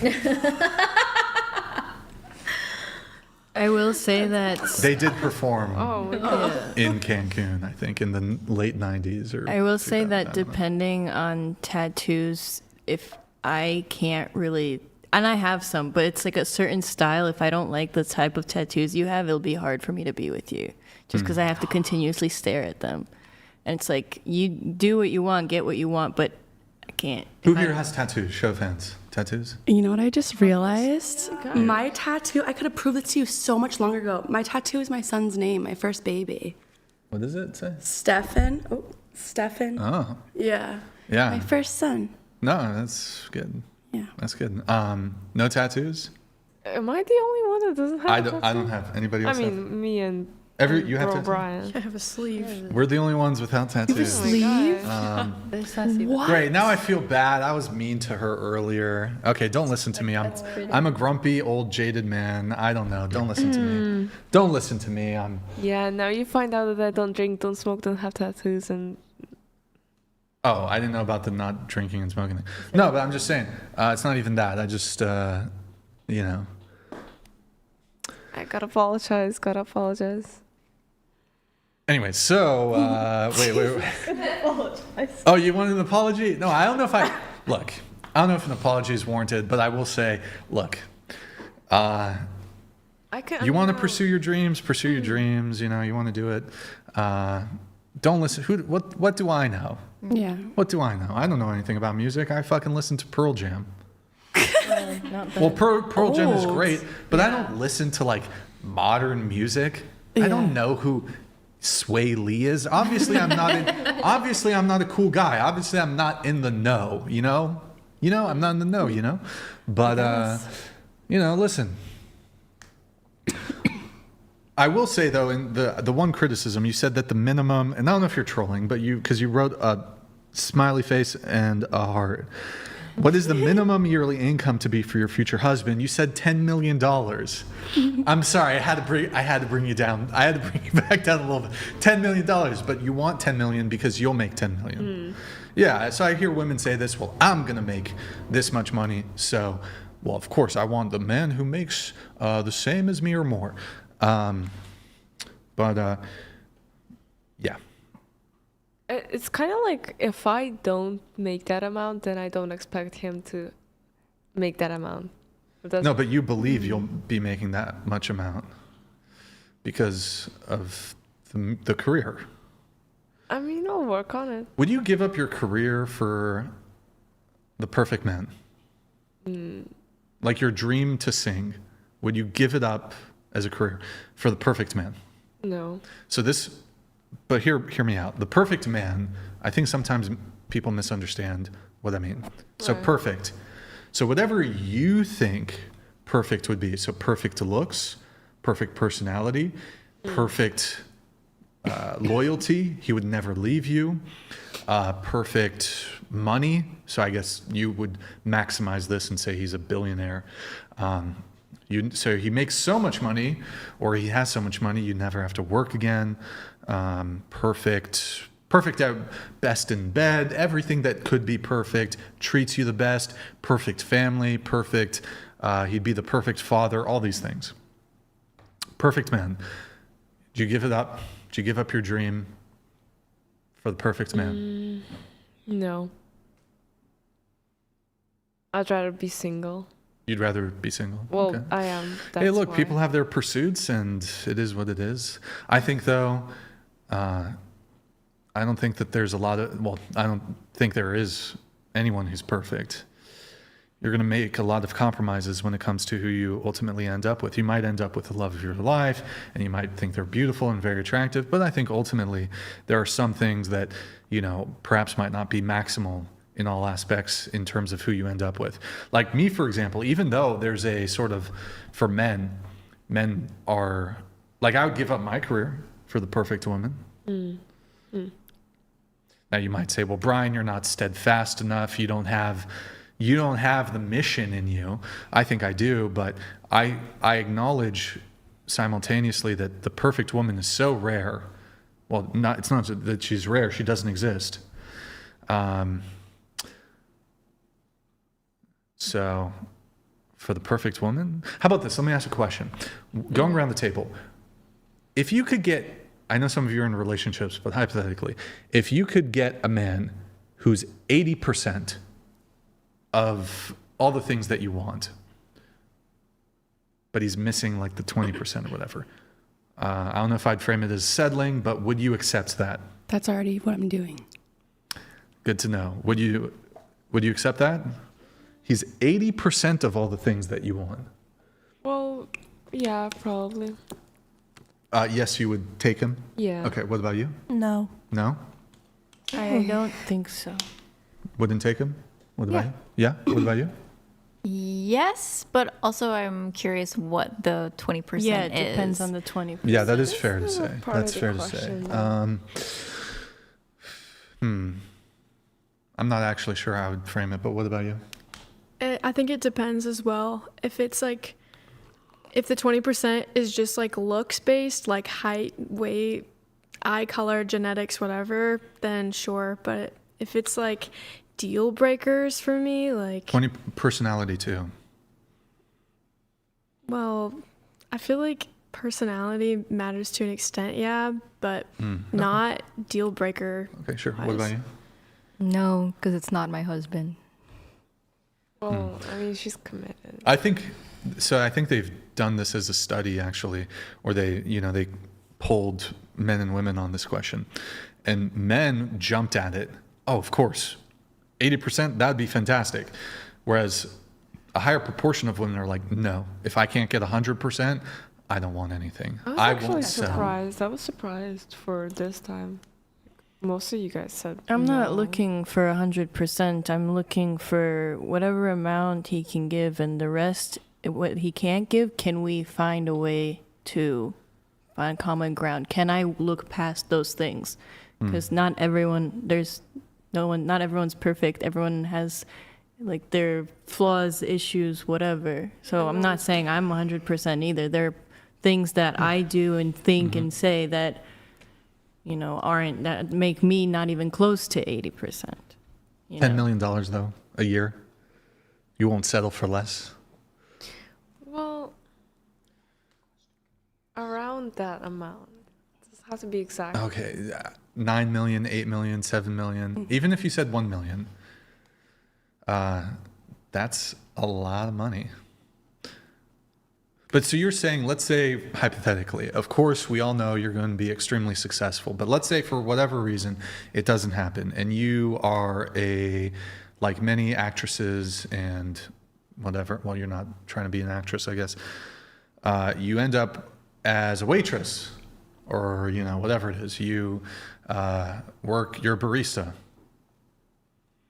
If you were, let's say you were making, I don't know, it could be some other job, $70,000 a year.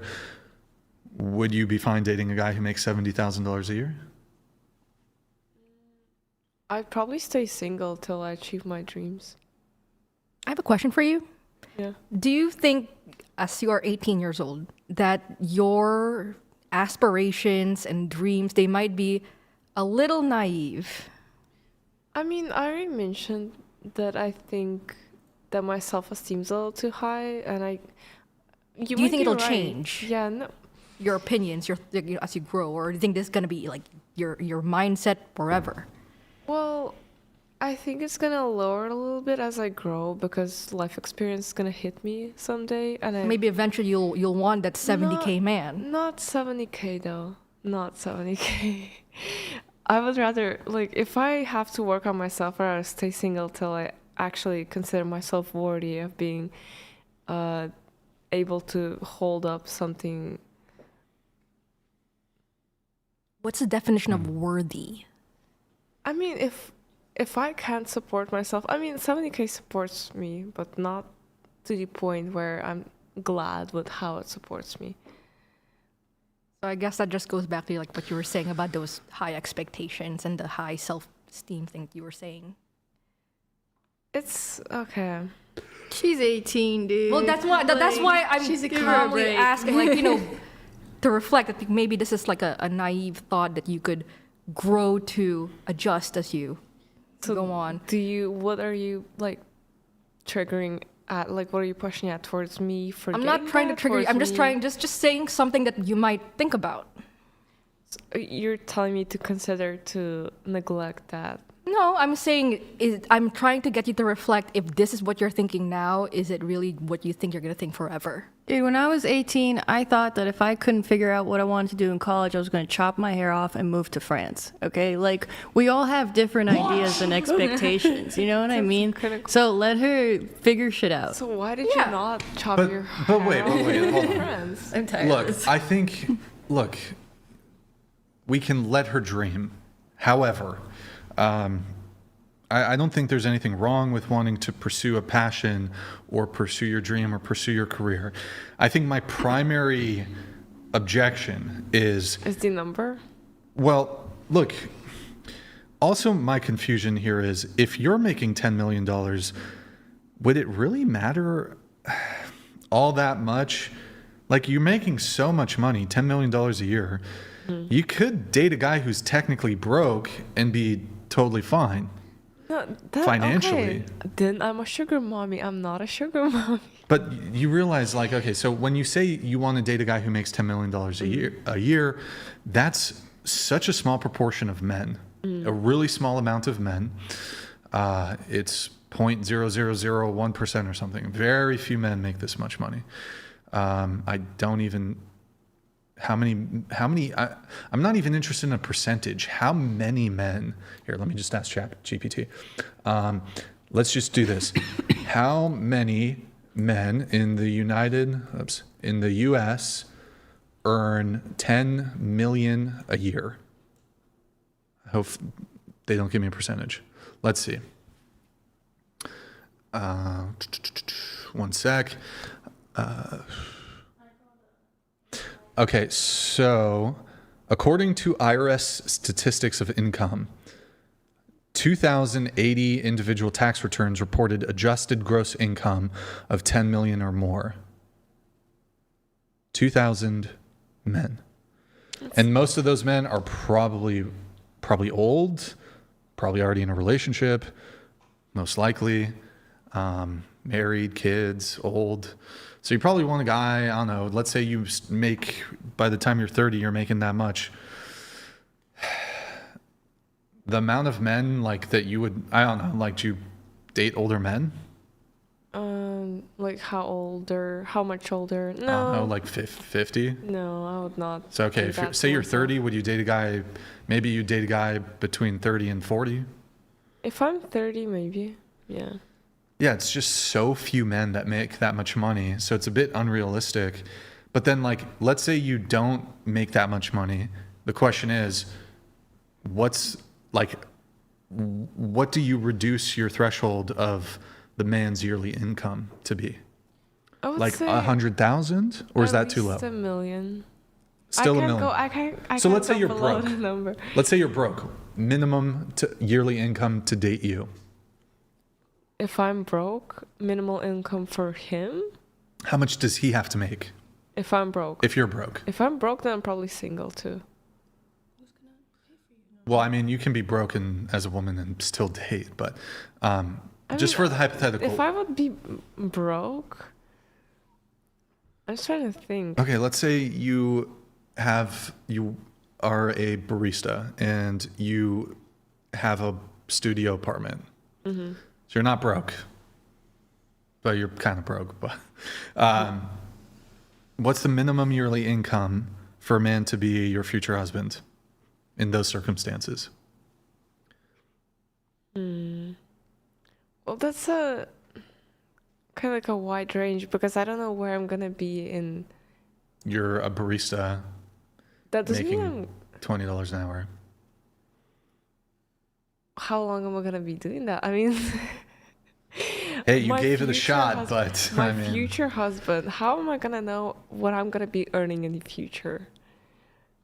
If you're a barista at 30, you got to pack it up. I'm 30. Okay, let me lock in. I'm already 30. I'm a barista and I have an apartment, studio apartment. Yeah. Well, he would probably.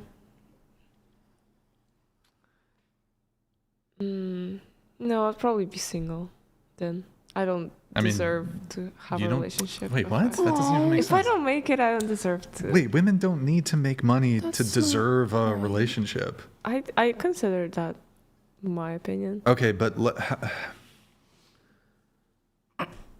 I don't think anyone's supposed to like financially I don't women have a job. Done it through all of human history.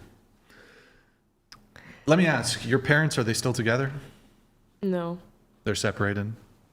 Yeah. Your mom poisoned your father and murdered him? Who murdered someone? Are your parents, both of them, alive? Yeah. Okay, but they're separated. Yeah. Okay. Oh man, that would have been bad. Okay, they're separated. Okay. Well, they were married? Mm-hmm. Okay, when they were married, what was the dynamic? I mean, dynamic. Was he paying for? Was he like the breadwinner? I guess. And she stayed at home and took care of the kids? Yeah. I mean, it's been a way people are. It's been a dynamic for most of human history. It's not when people make it obvious for like pointing it out. Like, oh, I'm paying for everything. You wouldn't want to that dynamic? No, because it's just shameful. But like you said, men should pay on first dates, and men should be chivalrous, and that's just kindness. That's just a person being a person. Okay, well, look, men don't care about your money, really. It would not prevent you from dating somebody if your money wasn't right. I mean, clearly you're 18, right? I'm assuming you're not making like a bunch of money at 18.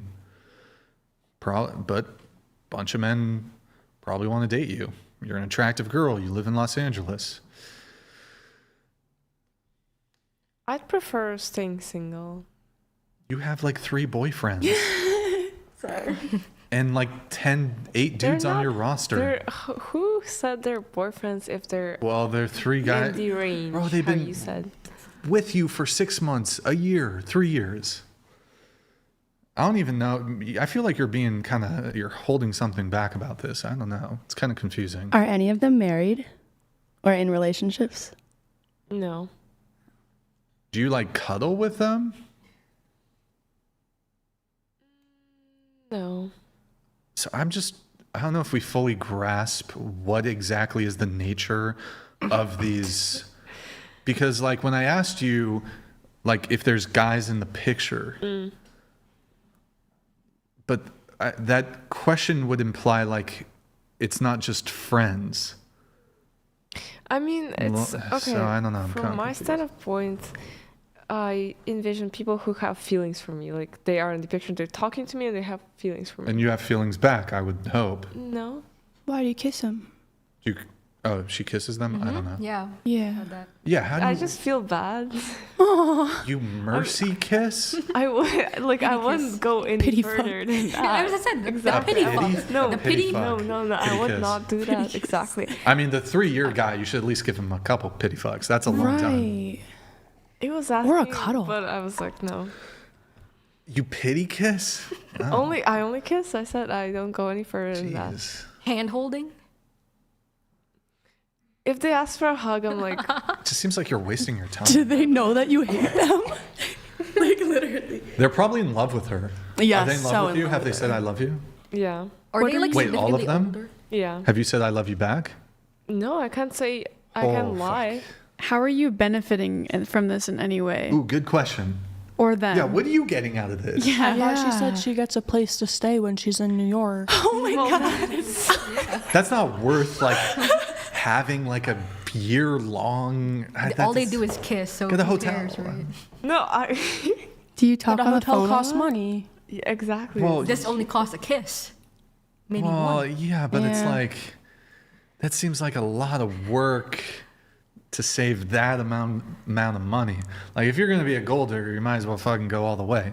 Like I mean, shit. Have him rent you an apartment in New York. What are you talking about? Have one That's in not LA. worth Why it. do I need one in New But okay, York? aren't there guys who live in LA that you're seeing? Yeah, Like one of them, you've been 6 months, a year. yeah. 6 months. What are you getting? Actually, I don't know. He's very weird. The one who's in LA, he's actually very weird. Like He's a YouTuber. No, he's not. He's also a music artist, but he's told me like very weird things. Like Like what? one day, okay, we're just talking like Oh, boy, friends. this- We were in what's a going on friend with this? like a little friend group, and then he just one day he texts me like at 3 a.m. I was literally sleeping. I saw this at 6 a.m. when I woke up.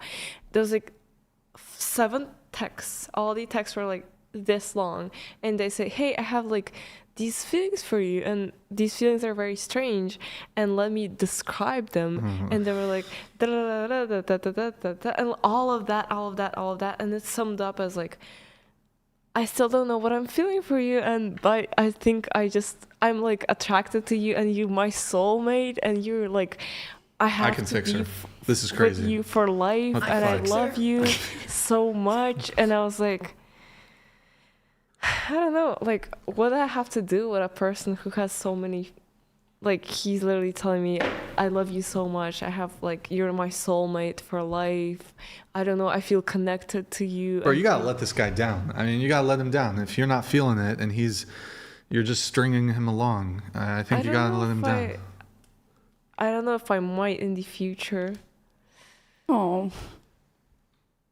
I mean, even if you approach it from a selfish perspective, I mean, it takes a lot, not a lot, but like he's texting you and you're reading the text. It seems like a waste of time for you, and it's a waste of time for him. You're not into it. Look, let me ask you point blank. Are you into the guy? That's the deal. She doesn't know. Oh my gosh. All right. Well, Maybe you need to figure that out. She's 18. She'll figure that out. oh man, that would But be while so she's figuring brutal, it out, though. she's still Imagine stringing you're the like guys in love along. with a girl and she's like, I don't know how I feel about you. That makes you even more in love. If it's toxic, I guess. Yeah. But I don't know. Well, he must. You know, dating is not like doesn't have to be this complicated thing. I understand it can be complicated, but it's like I like you, you like me. Let's be together. Why can't that's simple? That's Anyways, I boring. can fix her. You got to lose all the dudes, and you got to be wearing a What is it? The babushkas wear? What do they wear? What are the head covers that the Russian women wear? Headscarf. I'll have you in the kitchen in a headscarf, making Russian dumplings. 7 sons. 7 sons. 7 sons. You can sing. You can sing in the shower. How about that? I did that 10 years ago. What? No, sing in the shower. Oh. Okay. Court. You stabbed yourself after getting cheated on. Yes, I What's did. that? After you got cheated on with your current husband? No. So Boyfriend? this was a different person that shit. cheated on me, actually. Damn. You've been cheated on a lot. Every relationship, except for like. Do you maybe have one. a type? I did. It makes a lot of sense why I got cheated on a lot. My type was broken and needing to be fixed. Are you And also broken and needing to be fixed? I was. Do you consider yourself But fixed? okay, tell us about the stabbing So. and reenact it with this pen. Okay. Wait. Wait, actually don't do that. You don't want to get. Here, reenact it with a fake knife. Okay. Where did you stab yourself? Was it like, wait, what? In the stomach twice. You did like a harikari. Oh, are you Like wait, seppuku. a seppuku or harikari? There's 2 Oh stab my wounds that you can God. still see. But yeah, I stabbed Wait, myself 2 Are times. you able to zip down just a teeny bit? So I think. Okay, we see it. It's just those two. It's Okay, not I lower. do see it. Okay. No. It's just those 2. Wow, that girl would have yacked if she saw that. But so, like, how here with your hands? Sometimes I know women can misjudge like the size of objects, but What are we measuring? it's like penises or whatever. A knife? The knife. How big was the knife? It was a pretty big knife. It was a paring knife, so it was like that, but it was super Paring knife. paring knife, like in a kitchen, like the one you cut Pear? like tomatoes the ones, with. the ones that will take the skin off. What is that? That's a peel. A peeling knife. No, not paring that. knife. Paring knife is like It's okay. Is it serrated? Can we? no. Is it serrated? No. Okay, whatever. You know, It my doesn't- parents kept how the long knife. was the knife? The edge is like this. It's like a this long. It's The actual blade, and then it's like this thick. Paring. I don't They're fuck small. with pears. They're small knives. it's not pears like that. It's smaller than a butter I don't knife. eat pears, so. Oh, I see it. Okay, so it's maybe a couple inches, Yeah. like your ex. Yeah. Yeah. Yeah. Okay. It's okay. Look. It's okay. And you stabbed yourself Full force. once or twice. It was twice. Twice. So it was the same setting. Yes. Yes. Once. 31st. Pull out. Second time. Yes. In front of him. No. What are you supposed no, to no, do no. with the seppuku? He was or far the away. harikari? Aren't you supposed to like? You gotta like go side. Yeah, you're supposed to Twist. like gut yourself. Jeez. I was very drunk. I had relapsed. Have you ever stabbed a man? No, I would never stab anybody. Did you consider? Did you ever consider? Oh man, that's crazy. I'd be scared. I'd be a little scared to date a woman who did that. But did you ever consider cutting his dick off? No, I would never You would do that. self harm. Okay. Yeah, not now in my Is that the current only time you life. stabbed yourself? Yeah, that's the only time I've ever. And you were drunk? Yeah. And high, or just drunk? Not high, just drunk. Off of what? Jose Cuervo tequila, gold. You stabbed yourself while drunk off Jose Cuervo. Yeah. Sponsor me. And I'm then just did you kidding. go to the hospital, or Oh yeah, an ambulance came. so did you perforate your stomach lining, or what? There is tissue damage, but I didn't get to my actual organs because I weighed quite a bit more than I do now. You were obese. Yeah. Or were you? Yeah, I was like 200 pounds. Whoa. Yeah. Transformation. In there. Thank you. Less than a year. Lived quite the life. Yeah, I went to jail after I stabbed myself too, because I beat somebody up in the same night. After you stabbed yourself? Or No, before. Are you sure it was just tequila? Yeah. Tequila will. I do drank the that. whole bottle though. Was this You before? beat, you beat up a man or a woman? Both. So there were 3 battery charges. You beat up a couple. Yes, and then also a girl separately. So 3 people. Yes. You beat up 3 people, and then after you beat them up, Yeah. did you use a weapon when you beat them up, or was it just your hands? Just my hands. I beat them up pretty bad. 2 of them turned into felony charges. Everything's dropped now. I'm a free, innocent girl. Wait, they dropped it? How would you get dropped for? The felonies got dropped down to misdemeanors. Oh, but you got charged. But okay, I see what you're saying. Yeah, I'm not a felon. Well, I only got charged with 1 battery, so I'm a free girl. But I did spend 2 months in jail. The fighting happened first, and then my neighbor said the police were coming, and so I was like, okay, I'm gonna get arrested. I'm just gonna end it all. And the whole reason I was fighting in the first place and like fighting those girls was because of the cheating. So, wait, and drinking. Were those girls the one of them cheating partner? One of them, yeah, one of them. Oh. We're actually friends now. And then you beat up the guy who was your boyfriend. No, I beat up Like a random like dude? like And a random chick? Yeah, like neighbors. Were they like trying to intervene or something? Or? No, the man just always would be weird towards me and like try to do stuff. So I started yelling at the lady like, your husband wants to fuck me, blah, blah, blah. He's always trying to get with me. He's knocking on my door. Like I started yelling. And then, yeah. Was this before or after your first kid? This was after. I didn't change my life around until the beginning of this year. Pregnant? No. All my kids were born already when this happened. This happened at the beginning of this year. Wait. So hold on. It was a different guy that made you do the stabbing that you were dating. So your current boyfriend. Yes. You already, with your current boyfriend, those are his 3 kids. Yes. So this was when you were broken up with him. Yeah, after I left. This was after the cheating and and then you were dating a different guy. Yeah. You already had 3 kids, and then that other guy cheated on you. Yeah. And then you drank some Jose Cuervo, some tequila. Yeah. Got all fucked up, stabbed yourself. Well, first you beat up 3 people. Were they all together, or were these like separate? Completely like. All 3 or 2 of them? The one girl was by herself, and then cheater. the couple. The cheating girl. The cheating other. partner. Yeah. So you beat her up. Then a little bit later, Yeah. you beat up Yeah. the neighbors. I was just kind of like running around. I was out in my car. Yeah, I was out in my car. Is this on camera? honking. Is this recorded or anything? I'm sure there's some body cam ring, whatever. Were you already somewhere. drunk when you were beating him up? Yeah, Or you were already drunk yeah. at that I point? wouldn't fight not drunk. I just turn into a demon when I'm drunk, which is why I'm sober now. Wow, that's insane. Thank you for sharing that, though. That's crazy. I know. That is. Have you ever slashed a guy's tires? No, not the tires. What have you slashed? What did you slash? Like the inside where the radio is, because he could just replace his tires. It's harder to replace a radio. Oh, you thought that through. Yeah. Yeah. Have you ever burned a guy's clothes? Yes, my dad's. Your dad's? Yeah. He cheated on my mommy. Wow. Yeah. The loyalty. Oh boy. That was when I was like a teenager, though. Yeah. Did you have a chaotic upbringing? Yeah, we were on a reality show called Nanny 911 because we were really bad kids. Oh. Yeah. The King family. Go watch it.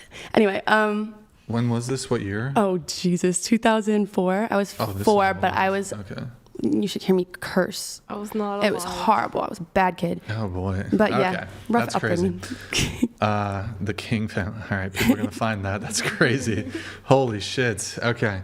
Let's see. And then you said you've cheated. You left your husband. Wait, so your current boyfriend, you were married to him? No, I put husband because that's just what I call him. Yeah, I know it's not real. Okay, that's right. I remember that. Okay, but you left him. You got with another guy. That other guy cheated on you. You're now back with your husband. You've cheated since you got back with him. Is that correct? No, not since I got back with him. Just like the times since Closer to leaving mine. him.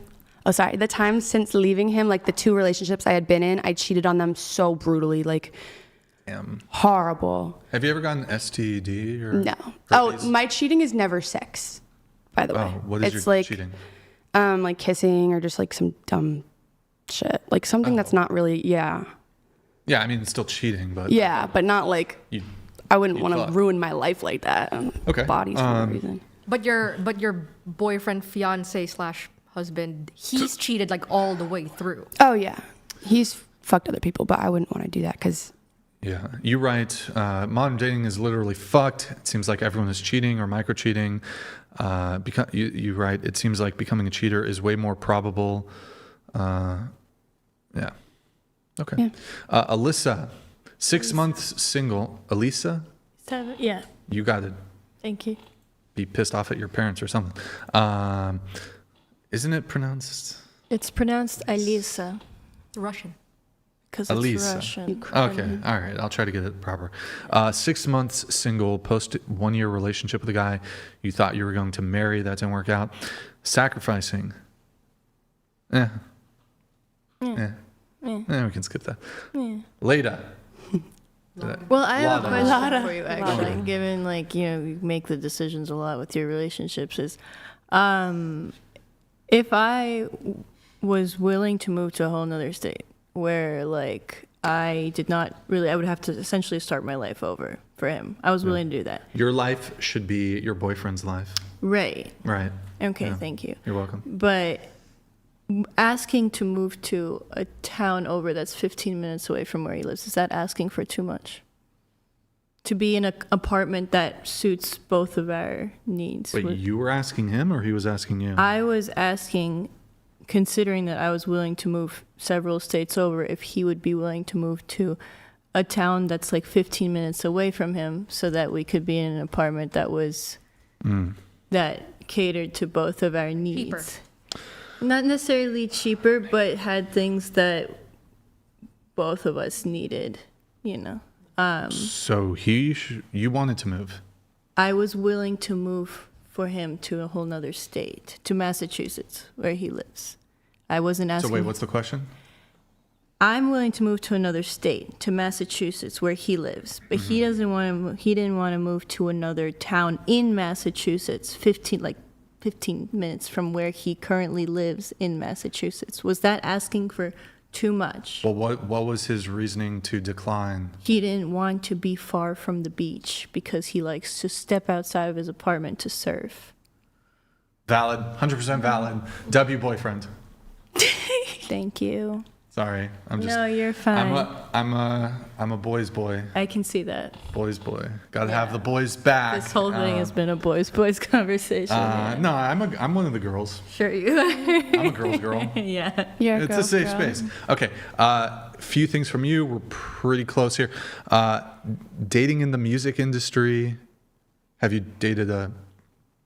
I mean, kind of what I mentioned before, but because I think Ava brought up something earlier, I kind of remember something else I didn't even mention in the chat. Sure. So, actually, hold on, let me think about this. One of my exes was Chinese. That was in the US, but he was Chinese. His family was... Oh, me so horny. Me love you long time. Sorry. Okay, so he was Chinese. His family was Chinese. He has a huge family, and it was just such a weird date. I feel we had in total we had 3 dates. Yeah. But I think every time it just got even weirder, because the first date, he took me to some restaurant. It wasn't just some Italian place, and I was like, okay, what's the deal? I didn't really like him. I just went because I felt bad for him again. And we just spoke, and he was a little older, and I lied about my age. And then, wait, you were underage? Well, yeah. What was your age and what did you say your age was? I was Was I 16? I think I was 16. How old was he? He was like 20, I think. But I like, when we were sitting there, I thought it would be a red flag for like me to say, hey, I'm just like 16. So I said I was 19. Ooh. And he believed that. I mean, I'm just kind of mature, so it was believable. Mm-hmm. I had a job, you know, like it would make sense that I was 19. Was it rice gum? Rice? Rice gum? Rice gum. No, he's older than that. No. You said it was an Asian guy, so okay. Chinese. So that was the first, like, I lied about my age, then he dropped me off home, and I just felt very bad, and I felt very weird, but I was like, okay, I don't know where this is going yet. Then we have the second date, and he decides to invite me to his house.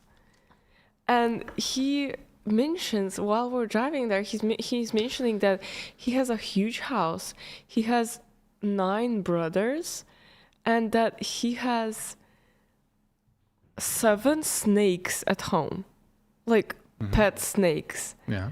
And 8 cats. Okay. And I'm like, what? Because that was like, I don't think you would do that on a second date. Like, hey, let's go to my house. I have 7 snakes and 9 cats. But I went and I was like, okay, whatever, let's go. I came to his house and he was like, all right, sit down. And I sat on the sofa and he started cooking for me. He would clean for me. He started making like a full-blown meal. He made like, I don't know, whatever. I just felt so awkward. I don't know who cooks for a person, especially, I know you just said about women being traditional, women cleaning, women cooking, but then here is like the full opposite when a guy invites me to his place, sits me down and starts cooking for me, cleaning for me. And I just felt so, I kind of felt out of place. I just didn't know what to do. It was very awkward. And all these snakes being there, I'm like, I don't like snakes at all. And it just felt, and the place was a mansion because he had 9 brothers, but for some reason, no one was home. It was just him. And I was like, it was a nice place. It was a very weird place. Wait, he's a musician? No, he's not a musician. Imagine like, you know, a person from a second date. You're sitting on his sofa in a 2-story like mansion with 8 snakes and 9 cats, and you're like, I mean, it maybe is a little peculiar, the amount of animals, but I don't know if it's, I mean, whatever. But the only thing that, okay, and then after he made my meal, we ate the meal, we're just sitting talking, and then he just like takes me straight to his bedroom. I'm like, seriously? Like, already? It was only the second date. And I was like, I don't usually do that. Yeah, I mean, like... Have you ever done that? Only with someone I feel very attracted to, or like personality-wise. Like, oh, they're hot as hell. But I didn't see that. I mean, honest. I don't have a primary thing for Chinese guys. I don't know. At this point, I'm looking back at it, and I don't know why I kept like being led on. I was like, okay, let's go. Like, okay. But like right now, I would just say, okay, I'm not interested. But he starts doing his thing, and then we're like already doing it, and I realized that. Sorry, go ahead, continue. Go ahead. You realized, or I realized that it's just he's just very, very like throwing me off. Absolutely, I don't know what it was. Either like him cooking for me, either him like providing everything, either him being like too pleasing. Like he was like trying to impress me, but it wasn't working, and I think he wasn't using the correct tactics. The meta. What it does it stand for? Most effective tactics available. His meta was all fucked up. Wait, but so you did sleep with him? It's like we like started and like in the middle, it like mid all these stuff. He like starts whispering to me, and he's like, "Oh no!" What does he say? Is it in Chinese or what does he say? No, I mean he did have like I just can't like look at his eyes. They're like so squinty. No.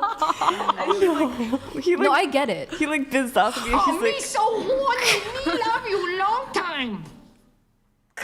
and he bids out to me. He's like, "You're so sexy," and I was like, and that was my breaking point. That was Wait, you don't like when people talk during? no, it just was his accent or something. I just don't know. You're so sexy. Oh, stop. Wait, do it again. You're so sexy. I was like, What the fuck was that? Was that Indian? What kind of like roll of the tongue Can anybody was do like a that? Vietnamese accent? Absolutely not. Anybody Vietnamese? I can do like a who can do nail impression. Who can do an The nail? Indian The one? nail, like. Oh yeah, do it. You want that gel nail? You want the $5 for the design on your ring finger? It was okay. It was okay. It sounded Wait, like so the okay, original. hold on. But did you continue seeing the guy, the Chinese guy? Okay, no, because So it was a one-time thing. honestly, Oh. after There's a couple more times. after that, we did meet, but it was less. You know, like I was trying to stay away from it. I don't know why. I just felt like turned off Because of the by him. But you, He was 18. but you had you I don't know how he did it. He just wasn't. What is it? well you It's it. you got turned on like after the sex, during the sex? No, I got turned off. I was like, I could not. But then you had sex with him anyways? Or? No, the third time we met, I think. Oh. Yeah, I did mention. How many the times third did you date. guys hook up? Well, we like had sex or just What? You said the third time you met up with him? just met. Didn't like do anything. Because you said the second date, he took you to the bedroom, Mhm. showed you the snakes and the cats, and his mansion was empty. And then, so it was the second date you guys had sex. And then the third date, you had sex again? No, the third date, we went like hiking or whatever at like 12 a.m. At midnight? Yeah, I Why? have no idea. Is he on This like guy's gonna meth or murder something? you, bro. This guy's gonna fucking murder you. What the fuck? I have a question. So you said something about not wanting to like string that guy along, this guy. So what's so different about not wanting to string him along, but you can string these 3 guys along? What? She's the 3 guys she's currently talking to. She's like stringing them along, but she just said she didn't want to string this guy along. I mean, I did for how long I could. She did string him along for 3 times. I did string him along. So wait, I just felt but then it was bad. over. 3 times over. I just felt bad because okay, yeah, and it was And over. had sex. Like I mean, it still hit. Still we hit. went hiking. I got home. I was like, okay, I'm home, but then I never like responded to him again. But he kept calling me or he kept texting me. He was like, hey, if I did something wrong, just like you know, like we could. Oh, did you ghost we him? could talk about it. I kind of did. I was very avoidant when I was younger. I'm trying to work on it and be less avoidant to people. Just try not to ghost people, but it's difficult. You have, for an 18-year-old, you have a lot of lore. You do. Do you know what lore is? L-O-R-E, lore? I have You got a lot of lore. You know what I have a lore lot. is. Oh, I have. You're a man. That's a woman term. Like I think That's like a woman who term? like Tara Yummy Hold started on, don't saying get me it. started about World of Warcraft lore, okay? Oh, no. Don't get I don't me want to started. hear any more, please. I'm already so confused. Yeah, I'm not going to get into it. I'm About not the actually much flower of a song and Rangararts or whatever. The Magnum core. The Magnums. Okay, so I feel like this is maybe like the third. You've got like 7 other crazy stories too, probably. Oh, probably like 7D. Oh, boy. 70. Dicks? 70. Oh, 7. Sorry, I thought you said D meant No. dicks. Okay. You 70. 70 stories. 70 stories. What is, you know, I had like 4 car you're accidents. 18, 4 car accidents. I feel like you're 18. You know what? How I don't know. LA's another beast. Los Angeles is another beast. But weren't you in Arizona? I was in Arizona. That was in Arizona. This was in Snakes, Arizona. the hiking. Yeah, So imagine did that. he had a thick with, Chinese accent? Imagine the snakes, the heat, the hiking, and that with like it being 90 degrees Fahrenheit. Actually, that'd be quite pleasant. All this sounds lovely. I personally love snakes. It's like a, I love snakes too. I mean, I never took shrooms, but it sounds like a trip. You have an interesting story. Okay, but you said fake dating. What does that mean really quickly? Fake dating? Yeah, fake dating in your notes. Oh, yeah, no, I just feel like a lot of people, so that's what's more about LA, more about after moving here. I realized that some people date each other for opportunities. And I didn't like do that. I'm very against that. Okay. But I just see it happening and I'm like, oh, you like I see one person that is very much into their partner, but their partner just there for the whatever. So like you. No, I'm just being sorry for people. They're not giving me opportunities, right? Opportunities?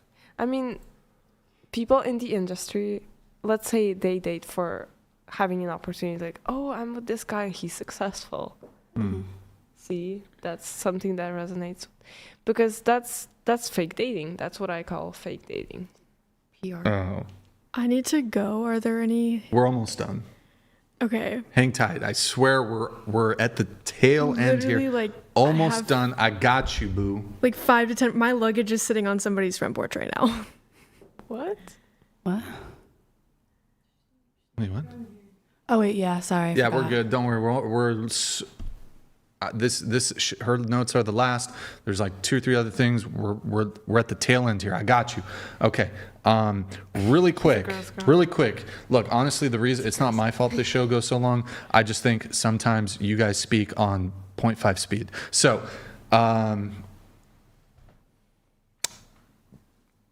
you wanted to talk about like dating norms between like Russia and USA. Give me the quick thing there. Hold on, I'm gonna think fast.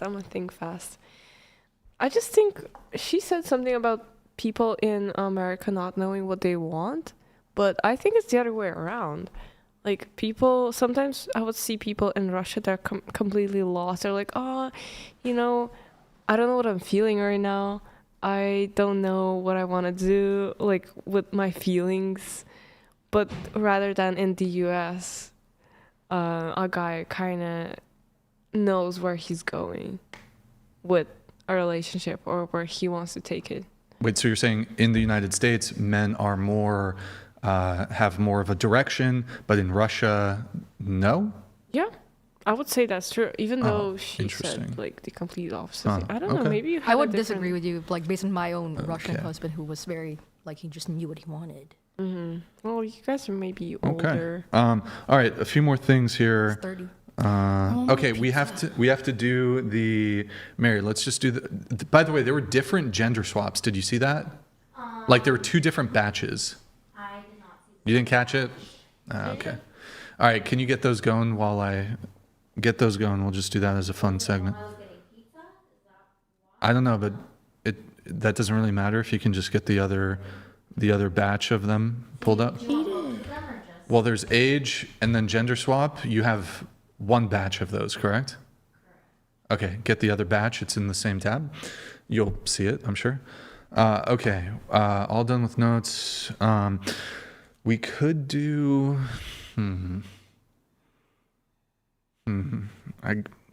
It's always tough when not everybody's at the table. We could also do Bumble segment, but I think you probably have to get everything like pulled up and stuff, right? Here, really quick, why don't we just do the Bumble segment? We're only going to do 2 girls here. We're going to do the 10 and the 10. We'll just do that now. Okay, so wait, hold on. What is the age range of men you would date? I would say 20. All right. Do you know how to change it, Mary? Okay. 18 to 26. 18 to 26. Or honestly, hold on. Well, it depends. Okay. Sure, that's a fine range. Let's do that. Okay, go ahead. All right, so we need quick answers. You see one photo. Hey, Mary, put us on GH5 center zoom. You got to hide the other one. All right. Just yes or no? No. Quick. Maybe, yeah. I had to see if it... No. Or yes. Oh my God. Too late. Which one is he? Either. Let's say the left. That's probably the better looking one. Probably, yeah. I mean, I don't know how long I'm gonna be dating him for. Don't worry, just yes or no, please. No. But he looks... Just yes or no. No other commentary. No. No. No. Yes. No. No, I don't know. Who is he? No. Hey, that was the guy you already had sex with. No. Man, they're just showing you Asian guys now. It's crazy. I guess he's Mexican. Yes. Oh my God, we know our type. Fuck boy. Is David the cat? No. Is David the cat? No. Yes. No. No. Mm. Yes. No. He was a kid? No. Dang, that was fast. No. No, I don't like his name. No. Yes. No. He's a cowboy or something? Okay, yes. No. No. All right, we'll leave it there. Okay. You don't even have a normal photo. They were pretty generous with some of the men that they showed you there. All right, so age range of men you would date? 28 to 40. Pretty good range. All right, we'll give you 20 swipes. Mm-hmm. Is David the cat? Is David. Okay.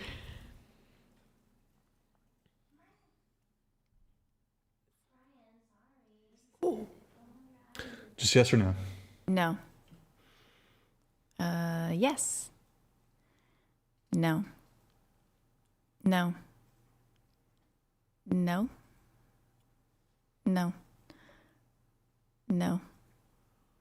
No. No. No.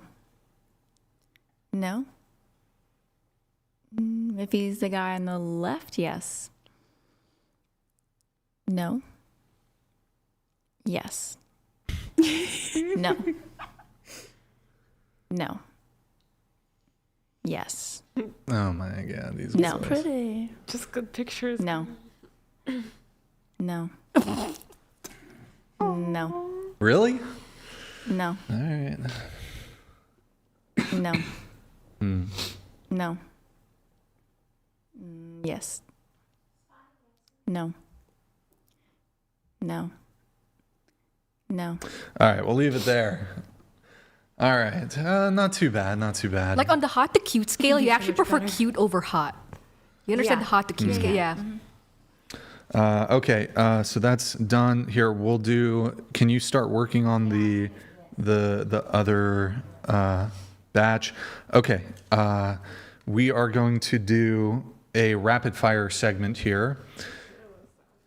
Rapid fires. Okay, so if you guys can, just for the sake of time, give me quick answers. Don't try to linger too long as we're going around the table. If we are going around the table, just try to, give me the answers. All right.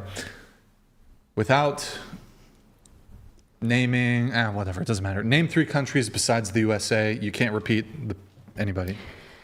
Israel, Mexico, Spain, Russia, Ukraine, Africa. Wait. Africa? That's not a country. Oh, Egypt. Okay. Germany, France, Uganda. Wait, we don't need that. Just answer the question, please.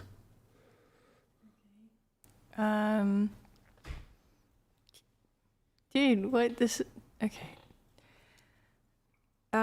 Was Canada mentioned? Canada, Kuwait, and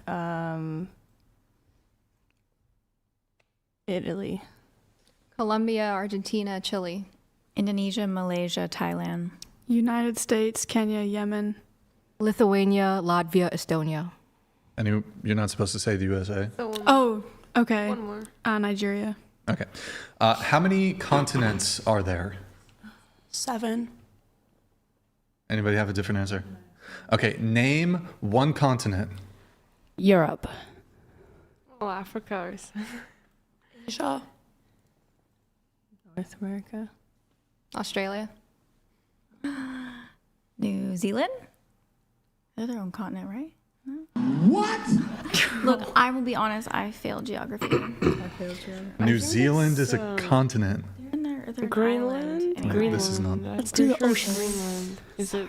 I might just be. Do you want to take another crack? No, I think that's enough for me. It's Greenland.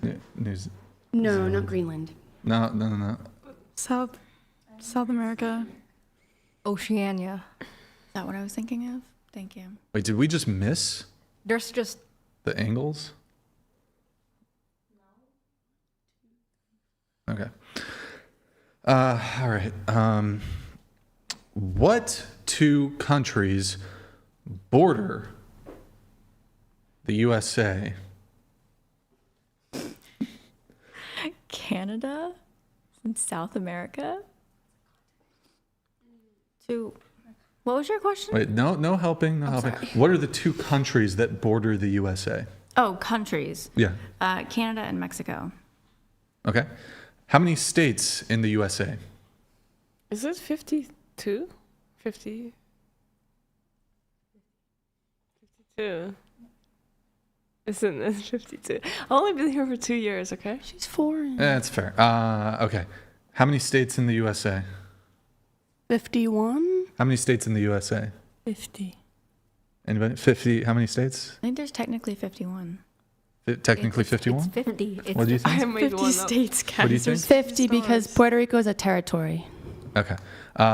What is the capital of the USA?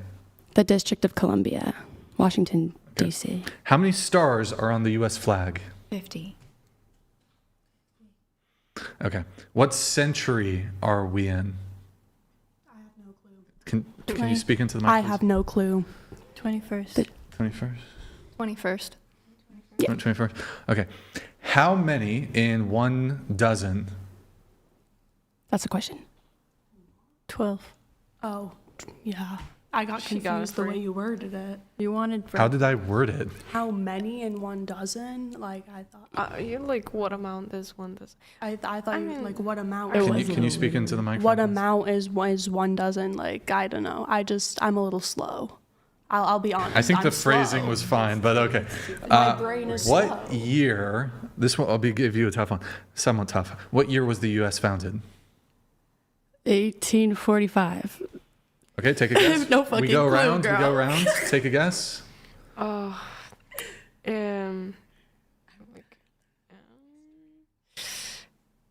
She said 1845, right? I'm just like dead Just wrong. throw a guess. Throw a guess.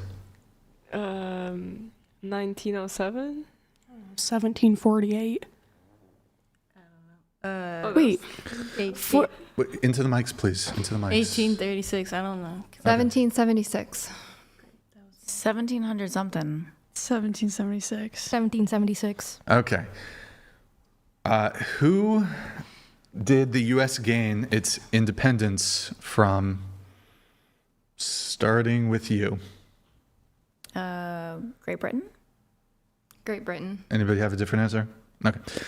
Who was the first president of the United States? Washington. What country is the Great Wall of China in? I actually don't know. Guessing China, unless that's a trick question. Wait, is it a trick question? Asia? No, that's cont. Oh, sorry. Asia's the continent. Oh. I just gotta stay silent for a sec. I said I'm slow. Intelligence. Okay. How many inches in a foot? 12. Oh. How many seasons are there? 4. How many days in a year? 365. How many letters in the alphabet? 27. 26. In mine, 26. 28 in Russian. 26. Hold on. How many days of the week end with the letter Y? All of them. Hey! Oh, sorry. Hey, yeah. That wasn't gonna go to you. I'm sorry. All right, listen. You're pointing to me. What's a shape with 4 sides called? Technically quadrilateral. Oh, technically quadrilateral. Rectangles are no squares. He didn't point at you. Just saying. Yeah, oh my god. Okay, what language do the people in Idaho speak? English. Anybody else want to take a guess? Potatoes. I was gonna say Idahoan. Sorry, say that again? Idahoan. One more time? Idahoan. Idahoian. Idaho, Idaho. Idahoan. We identify as Idahoans. Wait, you're from Idaho? Yes. Hey, what the fuck do they speak there? Portuguese. Of course, obviously. To the bane. Okay, what ocean is California next to? The Pacific. Am I wrong? Am I wrong? How are you doubting yourself? No, that was great. You did fantastic. What ocean is New York next to? Atlantic? Well done. It's my home. What is half of 1 million? 500,000. How many years are in a decade? 10. I think so. Mm-hmm. How many are in a century? 100. If a dozen eggs costs $3, how much is each egg?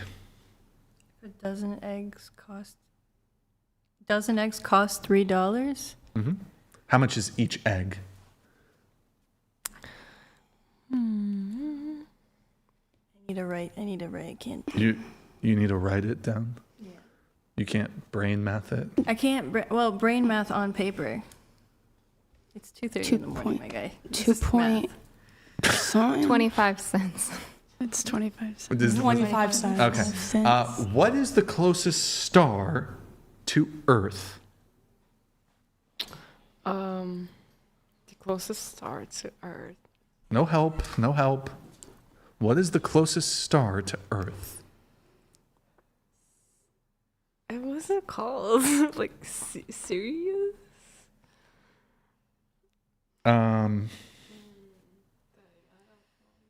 You got this. I believe in you.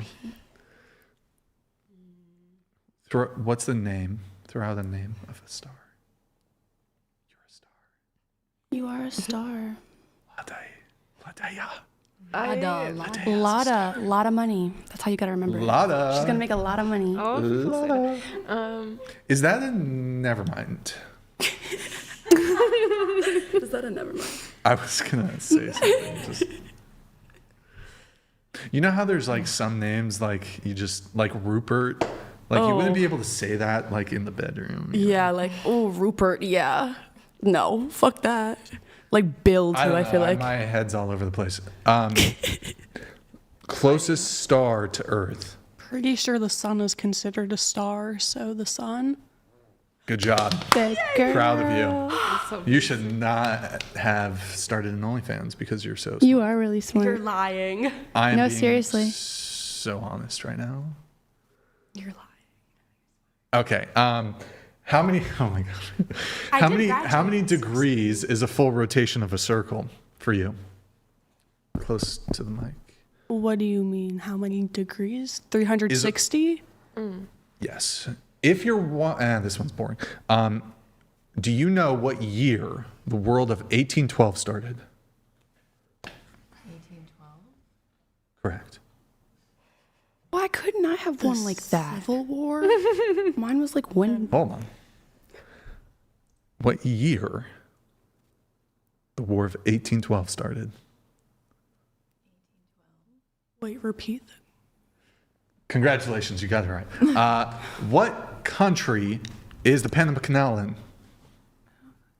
Wait, into the mic. I don't know.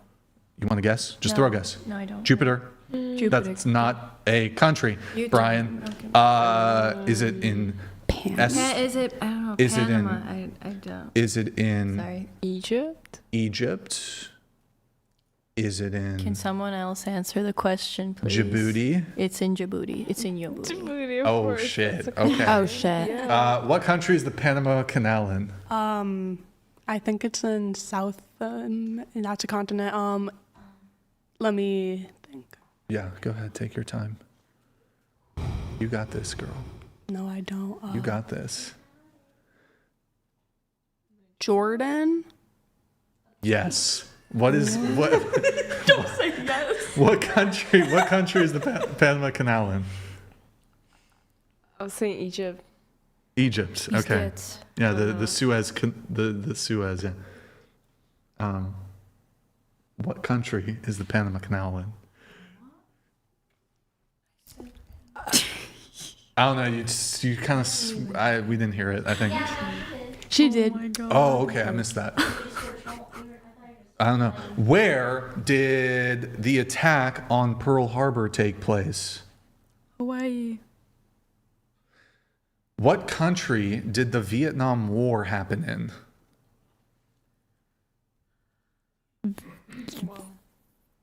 You sure? Yeah. I don't know about that one. Am I wrong? What country? That's when they did like Nagasaki and that? Or was that Yes, something different? that is where they did Nagasaki and Hiroshima. Oh, wait. No, That that's is- a different one. Yeah, we nuked the shit out Vietnam of is where. We nuked them at Nagasaki and Hiroshima. No. Famous cities in Vietnam. No. Vietnam is where they were all rushing onto the plane in that war, right? I don't know. That's a blur for me. I have no idea. What country did the Vietnam War happen in? Vietnam? You are correct. You win the prize. How much is a quarter of an hour? Oh my god. No. How much is a quarter of an hour? 15 minutes. Sorry. Yeah. Okay. All right. You got saved by the bell there. Quarter. What is 34 plus 66? 34 plus 66. That's 100.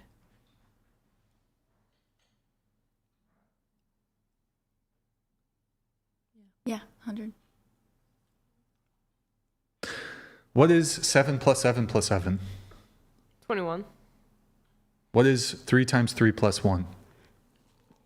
7? No, 9, 10. Sorry. I did what? 3 times 3 plus 1? 3 times 3 plus 1. Okay. Oh, Into the mic, into the mic. 10. Okay, we have a chat here from D-Max. Ask the panel where New England is. Bonus for naming the 6 states. Where is New England? Okay, sure. It's, got your... up. Wait, into the mic, please. It's up please. near Last time. Canada. Yeah. And the states, New Hampshire, Vermont, Maine, Connecticut, New York, and what else was there? Pennsylvania. You did so good. I'm Rhode so proud Island. of you. Nice. Okay, congrats. Slate House down. What is 7 minus 7 minus 7? Negative 7. 7 minus 7 minus 7. Yeah, she's right. She's right. What is 100 minus 66? Be 44? 34. 34. Hey, yeah, whoa, no helping. Let the girl answer the question. What is 8 plus 8 plus 8? 24. What is 3 times 3 times 3? Like squared? Is that what you're talking about? No, 3 times. Like, oh yeah. 3 Okay. times 3 times 3. 27. 9 plus 9 plus 9. 27. 9 in the third. What is 100 minus 34? 100 minus 34, 66. What is 9 minus 9 minus 9? -9. If yes is spelled Y-E-S, what Eyes. does... Sorry. That's so old. Okay, all right. For you, if you were born 10 years ago, how old would you be today? Be the age that I am now. Wait, if I was born, what? I was born 10 years ago. Let her Sorry. answer. Yes, I'll repeat it. That's fine. If you were born 10 years ago, how old would you be today? 10. You win the prize. Congratulations. Okay. How many world wars were there? 2. Probably about to be 3, but 2. That might be accurate. Yeah. This is for everybody to answer. Going around the table, what decade was World War One? Oh my God. I literally just answered this. Fuck. The 19... Am I wrong already? 19... something? Just throw 1910s, 1920s, 1930s, 1940s, and 1950s. 1910s. Okay, what do you think? What decade was the World War One in? Yeah. 1940. Okay, what about you? That is the second one? 1890. 1890, okay. Say 1910. 1910? 1910. 1890. 1890? Can I give the exact answer or no? Here, I guess we'll come back to you. What do you think? The 1910s. Okay, what's your exact answer? 1914 and 1918. That is correct. What was the primary decade of World War II? The 1940s. 1940s. 1930s. 1930s. 1930s, sure. 1940s. Okay. Sure. 1940s. Can I give the exact answer? The 1940s. 1939 to 1945. Okay. Can you name... Name one Allied power, one Axis power from World War II. Allies. Well, that was like us, right? Can I name us? United States. Okay. One Axis power? Germany. Oh, wait, from World War what? Two? Yeah. Yeah. Okay. Germany. Access power.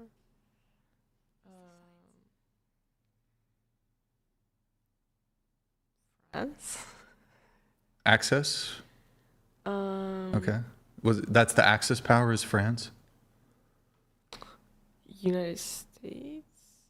Is Axis or Allied? Wait, didn't you already say United States? Yeah. You can't repeat. You gotta just pick a new one. You should explain the difference between Axis and Allied. Yeah, that's okay. How about this? Allies makes sense, but Access doesn't really make sense. Maybe it's like a different terminology in Russia. Okay, I'll just do one more person. One Allied power, one Axis power, World War II. I don't know what that means, so I skip. How about you have this? UK or Britain and Italy. For Allied or Axis? Or? Italy for Axis. Okay, name 3 Kardashians. Kim Kardashian.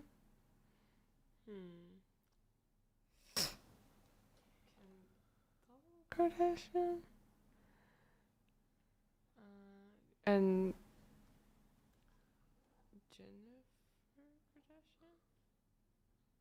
Jennifer Kardashian? Or, hold on. Okay, whatever. Here, Mary, do we have all the, like, age and... Yeah, so that's their gifs. Yeah, but you kept the other ones too, right? Yeah. Okay, so we have a fun segment here, a little intermission, a few more questions, then we're done. Okay, just show of hands. Who here thinks they'll be better looking in 10 years? Better looking, show of hands.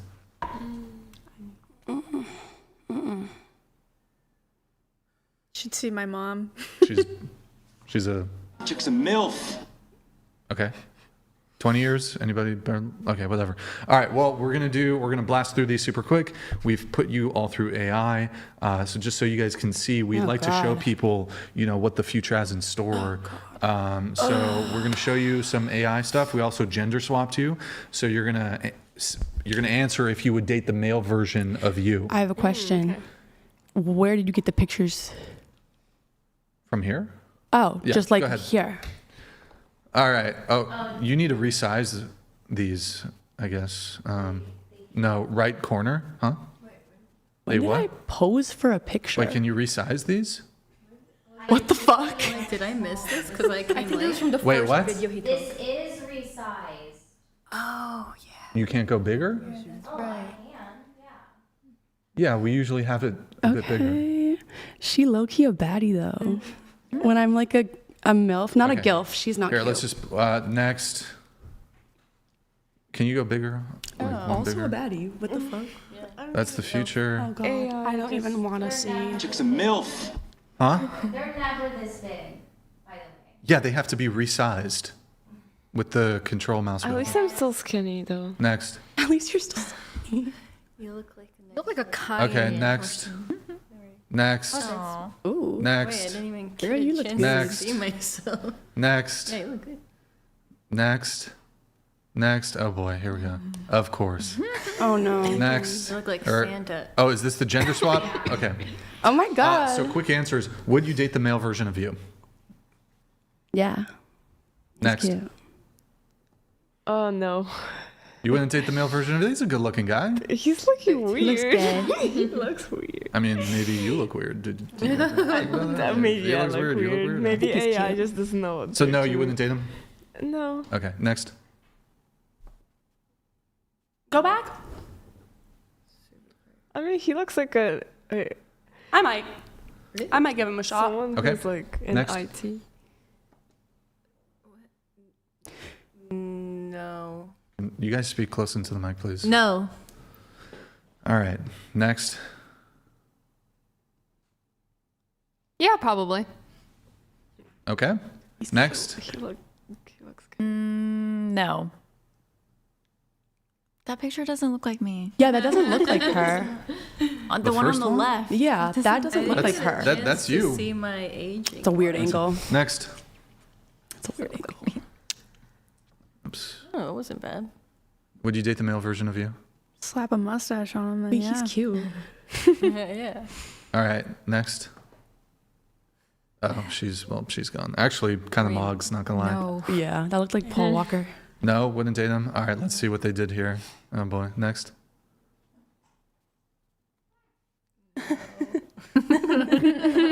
Yeah, she's hot. Such an She's a babe. unattractive I photo. would. What's that? Nothing. What? Nothing. No. What did I you rate said, her I out of said that's 10? not an attractive photo of you. You look very red. Why I mean, I am a bit red. to are be you honest. a robot in that person, not like picture? that.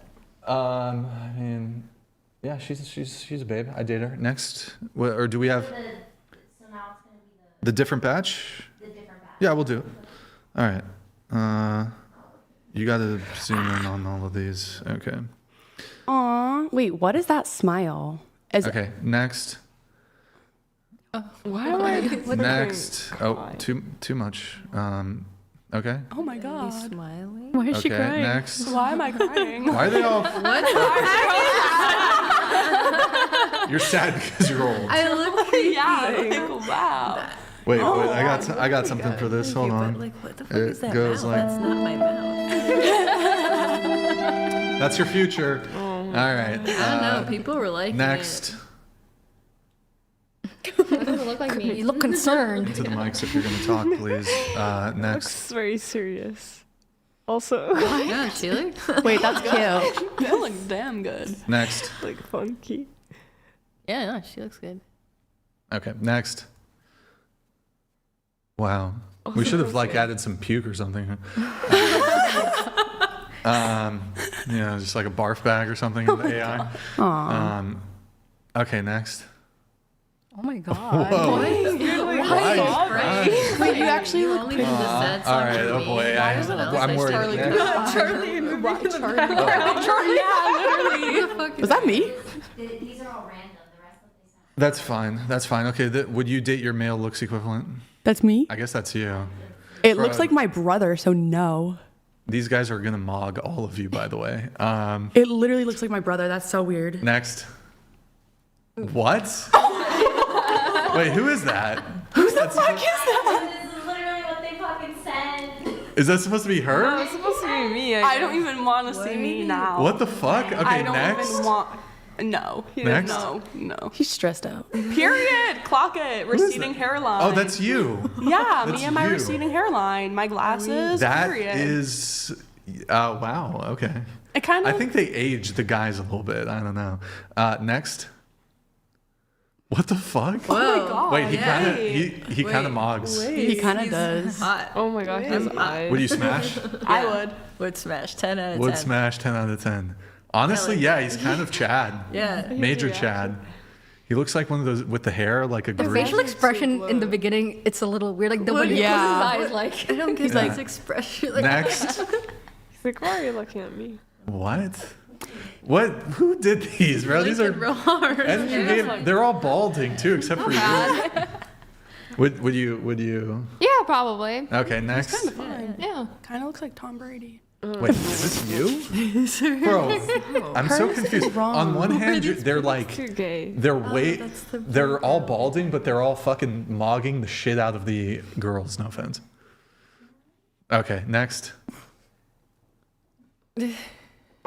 Oops, sorry. no. Wait, would you? This guy's like, she's like, wait, how old are you? You're like 20 or something? 20.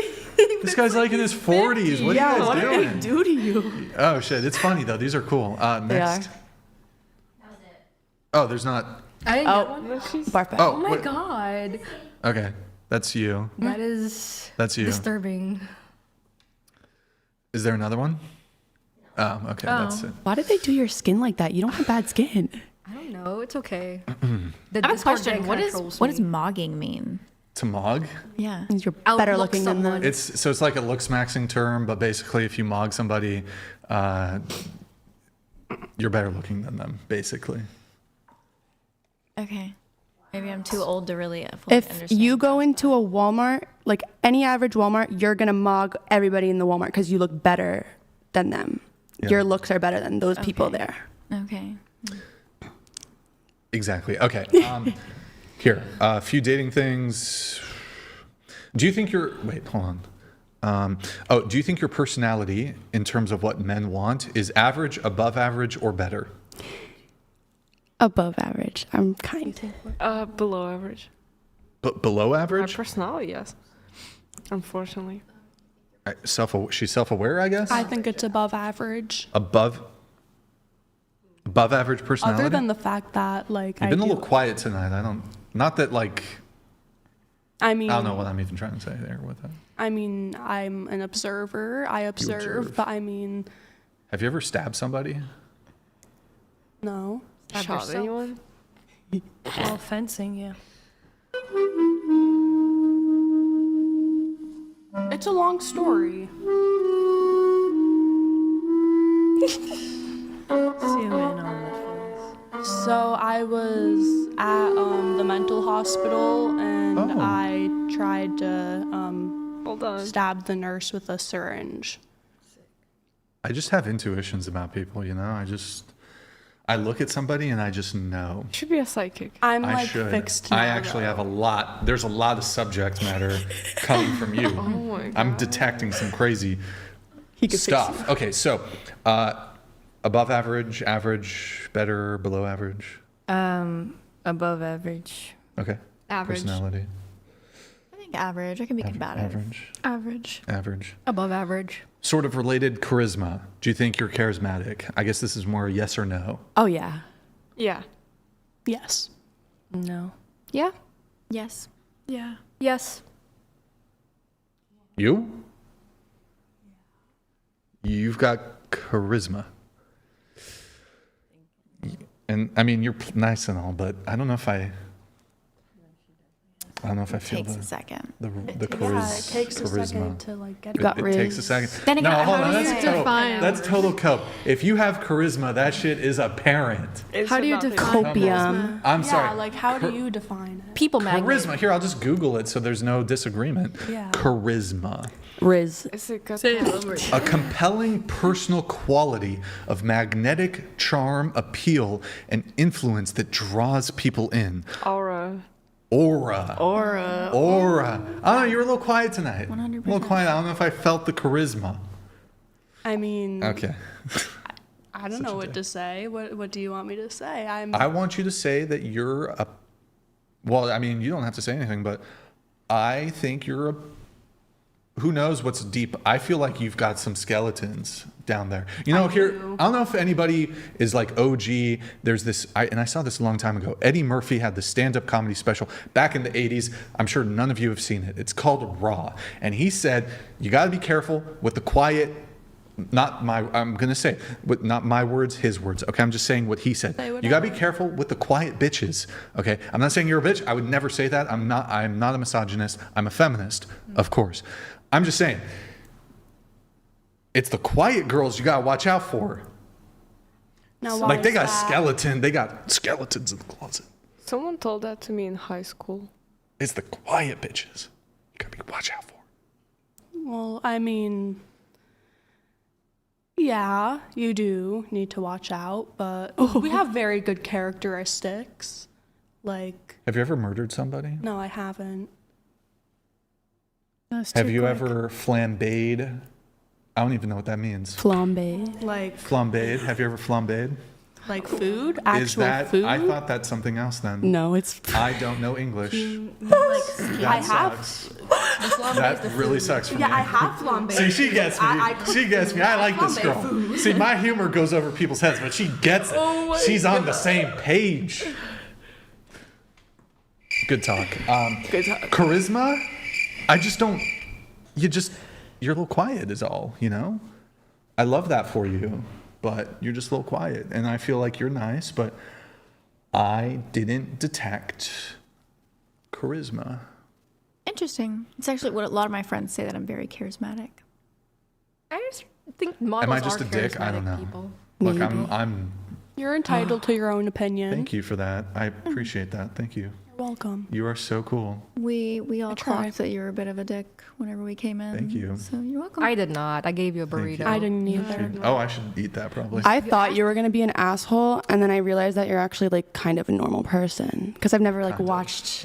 Yeah, you're not like a red. still kind of like weird. not like I don't know. Oh, she had a good time. All right, there It's a you go. vibe matcher. I enjoyed. I'm a vibe Yeah, matcher. I enjoyed my time thoroughly. Oh, rock and roll. Yeah. And you also didn't know much about my dating experiences to like ask about. You didn't know that I dated a plug when I was 17 and moved out of my mom's house and started dealing drugs with him. Yes. You didn't know that he got me hooked onto many drugs when I was dating him. You got hooked on? Yeah, I was hooked onto Molly. I don't know if being a drug addict gives you charisma, but I mean. But I'm an ex-drug addict. I don't do it anymore. I don't know if that gives you charisma. It gives me a good past and some good stories to tell. A good past or a bad past? Like an entertaining past. Like yes. I have lore. Everyone here has lore. The lore We you all should have have shared. lore. You should have shared. Yeah, but I think you can have lore and be boring. I mean, Depends how you express the lore. Yeah, I of don't course. know how to- Dude. what am I supposed to do? Just say right out? Oh yeah, I mean, I dealt drugs with my ex. I mean, I just did. You but got to offer that shit up. You got to be upfront with that. You can't wait until the fucking deep into the pot. You got to be like, listen, Brian, have you done methamphetamine? on accident. Have you done heroin? No. Have you done cocaine? No. Wow, this is kind of a boring drug story. I'm a little disappointed. I did Molly and acid at once and got so tripped out that the paramedics had to come, and Shit. then when they came, I'm sorry. No, it's fine. It's not a big deal. But then, no, I don't. Oh, okay. All right. You know what? I'm wrong about everything tonight. This is the most charismatic. This is the most charismatic panel. Yeah, I'm wrong about everything. I'm just, she's gonna be a superstar. 10 million. You know what? In the 20 future, billion. I'm going to be homeless in the streets of Los Angeles, and she's going to be like, she's going to walk past me, and she's going to recognize me. She's going to be like, fuck you, Brian. She's like, fuck you. Oh, check this shit out. Yeah. And she's going to be, yeah. And she's going to drop some like Russian gangster rap shit. Hell yeah. Can you rap, bro? I'm not. Can like, oh yes, wait. Please. We didn't get a taste of the rap skills. Please Can rap. you drop a bar? It's more of a singing style. It's more of a like melodic rap. But your Oh, favorite you stuff is do melodic rap. Yeah. I would love to hear some. Somebody give her a beat. I will not partake. Wait, maybe not the. Not the white girl. Just Hold the- on. Get to it. No, I'm kidding. Well, everyone else's way, except for the Italian. Okay. Do you think you're average? Average for what? In general. In general. Oh my god. Oh my God. No, I think I'm Courtney King, and I'm gonna be a star. You're gonna stab somebody? What? I already did that. She oh was my about- she was about God, to you're say- so late. You're about to say I was gonna stab you. That's crazy. No, I'm Courtney King, and I'm a we don't star. believe in violence at the Whatever podcast. That's insane. Okay. I'm just gonna skip a bunch of these. Okay. What percentage of men do you think are over 6 feet? Not many. Throw a percent. 30. 30. 34. 34%. 34. Okay. 34. I don't know, 20. 20. I'll say 30%. 15. I think it's 10 to 15. 45. 45%. I'll say like 18%. 18%. Okay. I believe it's maybe 15%. What percent of men make at least $1 million a year? 15. I don't know. 15%. Okay. What percent of men? Make Like, at least $1 million 10%. per year. Probably 18%. 18%. Okay. 5. 5%. Okay. 12%. 12%. Less than 1%. Okay. 5% lower. 5%. You're like 0.3%. What do you Less than 1%.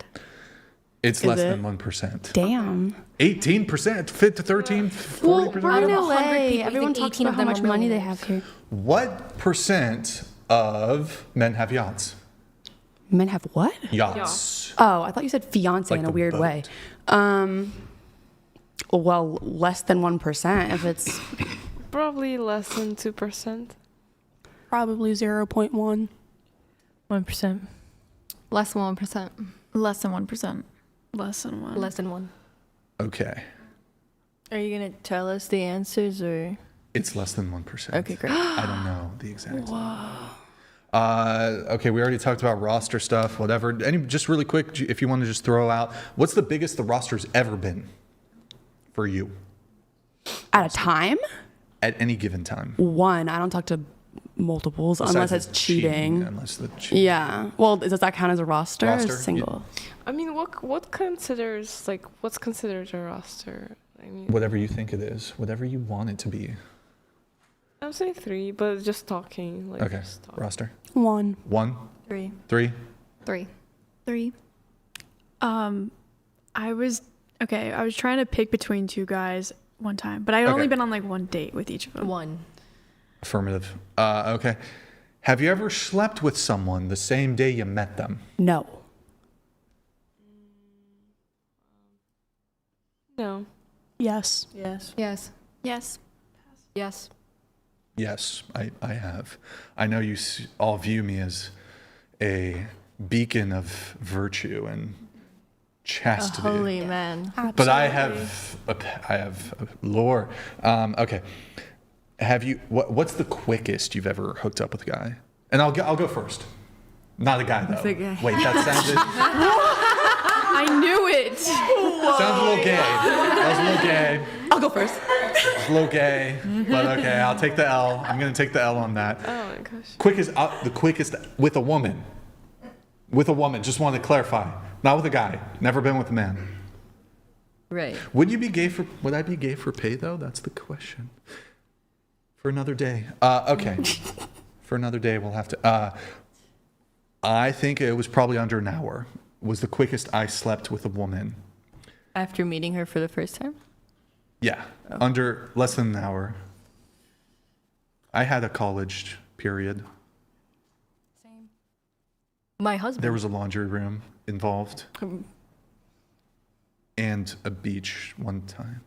Sorry, okay, quickest you've ever slept with someone. Oh, like 2 weeks? 2 weeks. Oh, okay. What about you? I lied on the first one. 3 hours. Was it the Chinese guy? No, it was Sway Lee? No. Did you fuck Sway Lee? Be honest. Did you fuck Sway Lee? Not yet. Oh, shit. Not yet. Oh, shit. She's shooting her shot. Probably the guy I lost my virginity to, and it was after like an hour. 1 hour. Wait, wait, hold on. Rewind. I lost my virginity to him. Virginity? Yeah, after an hour of knowing him, I was 15 and he was 19. Whoa, okay, hold on. There's a lot there to unpack a little bit. Would that count? Like our virginities? Damn. Yeah, I walked down to his house. I added him on Snap. We figured out we lived 2 minutes away from each other. So I was like, okay, I walked down to his house and we...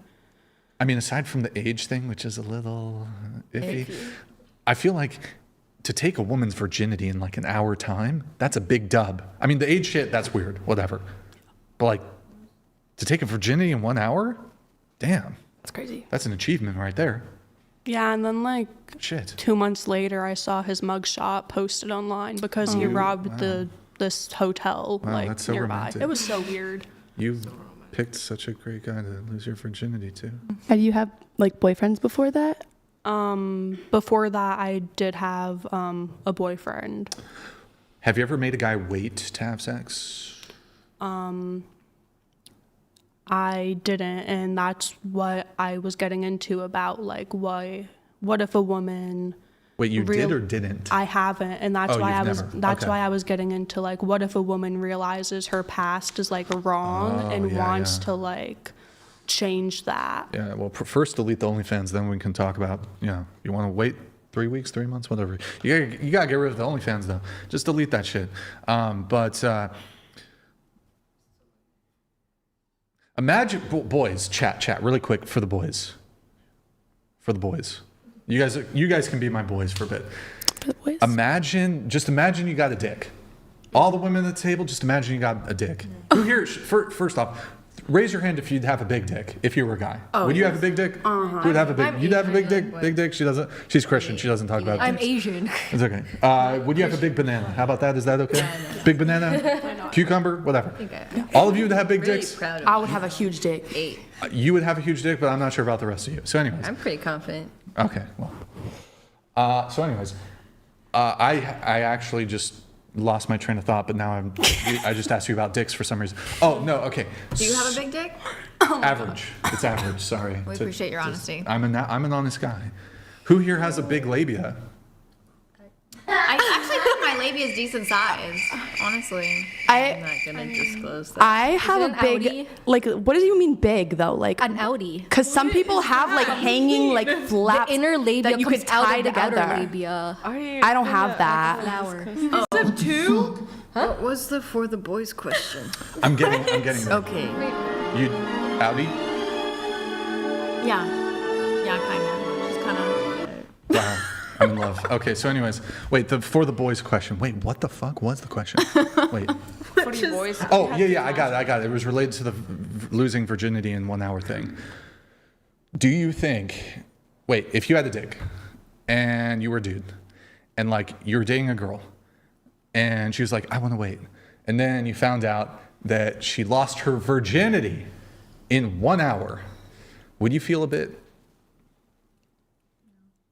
like raw deal? Well, I would Raw be deal? very open with him about all of my experiences and Sure. like why I lost my virginity and like that soon and why I chose to do it that way. Because Yes. there's a whole backstory about it and like It's okay.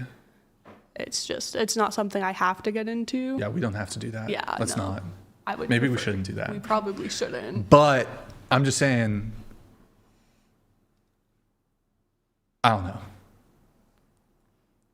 I would feel, if I was like dating a girl,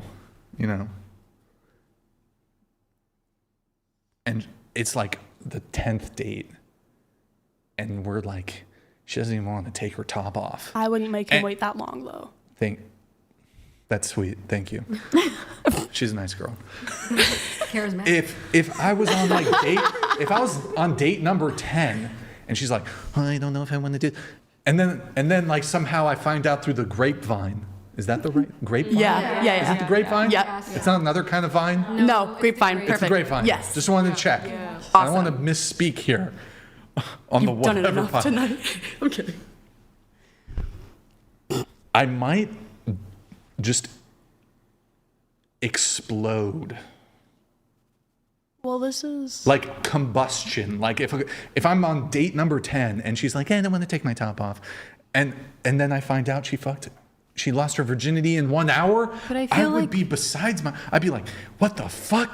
Virginity stories are their own thing. But you gotta like, that's gotta be like, you know. I lost my virginity on a soccer field. Like that doesn't mean I'm gonna go like have sex on a soccer field so with the guy on a 10th date. You know, like it just happened there.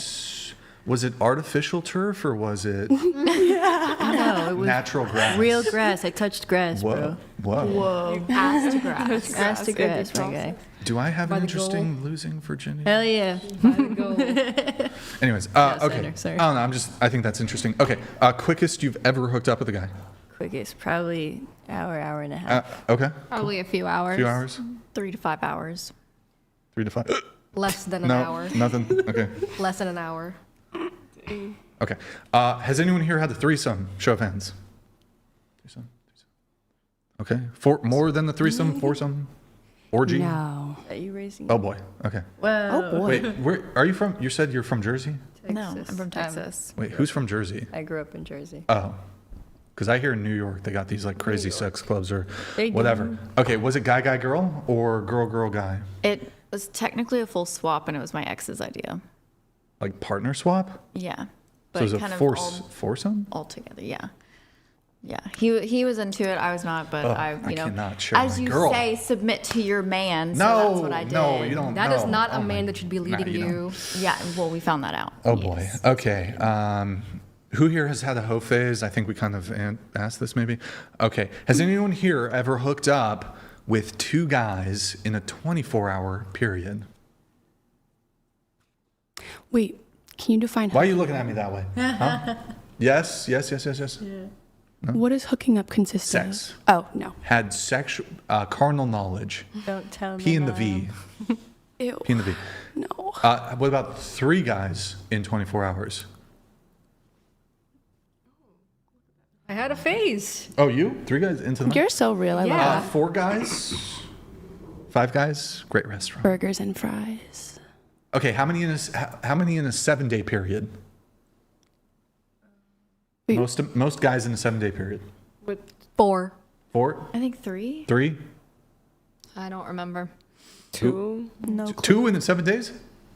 Yeah. Was it the Chinese guy? Are you sure that your body count is 3? It might be 4. I think it's 3 or 4. I think it's. You can't remember? It's Okay, I have a whole list. Are you only counting the like Arizona guys? no, it's okay. It's 4 in total. Does it count as a body if you don't climax? Yes. Yeah, that's a great question. Does it count as a body if you don't remember their first name? Yes. Yeah, What the Does fuck? it count as a body if you murdered them afterwards? That counts as a double body. It counts as 2 bodies. That went too far. That went a little far. Okay. Do men suck? No. No. Oh, do men What suck? do they say? Do men suck? Some. What? Hey, Some Christian, are gay. Christian, by the way. Nothing wrong with Christian, by that. the way. If you, is it okay? I think this might be our final one. Oh my goodness. Hey, come on. Hey, chill. Hey, we're almost done. Hey, come. Hey, almost done. Hey, it's whoa. 3 cups of coffee. Okay, so anyways. For 10 hours. Okay, final question, I promise. Is it gay for a man to date a trans woman? Yes. Yes.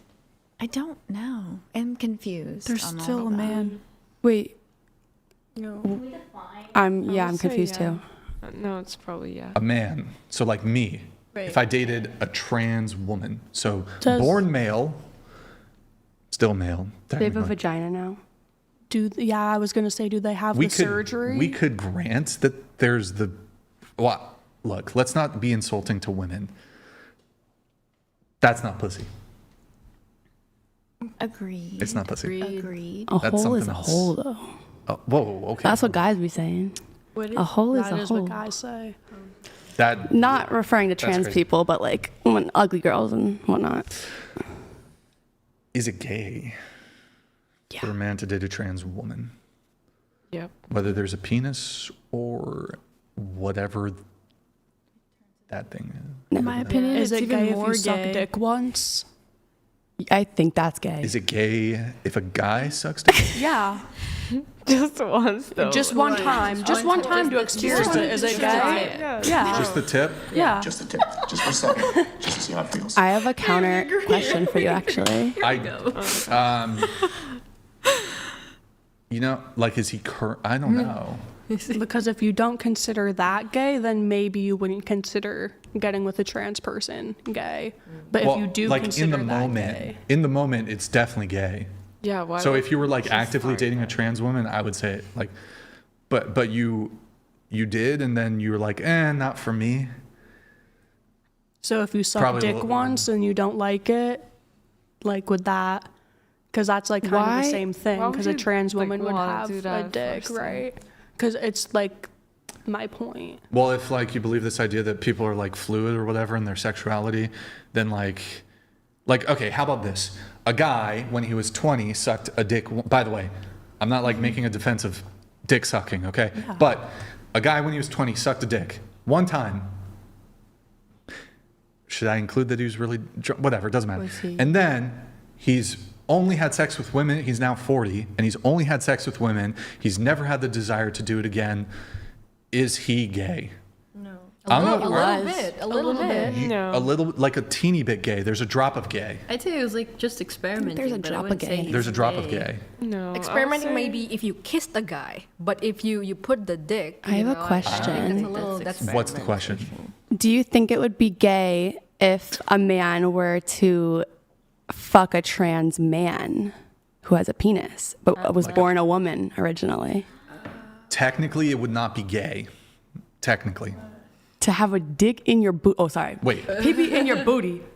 Like It wouldn't be gay? Like you hooking up with a trans man. I thought you were fucking the trans man, Oh, you're fucking the trans man in his ass though, because he has a dick now. which is a female. You're fucking a female in the ass. With balls hitting you. No, I don't. They don't do I don't balls, think I they don't do think. I balls don't in the think they do bottom balls. surgery. No. They don't? No. Why are you upset by this? I'm not upset, I'm shocked. It doesn't You look seem like. disappointed. I don't think it's gay. It's a fetish. Oh, well, I would expect there to be balls. If you pull a dick out, there's no balls. I'm like, what the fuck is going on? Well, it actually the trans man, it's probably gay. It's probably gay. Although it depends like what we're talking about. So if we're defining gay as homosexual, so my position would be if you're a trans man, you're still you're female. Yeah. Your gender identity, like the way you portray yourself is masculine, but you're technically still a female. So if I'm looking at what is homosexuality, attraction to the opposite sex, technically it wouldn't be gay, but it's still kind of gay. I don't know. I think it would be like super gay. I don't know. I think anything involving that whole like community, if you're dabbling in it, you're gay. Like they're all fruity. Yeah, I mean, I'm thinking more just like in terms of a logical Labeling. perspective. Labeling. Okay, Well, it's final like- question. What sort of, what is a woman? What is a woman? What is a woman? A woman has a coochie and tatas and can have, oh, that's messed up, can have babies. Wow, that's really offensive. Well, because some women can't have That's babies. stable. I think you owe her an apology, to be honest. No, I That mean was really I have, offensive. I have a uterus. She has a uterus. She can. I kind of think you owe, that's an apology right there. With all my heart, I'm so sorry. What is a woman? I'm not offended. A person who was born at a female. What is a woman? As a female. A person who was born with a uterus and can reproduce. Okay. Oh, we're defining it that way. Because I was going to say just creation of life. Because they birth life. No. Is that, or you do want like a actual definition of a woman? Oh my God, bro. Oh, hell no. Sorry. What the fuck, man? Get your ass on, boy. How long is that audio? Oh, I've never heard that. It's really long. I should probably fix that. Yeah. Someone with 2 X chromosomes. Wow. I second Bio. what she says. 2 X Okay. chromosomes. Final segment, makeup, and then we're done. Who's gonna take? You gonna take it off? Take it off. Wait, my mascara has been bothering me so much. I literally was gonna ask you for this like hours ago. Who's gonna take? You gonna take the lashes off, or you gotta keep those? Sure, I take the lashes All off. right. I don't have much of a difference. I'm not wearing any either. Nice. Cool. All right, and then just save it because you're gonna show the stream. This is our final thing. I'll just do the outro while they're taking off their makeup. I'm going to go to the bathroom to do it, so I don't... That works. Okay. Can I come with you? Hey, one at a time. Okay, I'll come. Or you can just do it in the monitor. You can do it here. All right. So I want to say GG. Well played. Oh wait, I'm not supposed to say GG. Well played. To the panel. Guys, like the button, please, on your way out. Oh my God, I was not... Okay, whatever. The long stream, thank you. Yo, you guys were dope. You guys were really fun. I know there were some disagreements. I know I was kind of a dick tonight, but you guys were really cool. Thank you for coming on the podcast. And thank you, guys. To those of you who made it to the end without vomiting. Guys, leave a nice comment once the live ends. I read them. Positivity is nice. Helps the algorithm. Thank you guys for tuning in tonight. You could have been anywhere in the world, but you're here with me. I appreciate that. Thank you to everyone who super chats, donates, and supports the show. We're going to be live again Sunday, 5 p.m. Pacific. Any girls who want to be on the show, you can DM at whatever on Instagram. If you want to be on the podcast and you can tolerate my obnoxious, toxic, whatever. 07's in the chat. 07's in the chat. We'll just... can I have you guys like show the makeup? Let's see the damage. I'm not done yet. So much. See the damage. I'm not done. Okay, it's over here. Oh, over here. Wow. Okay. You look more Italian now. Are you Italian? French and Irish. French. Okay, I was wrong. Okay. Wow. Nice. That was good. Hold it up. Hold it up. Oh. There it is. Oh, and did you take the lashes off, or? Yeah. Wait, I want to see. Did you save them, or? Wait, I like your regular lashes. Does our average change without... Should I change the looks right now? If you think that it's changed. I won't go through everything, but did you take your makeup off? Yeah. Oh, okay. Hello? You just had me hold this whole thing up. It probably might reduce some scores by like 0.5 or 1 maybe. Yeah. Mary, are we forgetting anything, or is that it? No, we don't have to do that. Are we? I know. I have not. Holy shit! What is going on with the whatever podcast? This is ridiculous. This is absurd, preposterous, obnoxious. Mary, I swear I'm forgetting something though. I'm forgetting something. I think we hit everything. Any final thoughts, quick, from anybody before we wrap the show? Thank you so much. I love being here. Burrito bean peeper. Oh, thank you. I appreciate that. You're funny. Should we bow before Thank we you. leave? Yes. Yes, you should all bow, and you should all do my laundry, and you should all clean the studio afterwards. Good bow. I want you all to clean the studio. Actually, I do have some laundry that needs to be done, so maybe we'll see what we can do. All right, guys, you guys were so fun. You guys were dope. I had a good time. It was never got too heated tonight. So thanks for having you us. You guys let me get away with too much, by the way. You didn't really say anything too crazy though. I said some crazy shit. Come on. I said some crazy shit. You guys let me get away with too much. I was hoping for... I wanted to hear your opinion. Oh, no. I actually think you might look better without the makeup, to be honest. All right, there you go. Nice little compliment after I crushed her spirit entirely. She does look... I appreciate it. Yeah. Right? Maybe, Not Chad? sure if it's I don't know. necessarily. Do I look younger? Like, I probably do. Can't like see your Actually, face, you right? might...